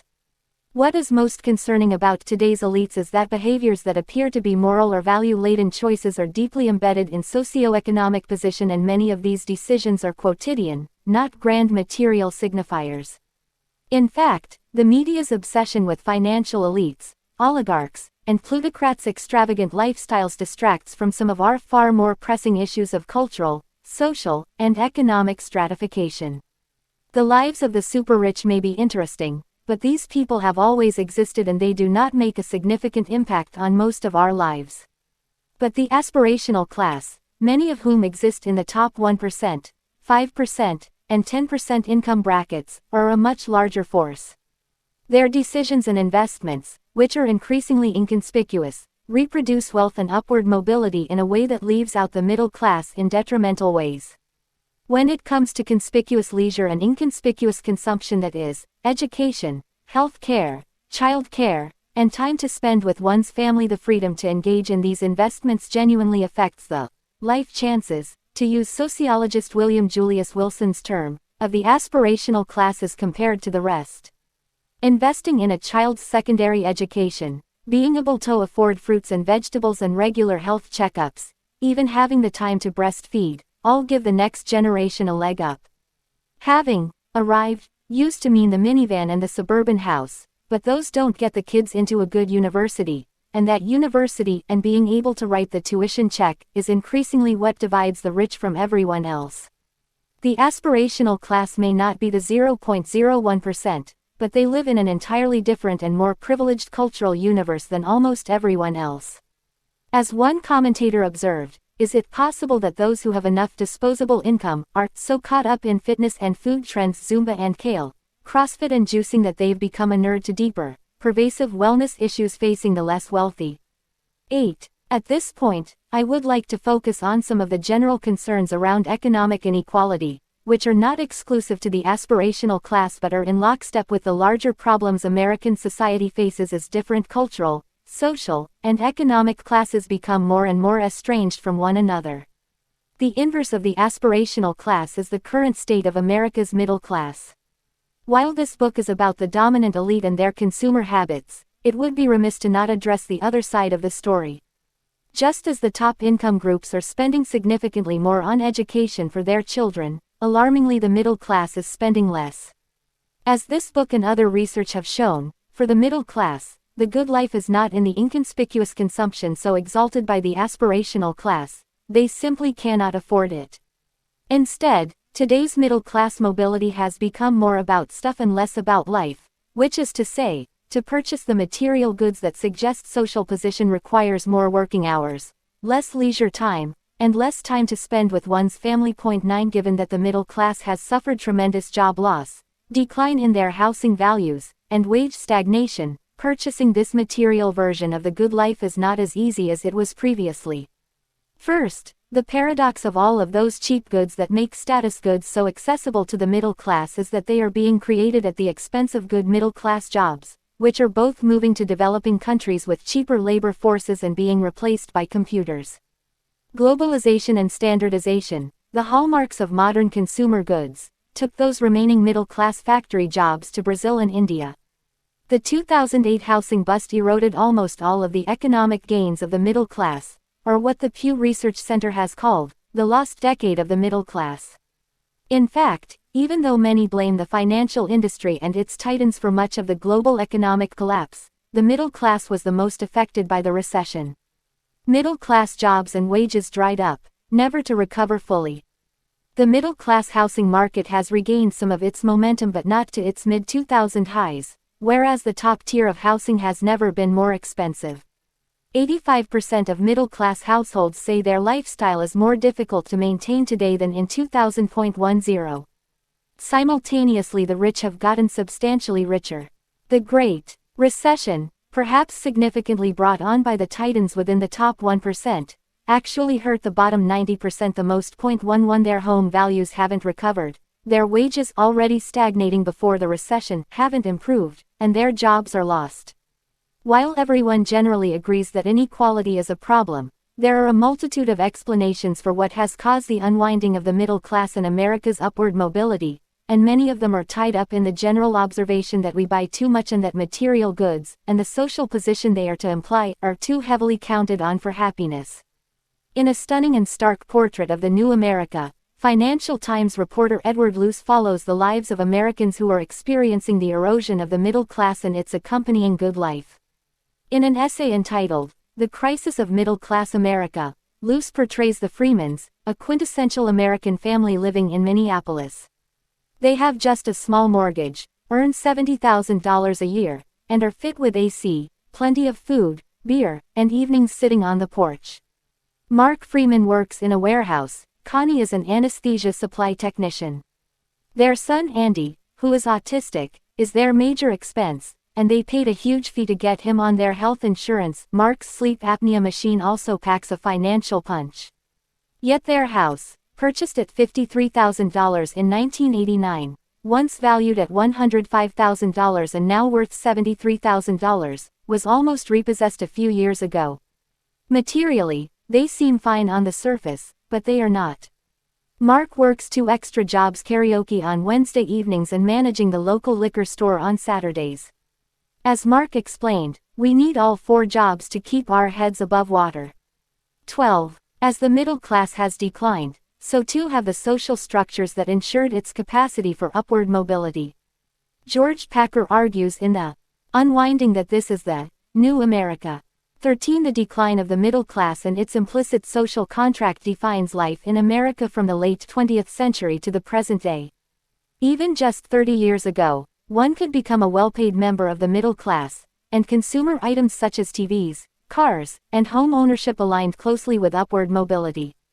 Today, because consumer items are so cheap, as is credit, material goods tell us very little about the economic success of a household. As Packer himself put it in a PBS interview, the unwinding is that of America's contract that said if you work hard, if you essentially are a good citizen, there will be a place for you. Not only an economic place, you will have a secure life, your kids will have a chance to have a better life, but you will sort of be recognized as part of the national fabric. 14. Despite earning seemingly good paychecks and owning their homes in pleasant suburbs, much of America is victim to median wage stagnation. For the past 40 years, everyone but the top 10% has experienced flat annual incomes, with paychecks no better in real dollars than they were in 1973. As Luce writes, that means that most Americans have been treading water for more than a generation. 15. Even more alarming, Paris school economist Thomas Piketty argues in his Runaway 2014 hit Capital in the 21st century that the period of relative equality between World War I and the early 1970s was an anomalous period of capitalism. Using detailed data from countries around the world across a 200-year period, Piketty makes a compelling case that for the years between 1914 and 1973, a series of government policies and global crises flattened out the gap between rich and poor and prevented the rich from getting greater returns on capital. Piketty believes that the inequality that is so profound in the current day is actually inherent to capitalism's basic structure, and that the 6-decade stretch of greater income equality observed in the middle of the 20th century is not to occur again. 16. What these statistics mean is that most Americans can no longer afford to engage in the conspicuous consumption that has underpinned their happiness. Normal middle-class Americans have had their homes repossessed, their credit ratings slashed, and their ability to establish their identity through consumption almost entirely eradicated. We need to find a new way to live. These observations on America coincide with what is known by economists and policymakers as the Great Stagnation, the alarming finding that the median wage hasn't grown since 1973, rising only by 10% in real terms over the past 37 years. In short, 90% of America hasn't gained a penny over the past 4 decades. The numbers show it. Median income for the middle class dropped from $73,000 in 2000 to $69,500 in 2011, while median net worth of this household plummeted to $93,150, from almost $130,000 in 2000 and a high of $152,000 in 2008. All figures are in 2011 dollars. 17 goods may be cheaper, but that doesn't mean much if you don't have a paycheck to cover them and must rely on credit cards instead. In their parallel universe, the rich have recovered and then some. In her book Plutocrats, Chrystia Freeland observes that post-recession the division between the super-rich and the rest is even greater than before the financial collapse. 18 in What the Century Foundation calls a tale of two recoveries, every dollar and more of gains in household wealth in the post-recessionary period, 2009-2011, went to the top 7% of households. This top group saw its net worth grow almost 30% during this time, while everyone else saw their net worth fall by 4%. 19 Simultaneously, the things that really affect quality of life and upward mobility cost much more than a flat-screen TV or a minivan. Inconspicuous consumption: education, health care, child care, and college tuition are the items that truly impact quality of life and upward mobility, and these are the items the rich spend on and through which they further stratify themselves from everyone else. As this book has shown, inconspicuous consumption becomes more and more expensive and a practice reserved to the richest members of the aspirational class. 20 The erosion of middle-class jobs and the expense of inconspicuous consumption bifurcate the rich from the rest in a profound way that suggests future generations may never catch up with today's rich and their children. This divide also amplifies the alienation and inequality between the rich and poor on a social and cultural level. The problems are so much deeper than the material goods that used to be clear status markers. Today, the division between the aspirational class and the rest is defined by college degrees, health, well-being, mortality rates, and time spent with one's children. The cultural elites, let alone the economic elite, in this country are so removed from the day-to-day hardships of the middle and lower income classes, that they may become unable to even imagine, let alone solve, the pervasive problems of their poorer fellow citizens. The problem with the new American economic landscape is profound on a number of levels. There is an intense sociological impact to the erosion of the middle class and rising inequality.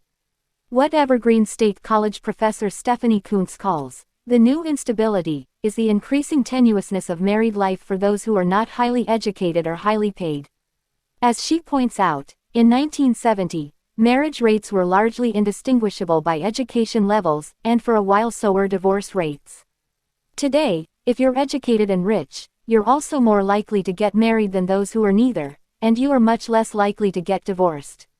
While 60% of this upper income group is still in their first marriage at the age of 40, almost 60% of those without a bachelor's degree are no longer in their first marriage at the same age. At the same time that the upper classes are putting their children through private schools and university, 25% of men 30 to 35 years of age are barely able to support a family of 4 above the poverty line. In 1969, just 10% of men 30 to 35 years of age were in the same dilemma. In 1969, 75% of men aged 25 were able to support that same family.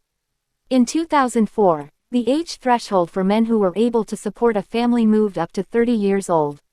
Further, while marrying one's secretary seemed the secret to a man's blissful marriage in the Mad Men days, today the secret to stability is marrying a woman with earning power and even more education than her husband. 21.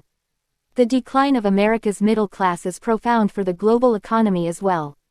Americans have never been savers, and yet, we are worse now than we were 30 years ago. Personal saving declined from 10% in the early 1980s to virtually zero in 2014. 22 The money that Chinese workers put under their mattress, indeed this is literally what they do, is what Americans pump into consumer goods. 23 But these days, not only do American households have less money and save less, for rich households the money they do have is being redirected into education, health care, and pensions.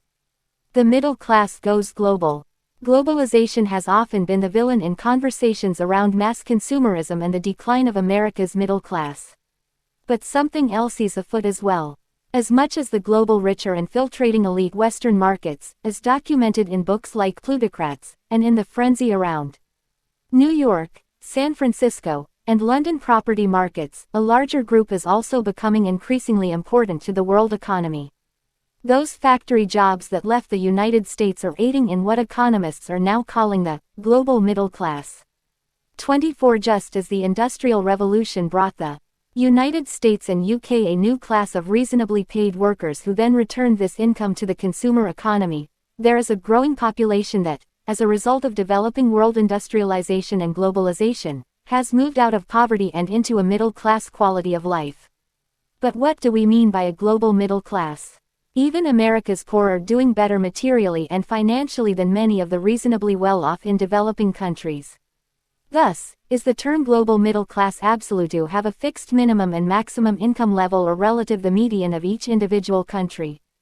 There is much speculation here, and drawbacks to each approach.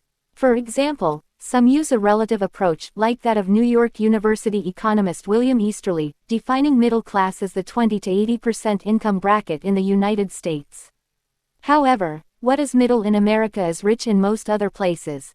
The three middle quintiles in the United States would certainly be the top brackets in India or Venezuela, for example. More accepted definitions of the global middle class revolve around an absolute criterion. The Brookings Institution, the United Nations, and OECD define a member of the global middle class as someone who earns, spends, or has the purchasing power of $10 minus $100 per day. 25 This approach has been largely accepted, as it means that an individual can consume more than basic necessities, purchasing extra apparel, perhaps going out to dinner, and buying a car. In other words, the global middle class is defined in part by its participation in the global consumer market. This purchasing power is critical to major international companies selling anything from brand-name food to cars. It also means the American middle class, which long supported the world economy with its consumption habits, is less essential. Let's consider the numbers. According to Brookings Institution scholars Homi Karas and Jeffrey Gertz, the impact of the global middle class on the world economy has only just begun.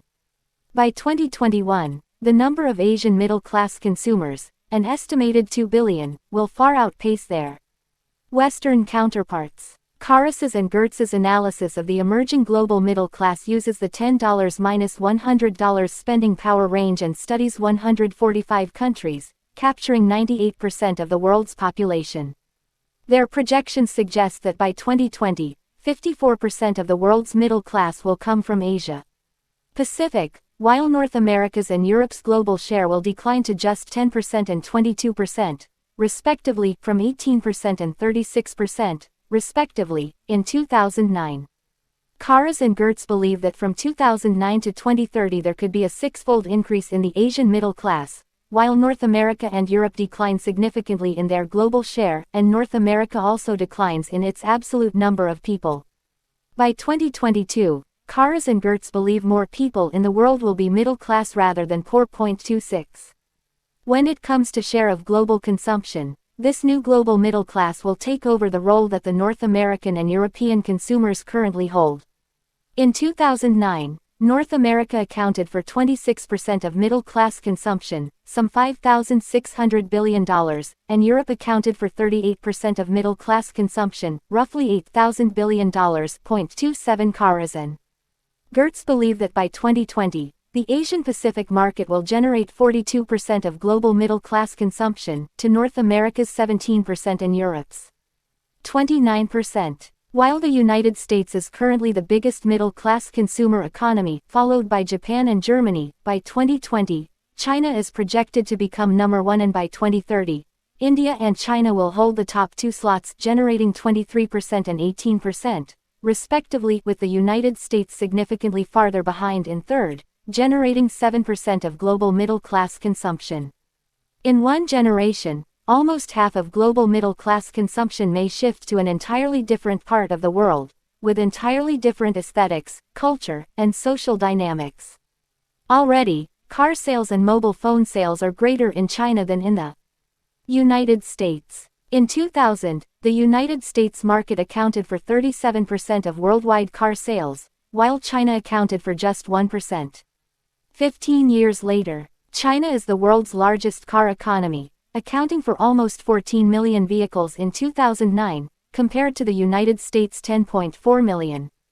As early as 2008, the cell phone manufacturer Nokia generated more than 3 times more revenue in China than in the United States. 28. It's worth noting that massive income inequality, access to education, and the great political and cultural divides between the Chinese rural and urban populations may impact these estimates. Yet, by the sheer size of their populations alone, it seems nearly inevitable that the Asian-Pacific middle-class consumer will take over where Western influence and power was once held. If this transpires, the world will see a new global middle class and Asian middle class, right? Karas and Gertz. There will be a crossover from the West to the East in the products, fashions, tastes and designs oriented to the mass middle class. 29. Another, perhaps simpler way to capture the global middle class is by looking at car purchases. In foreign policy, Shemels Ali and Uri Dadush argue that while there is no fully agreed upon measure for capturing the global middle class, perhaps the single greatest sign of entering the middle class is buying an automobile. For Ali and Dandush, the income range ignores the fact that someone making $2 a day can still purchase a mobile phone and that what people earn doesn't tell you about what they'll actually buy. Owning a car is a signal of the ability and inclination to purchase a luxury good. This approach suggests that places like China, India, and Russia are growing even faster than the income analysis would suggest. In the emerging BRICs Brazil, Russia, India, and China, new passenger car sales were 6 times larger in 2010 than they were in the 1990s. 30 The United States experience is antithetical. In 2000, there were more than 17 million car purchases. In 2015, that figure had barely budged. 31. There are a lot of reasons we should care about the global middle class. 32. From a strictly economic perspective, the decline of present-day developed industrialized countries' middle classes would suggest that the world economy will suffer a massive blow as a significant portion of the United States and Europe's consumers begin to spend less. Both population and income have stagnated in advanced economies, and the middle class, as a concept, is misrepresentative of the current, highly constrained economic situation of this population in Western countries. Second, as Ronald Inglehart has pointed out, economic development is an important step on the way to fairer, more democratic societies. Thus, as Ali and Dadush conclude, a rising middle class may mean more equitable governments and populations that demand more from their leaders, whether environmental standards or basic services. Companies obviously care for their own purposes. In a 2010 McKinsey quarterly report, David Court and Laxman Narasimhan argue that finding out where the emerging middle class is coming from will set the stage for brand loyalty for years to come. As they observe, early winners remain brand leaders. They found that in 17 consumer product categories in the United States, the leaders in 1925, such as Kraft, Del Monte Foods, and Wrigley, remained the leaders for the rest of the 20th century. Court and Narasimhan also find that emerging markets resemble developed markets. They have affection for particular brands, idiosyncrasies with regard to price points and what they will spend money on, but also great aspirations for certain products. 33 The Chinese in particular tend to shop for more hours per week than the average American and include shopping as a favorite leisure activity. Global retailers, whether Chanel or Walmart, count on these cultural tendencies. Chanel is China's #1 favorite luxury brand, while Walmart already has some 270 stores in China. The future is happening now. If the United States offers the archetype of the middle class, then there are lessons to be learned by the global middle class that may take its place. As the U.S. experience has demonstrated, the tendency toward consumerism and material goods is good for the world's economy, but it is hardly good for the consumers themselves. Material aspirations create great pressures on society to work excessively and to focus on external markers of achievement. Further, the cycle of material attainment only compounds itself. Each generation believes it needs more than the generation before to feel comfortable or live the good life. In reality, that belief cannot possibly be true. We confuse the pressure to keep up with our peers as the key to success and by extension happiness. Status is a movable feast, and once the middle class catches on, as this book has shown, the dominant elites find new ways to illustrate their status. Most of us know that material goods consumption buys only a small amount of happiness, if any at all. Research shows that if we are going to spend money, we actually ought to spend it on others, if we are to attain any meaningful satisfaction from it. No matter how the tide of material goods ebbs and flows, the interpersonal means of happiness remains constant: strong family life, falling in love, stability, and our close ties to friends. 4. America and its fellow consumer-oriented Western countries and emerging consumer economies, we need to figure out how to redirect our lives toward these goals rather than toward attaining the latest consumer good. Or as the great economist Richard Easterlin himself put it to me when I interviewed him for this book, I hope that the progress of knowledge will be such that we can bring under control the forces of economic growth that are misdirecting our efforts of well-being. No country better exemplifies the disconnect between happiness and income than China, where, since 1990, the rise of the free market is correlated with a decline in happiness that has been equally profound. China is the world's second largest economy. The Chinese are 400% wealthier than they were some 30 years ago, and their consumption and GDP have doubled twice.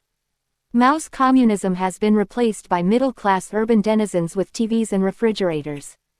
Easterlin describes China as one vast extension of Orange County, California. 34 Yet, as Easterlin explains, the decline in the safety net, social welfare, and jobs has made people less satisfied than in the pre-1990 communist economy, even if they now have more wealth and more consumer products to buy. One study coined the term frustrated achievers to describe those who felt that even if they are doing well, someone else is always doing even better. 35 Deng Xiaoping, the leader of the Communist Party of China, who led the country to a market economy, supposedly famously said, "To get rich is glorious." 36 Not so much, it turns out. Buying goods is never going to make us happy. Not in the late 1800s, as the Industrial Revolution gave us a middle class and the beginnings of mass consumerism, not in the early 1900s with Henry Ford's Model T, not in the 1950s with dishwashers, fridges, and AC for all, and not in the 21st century's mass luxury business. In some respects, our constant quest for the meaning of life, which becomes more possible in a post-scarcity society where we have time to ponder and pursue more existential questions because we know we have food for dinner, has confused matters even more. For the aspirational class, post-scarcity society has allowed them to invest in practices that at first seem constructive: motherhood, exercise, acquisition of cultural capital. Ostensibly, these activities should make people happier, but they too have become status markers and signs of achievement, and in that process have created more pressure and less happiness, not so dissimilar from material signifiers of social position. Even the seemingly worthy consumption practices of the aspirational class set up destructive in-group-out-group distinctions across social and economic classes. Yes, paradoxically, we want to be different from others while we simultaneously seek to fit in. Consumption is a simple and effective way to create these distinctions and identities. But our desire to fit in or show our social position is structurally flawed because it always involves leaving others out. The creation of an us necessarily creates an other. And consumption, in its various forms, becomes the conduit for showing these distinctions, or more precisely, class lines. If we are constantly finding ways to differentiate from others, to show our social and economic position, once any group catches up, we are quick to find new means to re-establish our uniqueness. Today's status markers are particularly pernicious because they involve practices and goods far more significant than material goods. Our parenting, cultural knowledge, choices in food become moral choices when they are really about economic constraint or freedom.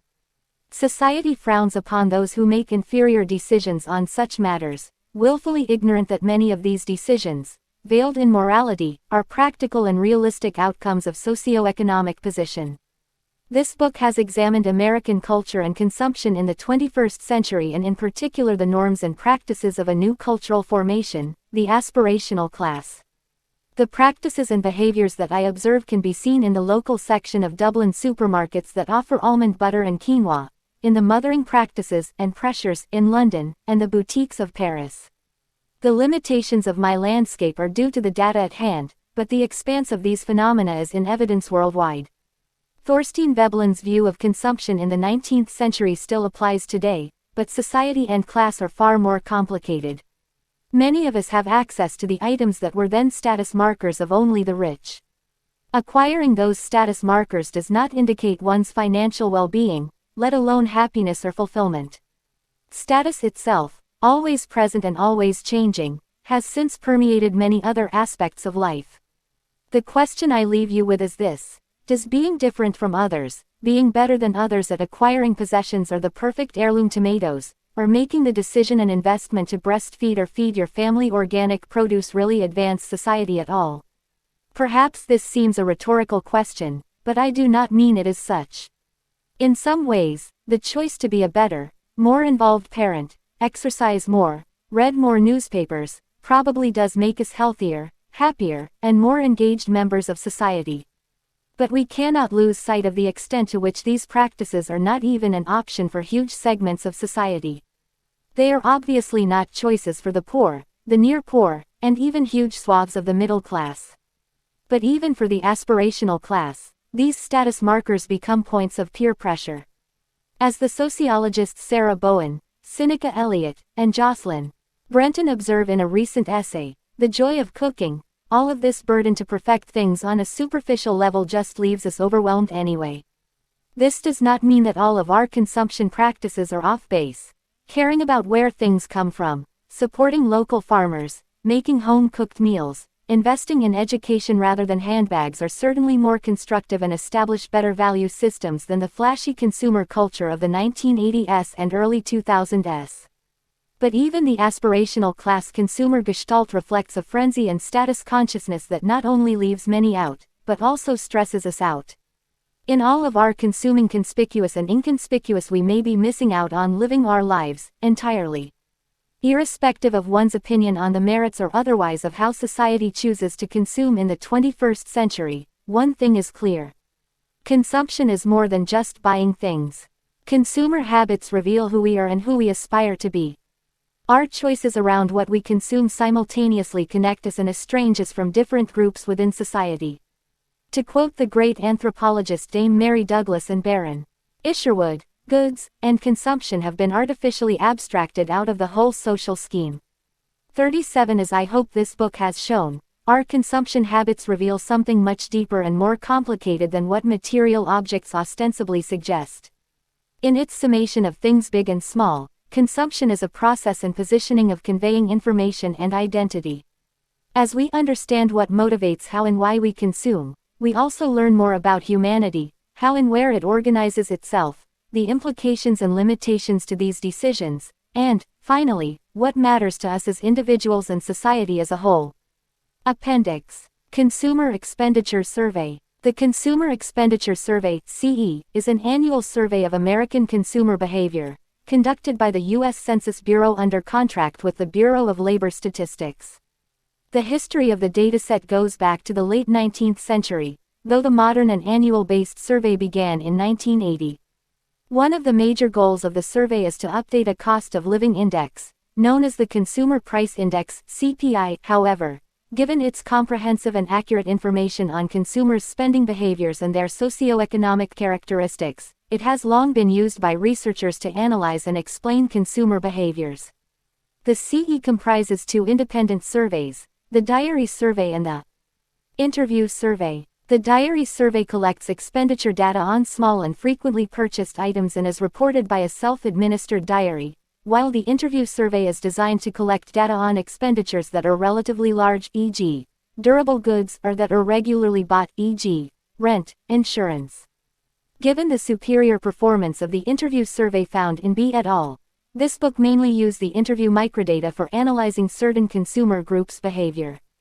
The microdata not only provide individual household-level information on purchased items, specified by hundreds of Universal Classified Codes (UCC), but also contain information on demographic and socioeconomic characteristics of the household. Since the quarterly interview survey covers approximately 7,000 households across the country, nationally representative, the sample size of the annualized dataset is about 35,000 consumer units. All the analyses are weighted using sampling weights to represent national estimates and are performed through statistical package. Stata version 11.1. Table A1. Average household income and expenditures, 1996-2014, in 2015 dollars. 1996, 1997, 1998, 1999, 2000, 2001. Unweighted counts of consumer units 20,251, 20,850, 21,549, 27,262, 26,947, 28,339. Weighted number of CUS in thousands 82,629, 84,991, 84,115, 81,692, 81,454, 88,735.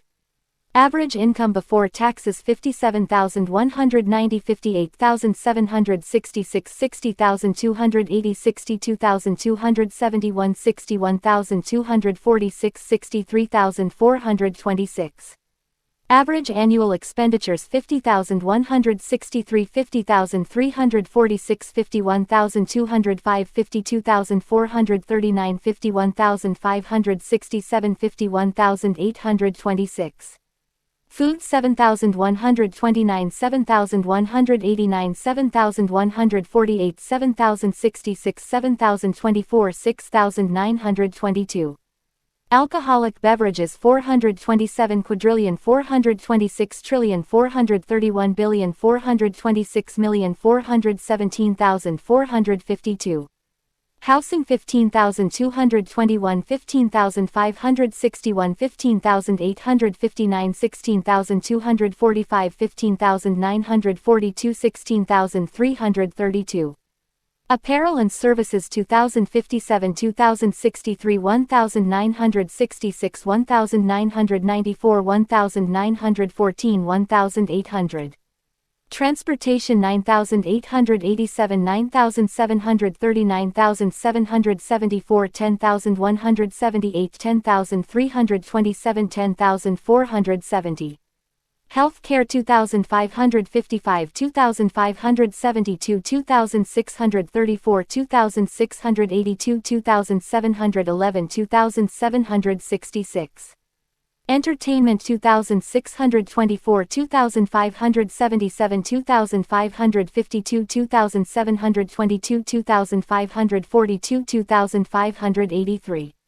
Personal care products and services 436 quadrillion 435 trillion 428 billion 425 million 432,314.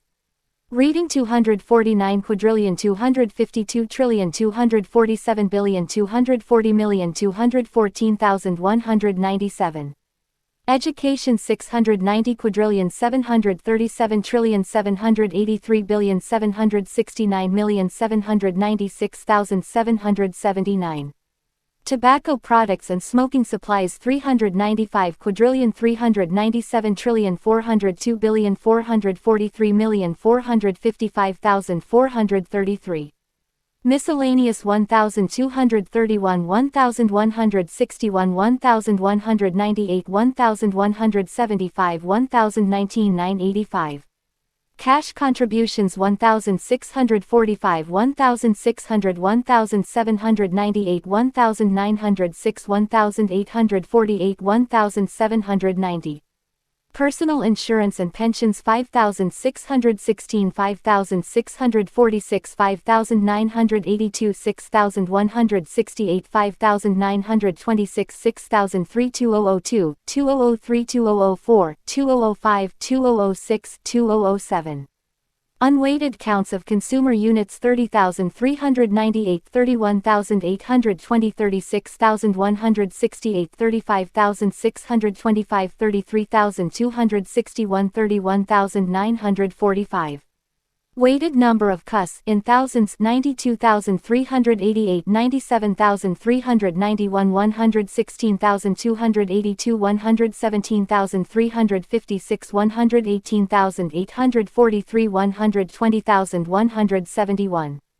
Average income before taxes 64,999, 65,734, 68,495, 71,131, 71,145, 71,969.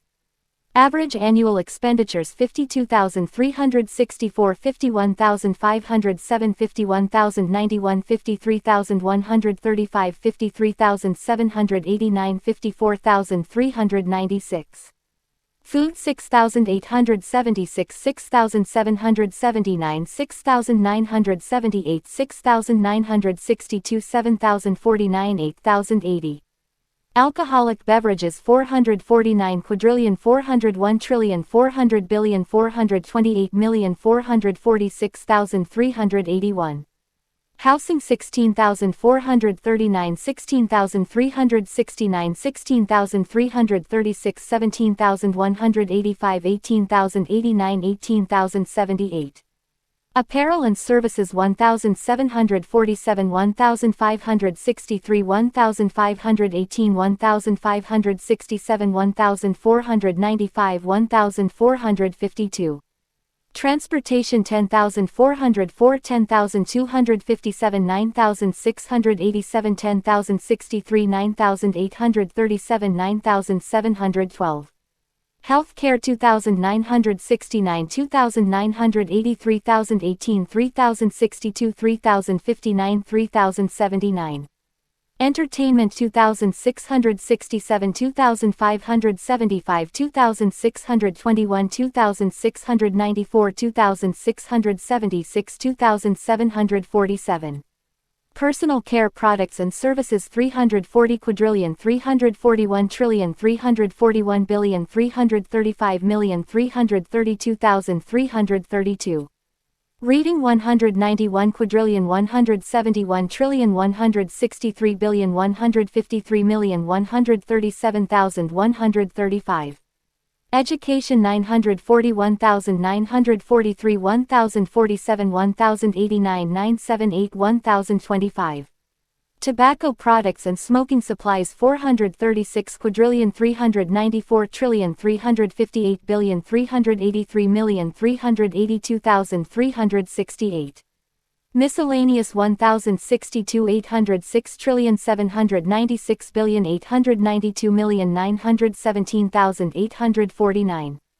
Cash contributions 1,798 1,876 1,765 2016 2,195 2079. Personal insurance and pensions 6,048 6,052 6,065 6,307 6,197 6,076 2008 2009 2010 2011 2012 2013 2014. Unweighted counts of consumer units 32,238 32,936 32,883 31,541 31,480 30,315 30,173. Weighted number of cus in thousands 120,770 120,847 121,107 122,287 124,416 125,670 127,006. Average income before taxes 70,017 69,471 67,826 67,086 67,399 64,750 66,762. Average annual expenditures 52,919 51,617 50,109 49,963 50,867 49,637 50,816. Food 7,833 7,654 7,533 7,519 7,631 7,470 7,607. Alcoholic beverages 358 quintillion 376 quadrillion 369 trillion 373 billion 375 million 369,398. Housing 17,640, 17,523, 16,971, 16,668, 16,361, 16,390, 16,788. Apparel and services 1,305, 1,238, 1,205, 1,140, 1,182, 1,093, 1,138. Transportation 9,172, 8,173, 8,085, 8,514, 9,070, 8,731, 8,582. Healthcare 3,096, 3,281, 3,237, 3,291, 3,469, 3,499, 4,097. Entertainment 2,691, 2,614, 2,435, 2,367, 2,322, 2,185, 2,354. Personal care products and services 331 quintillion, 332 quadrillion, 311 trillion, 308 billion, 313,292,299. Reading 128 billion, 120 million, 107,120, 99,104,103. Education 1098, 1124, 1098, 1051, 1191, 1091, 1083. Tobacco products and smoking supplies 344 quintillion, 417 quadrillion, 389 trillion, 366 billion, 339 million, 328,307. Miscellaneous 872 quintillion, 824 quadrillion, 789 trillion, 756 billion, 807 million, 618,558. Cash contributions 1,910, 1,901, 1,773, 1,811, 1,973, 1,864, 1,788. Personal insurance and pensions 6,142, 6,039, 5,805, 5,680, 5,736, 5,602, 5,715. Source: 1996-2014 Consumer Expenditure Interview Survey, Public Use Microdata, Bureau of Labor Statistics. Table A2. Conspicuous and inconspicuous expenditure categories. Conspicuous consumption UCC code. Food away from home. Meals at restaurants, carry-outs, and other 790,410. Catered affairs 190,902. Food on out-of-town trips 190,903. Alcoholic beverage away from home. Alcoholic beverages at restaurants, taverns 790,420. Alcoholic beverages purchased on trips 200,900. Household textiles. Bathroom linens 280,110. Bedroom linens 280,120. Kitchen and dining room linens 280,130. Curtains and draperies 280,210. Slipcovers, decorative pillows 280,220. Other linens 280,900. Household furniture, excluding mattress and springs. Mattress and springs 290,110. Other bedroom furniture 290,120. Sofas 290,210. Living room chairs 290,310. Living room tables 290,320. Kitchen, dining room furniture 290,410. Infants furniture 290,420. Outdoor furniture 290,430. Wall units, cabinets, and other occasional furniture 290,440. Floor coverings, non-permanent 320111. Refrigerator and oven. Refrigerators, freezers, renter, 300,111. Refrigerators, freezers, owned home, 300,112. Cooking stoves, ovens, renter, 300,311. Cooking stoves, ovens, owned home, 300,312. Housewares, Plastic dinnerware 320,310. China and other dinnerware 320,320. Flatware 320,330.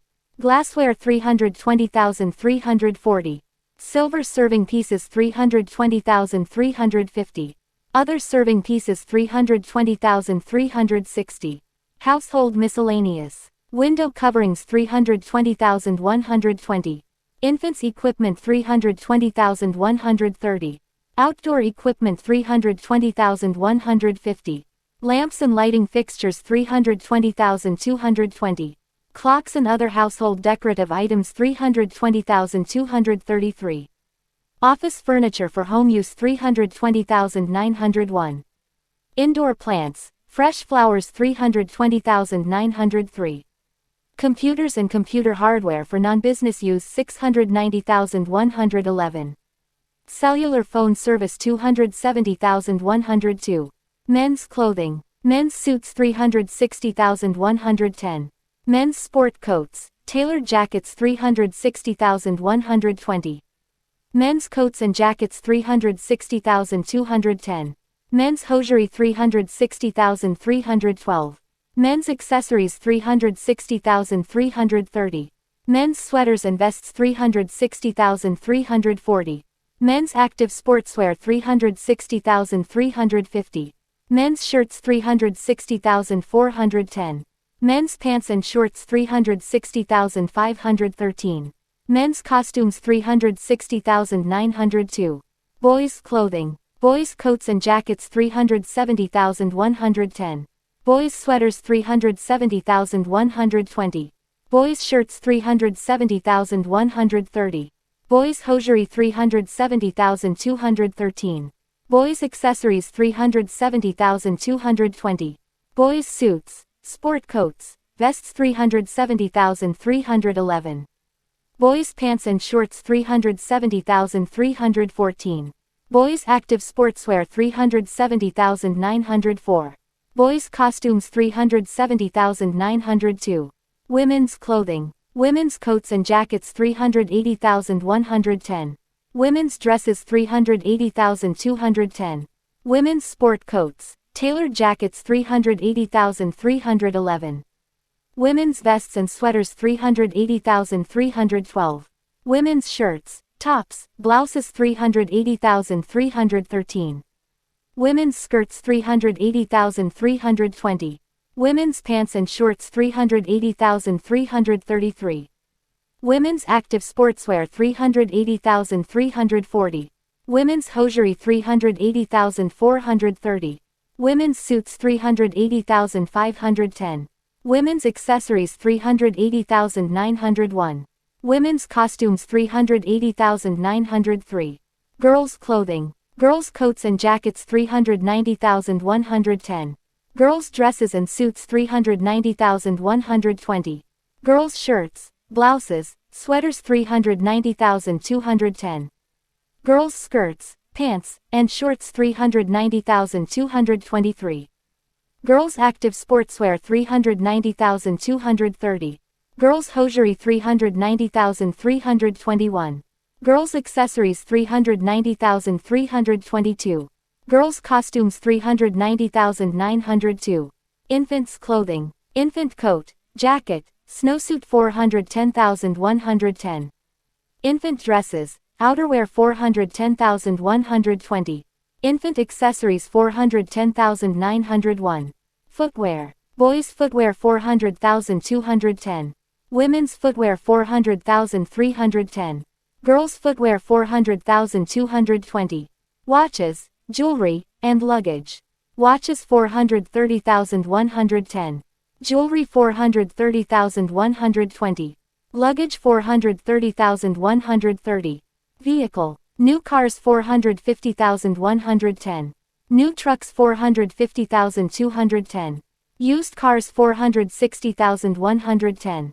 Used trucks 460,901. New motorcycles 450,220. Used motorcycles 460,902. Automobile finance charges 510,110. Truck finance charges 510,901. Motorcycle and plane finance charges $510,902. Other vehicle finance charges $850,300. Auto rental $520,511. Auto rental, out-of-town trips $520,512. Truck rental $520,521. Truck rental, out-of-town trips $520,522. Motorcycle rental $520,902. Motorcycle rental, out-of-town trips $520,905.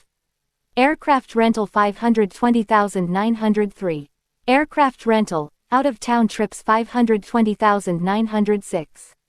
Car lease payments $450,310. Cash down payment car lease $450,313. Termination fee car lease $450,314. Truck lease payments $450,410. Cash down payment truck lease $450,413. Termination fee truck lease $450,414.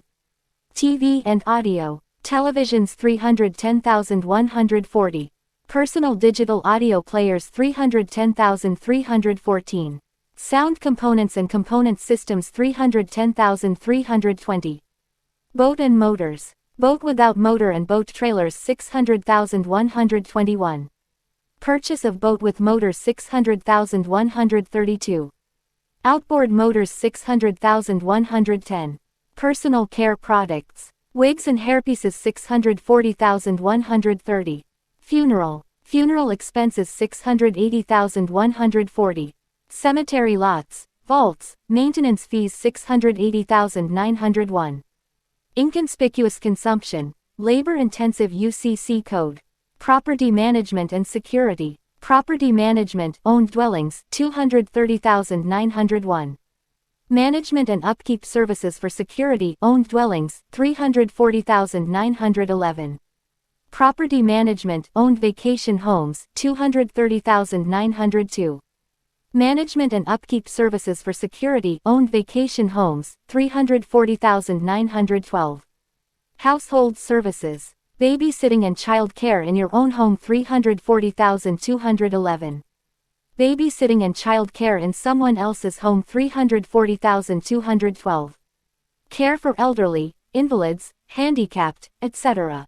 $340,906. Adult daycare centers $340,910. Daycare centers, nursery, and preschools $670,310. Housekeeping services $340,310. Gardening, lawn care service $340,410. Household laundry and dry cleaning, sent out $340,520.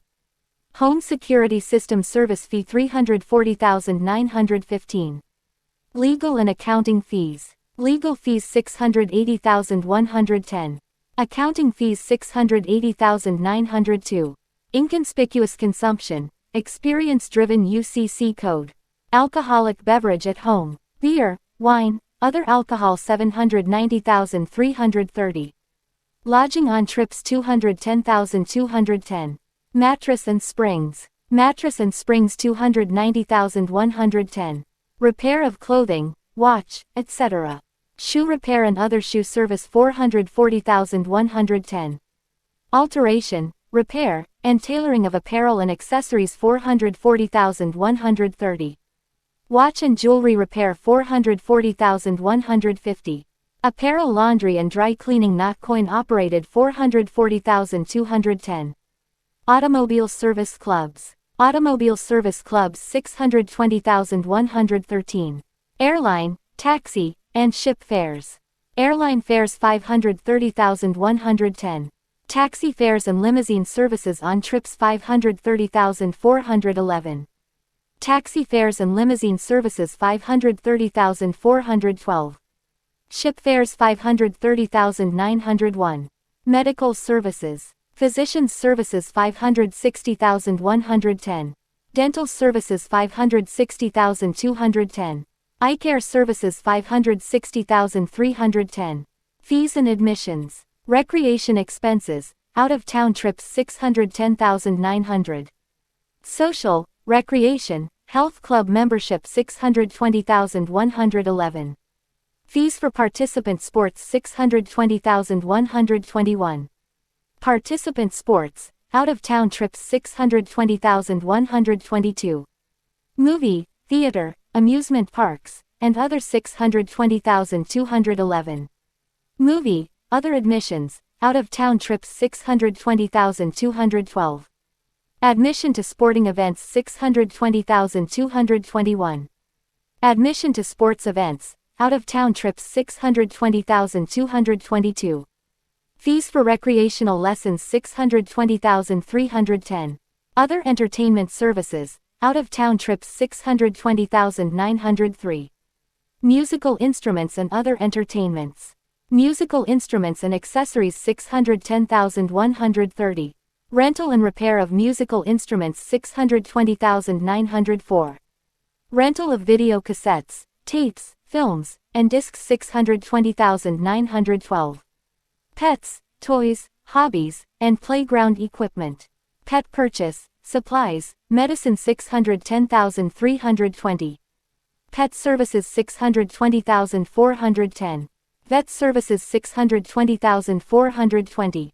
Toys, games, arts and crafts, and tricycles $610,110. Stamp and coin collecting $610,140. Playground equipment $610,120. Rental non-camper trailer $520,904. Boat and trailer rental out-of-town trips $520,907. Rental of campers on out-of-town trips $620,909. Rental of other vehicles on out-of-town trips $620,919. Rental of boats $620,906. Rental of motorized campers $620,921. Rental of other RVs $620,922. Docking and landing fees $520,901. Athletic gear, game tables, and exercise equipment $600,210. Bicycles $600,310. Camping equipment $600,410. Hunting and fishing equipment $600,420. Winter sports equipment $600,430. Water sports equipment $600,901. Other sports equipment $600,902.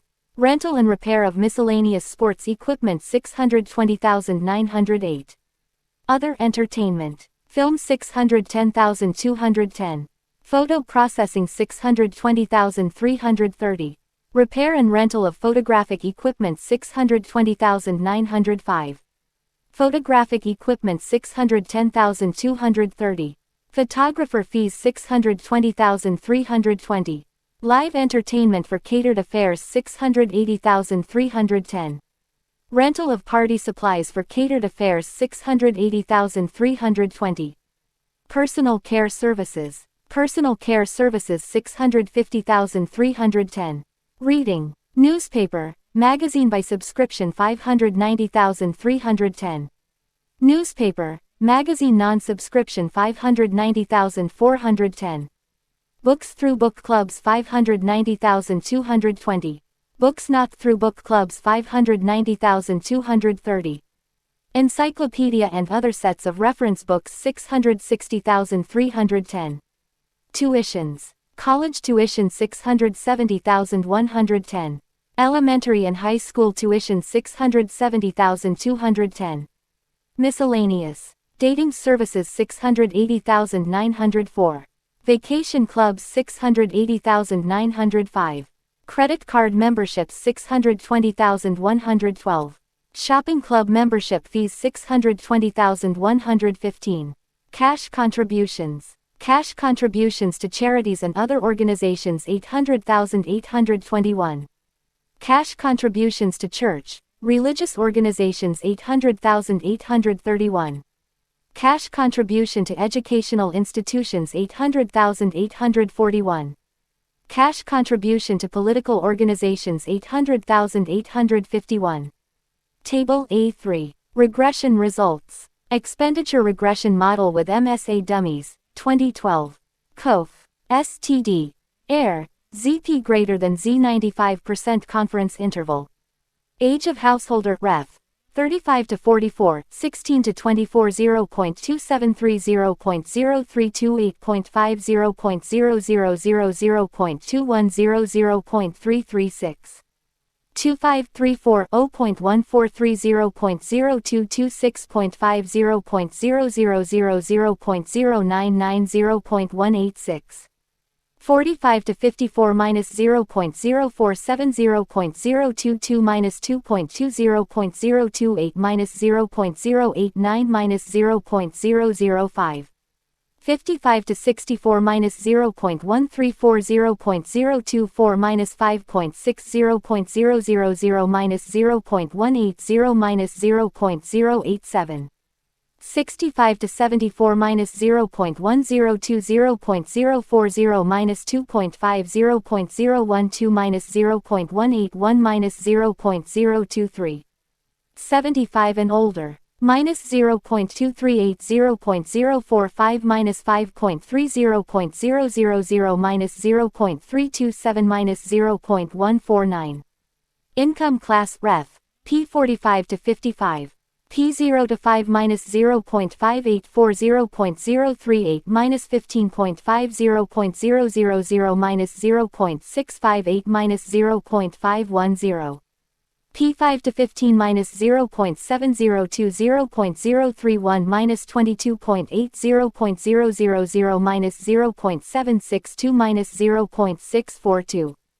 P15 to 25 minus 0.504 0.029 minus 17.10 0.000 minus 0.562 minus 0.446.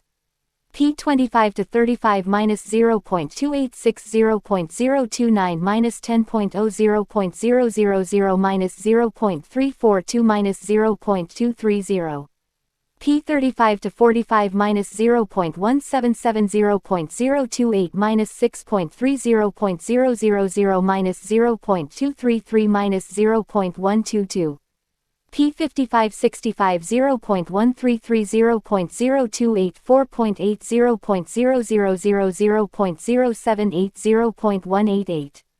P65 75 0.261 0.028 9.30 0.000 0.206 0.317.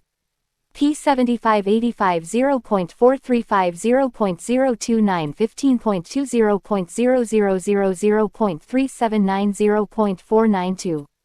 P85 90 0.611 0.035 17.60 0.000 0.543 0.679. P90 99 0.839 0.030 27.60 0.000 0.779 0.898. P99 101.420 0.063 22.50 0.000 1.296 1.544. Gender of householder. Female minus 0.068 0.013 minus 5.20 0.000 minus 0.094 minus 0.043. Race ethnicity of householder ref. Non-Hispanic white. African American minus 0.091 0.021 minus 4.40 0.000 minus 0.132 minus 0.050. Asian minus 0.057 0.029 minus 1.90 0.052 minus 0.115 0.001. Hispanic 0.030 0.021 1.40 0.160 minus 0.012 0.072. Other minus 0.001 0.049 0.00991 minus 0.097 0.096. Marital status of householder ref. Married couple.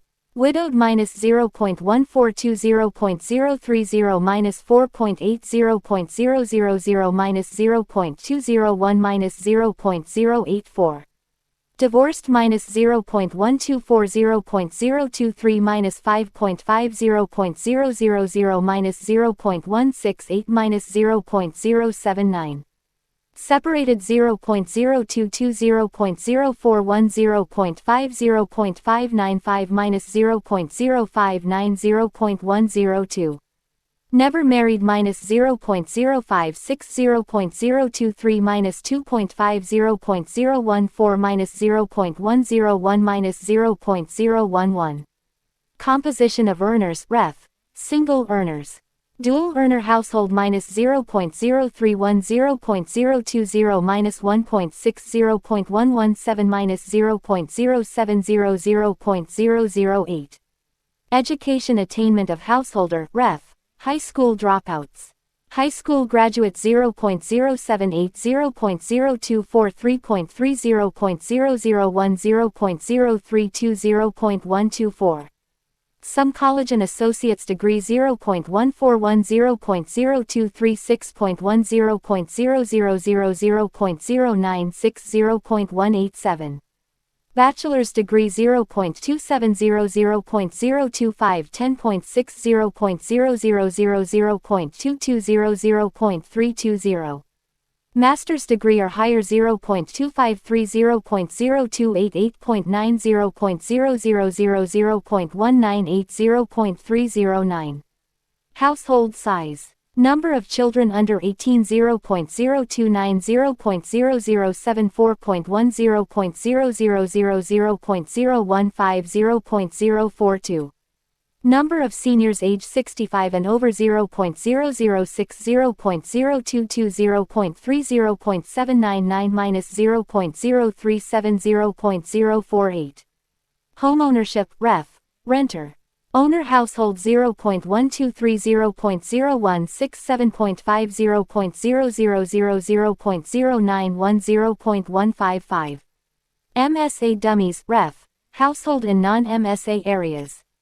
New York, NY 0.397 0.039 10.20 0.000 0.321 0.474. New York, Connecticut suburbs 0.057 0.0411 0.40.161 minus 0.023 0.136. New Jersey suburbs 0.154 0.0413 3.80 0.000 0.074 0.234.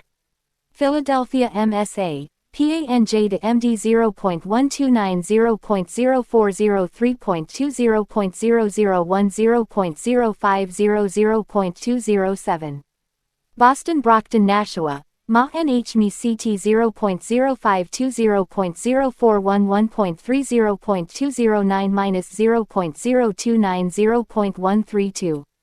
Chicago, Gary, Kenosha, Ill, In, WI 0.132 0.034 3.90 0.000 0.065 0.198. Detroit, Ann Arbor, Flint, MI 0.128 0.048 2.70 0.007 0.035 0.221.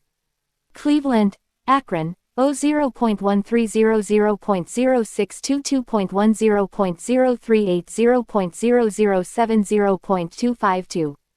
Minneapolis, St. Paul, MN, WI 0.131 0.059 2.20 0.025 0.016 0.246.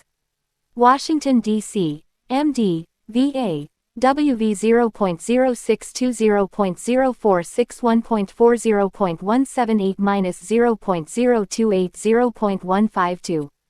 Baltimore, MD 0.091 0.0621.50 0.144 minus 0.031 0.213. Dallas, featuring Worth, TX 0.213 0.0444.90 0.000 0.127 0.299. Houston, Galveston, Brazoria, TX 0.159 0.048 3.30.001 0.064 0.254. Atlanta, GA 0.169 0.048 3.50 0.000 0.074 0.264. Miami, featuring Lauderdale, Florida -0.029 0.060 -0.50 .634 -0.147 0.089. Los Angeles, Orange, CA 0.1500 0.0324 .70 .000 .088 0.212. Los Angeles Suburbs, CA 0.198 0.0494 .10 .0000 .1020 .293. San Francisco, Oakland, San Jose, California 0.172 0.0404 .40 .0000 .095 0.249. Seattle, Tacoma, Bremerton, WA 0.106 0.0502 .10 .036 0.007 0.205. San Diego, California 0.188 0.0563 .40 .001 0.079 0.298. Phoenix, Mesa, as 0.039 0.059 0.70 .510 minus 0.076 0.153. Constant 7.622 0.038 198.8 0.0007.546 7.697. Expenditure Regression Model, 1996-2012 Lane, Veblen Lane, Inconspicuous Lane, Other. Kof. STD. Air. Kof. STD. Air. Kof. STD. Air. Age of householder Ref. 16 to 24, 25 to 34 minus 0.1200 0.008 minus 0.169 0.009 0.220 0.003.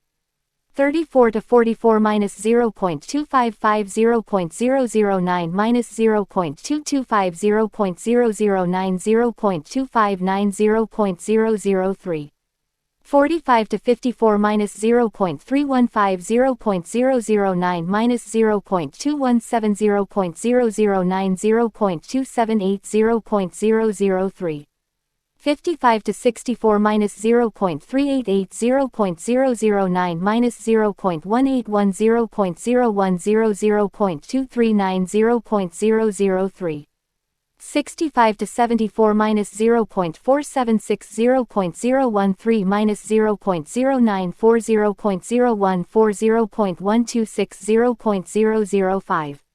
75 and older. Minus 0.813 0.014 minus 0.049 0.015 0.040 0.005.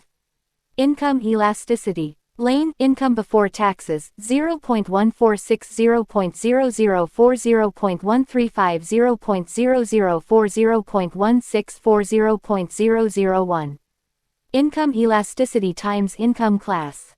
P0 P20 minus 0.054 0.001 minus 0.041 0.001 minus 0.029 0.000. P20 P40 minus 0.023 0.001 minus 0.020 0.001 minus 0.011 0.000. P60 P80 0.022 0.001 0.023 0.001 0.011 0.000. P80 P90 0.039 0.001 0.045 0.001 0.021 0.000. P90 P95 0.051 0.001 0.061 0.001 0.030 0.000. P95 P99 0.062 0.001 0.079 0.001 0.036 0.000. P99 P100 0.079 0.001 0.102 0.002 0.044 0.001. Race ethnicity of householder, Ref. Non-Hispanic white. African American minus 0.111 0.006 minus 0.1800 0.006 minus 0.048 0.002. Asian and Pacific Islander minus 0.144 0.009 minus 0.324 0.009 minus 0.057 0.003. Hispanic 0.044 0.006 minus 0.310 0.007 minus 0.036 0.002. Other minus 0.022 0.015 minus 0.139 0.016 minus 0.019 0.006. Marital status of householder, ref. Married couple. Widowed minus 0.216 0.008 minus 0.106 0.008 minus 0.122 0.003. Divorced minus 0.145 0.006 minus 0.208 0.006 minus 0.114 0.002. Separated minus 0.110 0.011 minus 0.128 0.012 minus 0.082 0.004. Never married minus 0.175 0.006 minus 0.223 0.006 minus 0.202 0.002. Education attainment of householder, ref. High school dropouts. High school graduate 0.181 0.006 0.315 0.006 0.051 0.002.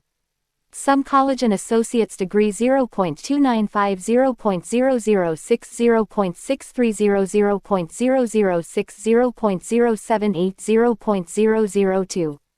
Bachelor's degree 0.353 0.007 0.880 0.007 0.139 0.002. Master's degree or higher 0.349 0.008 1.038 0.008 0.165 0.003. Household size. Number of children under 18 0.016 0.002 0.085 0.002 0.055 0.001. Number of seniors age 65 and older 0.015 0.006 0.044 0.007 0.033 0.002. Homeownership, ref. Renter. Owner household 0.143 0.004 0.318 0.005 0.062 0.002. Region, ref. South. Northeast minus 0.066 0.005 0.017 0.006 0.015 0.002. Midwest minus 0.011 0.005 0.059 0.005 minus 0.008 0.002. West minus 0.004 0.005 0.190 0.005 0.075 0.002. Metro size, ref. Less than 125,000. More than 4 million 0.140 0.006 0.150 0.006 0.187 0.002 1.2 minus 4 million 0.105 0.006 0.119 0.006 0.124 0.002. 0.33 minus 1.19 million 0.115 0.007 0.124 0.007 0.080 0.002. 125 minus 329.9 thousand 0.063 0.006 0.122 0.006 0.049 0.002. Table A4. Average annual expenditures by metropolitan area and year in 2015 dollars. 1. Fruits and vegetables. USNY Court NJ5 Bos Chi Det Cli Min DC 2007, 598, 668, 846, 677, 530, 704, 725, 698, 575, 835, 825. 2008, 653, 664, 952, 686, 648, 895, 724, 657, 613, 640, 761. 2009, 654, 664, 991, 821, 718, 827, 808, 686, 577, 692, 857. 2010, 677, 653, 965, 787, 632 1045 943,733,543,855,821. 2011, 711, 769, 182 septillion 843 sextillion 618 quintillion 994 quadrillion 866 trillion 831 billion 605,739,926. 2012, 728, 679, 932, 852, 759, 215 quadrillion 857 trillion 829 billion 589,731,987. Valdalhu ATL Mia Lala Sub SFC SDPHX 2007, 625, 580, 578, 600, 866, 904, 718, 852, 605, 474, 656. 2008, 531, 605, 574, 460, 755, 925, 846, 979, 914, 832, 552. 2009, 682, 610, 621, 451, 806, 842, 768, 863, 776, 744, 661. 2010, 599, 666, 653, 573, 797, 832, 832, 973, 658, 690, 570. 2011, 856, 833, 770, 610, 681, 850, 950 1008 688,622,729. 2012, 705, 645, 715, 850, 774, 938 1034 1007 1007 822,717. 2. Artificial sweeteners. 2007, 657, 448, 410, 2311. 2008, 6511, 5912, 78, 637. 2009, 63110, 610, 752, 2010, 513, 41, 664, 114. 2011, 637, 4510, 47234. 2012, 5252, 4934204. Valdalhu ATL Mia Lala Sub SFC SDPHX 2007, 5510, 55931749. 2008, 1075, 68413, 5951. 2009, 13653352125556. 2010, 343, 68, 63, 10402. 2011, 195, 10, 17, 273, 424. 2012, 765, 62, 619, 4532. 3. Candy and chewing gum. USNY Court NJ5 Bos Chi Det Cli Min DC 2007, 80, 58, 107, 78, 75, 69, 89, 130, 79, 101, 55. 2008, 80, 42, 101, 6675, 88, 95, 66, 97, 85, 88. 2009, 86, 47, 115, 67, 68, 85, 108, 84, 95, 138, 74. 2010-7833-78-6379, 104-9782-128-9678. 2011-87-56-107-88-70-9686-78-95-170-91. 2012-88-52-85-84-77, 124-104-90-72-130-91. Valdalhu ATL Mia Lala Sub SFC SDPHX 2007 95 6285 94 47 67 87 142 104 37 74. 2008 64 96 64 48 31 73 108 87 115 47 78. 2009 72 61 86 67 47 59 97 83 123 84 103.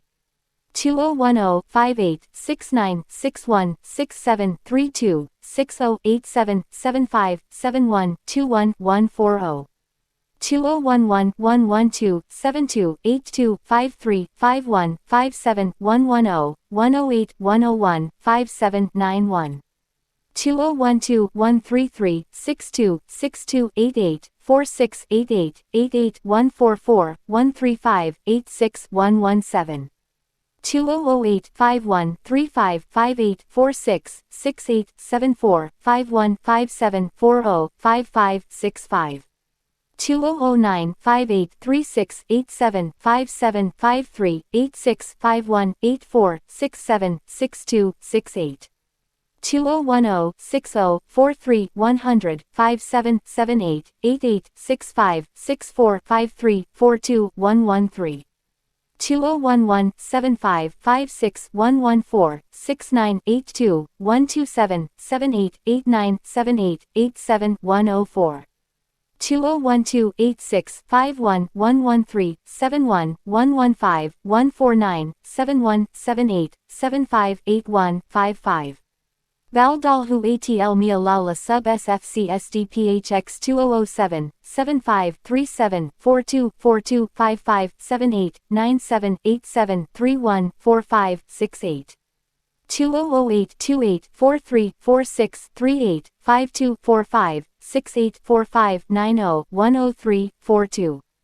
2009 25 30 42 60 67 69 82 86 64 74 55. 2010 45 38 43 48 55 62 82 96 78 49 52.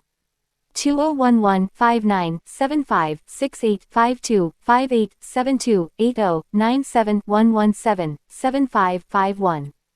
2012 83 67 64 73 83 110 83 117 120 90 119.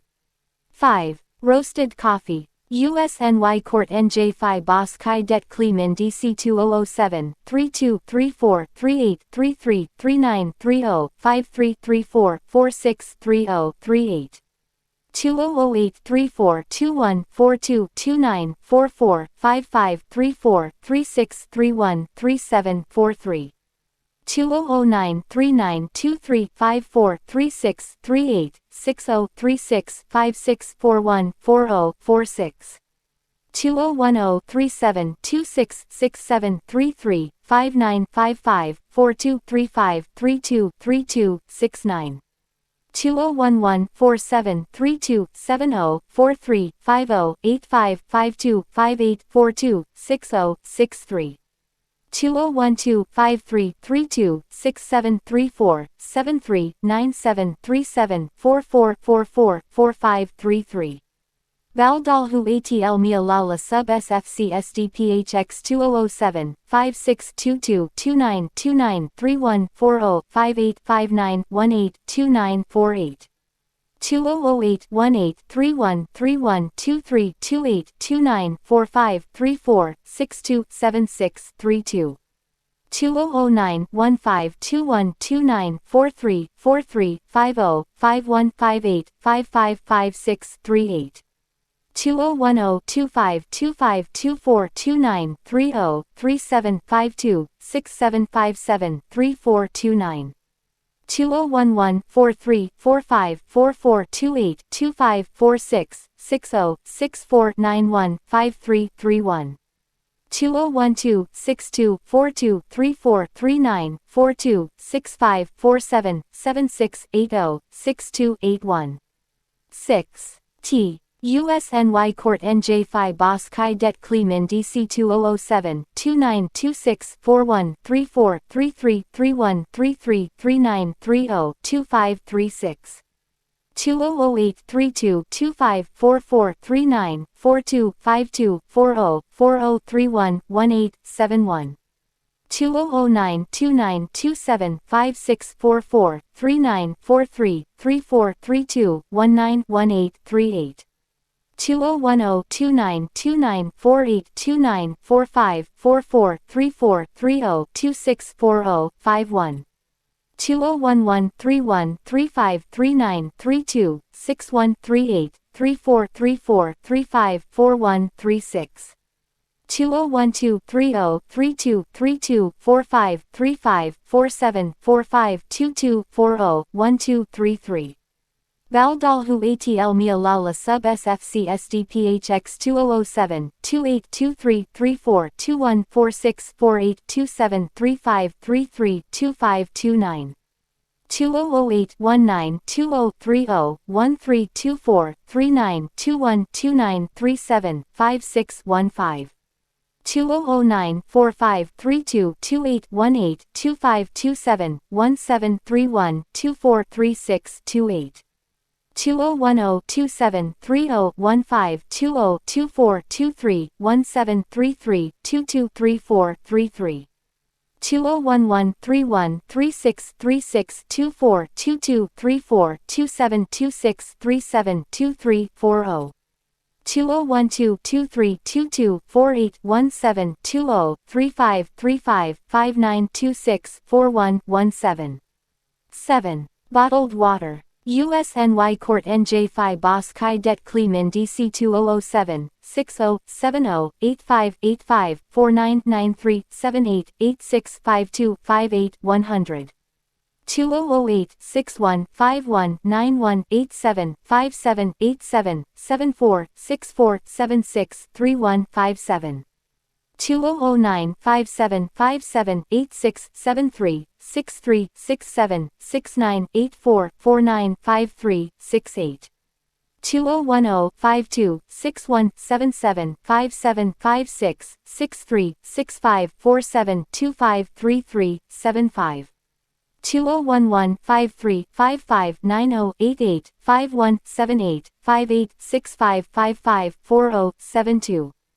2012-57-68-87-65-67-58-34-37-64-78. Valdalhu ATL Mia Lala Sub SFC SDPHX 2007-79-93-6553-36-109-85-70-5554-67. 2008-33-62-94-46-52-129-105-85-88-99-63. 2009-43-52-91-39-35-90-90-55-55-100-63. 2010-44-64-69-27-87-77-51-35-58-60. 2011-57-75-58-30-90-64-59-30-77-55.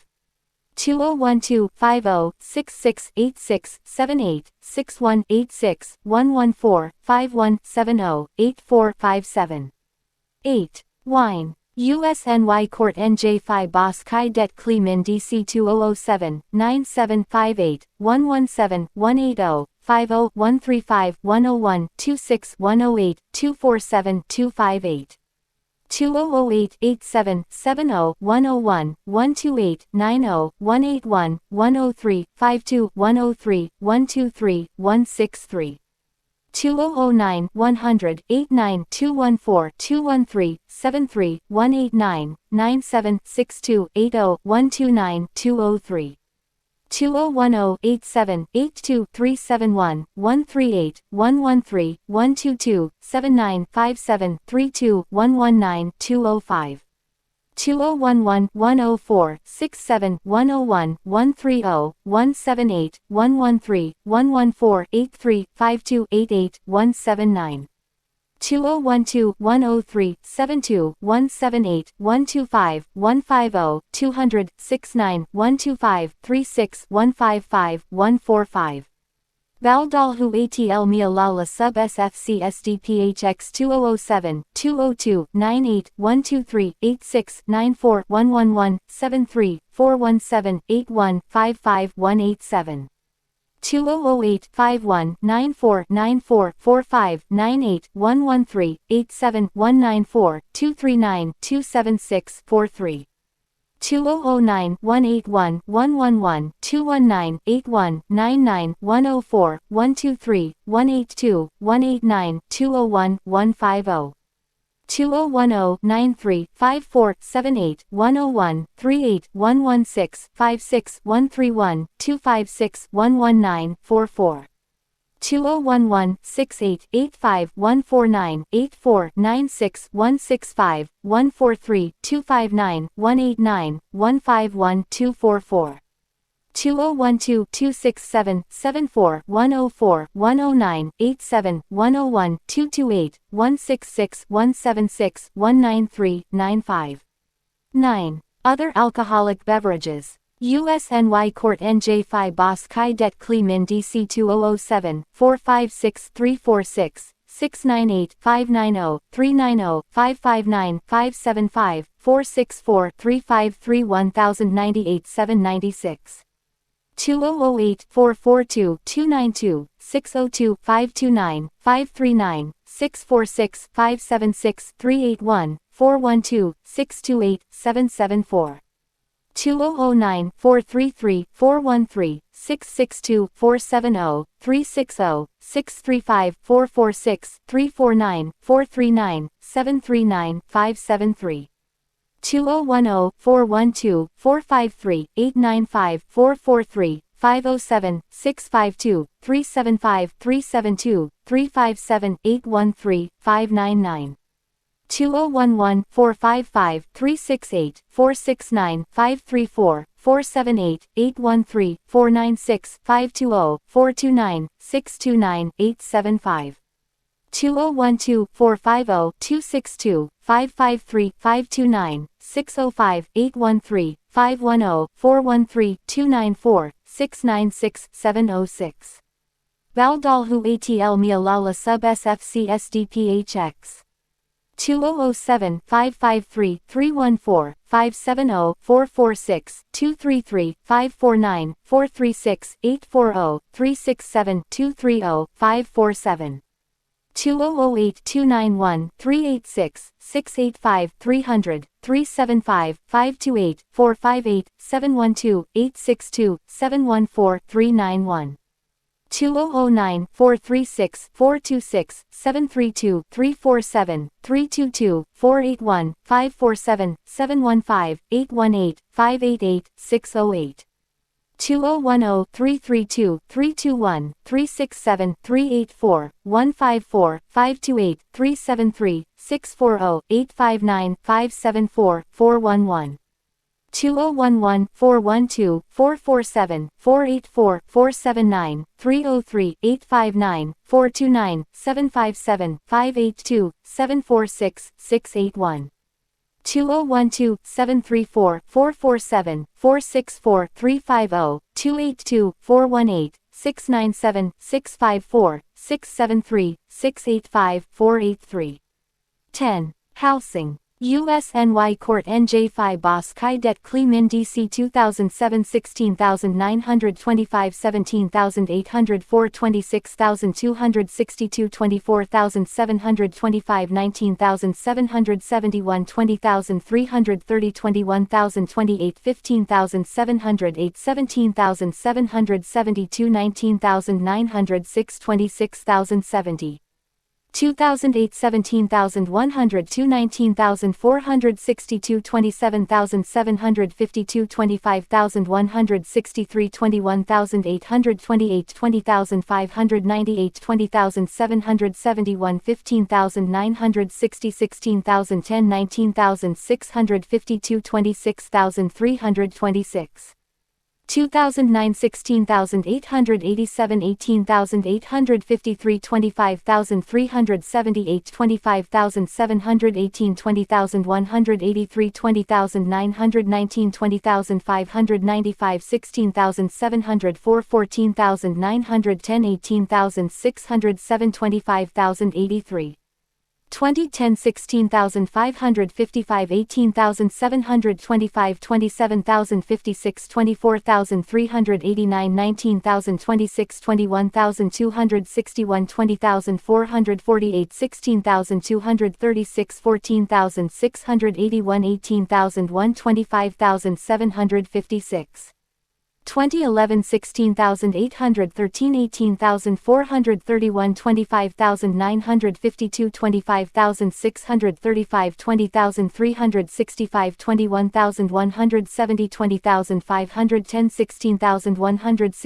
14852 17333 25330 2012 16856 19937 27012 24425 19799 20001 19780 15817 15704 18804 29379 Valdalhu ATL Mialala Sub SFC SDPHX 2007 20279 17855 18254 17478 19285 22867 22081 25221 20733 21890 19652 2008 20549 17805 17820 16863 17712 22334 23328 26080 22110 23081 19504 2009 21004 18668 19963 17306 19990 21755 19374 25686 22117 20712 17620 2010 20061 17737 18559 18416 16379 20580 18859 26818 21367 22018 15254 2011 21251 18851 17979 18415 15494 21002 19722 27032 21877 21368 17979 2012 20668 18897 19097 17684 15838 20804 21409 24885 19453 22358 19401 11. Owned dwellings. USNY Court NJ5 Bos Kai Det Kli Min DC 2007 6733 4531 13195 11406 7681 8733 9697 6649 6603 8169 12596 2008 6764 895 12914 12785 9831 8709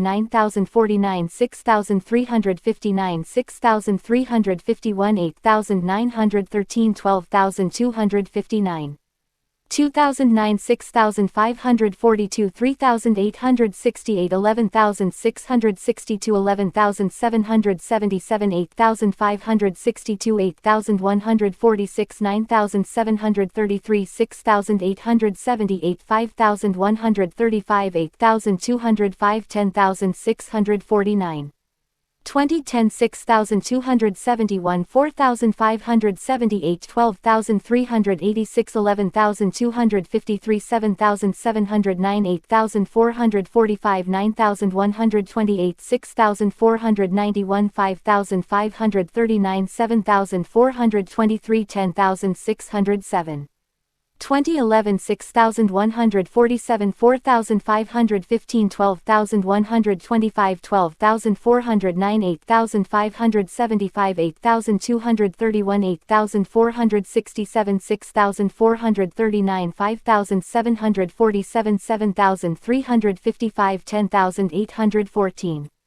2012 6059 4224 12262 11468 7747 7267 8007 5610 6233 7468 12169 Valdalhu ATL Mialala Sub SFC SDPHX 2007 9769 6405 7277 7542 8728 835 11210 10629 8937 9316 7267 2008 9366 423 6485 7099 6388 1041 10771 10828 8822 8578 8442 2009 9768 6102 8269 7564 7757 7841 7590 11131 8667 004 6872 2010 8255 6536 7704 7316 6013 7184 6849 11277 8476 8669 5599 2011 9526 326 6265 7239 4496 481 6768 10576 8796 7512 6180 2012 7844 6395 7234 5889 5891 6218 8713 8255 7369 8678 7156 12. Rent. USNY Court NJ5 Bos Kai Det Kli Min DC 2007 2491 6725 2323 3033 2603 3132 2433 1977 2676 1997 3514 2008 2616 7172 2726 2889 2572 2983 2774 2147 1777 2435 3860 2009 2733 8043 2644 3676 3076 3441 2632 2094 2402 2382 4417 2010 2776 8217 2777 4154 2857 3652 2691 2169 2268 2209 4213 2011 2904 7844 3144 3966 3013 3074 3366 2032 2239 1928 4280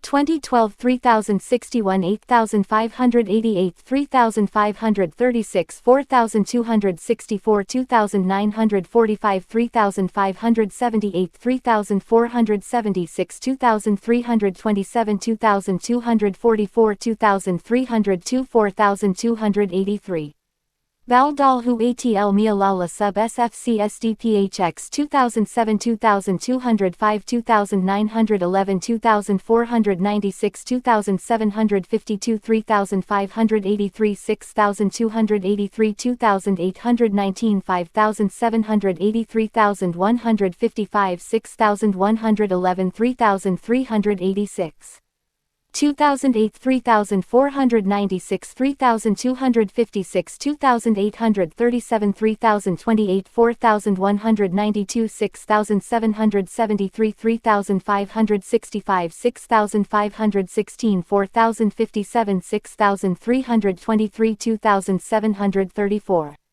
2009 2951 3691 2440 2545 4310 6646 4136 378 3744 6090 2755 2010 2752 2898 2841 2989 4045 6362 4559 6639 3633 6436 2548 2011 2643 3692 2587 2475 5119 6884 794 6559 3491 6548 2790 2012 3868 3566 2843 3314 4003 7053 4158 7358 3979 6095 3241 13. Owned vacation home. USNY Court NJ5 Bos Kai Det Kli Min DC 2007 288 928 504 625 491 479 456 346 479 287 359 2008 2961 136 octillion 744 septillion 680 sextillion 754 quintillion 574 quadrillion 529 trillion 297 billion 505 million 151,539 2009 300 513 556 623 812 354 389 454 238 349 413 2010-277-181, 708-128, 389, 340, 583, 359, 154, 466, 460. 201-263-361-589-259-368-587-650-111-421-142-913. 2012-229-440-679-138-344-595-296-229-295-465-757.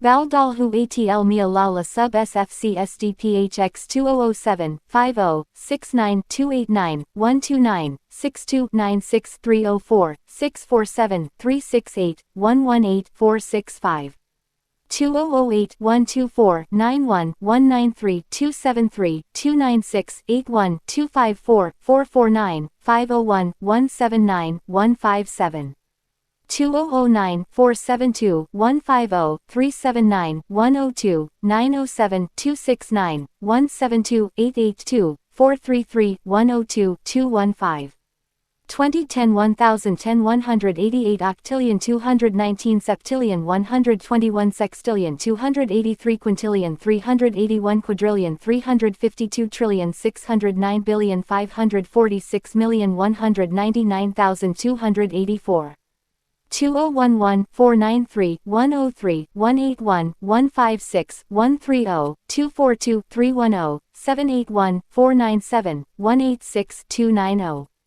2012 84 188 214 202 295 36 140 425 188 153 346 14. Babysitting and child care in own home. USNY Court NJ Phi Boss Chi Det Kli Min DC 2007 5221 98 147 87 97 79 16 7 13 294 2008 47 37 169 69 43 123 49 63 3 86 197 2009 47 225 126 304 1688 6349 51 1733 2010 53 31 245 112 45 294 147 55 57 43 13 2011 51 55 217 283 117 40 75 21 0 104 162 2012 54 129 186 118 4155 121 21 448 587 Valdalhu atl mia lala sub sfc sdphx 2007 28 87 51 19 57 62 56 130 22 113 19 2008 0 5 17 35 150 131 105 16 275 107 2009 532 155 140 81 20 114 27 189 62 2010 291 38 76 16 5 103 58 51 183 150 9 2011 25 28 30 52 11 83 32 127 207 19 1 2012 34 76 51 116 18 80 53 72 6635 14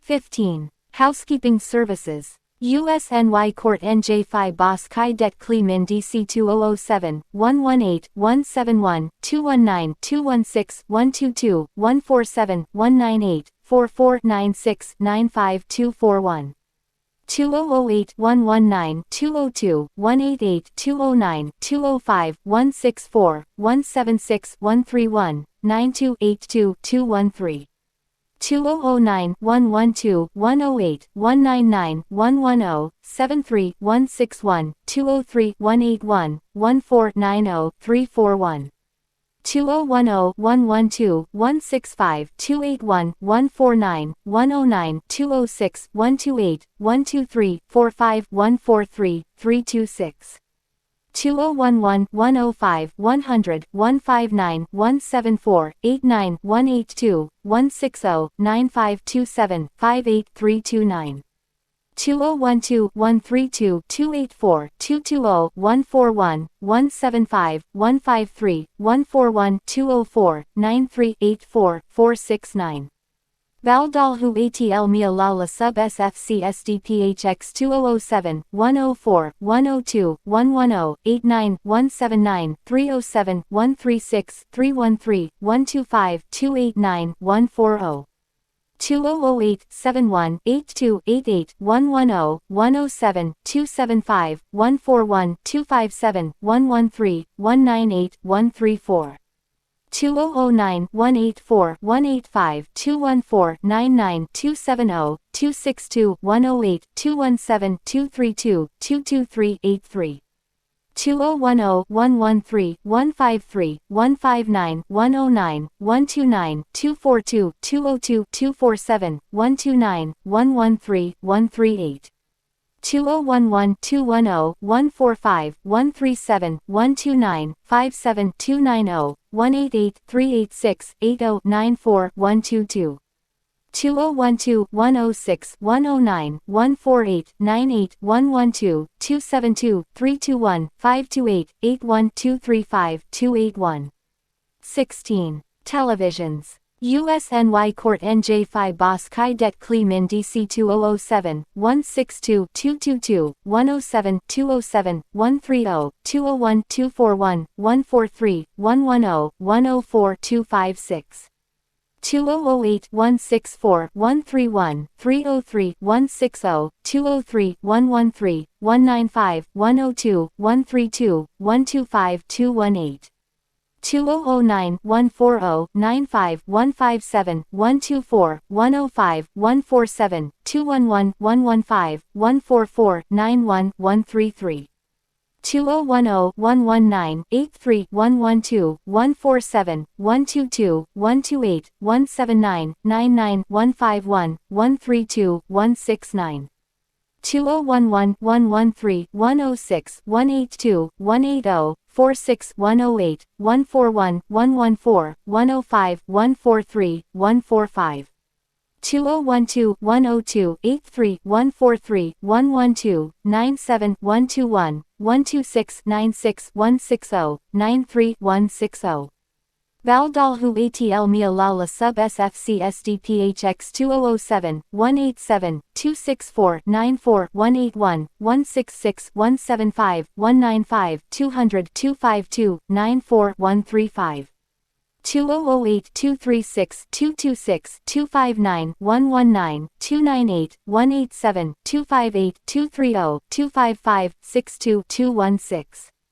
2009-128-160-289-81-202-148-164-146-163-105-95. 2010-208-193-217-113-87-93-38-129-115-65-186. 2011-81-128-230-108-161-142-116-129-108-129-75. 2012-180-96-92-110-48-131-92-90-92-117-122. 17. Women's footwear. USNY Court NJ Phi Bos Chi Det Kli Min DC 2007-160-259-212-264-181-123-458-137-1-158-231. 2008-138-210-221-174-136-195-105-110-101-222-237. 2009-149-245-362-98-108-145-101-97-121-349. 2010-146-324-209-123-199-96-246-101-232-85-192. 2011-151-343-217-141-94-259-179-157-94207-94206-238. 2012-159-277-121-161-213-154-198-205-74-64-298. Valdalhu ATL Mia Lala Sub SFC SDPHX 2001-169-168-161-141-118-154-118-152-266. 2008-41-174-125-72-52-142-209-27-89-133. 2009-283-273-260-147-122-133-194-437-345-298-266. 2010-138-247-80-291-100-166-104-139-218-118-133. 2012-55-167-329-192-94-158-162-93-119-495-130. 2012-207-195-73-261-145-187-278-84-118-198-168.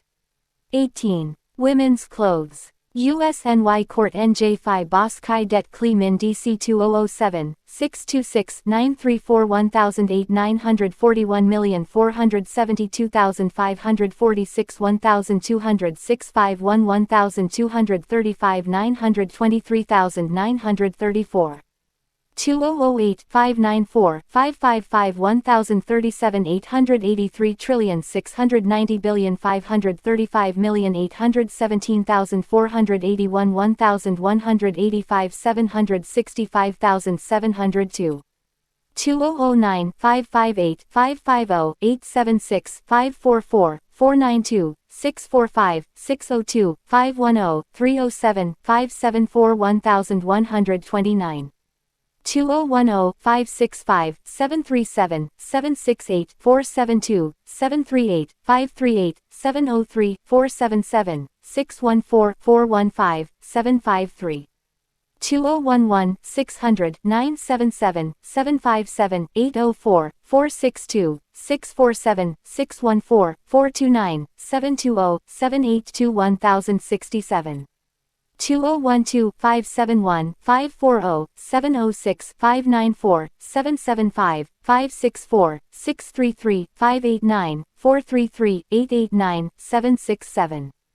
Valdalhu ATL Mia Lala Sub SFC SDPHX 2008-338-449-668-693-629-1043-7401-1056. 2008-420-725-538-526-654-330-987-709-518-367. 2009-606-878-827-576-523-466-914-870-875-1, 437,648. 2011-543-691-584-446-166-839-723-526-953-546 2011-580-925-833-547-400, 625-587-772-342-569-614. 2012-672-908-412-848-461-723-803-1037-774,736. 19. Men's clothes. USNY Court NJ Phi Boss Kai Det Kli Min DC 2007, 353-515-263-464-454-327-383-331-529-518. 2008-345-485-173-625-431-233-180-374-572. 2009-304-376-392-327-318-4 408 299 406 258 264 432 2010 304 535 520 426 512 368 251 228 201 394 701 2011 323 462 423 424 370 302 410 240 227 282 509 2012 318 442 527 379 337 312 363 235 225 361 424 Valdalhu ATL Mia Lala Sub SFC SDPHX 2007 502 407 241 426 118 470 261 784 551 493 330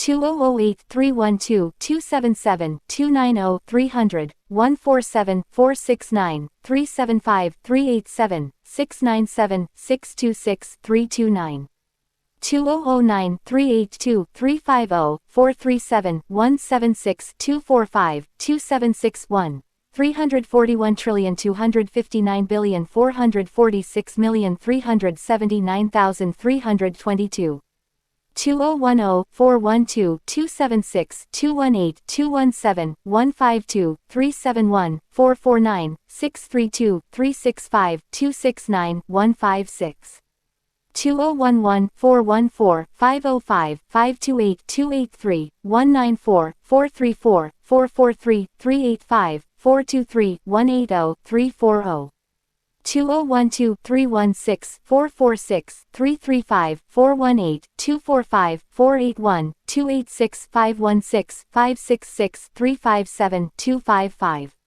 20. Personal care products and services.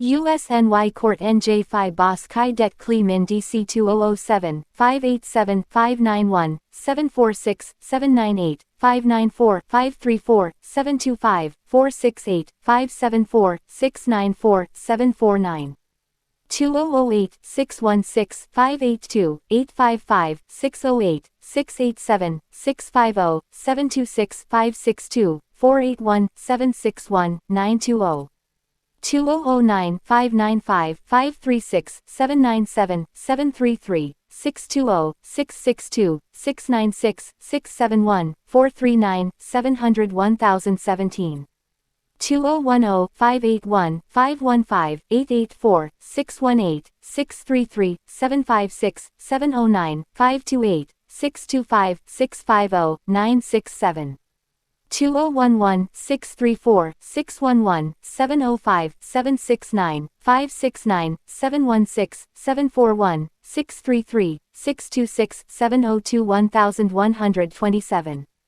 2012 629 664 685 732 724 703 614 679 516 857 925 Valdalhu ATL Mia Lala Sub SFC SDPHX 2007 511 740 804 487 578 732 697 852 641 510 761 2008 596 776 714 570 628 765 820 19,689,689,641 2009 715 698 708 651 618 627 686 812 796 682 1080 2010 687 745 796 667 580 664 612 753 958 679 454 2011 605 911 774 624 503 766 780 823 746 647 566 2012 1028 691 octillion 913 septillion 655 sextillion 633 quintillion 708 quadrillion 650 trillion 830 billion 726 million 703,678 21. Dating services.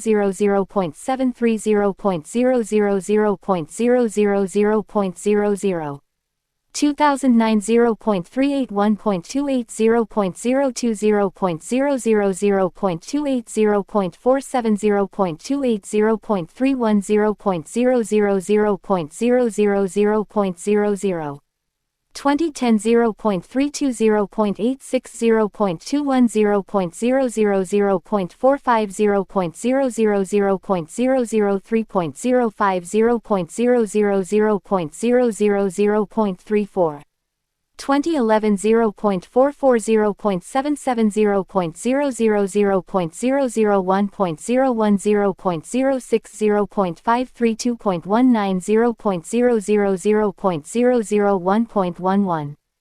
2012 0.50 0.13 0.000.430 0.000.120 0.59 1.33 0.001.51 0.82.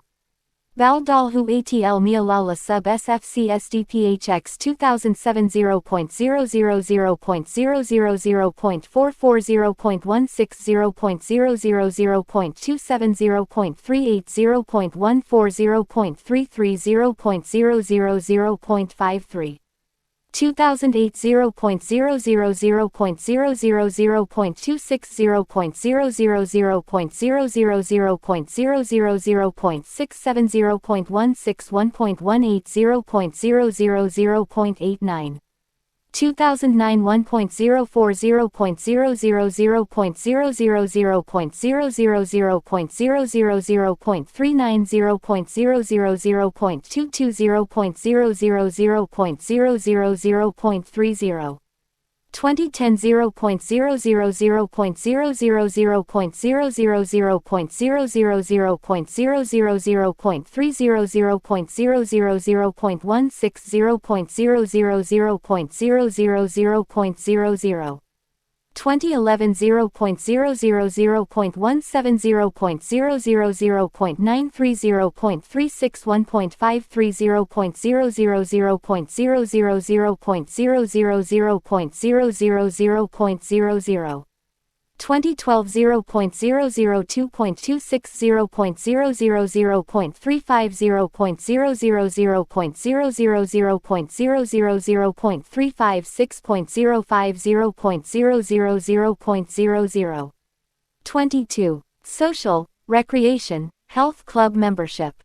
USNY Court NJ Phi Bos Chi Det Cli Min DC 2007, 123, 133, 194, 117, 186, 278, 203, 59, 79, 127, 220. 2008 127 104 395 158 169 281 199 94 86 280 158. 2009 115 95 238 165 209 215 147 197 42 196 271. 2010 121 50 208 237 143 208 124 106 55 139 307. 2011 122 117 312 185 115 124 164 139 92 151 246. 2012 127 110 187 167 100 144 316 121 225 198 322. Valdalhu ATL Mialala sub SFC SDPHX 2007 100 58 136 59 48 94 303 253 118 115 101. 2008 154 87 216 70 40 111 110 256 188 124 225. 2009 109 63 187 105 39 141 56231 192 108 83 2010 100 9886 102 40 130 35 163 322 9387 2011 92 157 115 181 29 218 68252 215 187 114 2012 98 85 101 113 89 162 65317 185 191 233. Notes. Chapter 1. The 21st Century, Leisure, Class.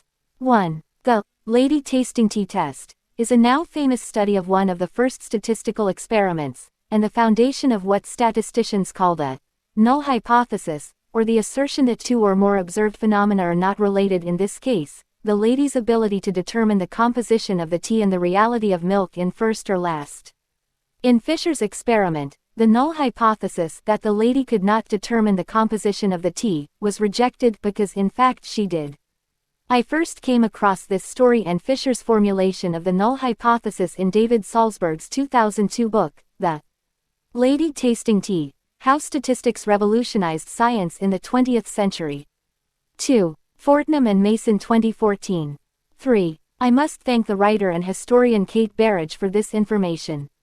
4. Douglas and Isherwood 1996. 5. Ibid. 6. While Veblen was always careful to point out that status emulation occurred in all strata of society, he was most critical of the leisure class. 7. Mencken 1920, page 72. 8. Hutchinson 1957. 9. As the great 20th century public intellectual John Kenneth Galbraith observed of Veblen, he practiced what he wrote. Veblen's house was a sty, his bed unmade, and he was agnostic at a time when most of his colleagues espoused Christianity and divinity degrees. Veblen never really fit in. In a 1957 essay in The Listener, the famous economist T.W. Hutchinson called him an economist outsider, but also something of a major American prophet, who studied and understood the social and economic matters of the human condition. 10. Galbraith remarked it is one of the only books written by an economist in the 19th century that is still read today. 11. Veblen's concerns about status also revolved around a number of other key concepts, ranging from the subjection of women, to the argument that all of society remains tribal, and by extension barbarian, to his work on the practices and objects that demarcate status. This latter focus is perhaps the most damning of current society, particularly his study of conspicuous leisure education. Intellectualism, sporting activities, and non-pecuniary practices, etiquette and manners, conspicuous waste, such as unnecessary house help or burning blankets like the quickoodle, and, of course, conspicuous consumption. 12. Visey 1975, Seckler 1975. 13. Capitalism dates back to the 14th century with tensions between English aristocracy and agricultural producers, but modern-day capitalism, also known as merchant capitalism, can be traced to 16th to 18th century England. 14. For example, he believed all of social hierarchy had much to do with Darwinism and predatory behavior rather than simply class. 15. Wallace Hodrill 1990, pp. 145 to 192. 16. Again I must thank Kate Berridge for this example. 17. Wallace Hodrill 1994, Berridge 2007. 18. Berridge 2007. 19. Interview with Kate Berridge. 20. Wallace Hodrill 1994, page 166. 21. Wallace Hodrill 1990. 22. Price 2014. 23. Richards 1991, page 8. 24. Charles et al. 2009. 25. Richards 1991. 26. AX Data. en.wikipedia.org JCrew Data. Vault.com Ralph Lauren Data. Vault.com The Gap Data. Gapinc.com. 27. http www.economist.com Node 17963363. 28. Ibid. and dailymail.co.uk. 29. Ewing 2014. 30. Frank 2012. 31. The study uses education as a proxy for wealth as the two variables tend to correlate. 32. Gershuni 2000. Lesnard 2003. 33. Statista.com. 34. Please see Piori and Sabel 1984. 35. http www.economist.com node 4462685. 36. Wilson 1987. 37. Reich 1992. 38. Florida's understanding of economic restructuring includes all sectors and occupations that are responsible for generating meaningful new forms, which includes a whole host of other workers including artists, musicians, writers, scientists, engineers, and other members of the creative class. See Florida 2002. 39. Brooks 2000, pp. 85-94. 40. Trentman 2016. Chapter 2. Conspicuous Consumption in the 21st Century. 1. Galbraith 1958. 2. In Vance Packard's The Status Seekers, he argues that material goods do not actually reveal status. Many of the trappings of social behavior rely on hidden behaviors and norms such as choice of word or accent.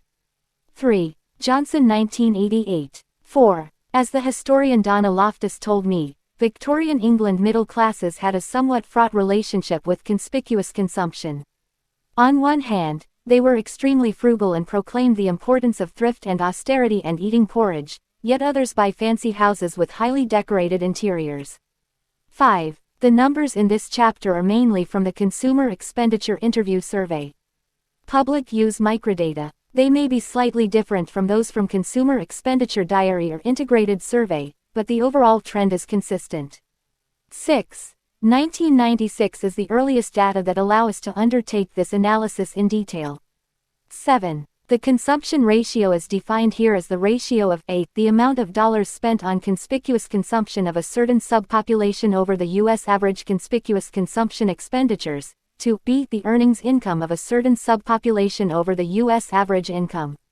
Consumption ratio equals the amount of money spent on conspicuous consumption of group I, the U.S. average amount of money spent on conspicuous consumption, the income of group I, the U.S. average income. 8. Low-income families spend 38% more than their income ratio would suggest, but 4 points less than they did in 1996.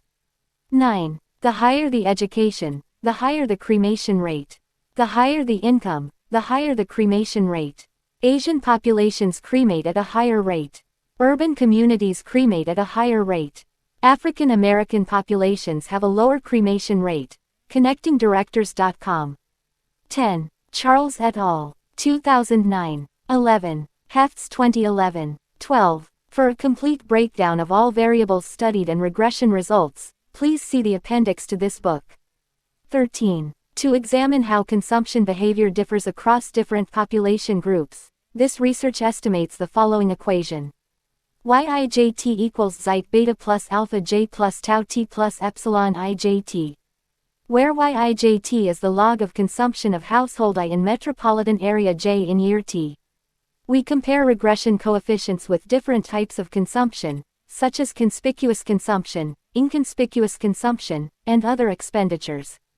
Zeit is a vector of demographic and socioeconomic characteristics of an individual household, alpha j is a metropolitan area characteristic, and tau t is a year fixed effect.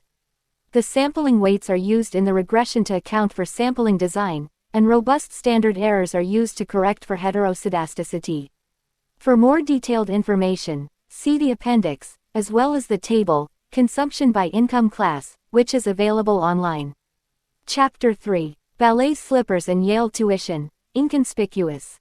Consumption and the New Elites. 1. Bourdieu 1984. 2. Zukin and McGuire 2004. 3. Packard 1959, Chapter 10, page 85. 4. In his 1957 essay on fashion, the German sociologist Georg Simmel observed that once the middle classes began to imitate the elites' form of dressing, the elites reconfigured their style to again distinguish themselves, which he believed explained why fashion changed so much and so quickly. If not for class, Simmel argued, fashion would not exist. Fashion's raison d'etre is to essentially reaffirm existing class lines through visual cues.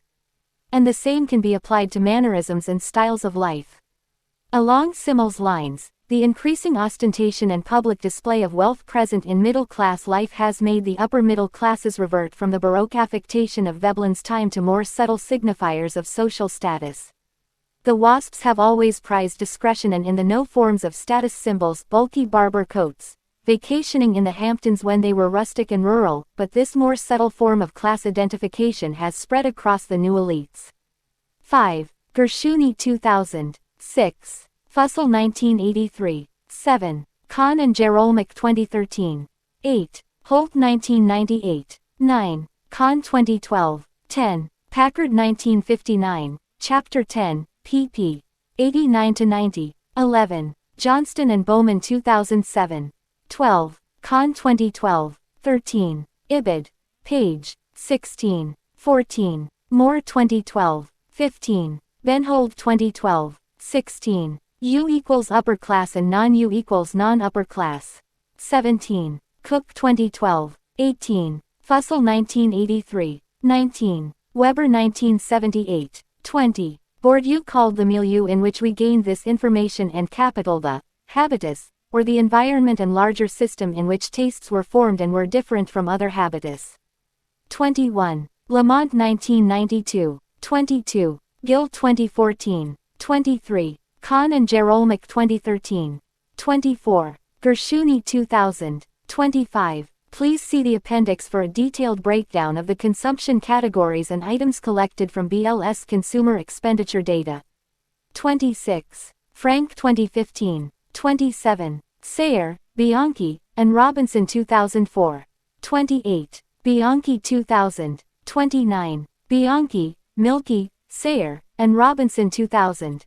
30. Sullivan 2014. 31. Kurtzelban 2013. 32. Work by Miles Corrick shows that those societies where education provides the greatest benefits are also far less mobile. Corrick 2013. 33. Gunderman 2014. 34. Lee and Painter 2016. 35. Mills 1956. 36. Kahn 2015. 37. Dale, Kruger, and National Bureau of Economic Research 2011. 38. The only exception to the Dale and Kruger paper is for racial and ethnic minorities, Black and Hispanic, and for students with parents who have little education.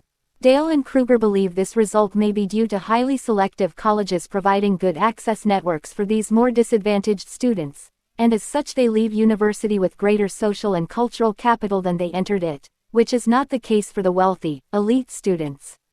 Chapter 4. Motherhood as Conspicuous Leisure in the 21st Century. 1. Health and Human Services has aimed for the goal that 50% of women breastfeed exclusively through 6 months and 75% partially breastfeed through 12 months. Most babies start to eat solid food at 4 to 6 months.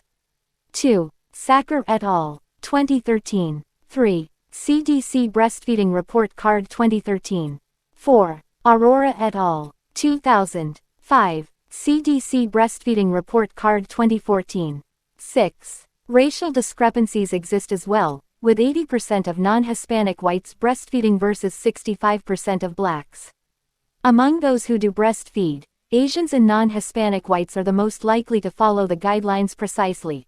Almost 16% of Asians and 13% of non-Hispanic whites exclusively breastfeed through 6 months, while 76% of all non-Hispanic white women at least initiate breastfeeding. Age matters too. 77% of mothers giving birth over the age of 30 breastfeed, while younger mothers are less likely to do so. 7. McDowell, Wong, and Kennedy Stevenson 2008. 8. Heck, Braveman, Cubbon, Chavez, and Keeley 2006. 9. Robinson 2011. 10. Bartz 2012. 11. Ibid. pp. 79-82. 12. Bartz 2012. 13. Ibid. Page. 82. 14. Bartz 2012. pp. 84-84. 15. Bartz 2012. Page. 129. 16. Bartz 2012. 17. McCann, Badar, and Williams 2007. 18. Langolier, Caparo, Wong, Kolilet, and Whaley 2014.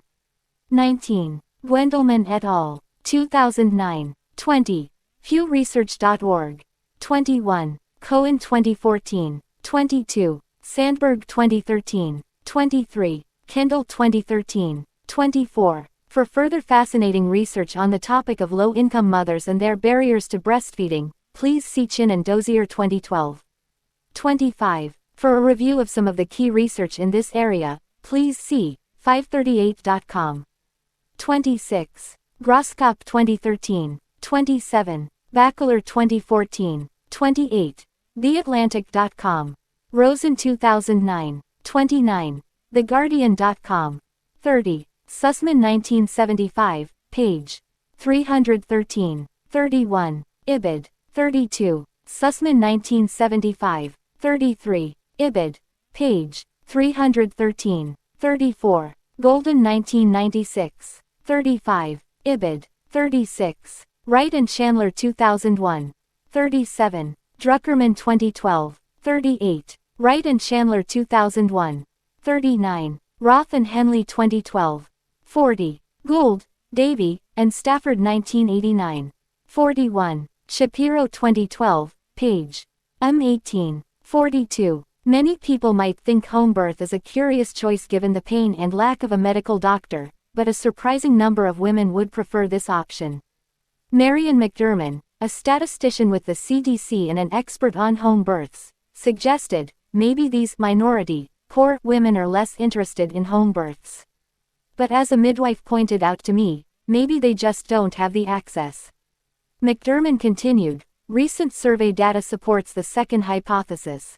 Black women were interested at the same rate as whites, while the cost of a home birth is about a third of a hospital birth, but most insurance doesn't cover it. 43. Garcia Navarro 2013. 44. Slate.com. 45. Diamond 2012. 46. Weber 1905. 47. Veblen even went on to point out that much of the staff in a wealthy household was somewhat unnecessary, suggesting that they too were sitting around and being unproductive, an observation he coined, conspicuous waste. 48. Gurian, Hurst, and Carney 2008. 49. Rami and Rami 2010. 50. Static1.squarespace.com. 121,968,182 investing plus in plus children plus changes plus in plus parental plus spending plus on plus children percent 2C plus 1,972% E2% 80% 932,007.pdf. 51. Linder 1970. 52. Brooks 2013. Klinkenborg 2013. For a more expanded look at the issue, see American Academy for Arts and Sciences 2013. 53. Observer.com. 54. Observer.com. My interview with Jennifer Williams was also very helpful on the history of the Lotte-Berk studio and the origin of cardio bar classes. 55. Observer.com. 56. Grief 2016. 57. Economist.com. 58. Druckerman 2012. 59. Greenfeld 2014. 60. Bell 1976. 61. Trentman 2016, page 18. 62. Daniel 2016. Chapter 5. Conspicuous Production. 1. Fair trade is a large organization involving many different actors, farmers, importers, exporters, and roasters that aims to offer a living wage and sustainable production on a wide scale. By meeting minimum standards put forth by fair trade, farmers gain access to a larger market for their goods and are given funds to further help their business. These efforts are laudable, but there are significant drawbacks. Coffee can be sold for much higher prices to consumers, but those profits are not returned to the original farmers. Quantity matters more than quality. Farmers are not compensated for better quality beans, and the local distribution centers offering the relationships and discretionary funds can be poorly run. There are a number of upsides to the alternative direct trade model. There's no middleman, so that it is just a relationship between the farmer and the roaster, smaller crops that allow for diversification of beans, a negotiated discussion between the farmer and the roaster on the appropriate price for a particular batch of beans. Farmers are paid an accurate price based on value of the beans, and an emphasis on quality over quantity. See Keller 2015. 2. Grief 2016, page 47. 3. If you are confusing my point with that of Brooks's S. Bobos, allow me to clarify. Bobos are bohemians who grew up and got rich and wrestle with their bohemian sensibilities and bourgeois paychecks. The rise of conspicuous production actually brings together those who still don't have any money, hipsters, bohemians, with those who have lots of it, because they share the same values and at the price point of coffee, tomatoes, and organic cotton t-shirts they can both actually afford. 4. Reason.org. 5. NewYorker.com. 6. C. Malik 2002, Zukin and Costa 2004. 7. ERS.USDA.gov. Chart it equals 48,561 and ref equals collection and embed equals true. 8. Hani 2013. 9. Statista.com. 10. Hani 2013, page B1. 11. Alcon 2008. 12. Johnston 2008. 13. Alcon and McCullen 2011. 14. Grief 2016, pp.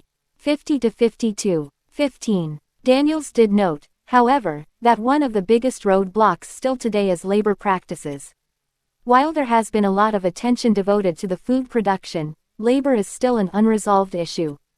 As she put it, there is a great deal of strength in local economy, sustainability, and animal welfare groups, but labor is often still behind in the public consciousness. There have been important strides. For example, the tomato laborers in Immokalee, Florida formed a coalition and convinced buyers of the tomatoes to pay an extra penny per pound and devote that penny to their coalition to support more fair labor practices. For an in-depth look at the tomato industry, please see Barry Estabrooks Tomatoland, 2012.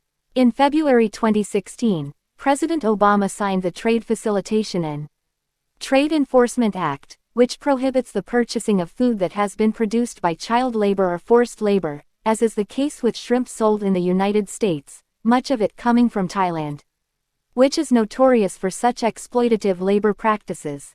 At the time 350 items, including Thailand shrimp, were on the list. The original Tariff Act of 1930 was created to prevent such violations but has only been used 39 times in the past 86 years because of a loophole around consumptive demand.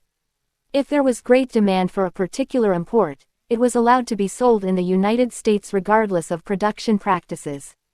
16. Keynes 1920. 17. Multic 2002. 18. Yoan Company website, industryofallnations.com.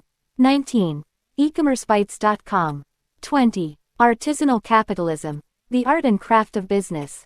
The Economist. January 4, 2014. 21. Clifford 2013a. 22. Sirkin, Zinzer, and Manfred 2013. 23. Clifford 2013c. 24. Segran 2016, Clifford 2013b. 25. 15 Facts That Can't Be Ignored About U.S. Manufacturing 2016. 26. Gittleson 2015. 27. Clifford 2013c. 28. Ibid. 29. Clifford 2013b. 30. Clifford 2013a. 31. Bajaj 2012. 32. Yardley 2013. 33. Barboza 2008. 34. Made in the USA, Matters to Shoppers 2012. 35. Gittleson 2015. 36. www.worldwildlife.org. 37. www.worldwildlife.org. 38. Engels 1845. 39. For some thorough summaries of the environmental movement, key events, literature, and legislation, please see the following websites: pbs.org, encyclopedia.com, en.wikipedia.org, minpost.com. Engelhart 2000, page 223. 41. Engelhart 2000. 42. abcnews.go.com. 43. Doherty and Etzioni 2003. Please see simplicitycollective.com for general overviews on the movement and its history. 44. Etzioni 2004. 45. Taylor Gooby 1998. 46. Grigsby 2004. 47. I must thank Harvey Malik for his observation here. 48. Obnisky 2008. 49. Artisanal Capitalism. The Art and Craft of Business. The Economist. January 4, 2014. 50. Barber 2013. 51. I must thank Joan Halkett for her knowledge on this topic. 52. Marx, K. The Economic and Philosophic Manuscripts of 1844. New York. International Books. And SparkNotes, The Economic and Philosophic Manuscripts of 1844. Summary. First manuscript, Estranged Labor. Retrieved from SparkNotes.com. 53. Raposa 1999. 54. Ibid. 55.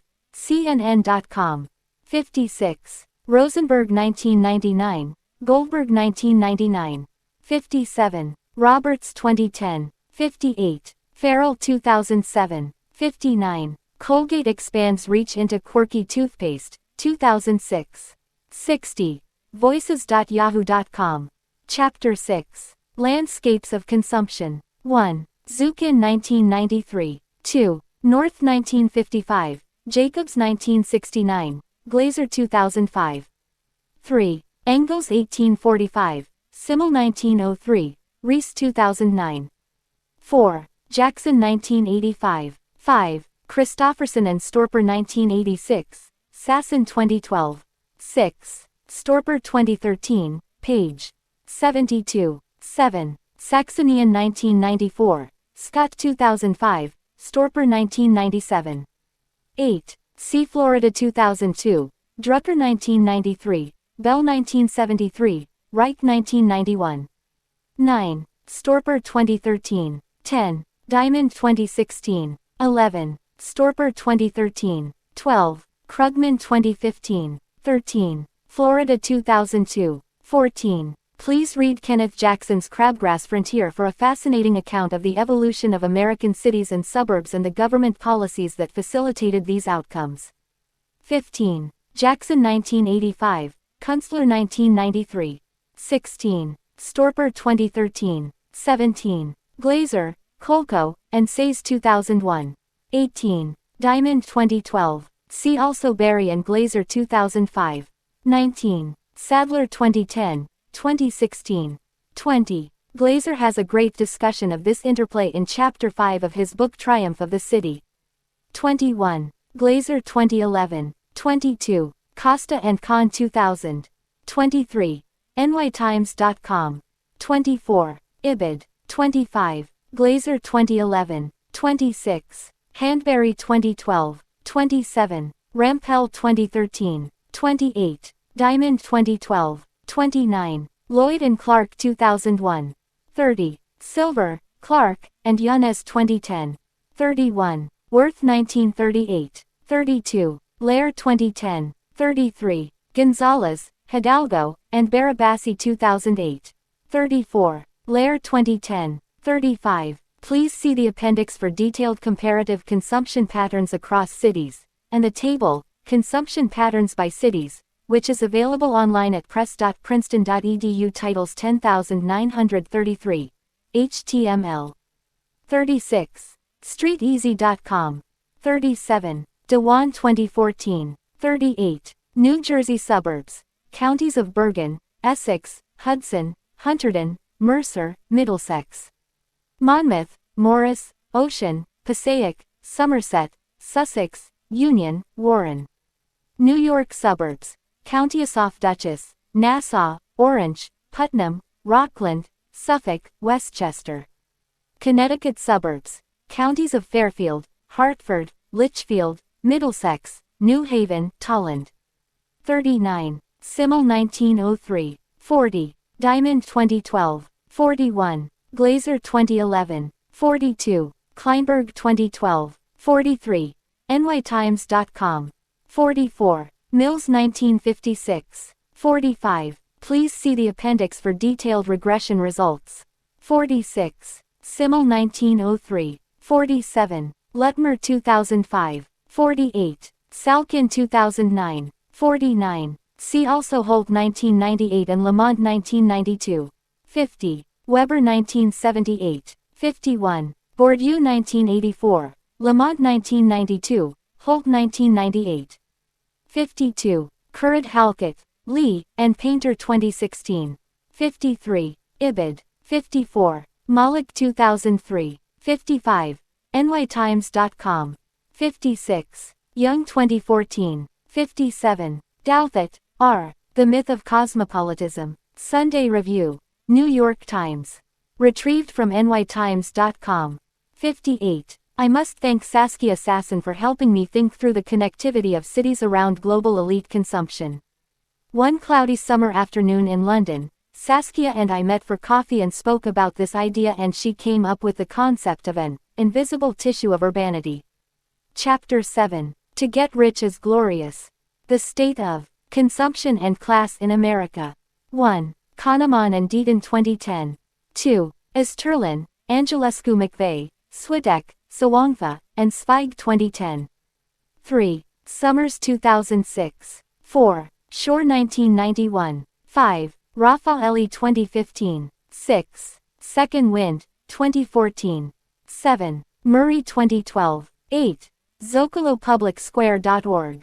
9. Shore 1998. 10. FewSocialTrends.org. 11. Lewis 2010. 12. Luce 2010. 13. PBS NewsHour 2013. 14. Ibid. 15. Luce 2010. 16. Piketty 2014. 17. FewSocialTrends.org. 18. Freeland 2012. 19. TCF.org. 20. Lowry 2014. 21. Kuntz 2014. 22. FoxBusiness.com. 23. Karas and Gertz 2010. 24. Pizzini 2012. 25. U 2013. Who's in the Middle? 2009. And Karas and Gertz 2010. 26. Karas and Gertz 2010. 27. Karas 2011. 28. Karas and Gertz 2010. 29. Ibid. 30. Ali and Dadush 2012. 31. www.statista.com. Statistics 199,983 U.S. vehicle sales since 1951. 32. As much discussion as there is around the global middle class, there are a number of critiques suggesting that it is not nearly as omnipresent or well-to-do as some suggest. See for example, Burroughs 2015 and Bremer 2016. 33. Court and Narasimhan 2010. 34. Easterlin 2007. 35. Graham and Pettinato 2001. 36. There is much debate around whether Deng Xiaoping actually made this statement, although it is regularly attributed to him. In fact, there is no documented proof he actually uttered these words. Although they have become synonymous with his role in opening the floodgates of capitalism in China. See also Iritani 2004. 37. Douglas and Isherwood 1979. References. 15 Facts That Can't Be Ignored About U.S. Manufacturing. MP Star Financial. Retrieved from mpstarfinancial.com. Ali, S., and Dadush, U. The Global Middle Class is Bigger Than We Thought. Foreign Policy. Retrieved from foreignpolicy.com. Alcon, A.H. From Value to Values. Sustainable Consumption at Farmers Markets. Agriculture and Human Values 25 487-498. doi, 10.1007s10460-008-9136y. Alcon, A.H., and McCullen, C.G. Whiteness and Farmers Markets. Performances, Perpetuations, Contestations. Antipode 43 937-959. doi, 10.1111j.1467-8330.2010.00818. X. American Academy for Arts and Sciences. The Heart of the Matter. The Humanities and Social Science for a Vibrant, Competitive and Secure Nation. Cambridge, Massachusetts. American Academy for Arts and Sciences. Aurora, S., McJunkin, C., Werer, J., and Kuhn, P. Major Factors Influencing Breastfeeding Rates. Mother's perception of father's attitude and milk supply. Pediatrics 106, 5, E67. Bagwell, L.S., and Bernheim, B.D. Veblen Effects in a Theory of Conspicuous Consumption. American Economic Review 86, 3, 349-373. Bajaj, V. Fatal Fire in Bangladesh highlights the dangers facing garment workers. New York Times. Retrieved from nytimes.com. Bachelor, N. Is breastfeeding really better? Retrieved from well.blogs.nytimes.com. Barber, E.W. Etsy's Industrial Revolution. New York Times. Retrieved from nytimes.com. Barboza, D. In Chinese Factories, Lost Fingers and Low Pay. New York Times. Retrieved from nytimes.com. Bartz, R. 2012. Originally 1957. Mythologies. Translated by Annette Lavers. New York. Hillen. Wong, B. A. Meyer, B. and Sullivan, J. The validity of consumption data, or the consumer expenditure. Interview and diary surveys informative. In Improving the Measurement of Consumer Expenditures, edited by C. Carroll, T. Crossley, and J. Sablehouse, 204-240. Chicago, University of Chicago Press, 2015. Bell, D. The Coming of Post-Industrial Society, A Venture in Social Forecasting. New York. Basic Books. 3 Characters. The Cultural Contradictions of Capitalism. New York. Basic Books. Benhold, K. Class War Returns in New Guises. New York Times. Retrieved from nytimes.com. Barrage, K. Madame Tussaud. A Life in Wax. New York. Harper Perennial. Berry, C.R., and Glazer, E.L. The Divergence of Human Capital Levels Across Cities. Papers in Regional Science 84, 3, 407-444. doi, 10.1111J.1435-5957.2005.00047. X. Bianchi, S.M. Maternal Employment and Time with Children, Dramatic Change or Surprising Continuity. Demography 37, 4, 401-414. doi, 10.1353dem.2000.0001. Bianchi, S.M., Milkey, M.A., Sayer, L.C., and Robinson, J.P. Is Anyone Doing the Housework? Trends in the Gender Division of Household Labor. Social Forces 79, 1, 191-228. doi, 10.1093SF79.1.191.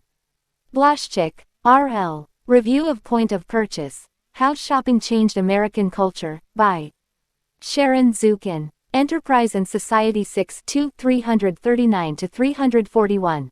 doi, 10.1093SKO47. Bourdieu, P. Distinction, A Social Critique of the Judgment of Taste. Cambridge, Massachusetts. Harvard University Press. Bremer, I. These 5 facts explain the unstable global middle class. Time Magazine, January 29. Retrieved from time.com. Brooks, D. Bobos in Paradise, The New Upper Class and How They Got There. New York. Simon & Schuster. 3 Characters. The Humanist Vocation. New York Times, June 13. Brown, A. The Great Chinese Exodus. Wall Street Journal. Retrieved from online.wsj.com. Mod equals WSJ_HP_right top stories. Burroughs, M. The Emerging Global Middle Class So What? Washington Monthly 38, 1, 7-22. Canning, R. Pereira, J. Frias, M. and Ibanga, I. Victoria's Secret. Formaldehyde in Bras. ABC News. Retrieved from abcnews.go.com. CD Funeral News. Cremation by the Numbers, Cana Projections are in. Centers for Disease Control. Breastfeeding Report Card United States. cdc.gov. Breastfeeding Report Card United States. Retrieved from cdc.gov. Charles, K.K., Hurst, E., and Rusinov, N. Conspicuous Consumption and Race. Quarterly. Journal of Economics 124, 2, 425-467. doi 10.1162 kajek.2009.124.2.425. Chin, N., and Dozier, A. The Dangers of Bearing the Breast, Structural Violence and Formula Feeding Among Low-Income Women. In Beyond Health, Beyond Choice, Breastfeeding Constraints and Realities, edited by P. H. Smith, B. L. Hausman, and M. Labick, 64-73. New Brunswick, N.J. Rutgers University Press. Christofferson, S., and Storper, M. The City is Studio, the World is Backlot, The Impact of Vertical Disintegration on the Motion Picture Industry. Environment and Planning D, Society and Space 4, 305-320. Sizati, C. Claire used 1 pound Nivea cream on half her face and 105 pounds creme de la mer on the other. The results are very revealing. Mail Online. Retrieved from dailymail.co.uk. Clifford, S. U.S. textile plants return, with floors largely empty of people. New York Times. Retrieved from nytimes.com. 3 characters. A wave of sewing jobs as orders pile up at U.S. factories. New York Times. Retrieved from nytimes.com. 3 characters. That, made in USA, premium. New York Times. Retrieved from nytimes.com. Cohen, C. The Politics of Breastfeeding. New York Times. Retrieved from nytimes.com. Colgate expands reach of quirky toothpaste. USA Today. Retrieved from USA Today 30.usatoday.com. ConnectingDirectors.com. Retrieved from ConnectingDirectors.com. Cook, R. Where does Francis Maud keep his condiments? Guardian. Retrieved from TheGuardian.com. Kuntz, S. The New Instability. New York Times. Retrieved from nytimes.com. Korek, M. Income Inequality, Equality of Opportunity, and Intergenerational Mobility. Journal of Economic Perspectives 27, 379-102. doi 10.1257 jep.27.3.79. Costa, D.L., and Kahn, M.E. Power Couples, Changes in the Locational Choice of the College-Educated, 1940-1990. Quarterly Journal of Economics 115, 4 1287-1315. Court, D., and Narasimhan, L. Capturing the World's Emerging Middle Class. McKinsey, Quarterly, retrieved from McKinsey.com. Lass. Cowan, T. The Marriages of Power Couples Reinforce Income Inequality. New York Times. Retrieved from nytimes.com. Crane, D. The High-End Matchmaking Service for Tycoons. New York Times. Retrieved from nytimes.com. Cunningham, M. Review of Changing Rhythms of American Family Life, by Suzanne M. Bianchi, John P. Robinson, and Melissa E. Milkey. Gender and Society 22, 4 524-526. doi 10.11770891243208315383. Currid, E. New York is a Global Creative Hub.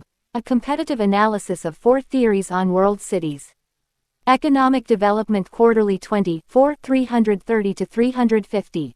doi 10.11770891242406292708. Currid-Halkett, E., Lee, H., and Painter, G. Veblen Goods and Metropolitan Distinction, An Economic Geography of Conspicuous Consumption. Working Paper, University of Southern California. Dale, S., Kruger, A.B., and National Bureau of Economic Research. Estimating the Return to College Selectivity over the Career Using Administrative Earnings Data. National Bureau of Economic Research. Dana, R. Battle of the Butts. Observer. Retrieved from Observer.com. 3 characters. Lot Burke in Last Stretch. Observer. Retrieved from Observer.com.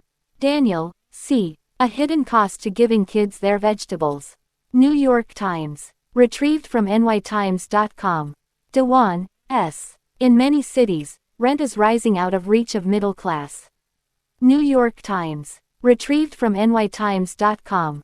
Diamond, J. The World Until Yesterday, What Can We Learn from Traditional Societies? New York, Penguin Press. Diamond, R. The Determinants and Welfare Implications of U.S. Workers' Diverging Location Choices by Skill, 1980-2000. American Economic Review 106, 3, 479-524. doi, 10.1257 air.106.3.479. Doherty, D., and Etzioni, A. Voluntary Simplicity, Responding to Consumer Culture. Lanham, M.D., Roman and Littlefield.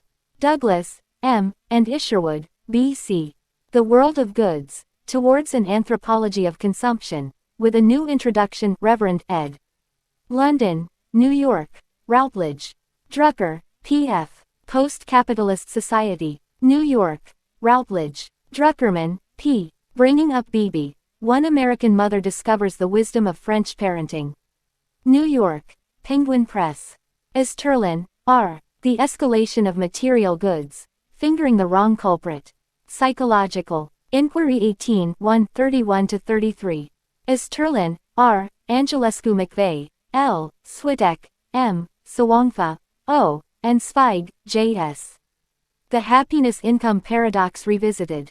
Proceedings of National Academy of Sciences of the United States of America, 2010, 107, 52 pp. 22463-22468.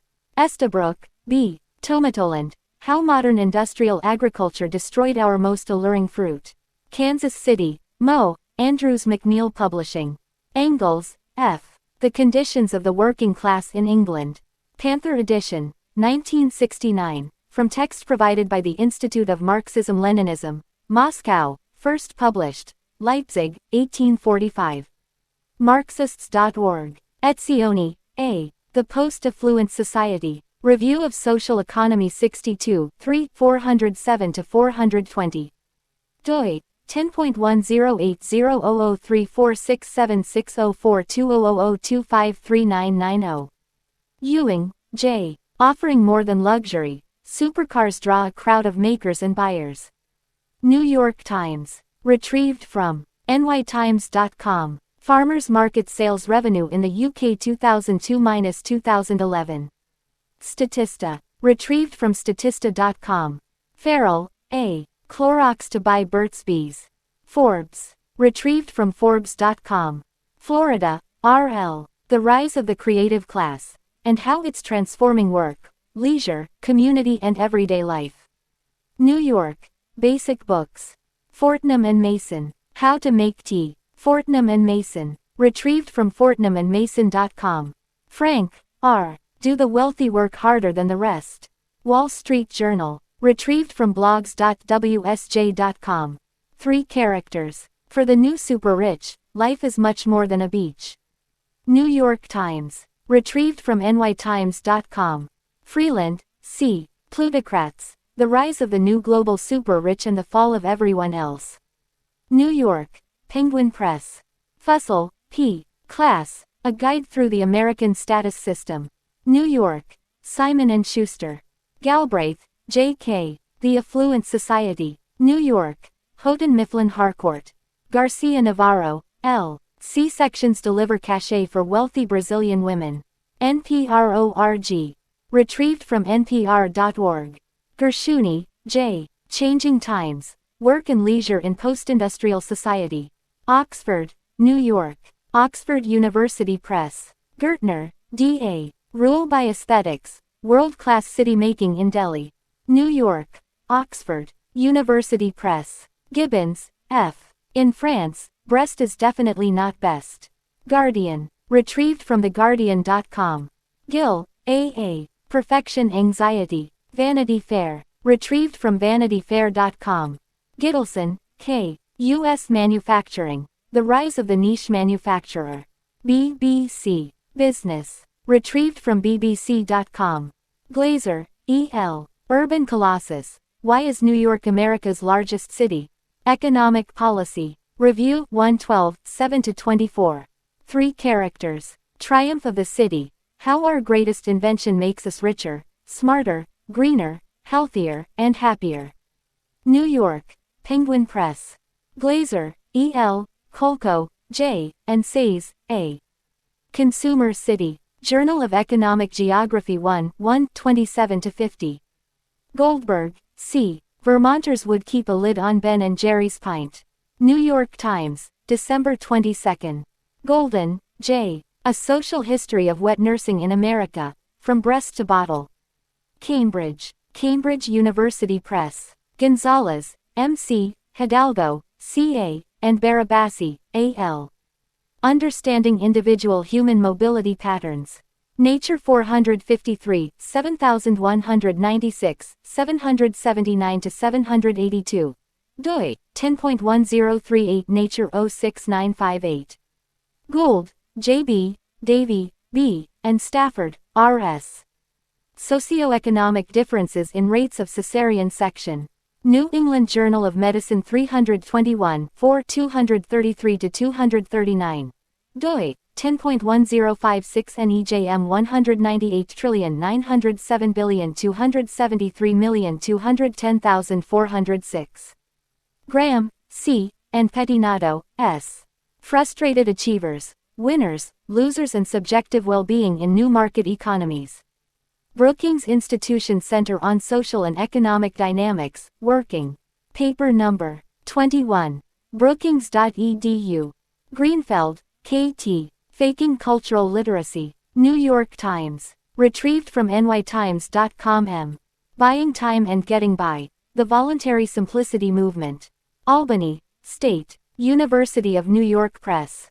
Groskop, V. Breast is Best, Isn't It? Debate rages over the effect on mother and child. Guardian. Retrieved from theguardian.com. Gwendelman, S., Kosa, J.L., Pearl, M., Graham, S., Goodman, J., and Karazi, M. Juggling Work and Breastfeeding. Effects of Maternity Leave and Occupational Characteristics. Pediatrics 123, 1E38E46. doi, 10.1542 peds.2008-2244. Gunderman, R. The Case for Concierge Medicine. Atlantic. Retrieved from theatlantic.com. Gurian, J., Hurst, E., and Carney, M. Parental Education and Parental Time with Children. Journal of Economic Perspectives 22, 323-46. doi, 10.1257 JEP.22.3.23.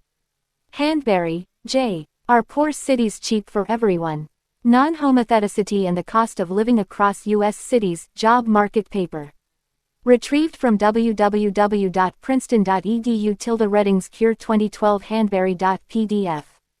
Hani, C. A Magazine for Farm to Table. New York Times. Retrieved from nytimes.com. Heck, K.E., Braveman, P., Cubbin, C., Chavez, G.F., and Keeley, J.L. Socioeconomic Status and Breastfeeding Initiation Among California Mothers. Public Health Reports 121, 151-59. Hefts, O. A Test of Conspicuous Consumption, Visibility and Income Elasticities. Review of Economics and Statistics 93, 4-1101-1117. doi, 10.1162 rest_a_00116. Hills Bonchik, S.G., Traumachak, K.R., Avery, M.D., Potter, S., Savick, K., and Duckett, L.J. Women's Experiences with Breastfeeding Longer Than 12 Months. Birth 21, 206-212. Holt, D.B. Does Cultural Capital Structure American Consumption? Journal of Consumer Research 25, 1-25. doi, 10.1086 JCR.1998.25. Issue -1. Hutchinson, T.W. An Economist Outsider. Listener. Vistendal, M. Why does China have the world's highest C-section rate? Slate. Magazine. Retrieved from Slate.com. Chinese_women_deliver_babies_via_C_section_. HTML. Industrial Metamorphosis. Economist. Retrieved from http www.economist.com. Node 4,462,685. Engelhardt, R. Globalization and Postmodern Values. Washington Quarterly 23, 1, 215-228. Iritani, E. Great idea but don't quote him. Los Angeles Times, September 9. Articles.latimes.com. Is college worth it? Economist. Retrieved from economist.com. Jackson, K.T. Crabgrass Frontier. The Suburbanization of the United States. Oxford, Oxford. University Press. Jacobs, J. The Economy of Cities. New York. Random House. Johnson, P. Conspicuous Consumption and Working Class Culture in Late Victorian and Edwardian Britain. Transactions of the Royal Historical Society 38. 27-42. doi, 10.23073,678,965. Johnston, J. The Citizen-Consumer Hybrid. Ideological Tensions in the Case of Whole Foods. Market. Theory and Society 37, 3, 229-270. doi, 10.1007s11186-007-90585. Johnston, J., and Bowman, S. Democracy versus Distinction. A Study of Omnivorousness in Gourmet Food Writing. American Journal of Sociology 113, 1, 165-204. doi, 10.1086518923. Kahneman, D. and Deaton, A. High Income Improves Evaluation of Life but Not Emotional Well-Being. PNAS Volume 107, 38 pp. 16489-16493. Keller, S. Straight Talk on Fair Trade versus Direct Trade According to Brazilian Coffee Farmers. Huffington Post. Retrieved from HuffingtonPost.com. Kendall, M. The Real Mommy Wars. Salon.com. Retrieved from Salon.com. Kerr, W. The Decline of Pleasure. New York. Simon & Schuster. Keynes, J. M. The Economic Consequences of the Peace. Library of Economics and Liberty. Retrieved from econlib.org. Kahn, S. The Sociology of Elites. Annual Review of Sociology 38, 1, 361-377. doi, 10.1146 Anurev Society 071811-145542. 3 characters. The counter-cyclical character of the elite. In Elites on Trial. Research in the Sociology of Organizations. Volume 43, 1st ed. pp. 81-103. UK. Emerald Group Publishing. Kahn, S., and Jerolmic, C. Saying Meritocracy and Doing Privilege. Sociological Quarterly 54, 1, 9-19. doi, 10.1111tsq.12008. Karas, H. The Emerging Middle Class in Developing Countries. OECD Development Center. Working Paper Number 285. Karas, H., and Gertz, G. The New Global Middle Class. A Crossover from West to East. Brookings Institution Report. Retrieved from brookings.edu. Kazan, O. Wealthy LA schools' vaccination rates are as low as South Sudan's. Atlantic. Retrieved from theatlantic.com. Kleinberg, E. One's a Crowd. Sunday Review. New York Times, February 4. nytimes.com v. The Decline and Fall of the English Major. Sunday Review. New York Times. June 22. Cornrich, S., and Furstenberg, F. Investing in Children. Changes in Parental Spending on Children, 1972-2007. Demography 50, 1, 1-23. doi, 10.1007s13524-012-01464. Krugman, P. Inequality in the City. New York Times. Retrieved from nytimes.com. Kunstler, J. The Geography of Nowhere. New York. Simon & Schuster. Kurtzelban, D. Just How Fast Has College Tuition Grown? U.S. News & World Report. Retrieved from usnews.com. Lamont, M. Money, Morals, and Manners. The Culture of the French and American Upper Middle Class. Chicago. University of Chicago Press. Landy, B. A Tale of Two Recoveries. Wealth Inequality After the Great Recession. Century Foundation. Retrieved from tcf.org. Langolier, B., Caparo, M.P., Wong, M., Kolilet, M., and Whaley, S.E. The New Food Package and Breastfeeding Outcomes Among Women, Infants and Children Participants in Los Angeles County. American Journal of Public Health 104, 2s. Lee, H., and Painter, G. Consumption Inequality in the Great Recession. Journal of Economic and Social Measurement 41, 2, 145-166. Lair, J. A Physicist Solves the City. New York Times Magazine, December 17. Retrieved from nytimes.com. Liebenstein, H. Bandwagon, Snob, and Veblen Effects in the Theory of Consumers' Demand. Quarterly Journal of Economics 64, 2, 183-207. doi, 10.23071882692. Leonhardt, D. Getting into the Ivies. New York Times. Retrieved from nytimes.com. Lesnard, L. Review of Changing Times. Work and Leisure in Postindustrial Society, by Jonathan Gershuni. European Sociological Review 19, 2, 235-239.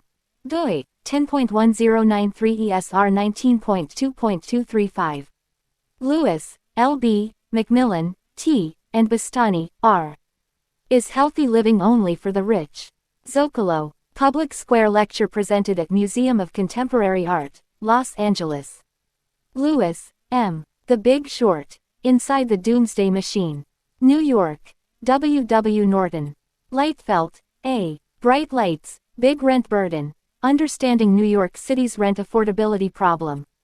Street Easy blog. Retrieved from streeteasy.com.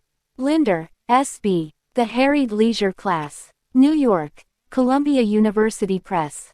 Livingston, G. Opting Out. About 10% of highly educated moms are staying at home. Pew Research Center. Retrieved from pewresearch.org. Lloyd, R., and Clark, T.N. The City is an Entertainment Machine. Research in Urban Sociology 6. 357-378. The Lost Decade of the Middle Class. Pew Research Center. Retrieved from pewsocialtrends.org. Lowry, A. Changed Life of the Poor. Better Off, but Far Behind. New York Times. Retrieved from nytimes.com. Luce, E. The Crisis of Middle Class America. Financial Times. Retrieved from Featuring.com. Lutmer, E.F.P. Neighbors as Negatives. Relative Earnings and Well-Being. Quarterly Journal of Economics 120, 3963-1002. Made in the USA, Matters to Shoppers, press release. Retrieved from greenbook.org. Martin, J. Miss Manners' Guide to Excruciatingly Correct Behavior. New York. W. W. Norton. McCann, M., Badar, N. and Williams, R. Breastfeeding Attitudes and Report Problems in a National Sample of WIC Participants. Journal of Human Lactation 23, 4, 314-324. McDowell, M. M., Wong, C. Y., and Kennedy Stevenson, J. Breastfeeding in the United States. Findings from the National Health and Nutrition Examination Survey, 1999-2006.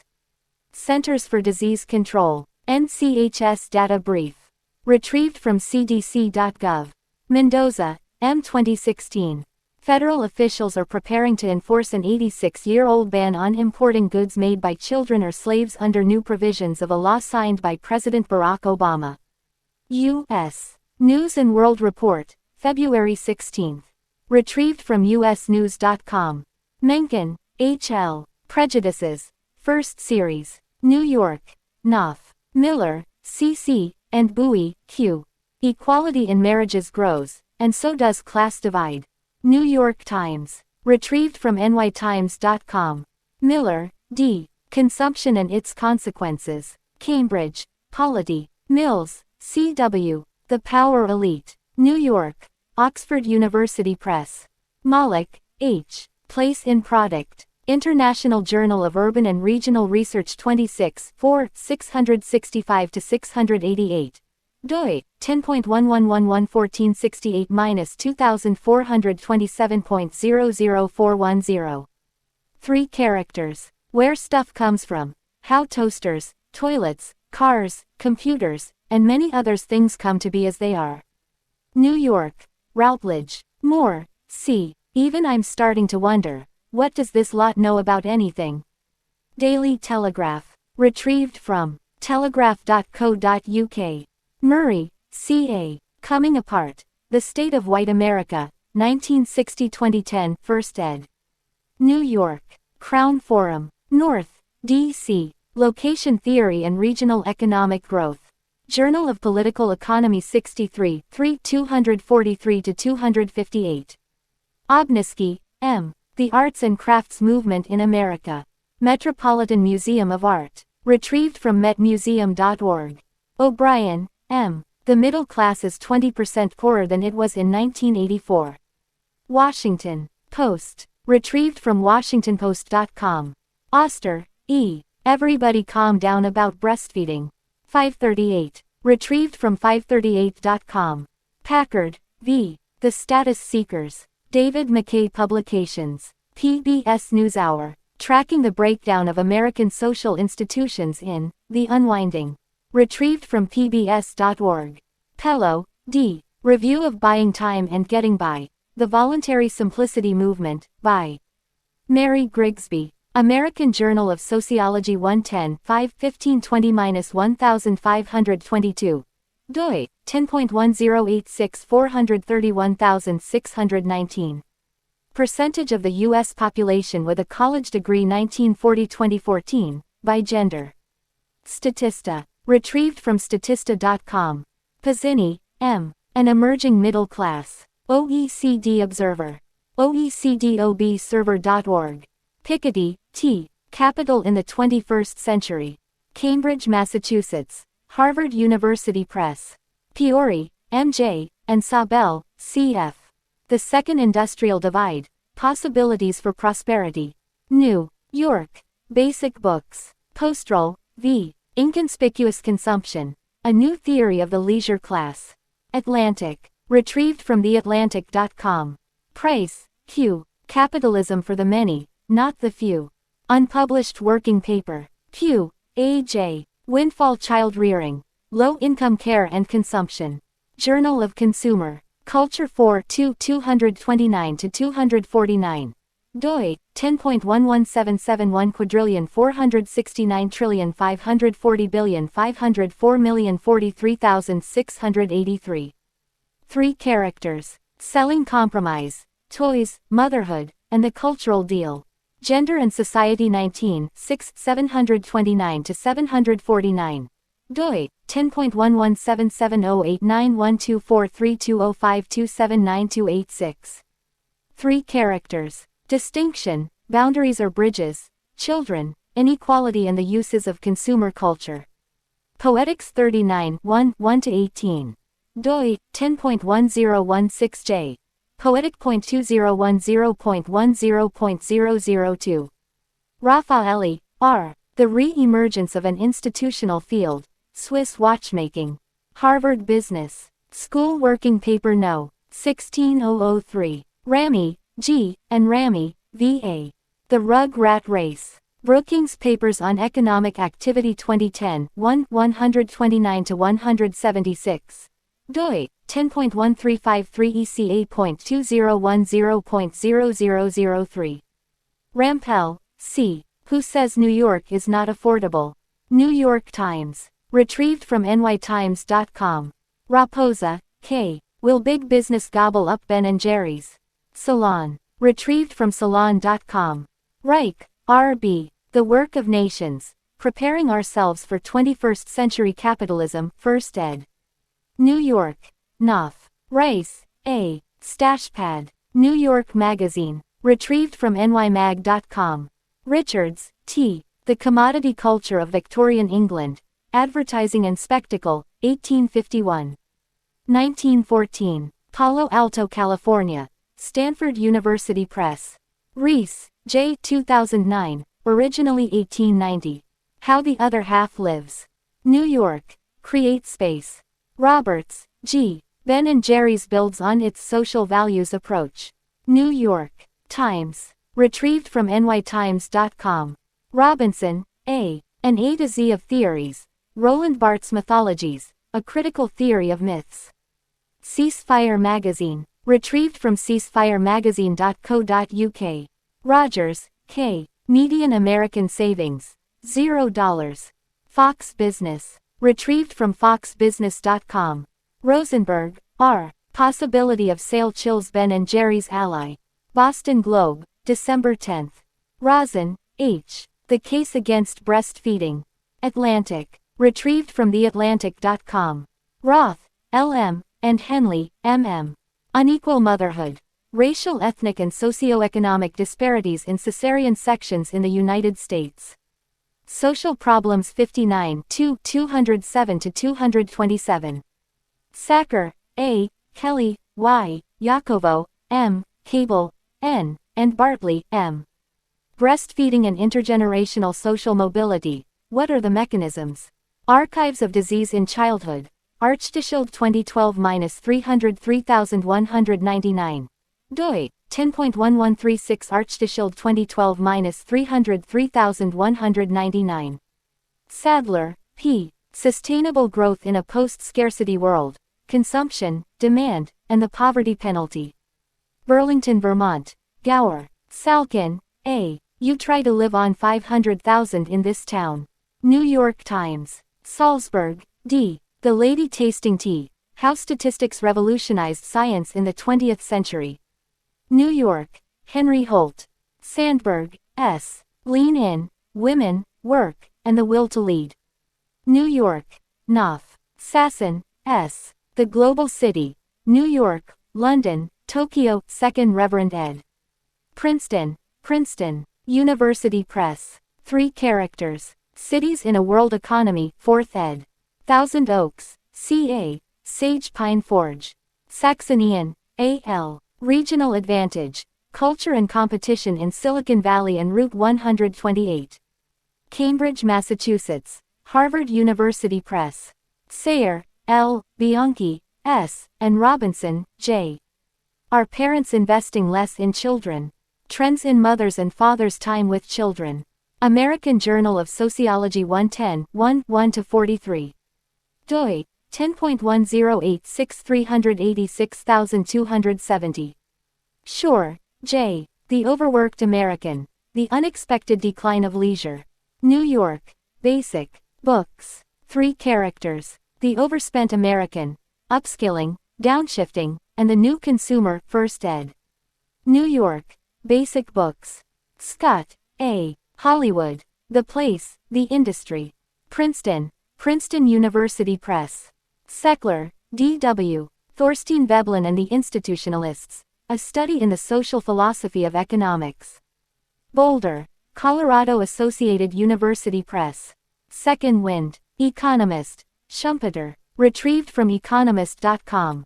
Segran, E. Why Clothing Startups Are Returning to American Factories.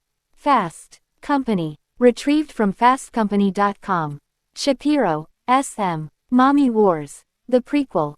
New York Times Magazine. Retrieved from nytimes.com. Shaxson, N. A Tale of Two Londons. Vanity Fair. Retrieved from vanityfair.com. Silver, D. Clark, T.N., and Yanez, C.J.N. Scenes. Social Context in an Age of Contingency. Social Forces 88 52293-2324. doi, 10.1353 soft.2010.0041.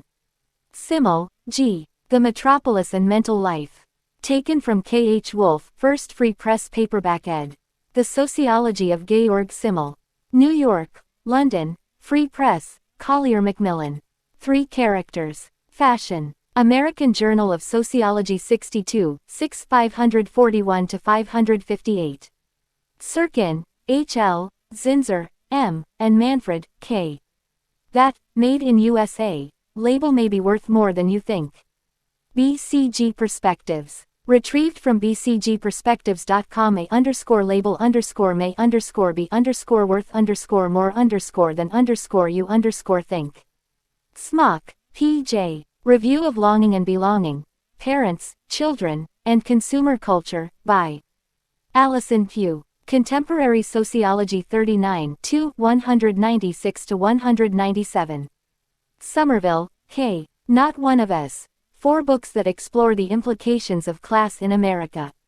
Missouri Review 35 163–175. Spin to Separate. Sweating on Purpose is Becoming an Elite Phenomenon. Economist. Retrieved from economist.com. Steiner, I. Etsy sales increase 74% in 2010 as growth rate slows.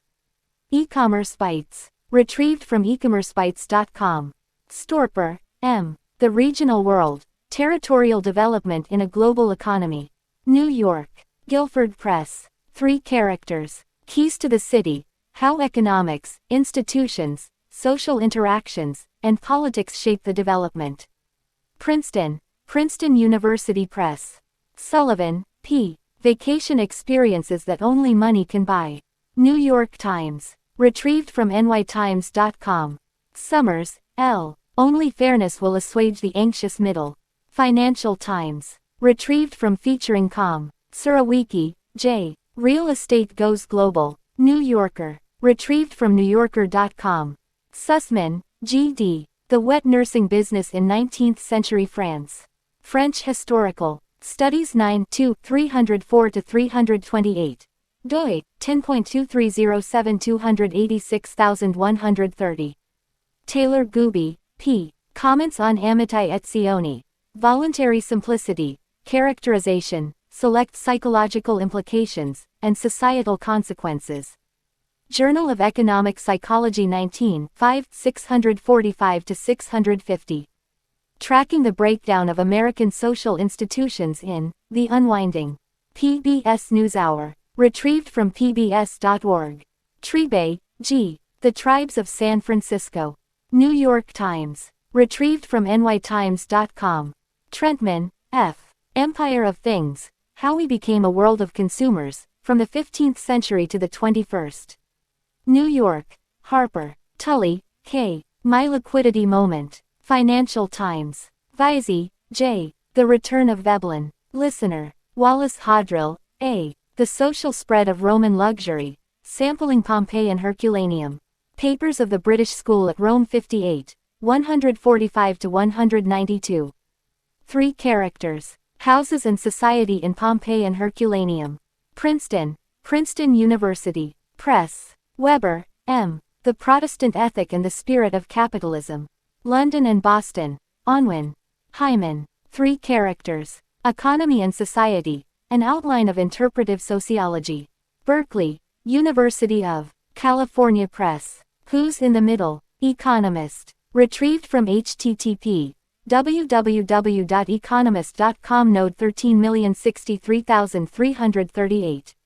Wilson, W.J. The Truly Disadvantaged, the Inner City, the Underclass, and Public Policy. Chicago, University of Chicago Press. Worth, L. Urbanism as a Way of Life. American Journal of Sociology 44 1–24. doi, 10.1086217913. World Wildlife Fund Endangered Species Conservation. N.D. Retrieved from http://www.worldwildlife.org. Wright, A.L., and Chandler, R.J. The Resurgence of Breastfeeding at the End of the Second Millennium.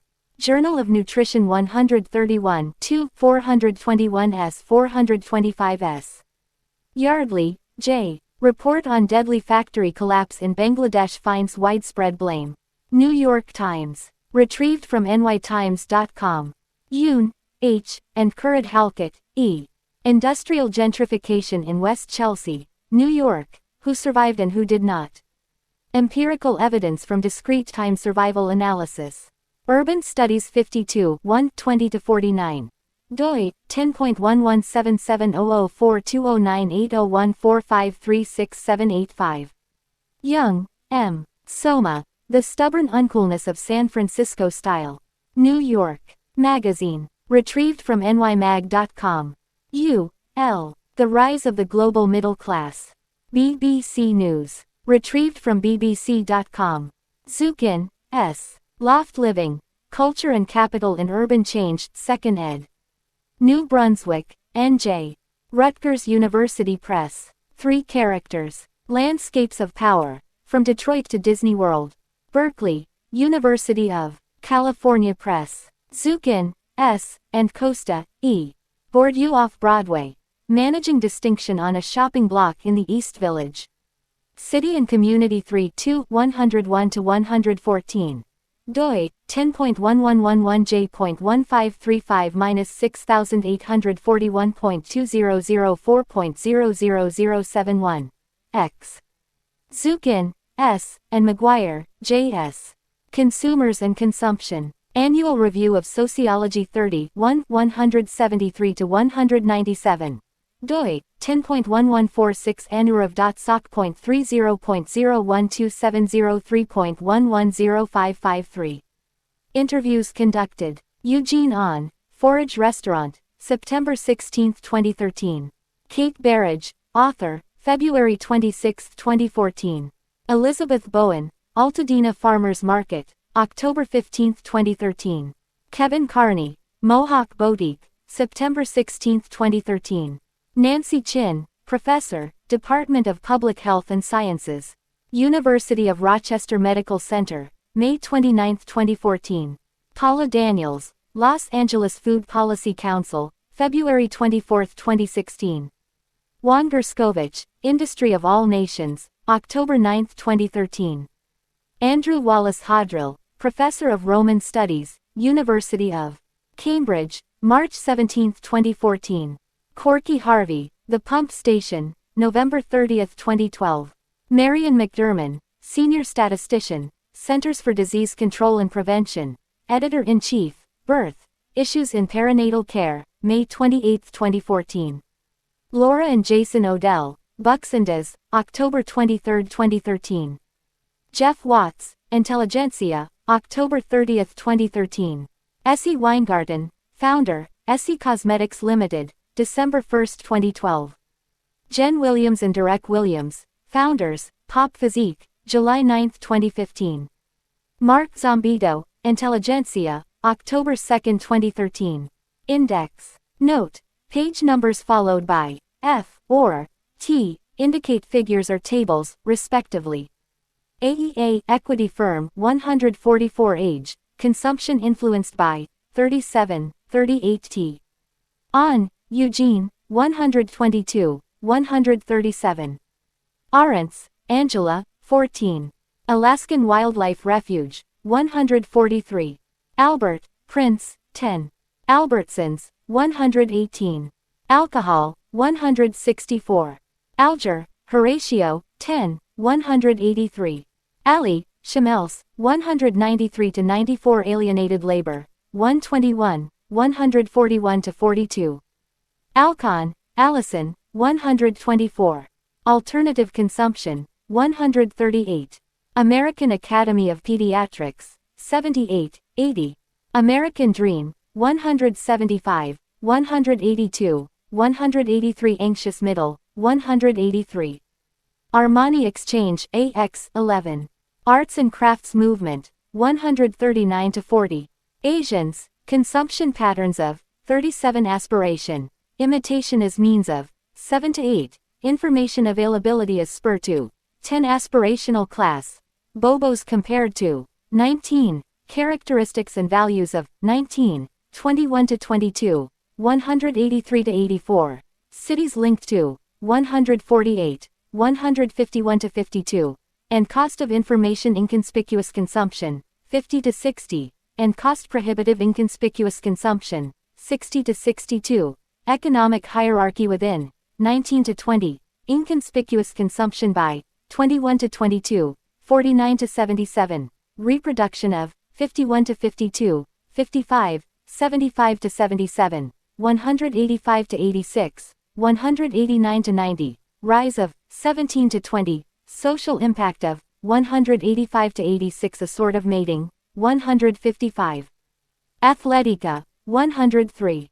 Attachment Parenting, 94. Authenticity, 127, 132. Bach, Lydia, 101-2. Bailey, Christopher, 14.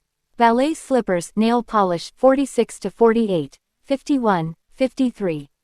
Baltimore, 162, 167. Banana Republic, 11-12. Barber, Elizabeth Wayland, 140. Bear Burger, 123. The Bar Method, 101-2. Bar Studios, 102-3. Bartz, Roland, 80-81. Bowman, S., 55. Baumel, William, 63-64. Beauty and Personal Grooming Care, 171-72. Beer, 164. Bell, Daniel, 106. Benhold, Katrine, 57. Burke, Lot, 100-101. Berkeley Bowl, 117. Bianchi, Suzanne, 65-66. Birthing Practices, 92-94. Blacks, Consumption Patterns of, 37. Bluefly, 12. Boats and Motors, 33. 33. F. Bobos, 18-19, 55-56, 106, 227 N3. Boorstin, Daniel, 6, 25-26. Boston, 163-64, 173, 179. Bottled Water, 164. Bourdieu, Pierre, 3, 48, 53, 55, 59, 177, 224 N20. Boutiques, 127-28. Bowen, Sarah, 197. Bowman, Elizabeth, 121, 138, 142. Brand Leaders, 194. Bravo, Rosie Marie, 14. Brazil, 94, 193. Breastfeeding, 78-92, 85 F, 104-5, 225 N6. Brenton, Jocelyn, 197. Brick Countries, 193. Bristol, Muriel, 1-2. Brooks, David, 17-19, 55-56, 106. Broome Street General Store, 128. Buxendes, 128. Buddhism, 138. Burberry's, 13-14. Bureau of Labor Statistics, 27.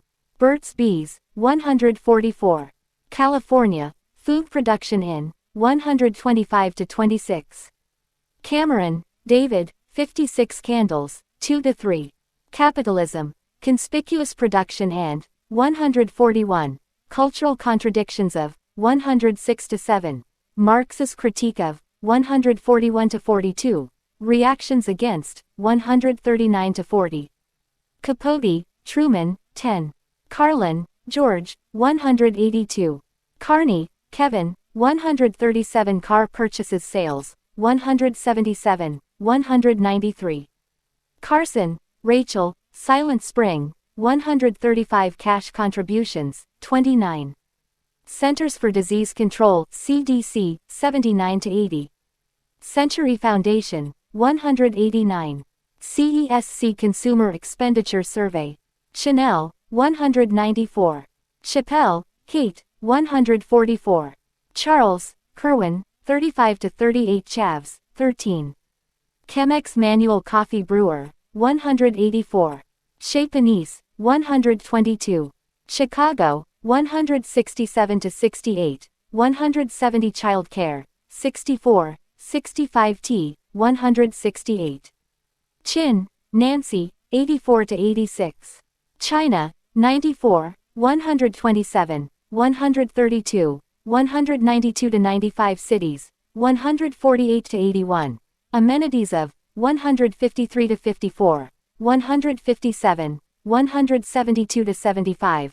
Aspirational class linked to, 148, 151-52.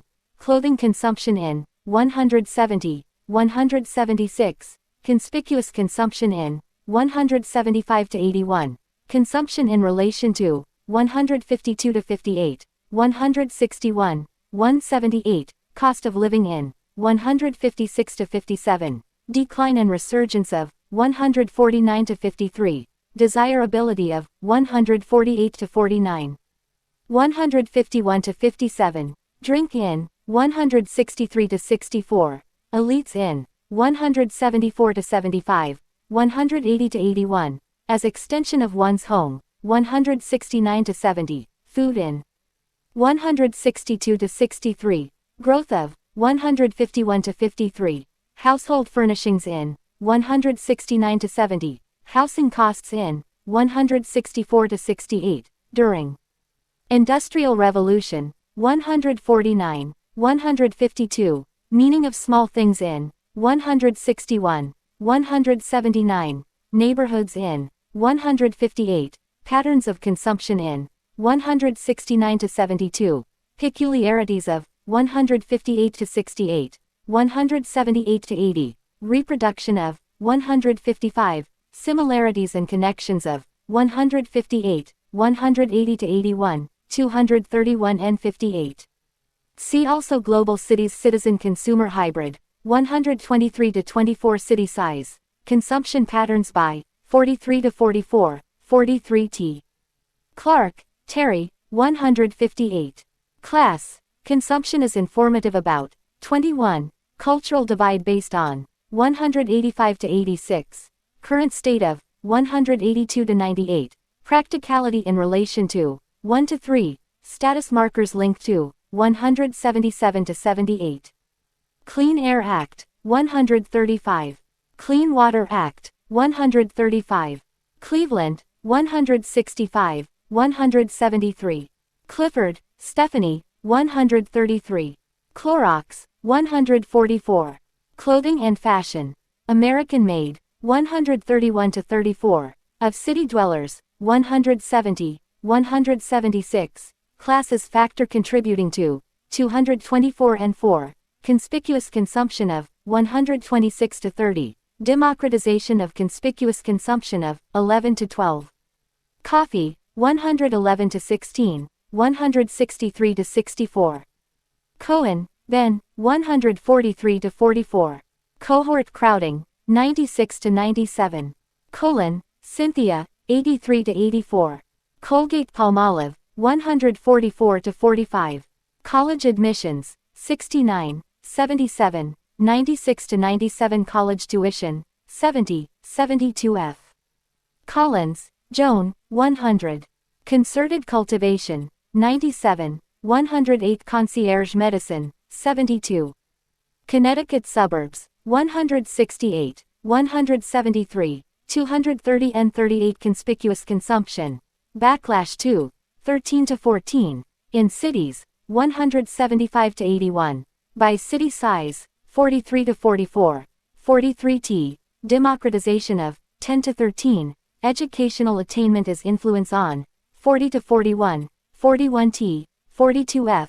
Factors contributing to, 178 to 79. By geographic region, 42 to 43. 43t. Income in relation to, 30 to 31. 31t. Industrial Revolution and, 8 to 10. Marketing aimed at, 10 to 13. Of middle class, 26. 31. 62. 63f. Online shopping as boon to, 12. Pervasiveness of, 9 to 10.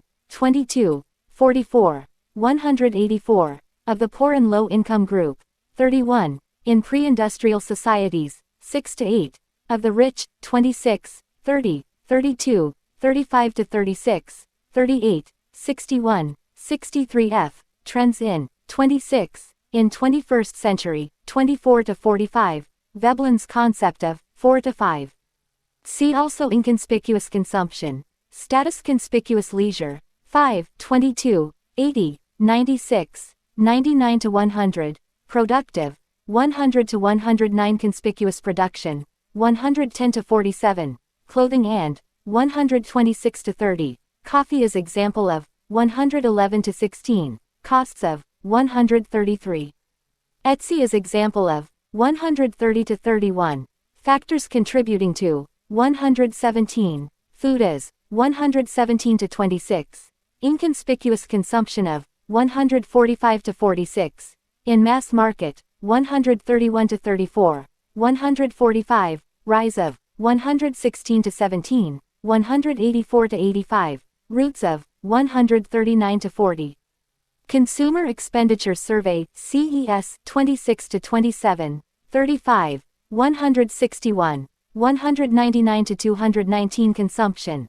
Cities in relation to, 152 to 58, 161, 178. Contemporary patterns of, 21 to 23. Current state of, 182 to 98. Democratization of, 25. As exclusionary, 196. Factors influencing, 48 to 49. Income as influence on, 26. 38 to 39. 40F. Landscapes of, 148 to 81. Meanings of, 3. Morality and, 106 to 8. 196. Negative effects of, 194 to 97. Scenes of, 157 to 58. Social, 154 to 55. 172 to 73. Society and class revealed through, 21. Trends in, 26. U.S. patterns of, 27 to 30. 28T. Veblen's theory of, 4 to 5. See also conspicuous consumption.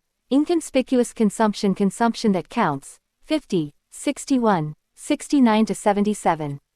See also upward mobility. Cook, Rachel, 57.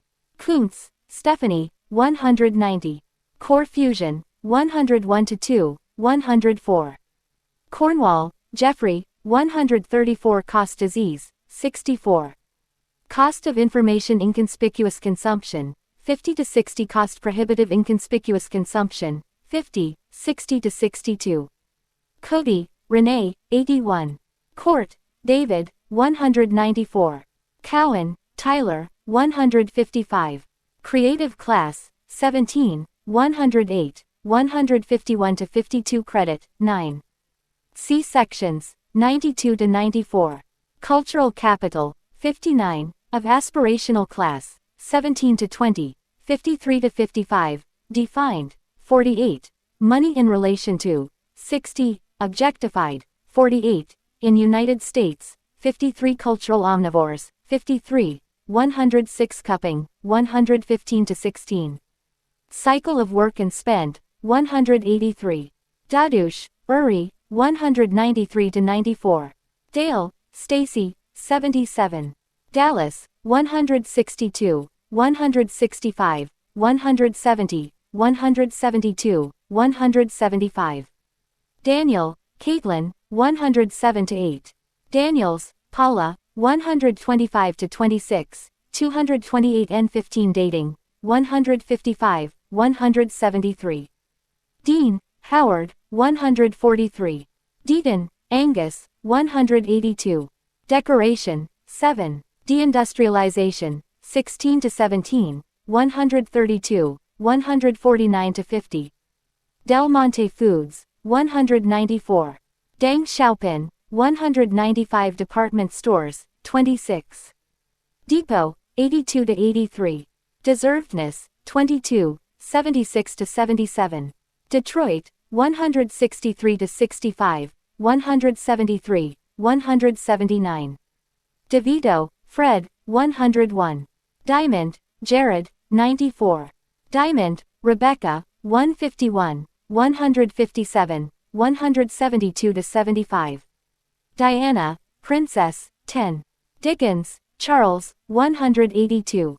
Dickerson, Chad, 131.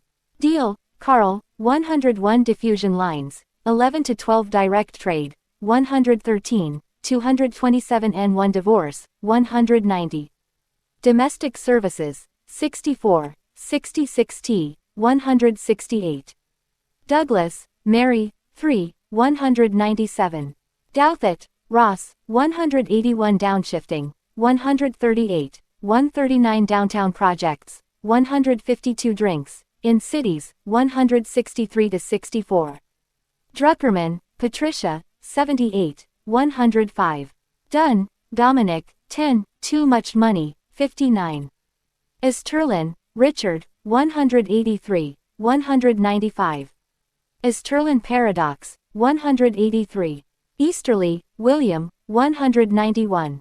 eBay, 12. Economist newspaper, 184 to 85. Economy, Inequalities in 6. 185 to 91. Late 20th century developments in 17. Recent changes in 5. 6. Veblen's theory of consumption and 5. Educational attainment and conspicuous versus inconspicuous spending 40 to 41. 41t. 42f. As proxy for permanent income 41. Education expenditures 29. 69 to 70. 71f. Elites in cities 174 to 75. 180 to 81. Populace's knowledge of 10. Power monopoly of 16. 75 to 77. 174 to 75. 185. In service economy 17 to 20. See also aspirational class, leisure, the rich, status. Elizabeth, Queen, 46. Eliot, Seneca, 197. Engel, Ernst, 38 to 39. Engel curves, 38 to 39. Engels, Frederick, 135, 149, 152. Environmentalism, 134 to 36. Equinox, 104. Ethnicity, see race ethnicity, Etsy, 130 to 31.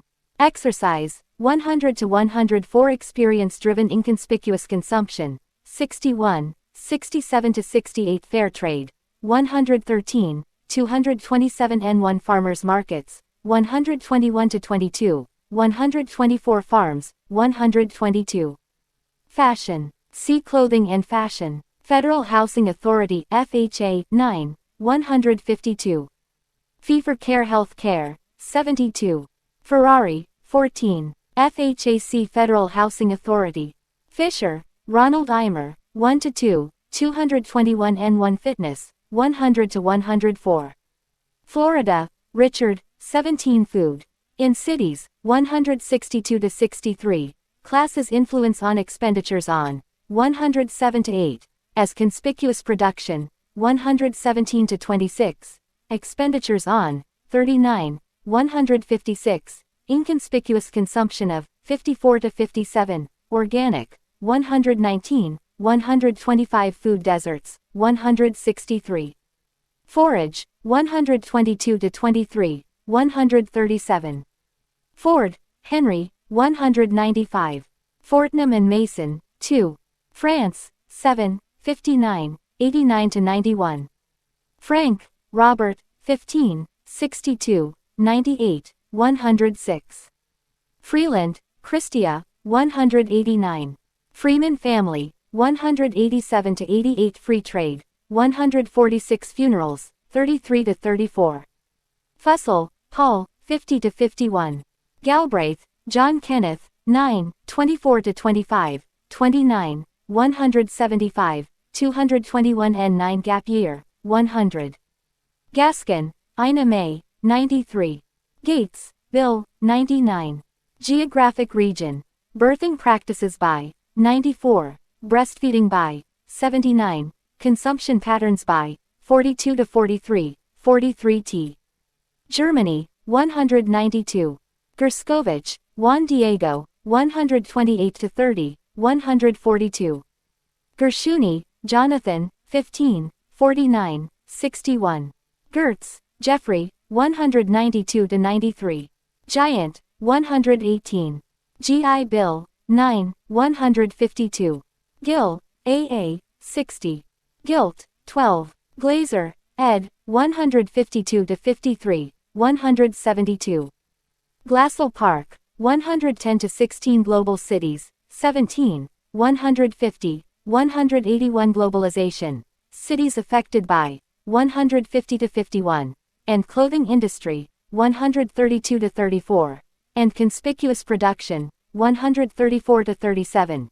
Deindustrialization as consequence of 16. Economic benefits of 146. Middle class arising from 191 to 98. 232 and 33. Middle class harmed by 187. And service economy, 17. Golden, Janet, 91. Golden Gate Mothers Group, 88. Gonzalez, Marta, 159 to 60. Gothot Ideal, 114. Great Exhibition, 9. Great Recession, 14, 52, 69, 75, 168, 187, 189. Great Stagnation, 189. Greenfield, Jerry, 143-44. Greenfield, Carl Taro, 105. Grief, Mark, 104, 117, 125.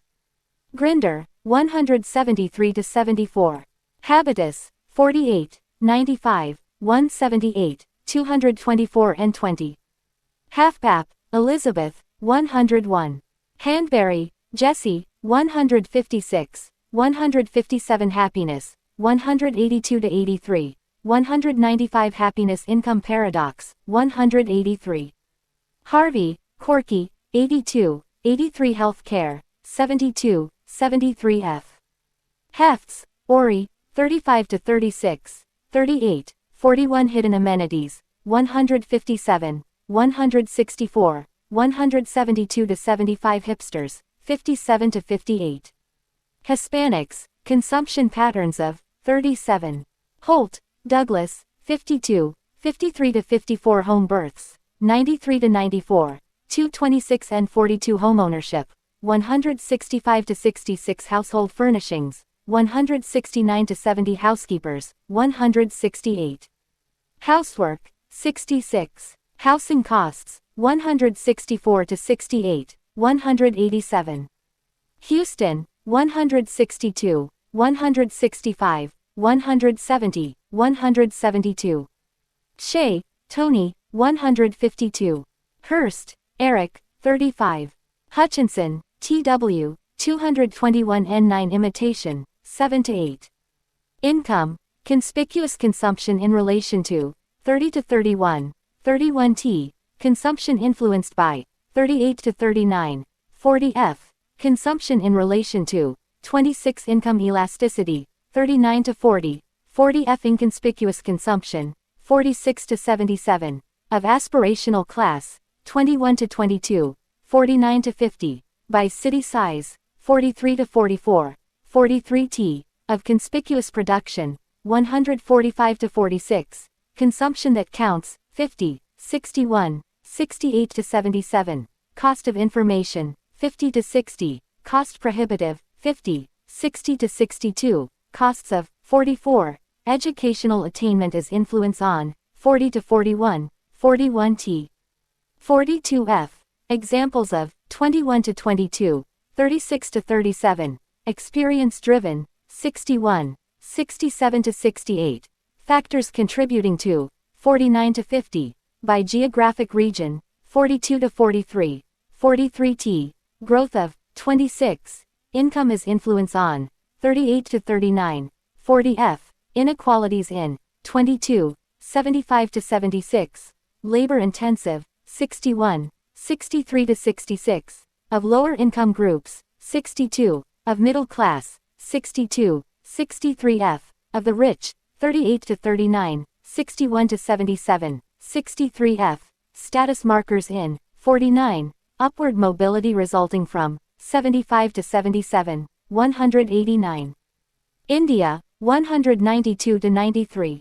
Industrial Revolution, 8-10, 149, 152.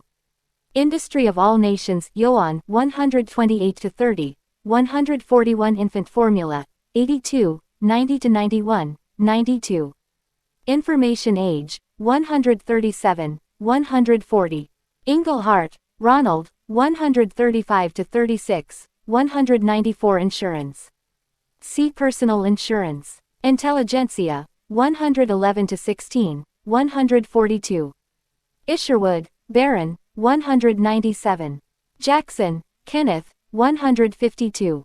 Japan, 192. J.C. Penney, 133. J. Crew, 11-12, 130. Johnson, Paul, 25, 33-34. Johnston, J., 55. Johnston, Jose, 123-24. Conman, Daniel, 182. Kate Spade, 12. Kelleher International, 173. Kendall, Mickey, 84. Kern, Robert, 54. Keynes, John Maynard, 126-27. Kahn, Seamus, 51-52, 55, 61, 69, 77. Karas, Homi, 192-93. Kim, Jason, 122-23. Kitchen Suppers, 56-57. Kmart, 12. Knowledge, Cities as Centers of, 150-51.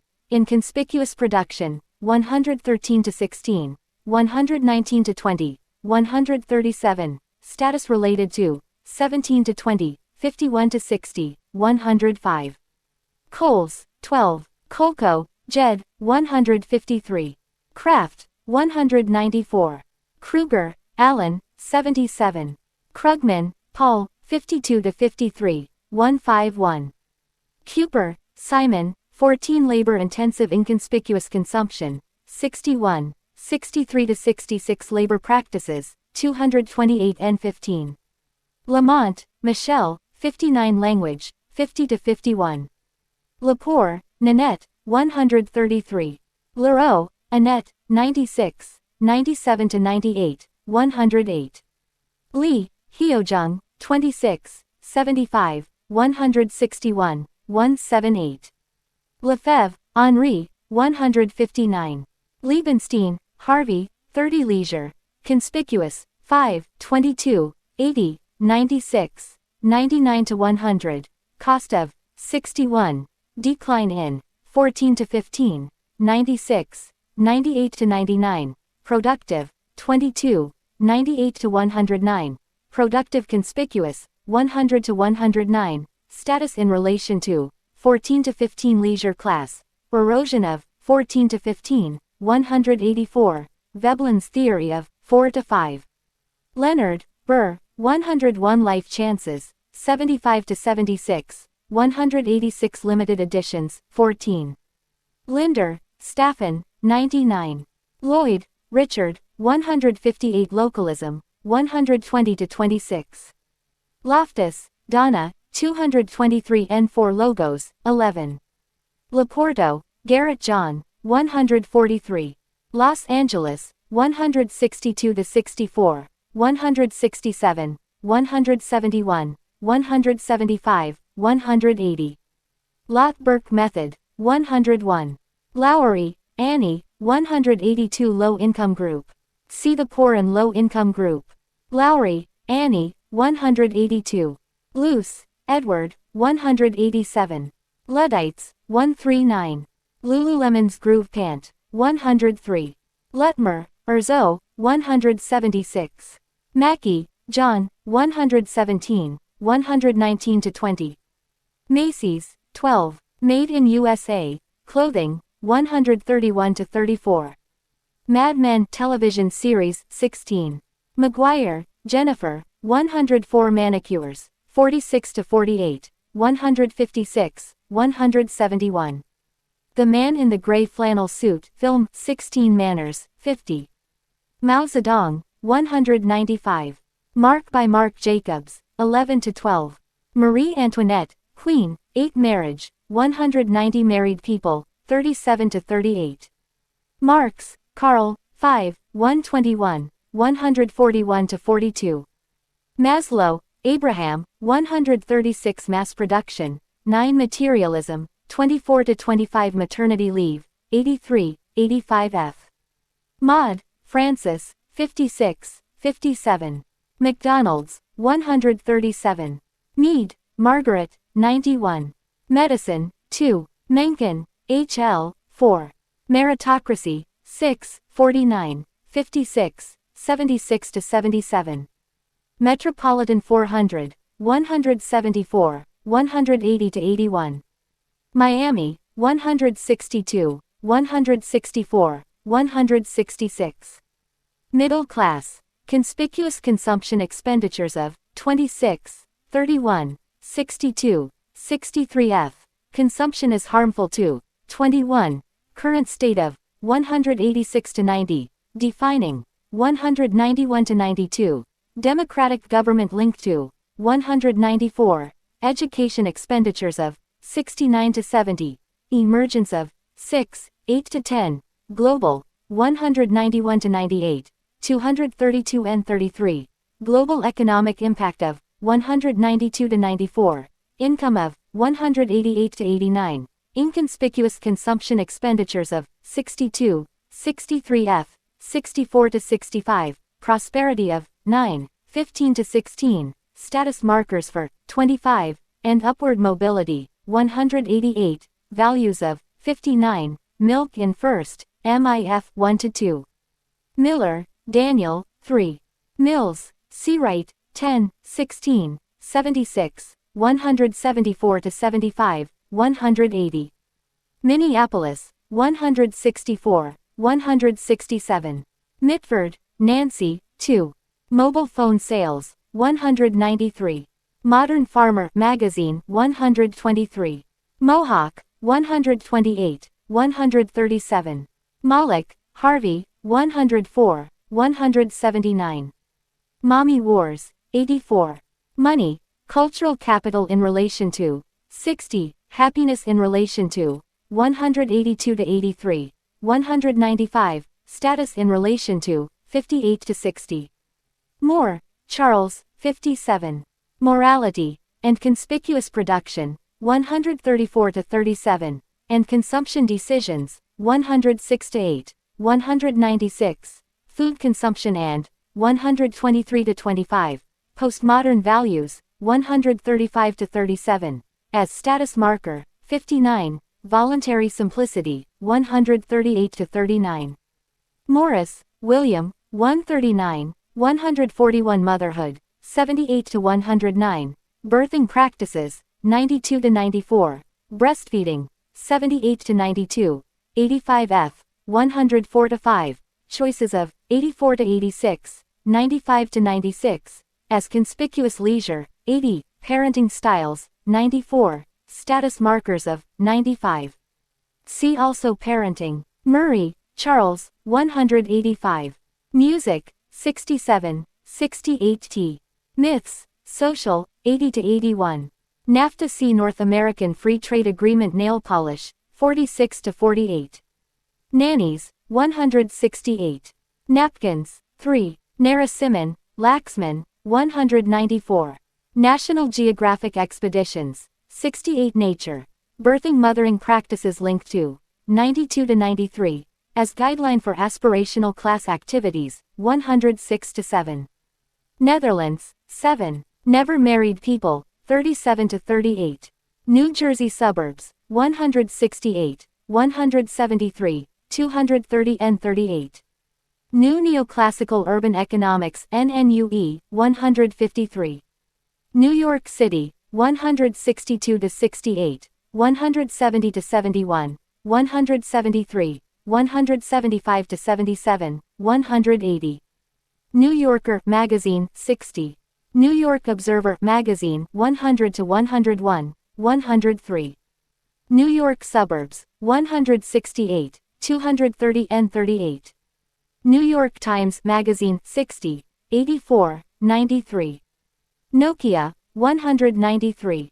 North American Free Trade Agreement NAFTA, 132. Null hypothesis, 1 to 2, 221 and 1. Obama, Barack, 228 and 15. Objectified cultural capital, 48.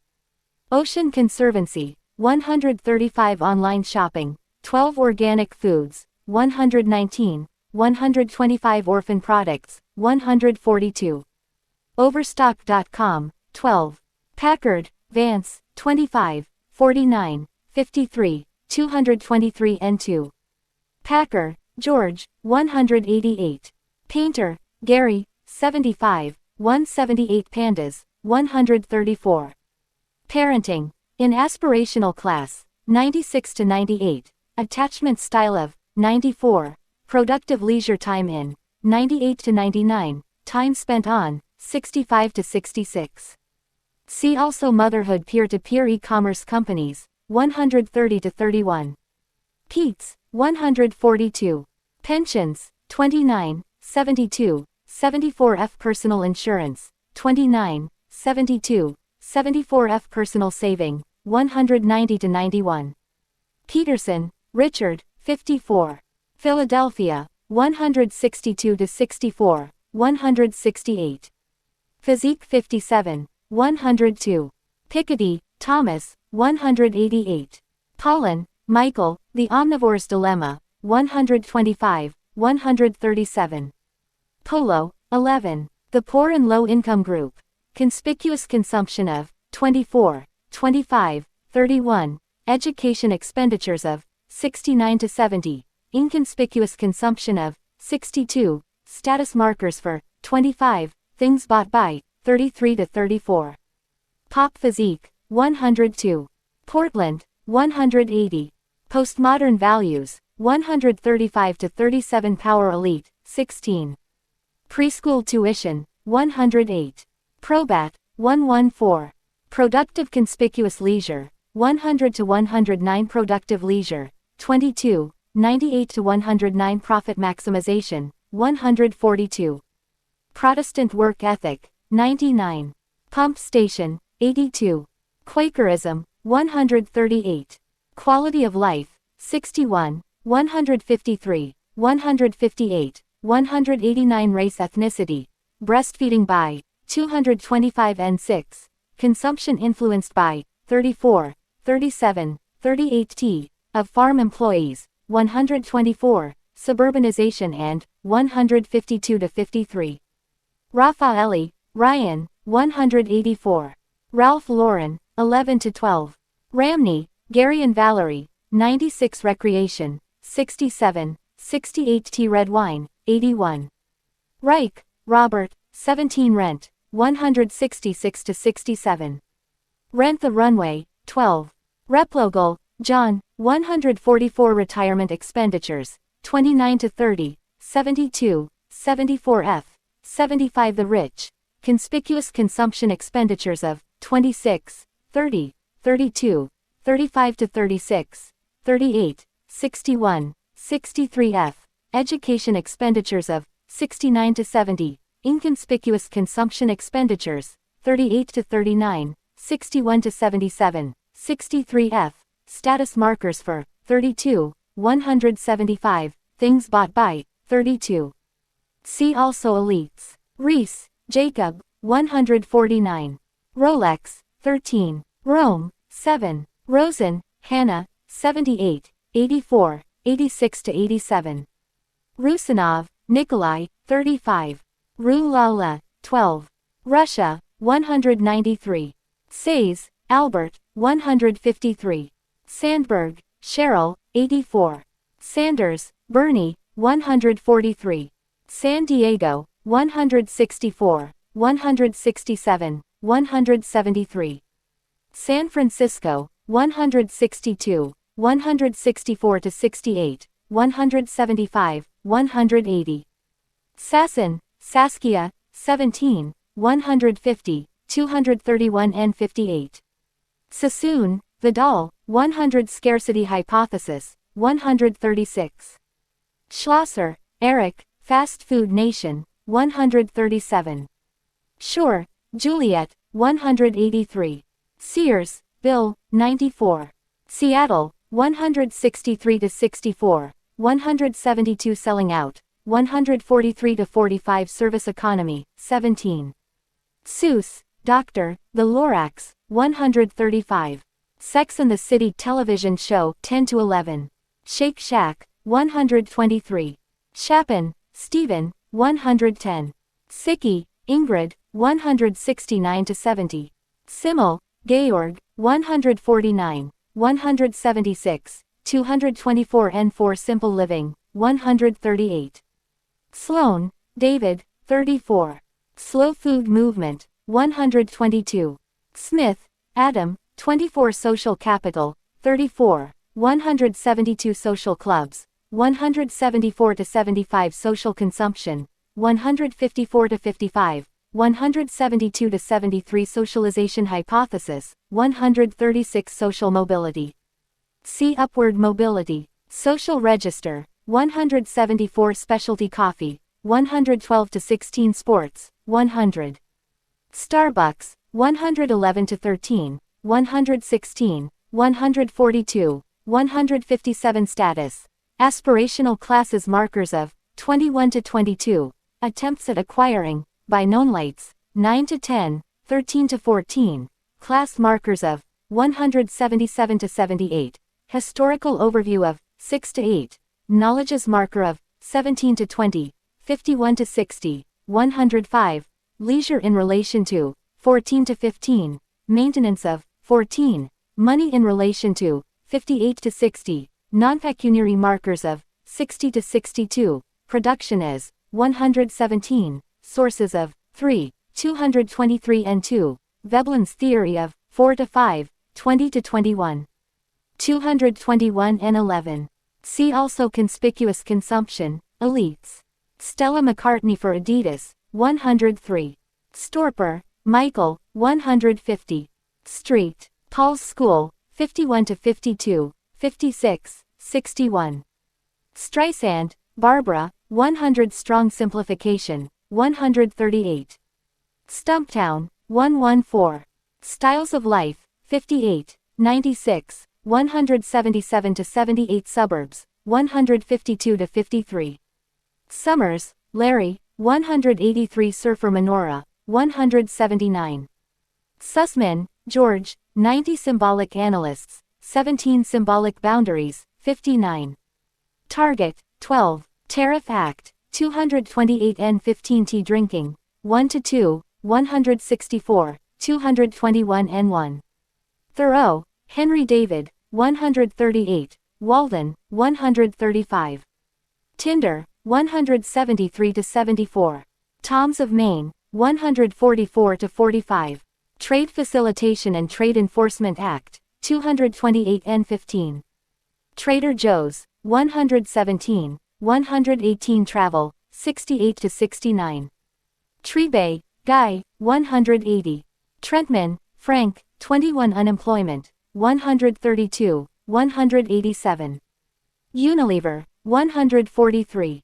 United States, Consumption Patterns of 27 to 30, 28 T, Cultural Capital in 53, Global Impact of Middle Class in 192 to 94, Middle Class Values in 59. Upstairs, Downstairs Drama 2 Upward Mobility, Aspirational Class and 49, 61, 75 to 77, 185 to 86, Breastfeeding linked to 78 to 79, Factors contributing to 75 to 77, 189, Hard work linked to 14, 52, 98 to 99, Leisure pursuits linked to 22, In manufacturing economy 15 to 16, Of middle class 188, In service economy 16 to 17. See also consumption that counts. Urban rustic 127 vacation homes 167 to 68. Veblen, Thorstein, 1, 4 to 7, 18, 29, 50, 96, 175, 178, 183 to 84, 196, 221 and 9, 221 and 11. Veblen Goods Effects, 30, 34. Victoria, Queen, 10. Victorian England, 1 to 3. Victoria's Secret, 137. Volkswagen Group, 13 Voluntary Simplicity, 138 to 39. Wallace Hodrill, Andrew, 7 to 8. Walmart, 184, 194. Warhol, Andy, 170. Washington, D.C., 165 to 66, 168, 170 Watches, 32, 171. Water Quality Act, 135. Waters, Alice, 122. Watts, Jeff, 113 to 15 The Wealthy. See the Rich. Weber, Max, 58, 96, 177. Weingarten, Essie, 46 to 47. West, Jeffrey, 159 to 60 Wet Nurses, 89 to 90. Warden, Edith, 10, 164, 182 White Farm Imaginary, 124 Whites, Consumption Patterns of 37. Whole Foods, 117 to 20, 122, 124, 126. White, William, The Organization Man, 16, 106 Widowers, 37. Williams, Derek, 102. Williams, Jennifer, 102-3. Wilson, William Julius, 186 Wine, 164. Worth, Louis, Urbanism is a Way of Life, 159, 176. Wolfe, Joan, 86. Wolfe, Tom, 10, 101, 162 Women, Working, 65-66, 83-84. See also Motherhood, Women, Infants and Children, WIC, 82 Working Class. See the Poor and Low Income Group. World Health Organization, 94. World Wildlife Fund, 134-35. Wrigley, 194. Young, Molly, 180. Zombito, Mark, 112. Zappos, 12. Table of Contents. Title page. Copyright page. Dedication page. Contents. Acknowledgements. Chapter 1. The 21st Century, Leisure, Class. Chapter 2. Conspicuous Consumption in the 21st Century. Chapter 3. Ballet Slippers and Yale Tuition, Inconspicuous Consumption and the New Elites. Chapter 4.